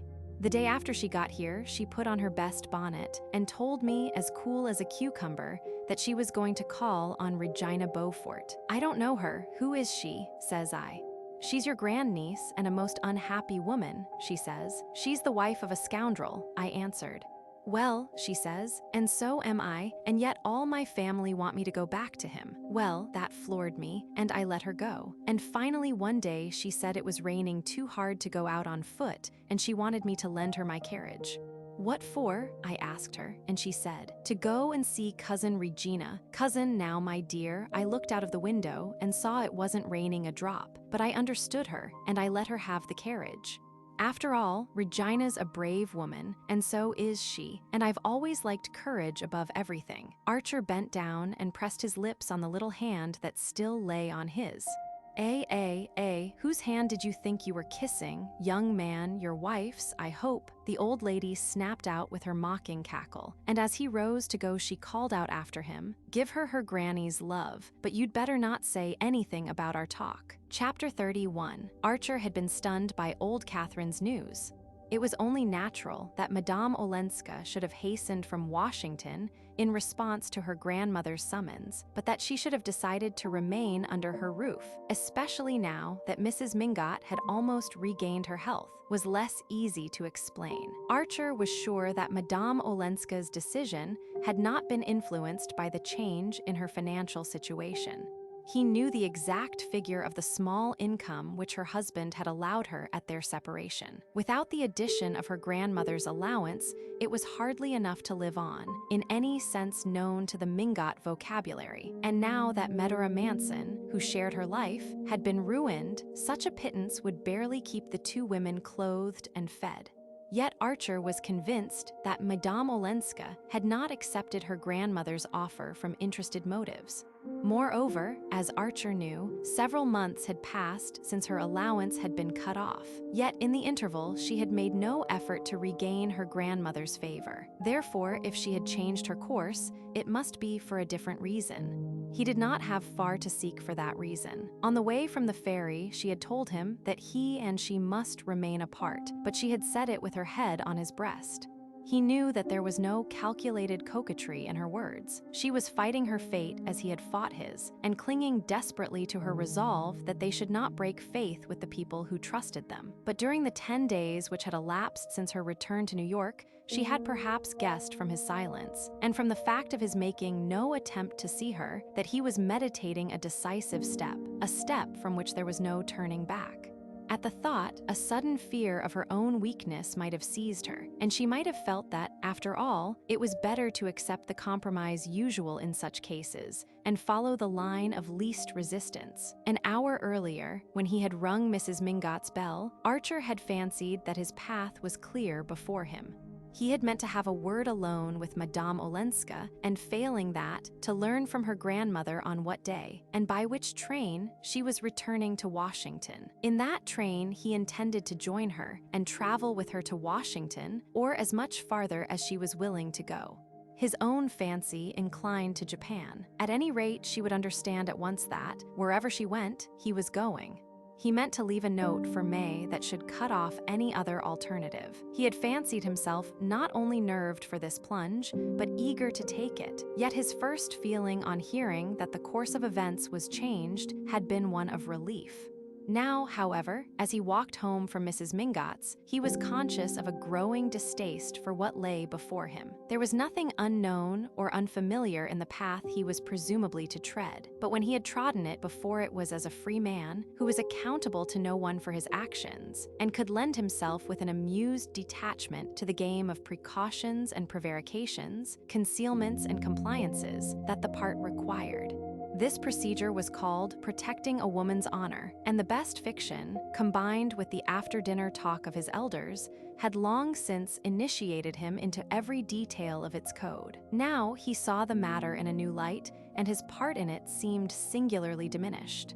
It was, in fact, that which, with a secret fatuity, he had watched Mrs. Thorley Rushworth play toward a fond and unperceiving husband, a smiling, bantering, humoring, watchful, and incessant lie. A lie by day, a lie by night, a lie in every touch and every look, a lie in every caress and every quarrel, a lie in every word and in every silence. It was easier, and less dastardly on the whole, for a wife to play such a part toward her husband. A woman's standard of truthfulness was tacitly held to be lower. She was the subject creature, and versed in the arts of the enslaved. Then she could always plead moods and nerves, and the right not to be held too strictly to account. And even in the most straight-laced societies, the laugh was always against the husband. But in Archer's little world, no one laughed at a wife deceived, and a certain measure of contempt was attached to men who continued their philandering after marriage. In the rotation of crops, there was a recognized season for wild oats, but they were not to be sown more than once. Archer had always shared this view. In his heart, he thought Lefferts despicable. But to love, Ellen Olenska was not to become a man like Lefferts. For the first time, Archer found himself face to face with the dread argument of the individual case. Ellen Olenska was like no other woman, he was like no other man. Their situation, therefore, resembled no one else's, and they were answerable to no tribunal but that of their own judgment. Yes, but in 10 minutes more he would be mounting his own doorstep, and there were May, and habit, and honor, and all the old decencies that he and his people had always believed in. At his corner he hesitated, and then walked on down Fifth Avenue. Ahead of him, in the winter night, loomed a big, unlit house. As he drew near, he thought how often he had seen it blazing with lights, its steps awninged and carpeted, and carriages waiting in double line to draw up at the curbstone. It was in the conservatory that stretched its dead black bulk down the side street that he had taken his first kiss from May. It was under the myriad candles of the ballroom that he had seen her appear, tall and silver shining as a young Diana. Now the house was as dark as the grave, except for a faint flare of gas in the basement and a light in one upstairs room where the blind had not been lowered. As Archer reached the corner, he saw that the carriage standing at the door was Mrs. Manson Mingott's. What an opportunity for Sillerton Jackson, if he should chance to pass. Archer had been greatly moved by old Catherine's account of Madame Olenska's attitude toward Mrs. Beaufort. It made the righteous reprobation of New York seem like a passing by on the other side. But he knew well enough what construction the clubs and drawing rooms would put on Ellen Olenska's visits to her cousin. He paused and looked up at the lighted window. No doubt the two women were sitting together in that room. Beaufort had probably sought consolation elsewhere. There were even rumors that he had left New York with Fanny Ring, but Mrs. Beaufort's attitude made the report seem improbable.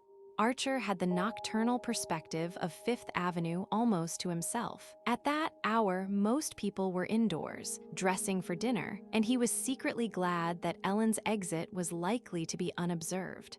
As the thought passed through his mind, the door opened, and she came out. Behind her was a faint light, such as might have been carried down the stairs to show her the way. She turned to say a word to someone, then the door closed, and she came down the steps. "Ellen," he said in a low voice as she reached the pavement. She stopped with a slight start, and just then he saw two young men of fashionable cut approaching. There was a familiar air about their overcoats and the way their smart silk mufflers were folded over their white ties, and he wondered how youths of their quality happened to be dining out so early. Then he remembered that the Reggie Chiverses, whose house was a few doors above, were taking a large party that evening to see Adelaide Neilson in Romeo and Juliet, and guessed that the two were of the number. They passed under a lamp, and he recognized Lawrence Lefferts and a young Chivers. A mean desire not to have Madame Olenska seen at the Beaufort's door vanished as he felt the penetrating warmth of her hand. "I shall see you now. We shall be together," he broke out, hardly knowing what he said. "Ah," she answered, "Granny has told you." While he watched her, he was aware that Lefferts and Chivers, on reaching the farther side of the street corner, had discreetly struck away across Fifth Avenue. It was the kind of masculine solidarity that he himself often practiced. Now he sickened at their connivance. Did she really imagine that he and she could live like this? And if not, what else did she imagine? "Tomorrow I must see you, somewhere where we can be alone," he said, in a voice that sounded almost angry to his own ears. She wavered and moved toward the carriage. "But I shall be at Granny's, for the present that is," she added, as if conscious that her change of plans required some explanation. "Somewhere where we can be alone," he insisted. She gave a faint laugh that grated on him. "In New York, but there are no churches, no monuments." "There's the art museum in the park," he explained as she looked puzzled. "At 2:30. I shall be at the door." She turned away without answering and got quickly into the carriage. As it drove off, she leaned forward, and he thought she waved her hand in the obscurity. He stared after her in a turmoil of contradictory feelings. It seemed to him that he had been speaking not to the woman he loved, but to another, a woman he was indebted to for pleasures already wearied of. It was hateful to find himself the prisoner of this hackneyed vocabulary. "She'll come," he said to himself, almost contemptuously.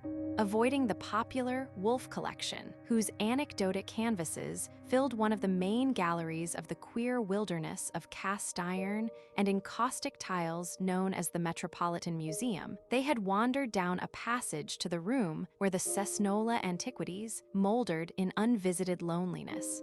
"It's odd," Madame Olenska said. "I never came here before." "Ah, well, someday, I suppose, it will be a great museum." "Yes," she assented absently. She stood up and wandered across the room. Archer, remaining seated, watched the light movements of her figure, so girlish even under its heavy furs, the cleverly planted heron wing in her fur cap, and the way a dark curl lay like a flattened vine spiral on each cheek above the ear. His mind, as always when they first met, was wholly absorbed in the delicious details that made her herself and no other.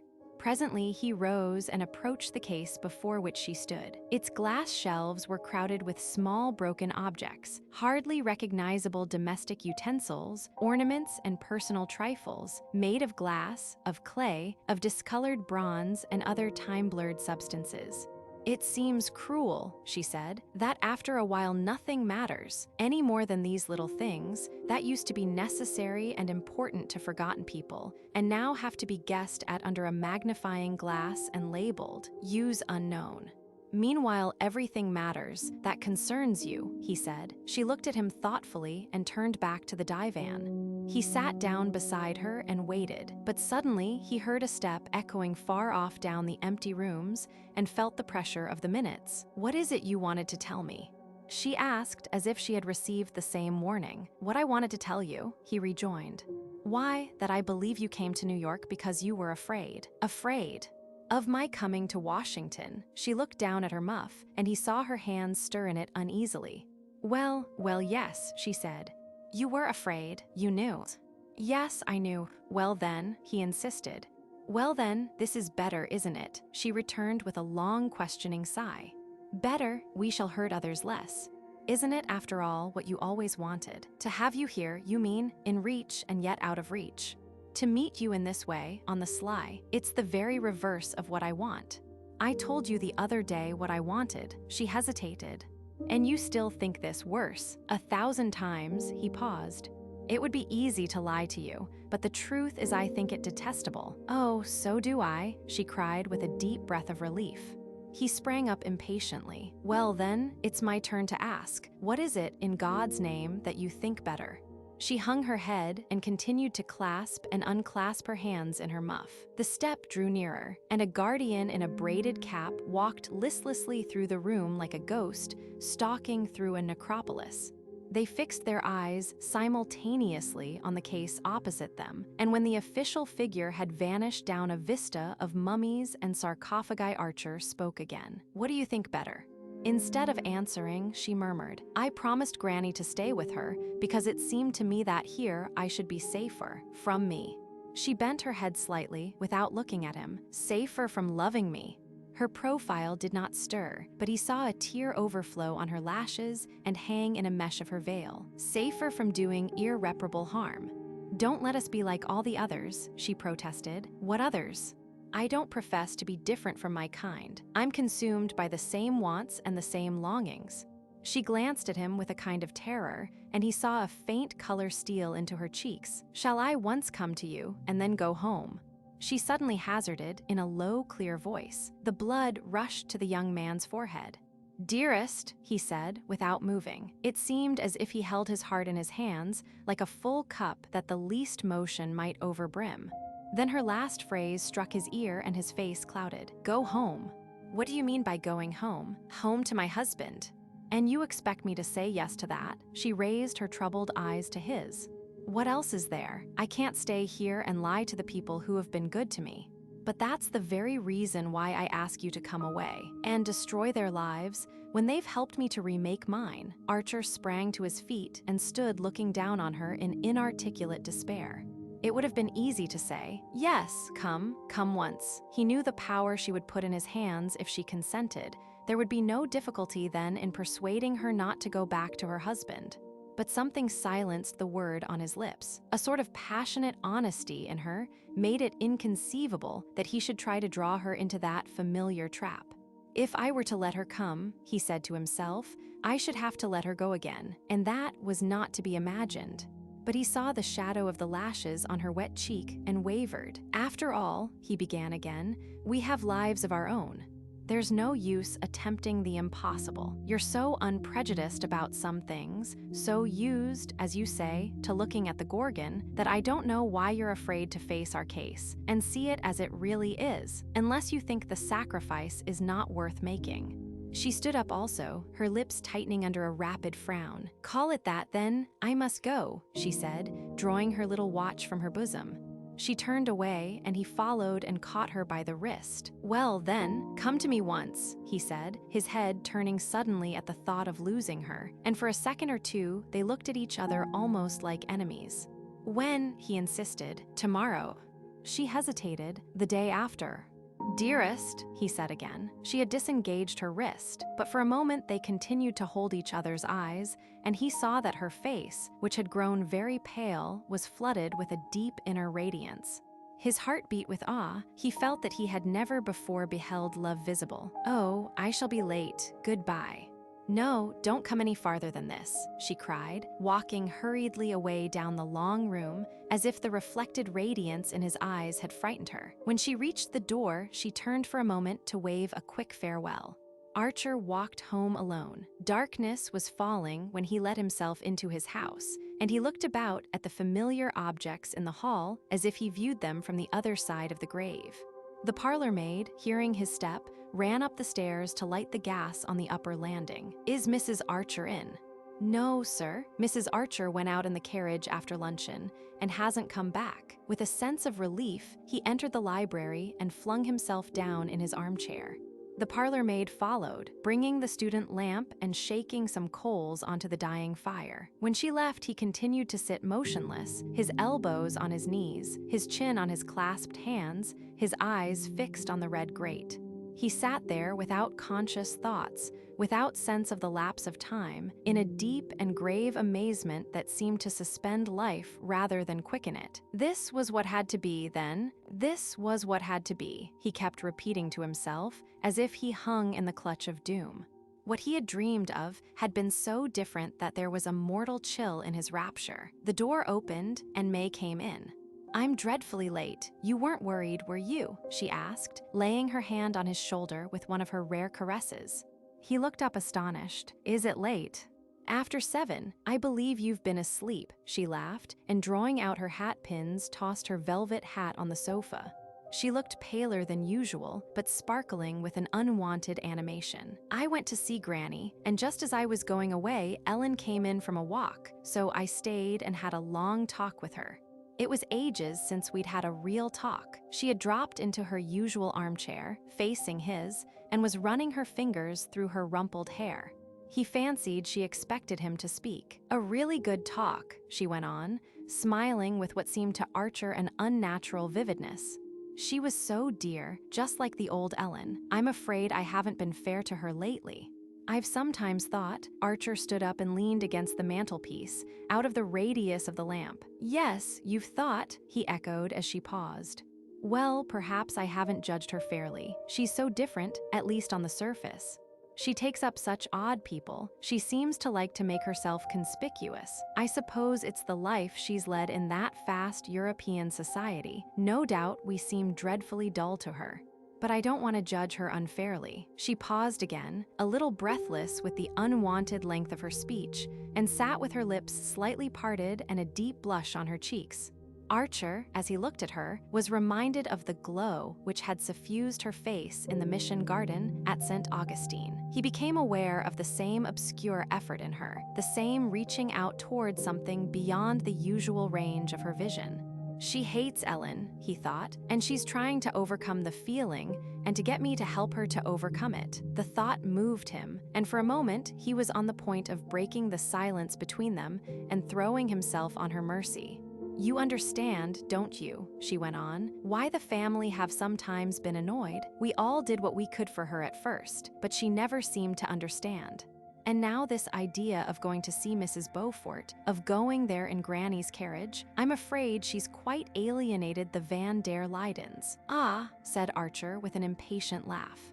The open door had closed between them again. "It's time to dress. We're dining out, aren't we?" he asked, moving from the fire. She rose also, but lingered near the hearth. As he walked past her, she moved forward impulsively, as though to detain him. Their eyes met, and he saw that hers were of the same swimming blue as when he had left her to drive to Jersey City. She flung her arms about his neck and pressed her cheek to his. "You haven't kissed me today," she said in a whisper, and he felt her tremble in his arms. Chapter 32. At the court of the Tuileries, said Mr. Sillerton Jackson with his reminiscent smile, such things were pretty openly tolerated. The scene was the Van der Luyden's black walnut dining room in Madison Avenue, and the time the evening after Newland Archer's visit to the Museum of Art. Mr. and Mrs. Van der Luyden had come to town for a few days from Skuytercliff, whither they had precipitately fled at the announcement of Beaufort's failure.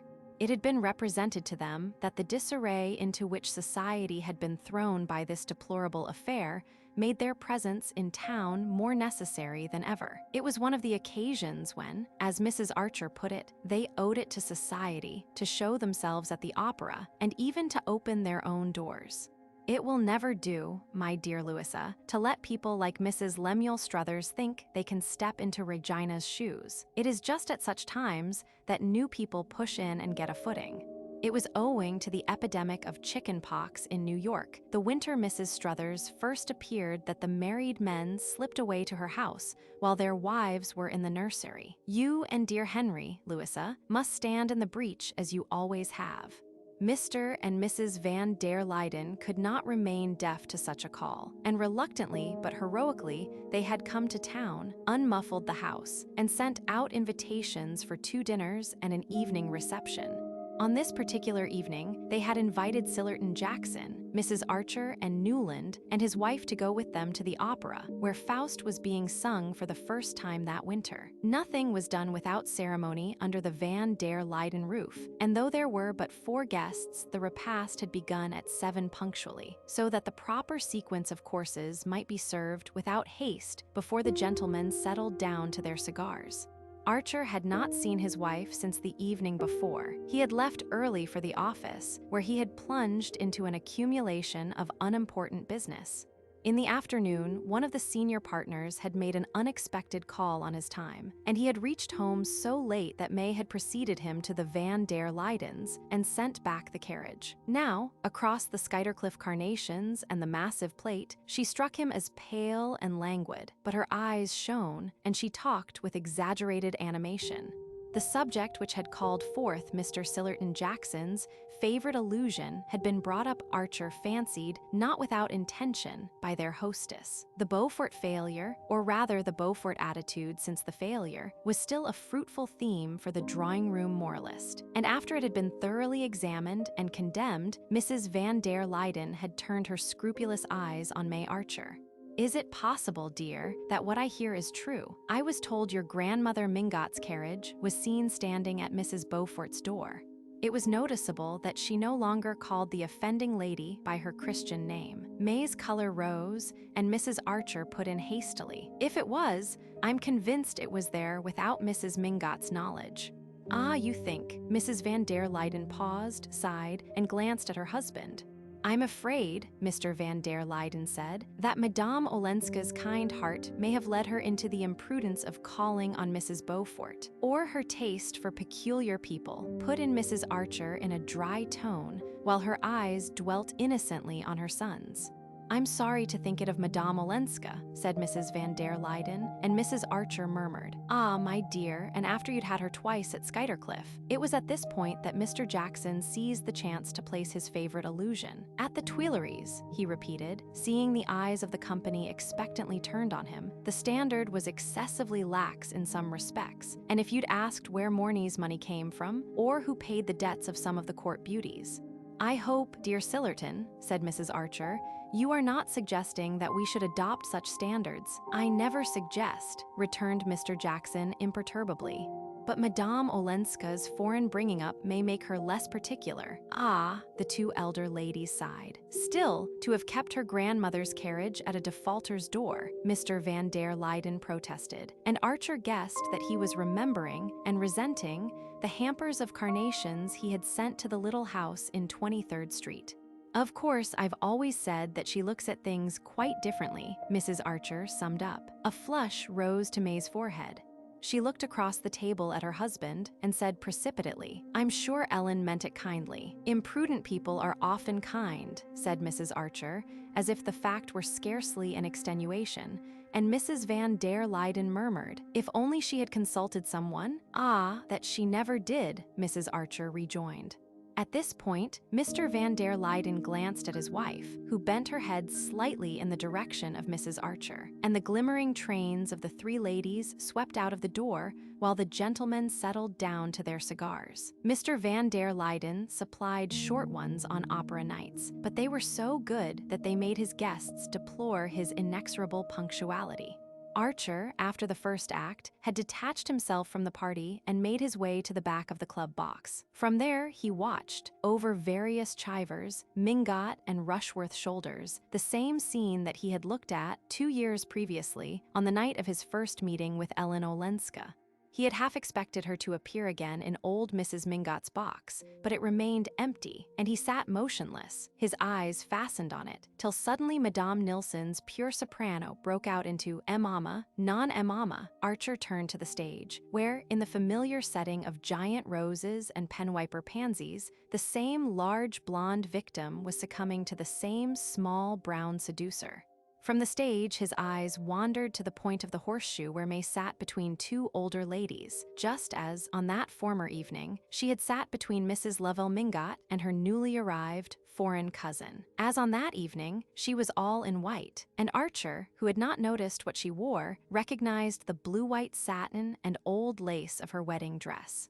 It was the custom, in old New York, for brides to appear in this costly garment during the first year or two of marriage. His mother, he knew, kept hers in tissue paper in the hope that Janie might someday wear it, though poor Janie was reaching the age when pearl gray poplin and no bridesmaids would be thought more appropriate. Though May's outline was slightly heavier, as her goddess-like build had foretold, her athletic erectness of carriage and the girlish transparency of her expression remained unchanged. But for the slight languor that Archer had lately noticed in her, she would have been the exact image of the girl playing with the bouquet of lilies of the valley on her betrothal evening. The fact seemed an additional appeal to his pity. Such innocence was as moving as the trustful clasp of a child. Then he remembered the passionate generosity latent under that incurious calm. He recalled her glance of understanding when he had urged that their engagement should be announced at the Beaufort ball. He heard the voice in which she had said, in the Mission Garden, "I couldn't have my happiness made out of a wrong to someone else," and an uncontrollable longing seized him to tell her the truth, to throw himself on her generosity, and ask for the freedom he had once refused. Newland Archer was a quiet and self-controlled young man. Conformity to the discipline of a small society had become almost his second nature. It was deeply distasteful to him to do anything melodramatic and conspicuous, anything Mr. Van der Luyden would have deprecated, and the club box condemned as bad form. But he had become suddenly unconscious of the club box, of Mr. Van der Luyden, of all that had so long enclosed him in the warm shelter of habit. He walked along the semicircular passage at the back of the house and opened the door of Mrs. Van der Luyden's box as if it had been a gate into the unknown. "Emma," thrilled out the triumphant Marguerite, and the occupants of the box looked up in surprise at Archer's entrance.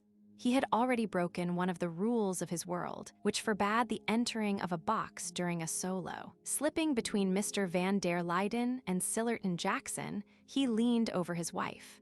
"I've got a beastly headache. Don't tell anyone, but come home, won't you?" he whispered. May gave him a glance of comprehension, and he saw her whisper to his mother, who nodded sympathetically. Then she murmured an excuse to Mrs. Van der Luyden and rose from her seat just as Marguerite fell into Faust's arms.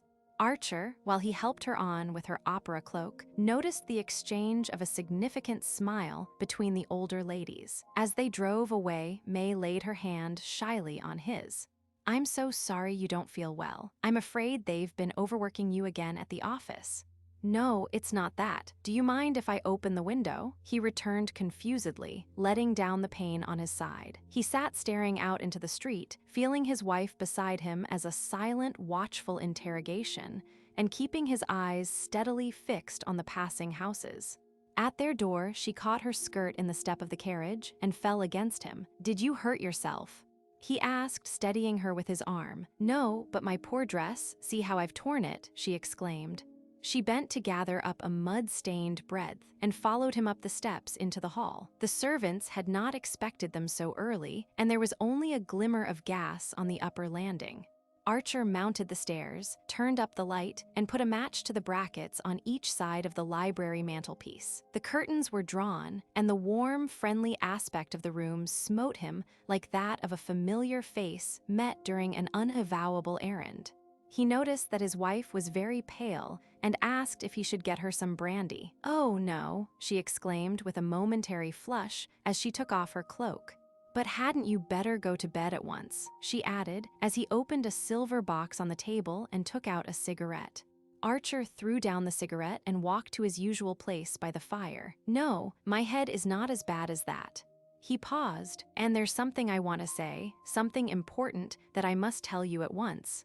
She had dropped into an armchair and raised her head as he spoke. "Yes, dear," she rejoined, so gently that he wondered at the lack of wonder with which she received this preamble. "May," he began, standing a few feet from her chair and looking over at her as if the slight distance between them were an unbridgeable abyss.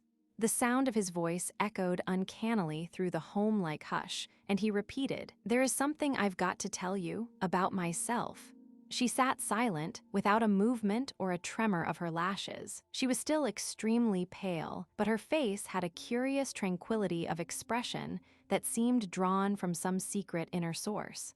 Archer checked the conventional phrases of self-accusal that were crowding to his lips. He was determined to put the case baldly, without vain recrimination or excuse.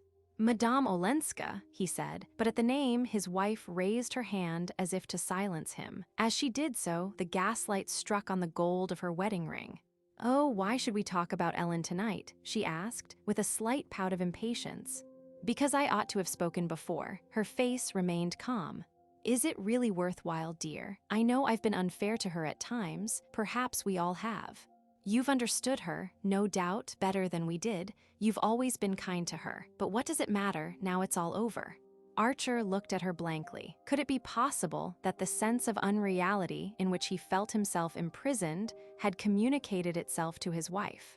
"All over? What do you mean?" he asked in an indistinct stammer.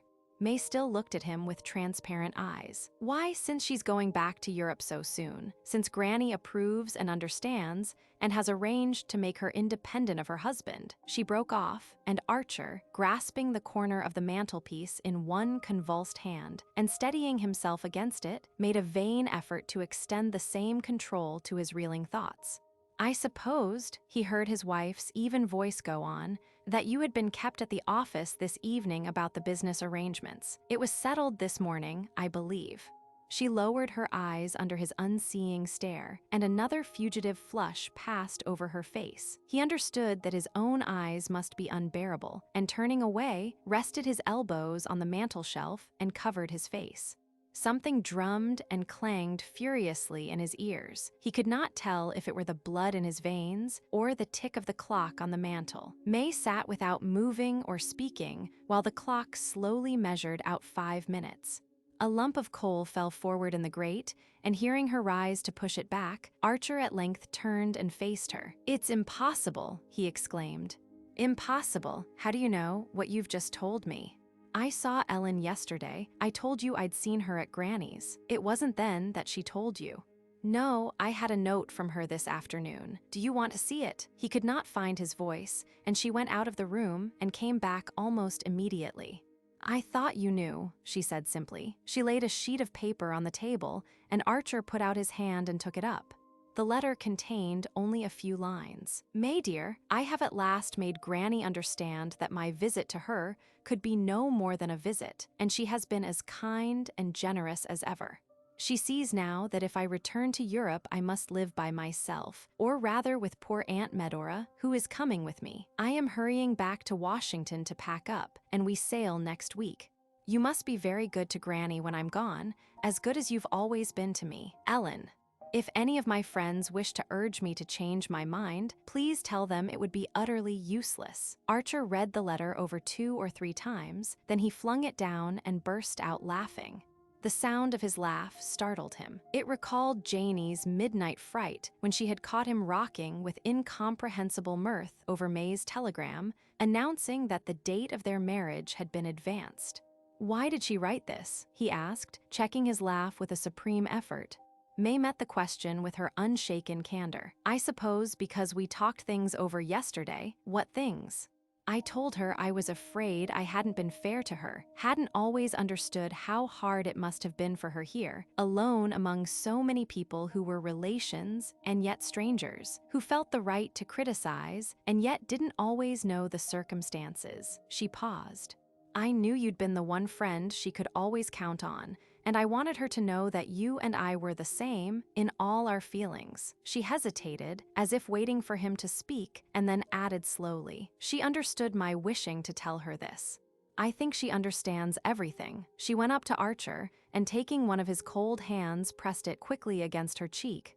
"My head aches too. Good night, dear," she said, and turned to the door, her torn and muddy wedding dress dragging after her across the room. Chapter 33. It was, as Mrs. Archer smilingly said to Mrs. Welland, a great event for a young couple to give their first big dinner. The Newland Archers, since they had set up their household, had received a good deal of company in an informal way. Archer was fond of having 3 or 4 friends to dine, and May welcomed them with the beaming readiness of which her mother had set her the example in conjugal affairs. Her husband questioned whether, if left to herself, she would ever have asked anyone to the house, but he had long given up trying to disengage her real self from the shape into which tradition and training had molded her. It was expected that well-off young couples in New York should do a good deal of informal entertaining, and a Welland married to an Archer was doubly pledged to the tradition. But a big dinner with a hired chef and 2 borrowed footmen, with Roman punch, roses from Henderson's, and menus on gilt-edged cards, was a different affair, and not to be lightly undertaken. As Mrs. Archer remarked, the Roman punch made all the difference, not in itself but by its manifold implications, since it signified either canvasbacks or terrapin, 2 soups, a hot and a cold sweet, full décolletage with short sleeves, and guests of a proportionate importance. It was always an interesting occasion when a young pair launched their first invitations in the third person, and their summons was seldom refused even by the seasoned and sought after. Still, it was admittedly a triumph that the Van der Luydens, at May's request, should have stayed over in order to be present at her farewell dinner for the Countess Olenska. The 2 mothers-in-law sat in May's drawing room on the afternoon of the great day, Mrs. Archer writing out the menus on Tiffany's thickest gilt-edged Bristol, while Mrs. Welland superintended the placing of the palms and standard lamps. Archer, arriving late from his office, found them still there. Mrs. Archer had turned her attention to the name cards for the table, and Mrs. Welland was considering the effect of bringing forward the large gilt sofa, so that another corner might be created between the piano and the window. May, they told him, was in the dining room inspecting the mound of jacqueminot roses and maidenhair in the center of the long table, and the placing of the Maillard bonbons in open-work silver baskets between the candelabra. On the piano stood a large basket of orchids, which Mr. Van der Luyden had sent from Skuytercliff. Everything was, in short, as it should be on the approach of so considerable an event. Mrs. Archer ran thoughtfully over the list, checking off each name with her sharp gold pen. Henry Van der Luyden, Louisa, the Lovell Mingots, the Reggie Chiverses, Lawrence Lefferts and Gertrude. Yes, I suppose May was right to have them. The Selfridge Marys, Sillerton Jackson, Van Newland and his wife. How time passes. It seems only yesterday that he was your best man, Newland, and Countess Olenska. Yes, I think that's all. Mrs. Welland surveyed her son-in-law affectionately. No one can say, Newland, that you and May are not giving Ellen a handsome send-off. Ah, well, said Mrs. Archer, I understand May's wanting her cousin to tell people abroad that we're not quite barbarians. I'm sure Ellen will appreciate it. She was to arrive this morning, I believe. It will make a most charming last impression. The evening before sailing is usually so dreary, Mrs. Welland cheerfully continued. Archer turned toward the door, and his mother-in-law called to him, Do go in and have a peep at the table, and don't let May tire herself too much. but he affected not to hear and sprang up the stairs to his library. The room looked at him like an alien countenance composed into a polite grimace, and he perceived that it had been ruthlessly tidied and prepared by a judicious distribution of ashtrays and cedarwood boxes for the gentleman to smoke in. Ah, well, he thought, it's not for long, and he went on to his dressing room. 10 days had passed since Madame Olenska's departure from New York. During those 10 days Archer had had no sign from her, but that conveyed by the return of a key wrapped in tissue paper and sent to his office in a sealed envelope addressed in her hand. This retort to his last appeal might have been interpreted as a classic move in a familiar game, but the young man chose to give it a different meaning. She was still fighting against her fate, but she was going to Europe, and she was not returning to her husband. Nothing, therefore, was to prevent his following her, and once he had taken the irrevocable step and had proved to her that it was irrevocable, he believed she would not send him away. This confidence in the future had steadied him to play his part in the present. It had kept him from writing to her or betraying, by any sign or act, his misery and mortification. It seemed to him that in the deadly silent game between them the trumps were still in his hands, and he waited. There had been, nevertheless, moments sufficiently difficult to pass, as when Mr. Letterblair, the day after Madame Olenska's departure, had sent for him to go over the details of the trust which Mrs. Manson Mingot wished to create for her granddaughter. For a couple of hours, Archer had examined the terms of the deed with his senior, all the while obscurely feeling that if he had been consulted it was for some reason other than the obvious one of his cousinship, and that the close of the conference would reveal it. "Well, the lady can't deny that it's a handsome arrangement," Mr. Letterblair had summed up, after mumbling over a summary of the settlement. "In fact, I'm bound to say she's been treated pretty handsomely all round. All round."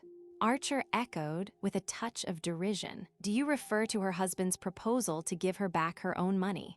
Mr. Letterblair's bushy eyebrows went up a fraction of an inch. "My dear sir, the law's the law, and your wife's cousin was married under the French law. It's to be presumed she knew what that meant. Even if she did, what happened subsequently?"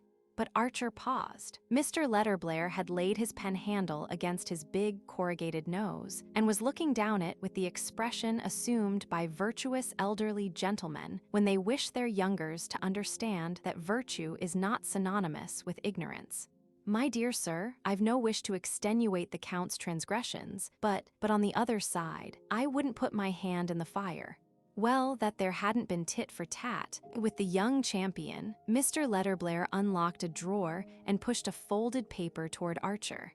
This report, the result of discreet inquiries. And then, as Archer made no effort to glance at the paper or to repudiate the suggestion, the lawyer somewhat flatly continued, "I don't say it's conclusive, you observe, far from it.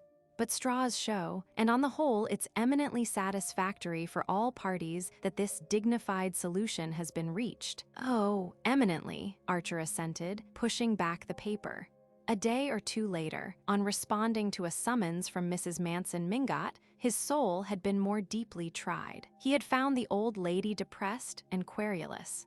"You know she's deserted me," she began at once, and without waiting for his reply, "Oh, don't ask me why. She gave so many reasons that I've forgotten them all. My private belief is that she couldn't face the boredom. At any rate, that's what Augusta and my daughters-in-law think, and I don't know that I altogether blame her. Olenska's a finished scoundrel, but life with him must have been a good deal gayer than it is in Fifth Avenue. Not that the family would admit that. They think Fifth Avenue is heaven with the Rue de la Paix thrown in. And poor Ellen, of course, has no idea of going back to her husband. She held out as firmly as ever against that. So she's to settle down in Paris with that fool Medora. Well, Paris is Paris, and you can keep a carriage there on next to nothing. But she was as gay as a bird, and I shall miss her." 2 tears, the parched tears of the old, rolled down her puffy cheeks and vanished in the abysses of her bosom. "All I ask is," she concluded, "that they shouldn't bother me any more. I must really be allowed to digest my gruel." And she twinkled a little wistfully at Archer. It was that evening, on his return home, that May announced her intention of giving a farewell dinner to her cousin. Madame Olenska's name had not been pronounced between them since the night of her flight to Washington, and Archer looked at his wife with surprise. "A dinner? Why?" he interrogated. Her color rose. "But you like Ellen, I thought you'd be pleased." "It's awfully nice, you're putting it in that way, but I really don't see. I mean to do it, Newland," she said, quietly rising and going to her desk. "Here are the invitations all written. Mother helped me. She agrees that we ought to." She paused, embarrassed and yet smiling, and Archer suddenly saw before him the embodied image of the family. "Oh, all right," he said, staring with unseeing eyes at the list of guests that she had put in his hand. When he entered the drawing room before dinner, May was stooping over the fire and trying to coax the logs to burn in their unaccustomed setting of immaculate tiles. The tall lamps were all lit, and Mr. Van der Luyden's orchids had been conspicuously disposed in various receptacles of modern porcelain and knobby silver. Mrs. Newland Archer's drawing room was generally thought a great success. "I don't think Ellen has ever seen this room lighted up," said May, rising flushed from her struggle and sending about her a glance of pardonable pride. The brass tongs which she had propped against the side of the chimney fell with a crash that drowned her husband's answer, and before he could restore them, Mr. and Mrs. Van der Luyden were announced. The other guests quickly followed, for it was known that the Van der Luydens liked to dine punctually. The room was nearly full, and Archer was engaged in showing to Mrs. Selfridge Mary a small, highly varnished Verbeekhoven study of sheep, which Mr. Welland had given May for Christmas when he found Madame Olenska at his side. She was excessively pale, and her pallor made her dark hair seem denser and heavier than ever. Perhaps that, or the fact that she had wound several rows of amber beads about her neck, reminded him suddenly of the little Ellen Mingot he had danced with at children's parties when Medora Manson had first brought her to New York. The amber beads were trying to her complexion, or her dress was perhaps unbecoming. Her face looked lusterless and almost ugly, and he had never loved it as he did at that minute. Their hands met, and he thought he heard her say, "Yes, we're sailing tomorrow in the Russia." Then there was an unmeaning noise of opening doors, and after an interval May's voice, "Newland, dinner's been announced. Won't you please take Ellen in?" Madame Olenska put her hand on his arm, and he noticed that the hand was ungloved, and remembered how he had kept his eyes fixed on it the evening that he had sat with her in the little 23rd Street drawing room. All the beauty that had forsaken her face seemed to have taken refuge in the long, pale fingers and faintly dimpled knuckles on his sleeve, and he said to himself, "If it were only to see her hand again, I should have to follow her." It was only at an entertainment ostensibly offered to a foreign visitor that Mrs. Van der Luyden could suffer the diminution of being placed on her host's left. There were certain things that had to be done, and if done at all, done handsomely and thoroughly. And one of these, in the old New York code, was the tribal rally around a kinswoman about to be eliminated from the tribe. Mrs. Van der Luyden shone on her with the dim benevolence which was her nearest approach to cordiality, and Mr. Van der Luyden, from his seat at May's right, cast down the table glances plainly intended to justify all the carnations he had sent from Skuytercliff. Archer, who seemed to be assisting at the scene in a state of odd imponderability, as if he floated somewhere between chandelier and ceiling, wondered at nothing so much as his own share in the proceedings. As his glance traveled from one placid, well-fed face to another, he saw all the harmless-looking people engaged upon May's canvasbacks as a band of dumb conspirators, and himself and the pale woman on his right as the center of their conspiracy. And then it came over him, in a vast flash made up of many broken gleams, that to all of them, he and Madame Olenska were lovers. Lovers in the extreme sense peculiar to foreign vocabularies. He guessed himself to have been, for months, the center of countless silently observing eyes and patiently listening ears. As these thoughts succeeded each other in his mind, Archer felt like a prisoner in the center of an armed camp. He looked about the table and guessed at the inexorableness of his captors from the tone in which, over the asparagus from Florida, they were dealing with Beaufort and his wife. "It's to show me," he thought, "what would happen to M.E., and a deathly sense of the superiority of implication and analogy over direct action and of silence over rash words, closed in on him like the doors of the family vault. He laughed and met Mrs. van der Luyden's startled eyes. "You think it laughable," she said with a pinched smile.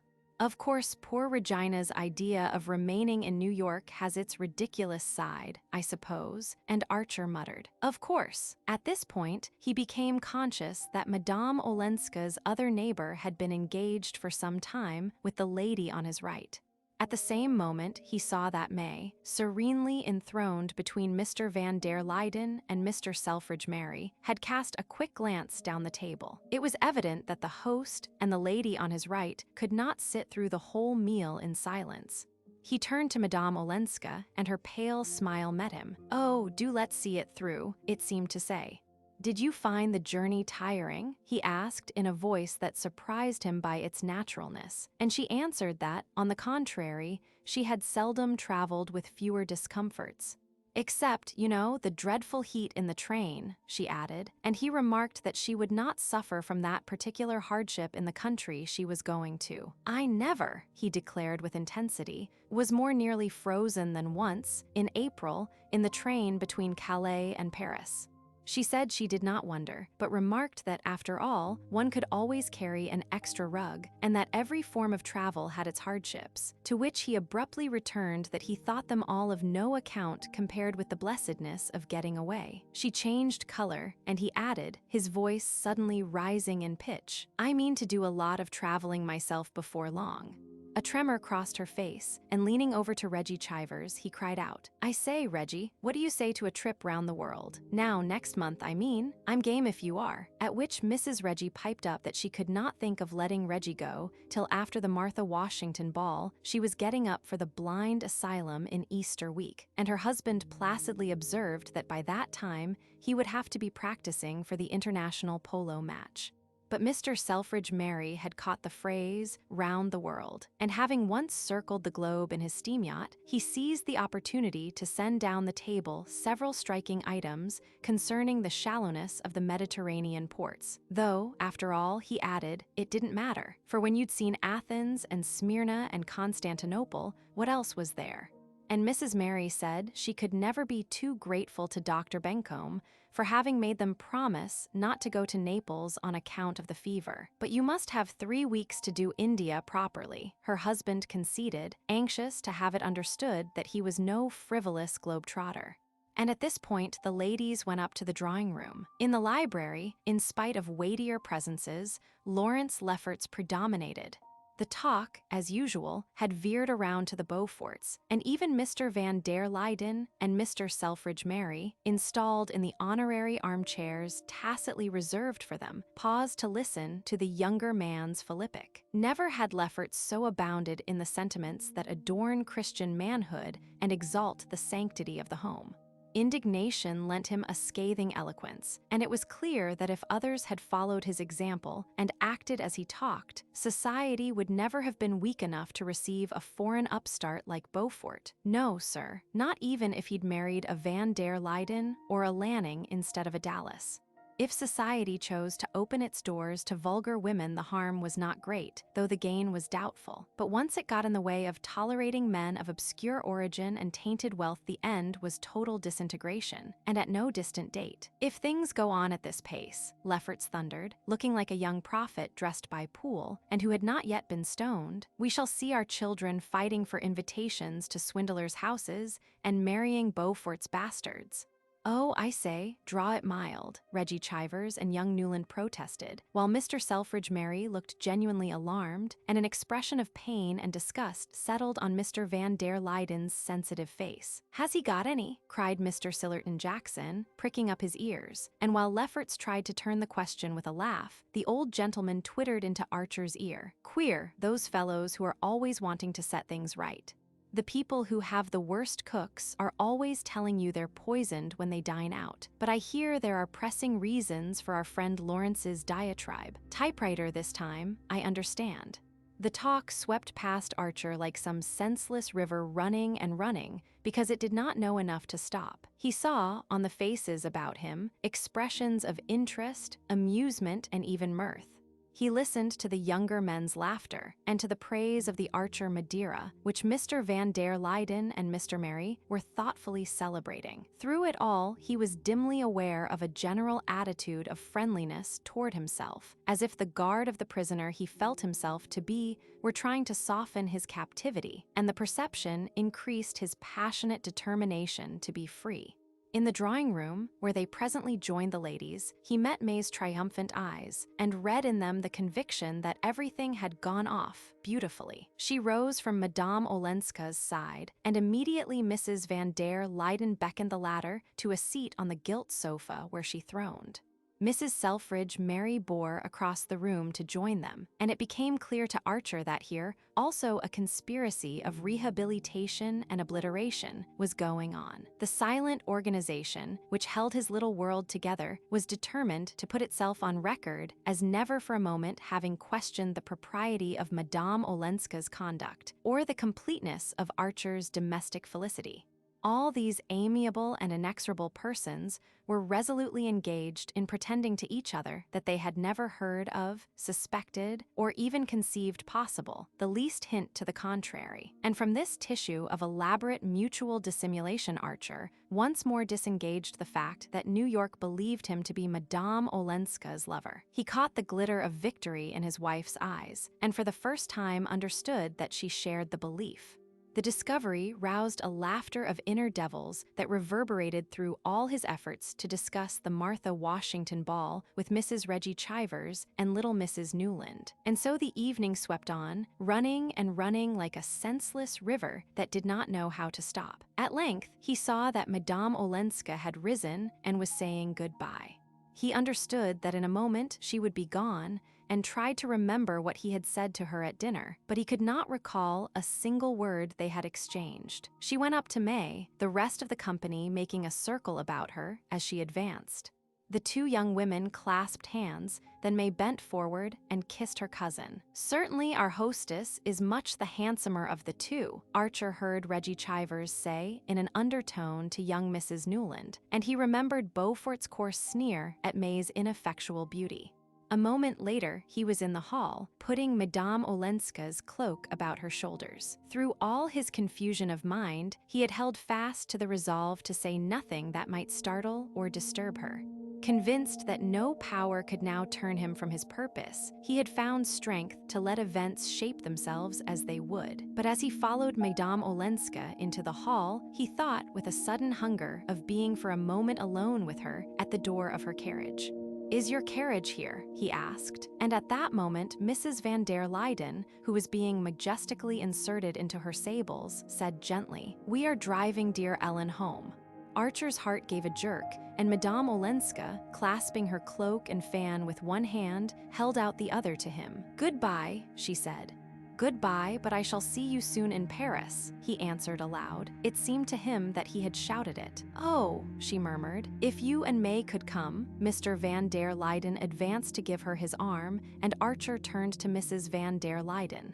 For a moment, in the billowy darkness inside the big landau, he caught the dim oval of a face, eyes shining steadily, and she was gone. As he went up the steps, he crossed Lawrence Lefferts coming down with his wife. Lefferts caught his host by the sleeve, drawing back to let Gertrude pass. "I say, old chap, do you mind just letting it be understood that I'm dining with you at the club tomorrow night?" "Thanks so much, you old brick, good night. It did go off beautifully, didn't it?" May questioned from the threshold of the library. Archer roused himself with a start. As soon as the last carriage had driven away, he had come up to the library and shut himself in, with the hope that his wife, who still lingered below, would go straight to her room. But there she stood, pale and drawn, yet radiating the factitious energy of one who has passed beyond fatigue. "May I come and talk it over?" she asked. "Of course, if you like, but you must be awfully sleepy." "No, I'm not sleepy. I should like to sit with you a little." "Very well," he said, pushing her chair near the fire.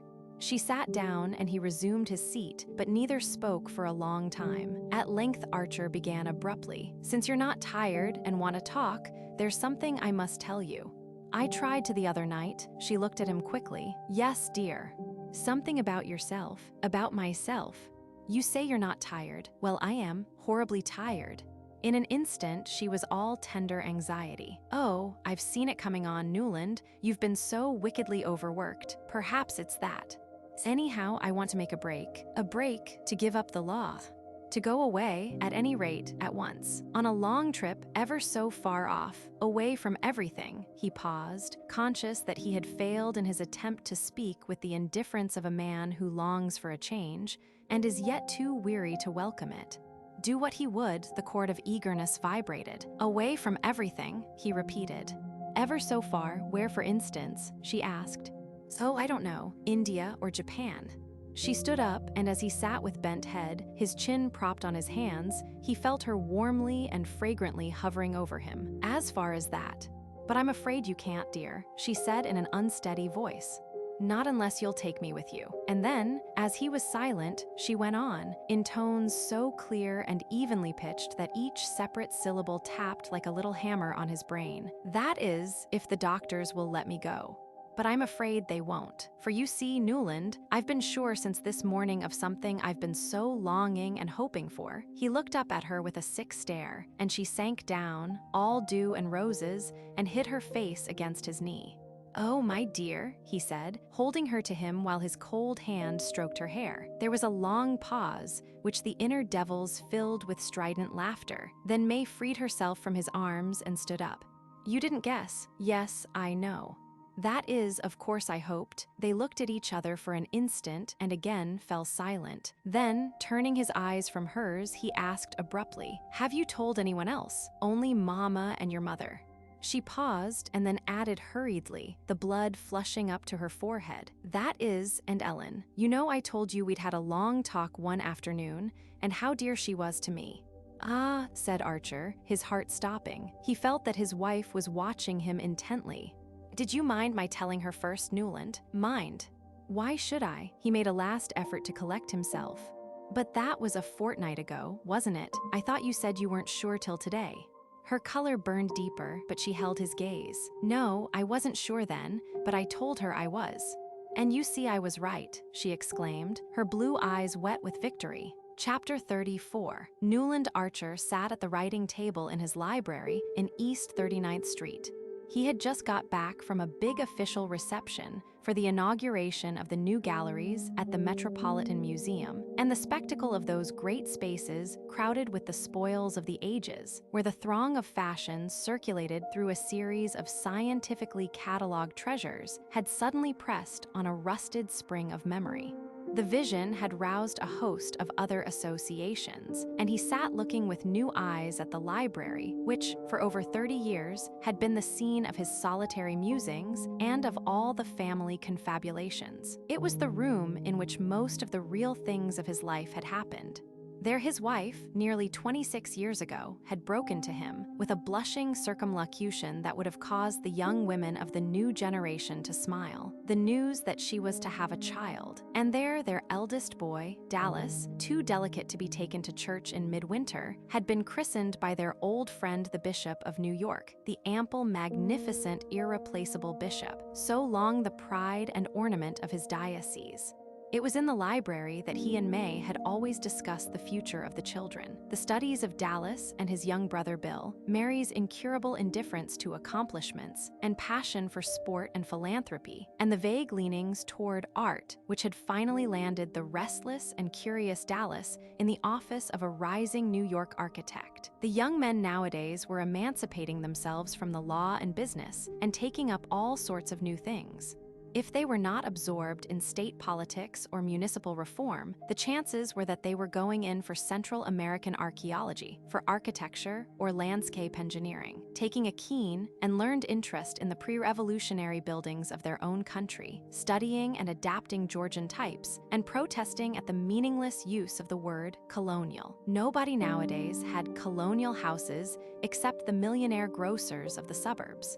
But above all, sometimes Archer put it above all, it was in that library that the governor of New York, coming down from Albany one evening to dine and spend the night, had turned to his host and said, banging his clenched fist on the table and gnashing his eyeglasses, "Hang the professional politician. You're the kind of man the country wants, Archer. If the stable's ever to be cleaned out, men like you have got to lend a hand in the cleaning." Men like you, how Archer had glowed at the phrase, how eagerly he had risen up at the call. It was an echo of Ned Winsett's old appeal to roll his sleeves up and get down into the muck, but spoken by a man who set the example of the gesture, and whose summons to follow him was irresistible. It was little enough to look back on, but when he remembered to what the young men of his generation and his set had looked forward, the narrow groove of money-making, sport, and society to which their vision had been limited, even his small contribution to the new state of things seemed to count, as each brick counts in a well-built wall. He had been, in short, what people were beginning to call a good citizen. In New York, for many years past, every new movement, philanthropic, municipal, or artistic, had taken account of his opinion and wanted his name. People said, "Ask Archer," when there was a question of starting the first school for crippled children, reorganizing the Museum of Art, founding the Grolier Club, inaugurating the new library, or getting up a new society of chamber music. His days were full, and they were filled decently. He supposed it was all a man ought to ask, something he knew he had missed, the flower of life. But he thought of it now as a thing so unattainable and improbable that to have repined would have been like despairing, because one had not drawn the first prize in a lottery. There were 100 million tickets in his lottery, and there was only one prize. The chances had been too decidedly against him. When he thought of Ellen Olenska, it was abstractly, serenely, as one might think of some imaginary beloved in a book or a picture. She had become the composite vision of all that he had missed. That vision, faint and tenuous as it was, had kept him from thinking of other women. He had been what was called a faithful husband, and when May had suddenly died, carried off by the infectious pneumonia through which she had nursed their youngest child, he had honestly mourned her. Their long years together had shown him that it did not so much matter if marriage was a dull duty, as long as it kept the dignity of a duty. Lapsing from that, it became a mere battle of ugly appetites. Looking about him, he honored his own past and mourned for it. After all, there was good in the old ways. His eyes, making the round of the room, done over by Dallas with English mezzo tints, Chippendale cabinets, bits of chosen blue and white and pleasantly shaded electric lamps, came back to the old Eastlake writing table that he had never been willing to banish, and to his first photograph of May, which still kept its place beside his inkstand. There she was, tall, round-bosomed, and willowy, in her starched muslin and flapping leghorn, as he had seen her under the orange trees in the Mission Garden. And as he had seen her that day, so she had remained, never quite at the same height, yet never far below it, generous, faithful, unwearied, but so lacking in imagination, so incapable of growth, that the world of her youth had fallen into pieces and rebuilt itself without her ever being conscious of the change. This hard, bright blindness had kept her immediate horizon apparently unaltered. Her incapacity to recognize change made her children conceal their views from her as Archer concealed his. There had been, from the first, a joint pretense of sameness, a kind of innocent family hypocrisy, in which father and children had unconsciously collaborated. And of Mary, she was sure as of her own self. So, having snatched little Bill from the grave and given her life in the effort, she went contentedly to her place in the Archer vault in St. Mark's, where Mrs. Archer already lay safe from the terrifying trend which her daughter-in-law had never even become aware of. Opposite May's portrait stood one of her daughter. Mary Chivers was as tall and fair as her mother, but large-waisted, flat-chested, and slightly slouching, as the altered fashion required. Mary Chivers's mighty feats of athleticism could not have been performed with the 20-inch waist that May Archer's azure sash so easily spanned. And the difference seemed symbolic. The mother's life had been as closely girt as her figure. Mary, who was no less conventional and no more intelligent, yet led a larger life and held more tolerant views. There was good in the new order, too. The telephone clicked, and Archer, turning from the photographs, unhooked the transmitter at his elbow. How far they were from the days when the legs of the brass-buttoned messenger boy had been New York's only means of quick communication. "Chicago wants you." Ah, it must be a long distance from Dallas, who had been sent to Chicago by his firm to talk over the plan of the lakeside palace they were to build for a young millionaire with ideas. The firm always sent Dallas on such errands. "Hallo, Dad. Yes, Dallas. I say, how do you feel about sailing on Wednesday?" "Mauritania. Yes, next Wednesday as ever is. Our client wants me to look at some Italian gardens before we settle anything, and has asked me to nip over on the next boat. I've got to be back on the 1st of June." The voice broke into a joyful, conscious laugh. "So, we must look alive. I say, Dad, I want your help. Do come." Dallas seemed to be speaking in the room. The voice was as nearby and natural as if he had been lounging in his favorite armchair by the fire. The fact would not ordinarily have surprised Archer, for long-distance telephoning had become as much a matter of course as electric lighting and 5-day Atlantic voyages. But the laugh did startle him. It still seemed wonderful that across all those miles and miles of country, forest, river, mountain, prairie, roaring cities, and busy indifferent millions, Dallas's laugh should be able to say, "Of course, whatever happens, I must get back on the 1st, because Fanny Beaufort and I are to be married on the 5th. The voice began again. "Think it over." "No, sir, not a minute.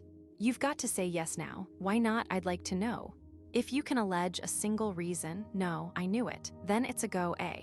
"Because I count on you to ring up the Cunard office first thing tomorrow, and you'd better book a return on a boat from Marseille. I say, Dad, it'll be our last time together in this kind of way." "Oh, good, I knew you would." Chicago rang off, and Archer rose and began to pace up and down the room. It would be their last time together in this kind of way. The boy was right. They would have lots of other times. After Dallas's marriage, his father was sure, for the two were born comrades, and Fanny Beaufort, whatever one might think of her, did not seem likely to interfere with their intimacy. On the contrary, from what he had seen of her, he thought she would be naturally included in it. Still, change was change, and differences were differences, and much as he felt himself drawn toward his future daughter-in-law, it was tempting to seize this last chance of being alone with his boy. There was no reason why he should not seize it, except the profound one that he had lost the habit of travel. May had disliked to move except for valid reasons, such as taking the children to the sea or in the mountains. She could imagine no other motive for leaving the house in 39th Street or their comfortable quarters at the Wellands in Newport. After Dallas had taken his degree, she had thought it her duty to travel for 6 months, and the whole family had made the old-fashioned tour through England, Switzerland, and Italy. Their time being limited, no one knew why they had omitted France. Archer remembered Dallas's wrath at being asked to contemplate Mont Blanc instead of Rheims and Chartres. But Mary and Bill wanted mountain climbing, and had already yawned their way in Dallas's wake through the English cathedrals. And May, always fair to her children, had insisted on holding the balance evenly between their athletic and artistic proclivities. She had indeed proposed that her husband should go to Paris for a fortnight and join them on the Italian lakes after they had done Switzerland, but Archer had declined. "We'll stick together," he said, and May's face had brightened at his setting such a good example to Dallas. Since her death, nearly 2 years before, there had been no reason for his continuing in the same routine. His children had urged him to travel. Mary Chivers had felt sure it would do him good to go abroad and see the galleries. The very mysteriousness of such a cure made her the more confident of its efficacy. But Archer had found himself held fast by habit, by memories, by a sudden startled shrinking from new things. Now, as he reviewed his past, he saw into what a deep rut he had sunk. The worst of doing one's duty was that it apparently unfitted one for doing anything else. At least that was the view that the men of his generation had taken.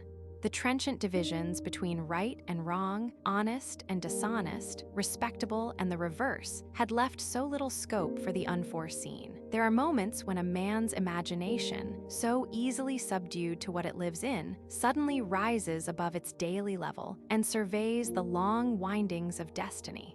Archer hung there and wondered what was left of the little world he had grown up in and whose standards had bent and bound him.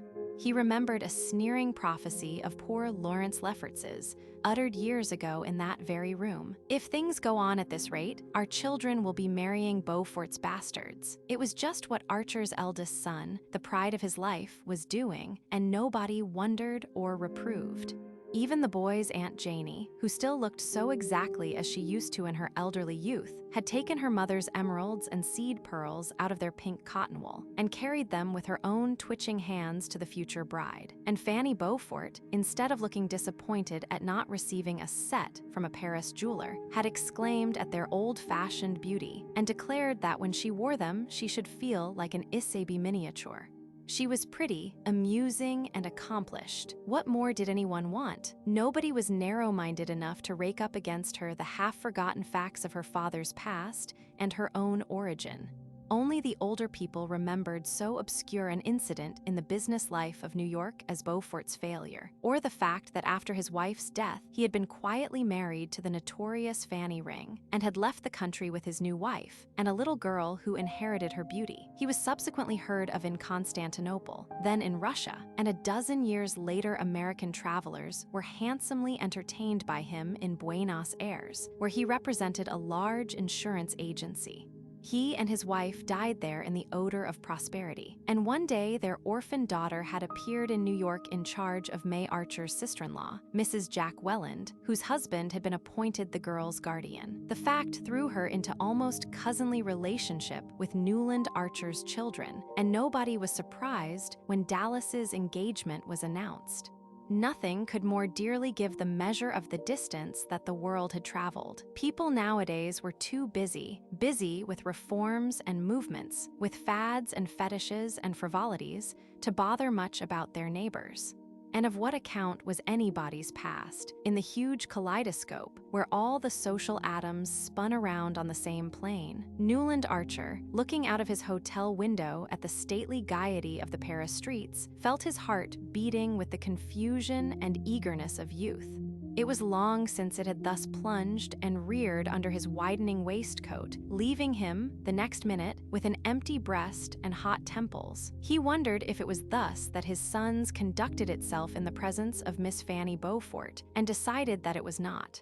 It functions as actively, no doubt, but the rhythm is different, he reflected, recalling the cool composure with which the young man had announced his engagement and taken for granted that his family would approve. The difference is that these young people take it for granted that they're going to get whatever they want, and that we almost always took it for granted that we shouldn't.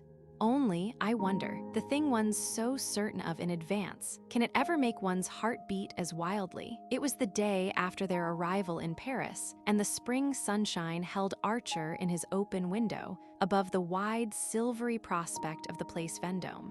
One of the things he had stipulated, almost the only one, when he had agreed to come abroad with Dallas, was that, in Paris, he shouldn't be made to go to one of the newfangled palaces. "Oh, all right, of course," Dallas good-naturedly agreed. "I'll take you to some jolly old-fashioned place," the Bristol say, leaving his father speechless at hearing that the century-long home of kings and emperors was now spoken of as an old-fashioned inn, where one went for its quaint inconveniences and lingering local color. Archer had pictured often enough, in the first impatient years, the scene of his return to Paris. Then the personal vision had faded, and he had simply tried to see the city as the setting of Madame Olenska's life. Sitting alone at night in his library, after the household had gone to bed, he had evoked the radiant outbreak of spring down the avenues of horse chestnuts, the flowers and statues in the public gardens, the whiff of lilacs from the flower carts, the majestic roll of the river under the great bridges, and the life of art and study and pleasure that filled each mighty artery to bursting. Dallas's hand came down cheerily on his shoulder. "Hello, Father. This is something like, isn't it?" They stood for a while looking out in silence, and then the young man continued, "By the way, I've got a message for you. The Countess Olenska expects us both at 5:30. He said it lightly, carelessly, as he might have imparted any casual item of information, such as the hour at which their train was to leave for Florence the next evening. Archer looked at him and thought he saw in his gay, young eyes a gleam of his great-grandmother Mingot's malice. "Oh, didn't I tell you?" Dallas pursued. "Fanny made me swear to do 3 things while I was in Paris: get her the score of the last Debussy songs, go to the Grand Guignol, and see Madame Olenska." You know, she was awfully good to Fanny when Mr. Beaufort sent her over from Buenos Aires to the Assumption. Fanny hadn't any friends in Paris, and Madame Olenska used to be kind to her and trot her about on holidays. I believe she was a great friend of the first Mrs. Beaufort's, and she's our cousin, of course. So I rang her up this morning, before I went out, and told her you and I were here for 2 days and wanted to see her. Archer continued to stare at him. You told her I was here. Of course, why not? Dallas's eyebrows went up whimsically. Then, getting no answer, he slipped his arm through his father's with a confidential pressure. I say, father, what was she like? Archer felt his color rise under his son's unabashed gaze. Come, own up, you and she were great pals, weren't you? Wasn't she most awfully lovely? Lovely. I don't know, she was different. Ah, there you have it, that's what it always comes to, doesn't it? When she comes, she's different, and one doesn't know why. It's exactly what I feel about Fanny. His father drew back a step, releasing his arm. About Fanny, but my dear fellow, I should hope so, only I don't see. Dash it, Dad, don't be prehistoric, wasn't she once your Fanny? Dallas belonged body and soul to the new generation. He was the firstborn of Newland and May Archer, yet it had never been possible to inculcate in him even the rudiments of reserve.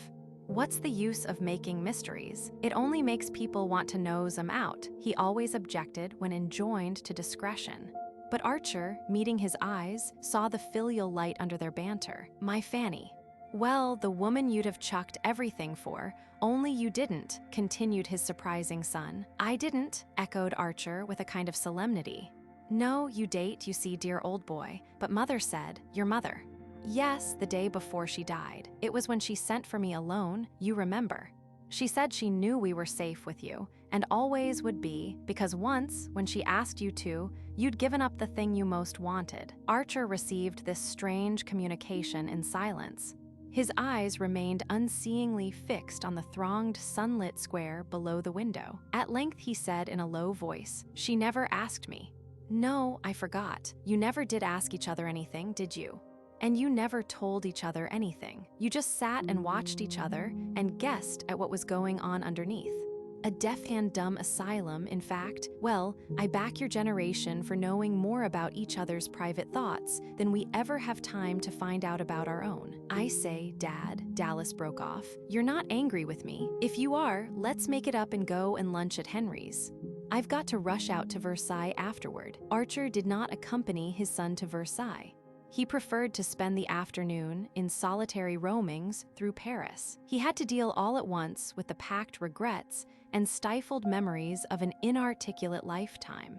After a little while, he did not regret Dallas's indiscretion. It seemed to take an iron band from his heart to know that, after all, someone had guessed and pitied. And that it should have been his wife moved him indescribably. Dallas, for all his affectionate insight, would not have understood that. To the boy, no doubt, the episode was only a pathetic instance of vain frustration, of wasted forces, but was it really no more? For a long time Archer sat on a bench in the Champs-Élysées and wondered, while the stream of life rolled by. A few streets away, a few hours away, Ellen Olenska waited. She had never gone back to her husband, and when he had died, some years before, she had made no change in her way of living. There was nothing now to keep her and Archer apart, and that afternoon he was to see her. He got up and walked across the Place de la Concorde and the Tuileries Gardens to the Louvre. She had once told him that she often went there, and he had a fancy to spend the intervening time in a place where he could think of her as perhaps having lately been. For an hour or more, he wandered from gallery to gallery through the dazzle of afternoon light, and one by one the pictures burst on him in their half-forgotten splendor, filling his soul with the long echoes of beauty. After all, his life had been too starved. Suddenly, before an effulgent Titian, he found himself saying, "But I'm only 57, and then he turned away. For such summer dreams it was too late, but surely not for a quiet harvest of friendship, of comradeship, in the blessed hush of her nearness. He went back to the hotel, where he and Dallas were to meet, and together they walked again across the Place de la Concorde and over the bridge that leads to the Chamber of Deputies. Dallas, unconscious of what was going on in his father's mind, was talking excitedly and abundantly of Versailles. He had had but one previous glimpse of it, during a holiday trip in which he had tried to pack all the sights he had been deprived of when he had to go with the family to Switzerland, and tumultuous enthusiasm and cocksure criticism tripped each other up on his lips. As Archer listened, his sense of inadequacy and inexpressiveness increased. The boy was not insensitive, he knew, but he had the facility and self-confidence that came of looking at fate not as a master, but as an equal. That's it. They feel equal to things, they know their way about, he mused, thinking of his son as the spokesman of the new generation which had swept away all the old landmarks, and with them the signposts and the danger signal. Suddenly Dallas stopped short, grasping his father's arm. "Oh, by Jove," he exclaimed. They had come out into the great tree-planted space before the Invalids. The dome of Mansart floated ethereally above the budding trees and the long gray front of the building. Drawing up into itself all the rays of afternoon light, it hung there like the visible symbol of the race's glory. Archer knew that Madame Olenska lived in a square near one of the avenues radiating from the Invalids, and he had pictured the quarter as quiet and almost obscure, forgetting the central splendor that lit it up. Now, by some queer process of association, that golden light became for him the pervading illumination in which she lived. For nearly 30 years, her life, of which he knew so strangely little, had been spent in this rich atmosphere that he already felt to be too dense and yet too stimulating for his lungs. He thought of the theaters she must have been to, the pictures she must have looked at, the sober and splendid old houses she must have frequented, the people she must have talked with, the incessant stir of ideas, curiosities, images, and associations thrown out by an intensely social race in a setting of immemorial manners. And suddenly, he remembered the young Frenchman who had once said to him, "Ah, good conversation. There is nothing like it, is there?" More than half a lifetime divided them, and she had spent the long interval among people he did not know, in a society he but faintly guessed at, in conditions he would never wholly understand. During that time, he had been living with his youthful memory of her, but she had doubtless had other and more tangible companionship. Perhaps she too had kept her memory of him as something apart, but if she had, it must have been like a relic in a small, dim chapel where there was not time to pray every day. They had crossed the Place des Invalids and were walking down one of the thoroughfares flanking the building. It was a quiet quarter, after all, in spite of its splendor and its history, and the fact gave one an idea of the riches Paris had to draw on, since such scenes as this were left to the few and the indifferent. The day was fading into a soft, sunshot haze, pricked here and there by a yellow electric light, and passers were rare in the little square into which they had turned. Dallas stopped again and looked up. "It must be here," he said, slipping his arm through his father's with a movement from which Archer's shyness did not shrink, and they stood together looking up at the house. It was a modern building, without distinctive character, but many-windowed and pleasantly balconied up its wide, cream-colored front. On one of the upper balconies, which hung well above the rounded tops of the horse chestnuts in the square, the awnings were still lowered, as though the sun had just left it. "I wonder which floor," Dallas conjectured, and moving toward the portcotcher, he put his head into the porter's lodge and came back to say, "The 5th. It must be the one with the awnings." Archer remained motionless, gazing at the upper windows as if the end of their pilgrimage had been attained. "I say, you know, it's nearly 6, his son at length reminded him. The father glanced away at an empty bench under the trees.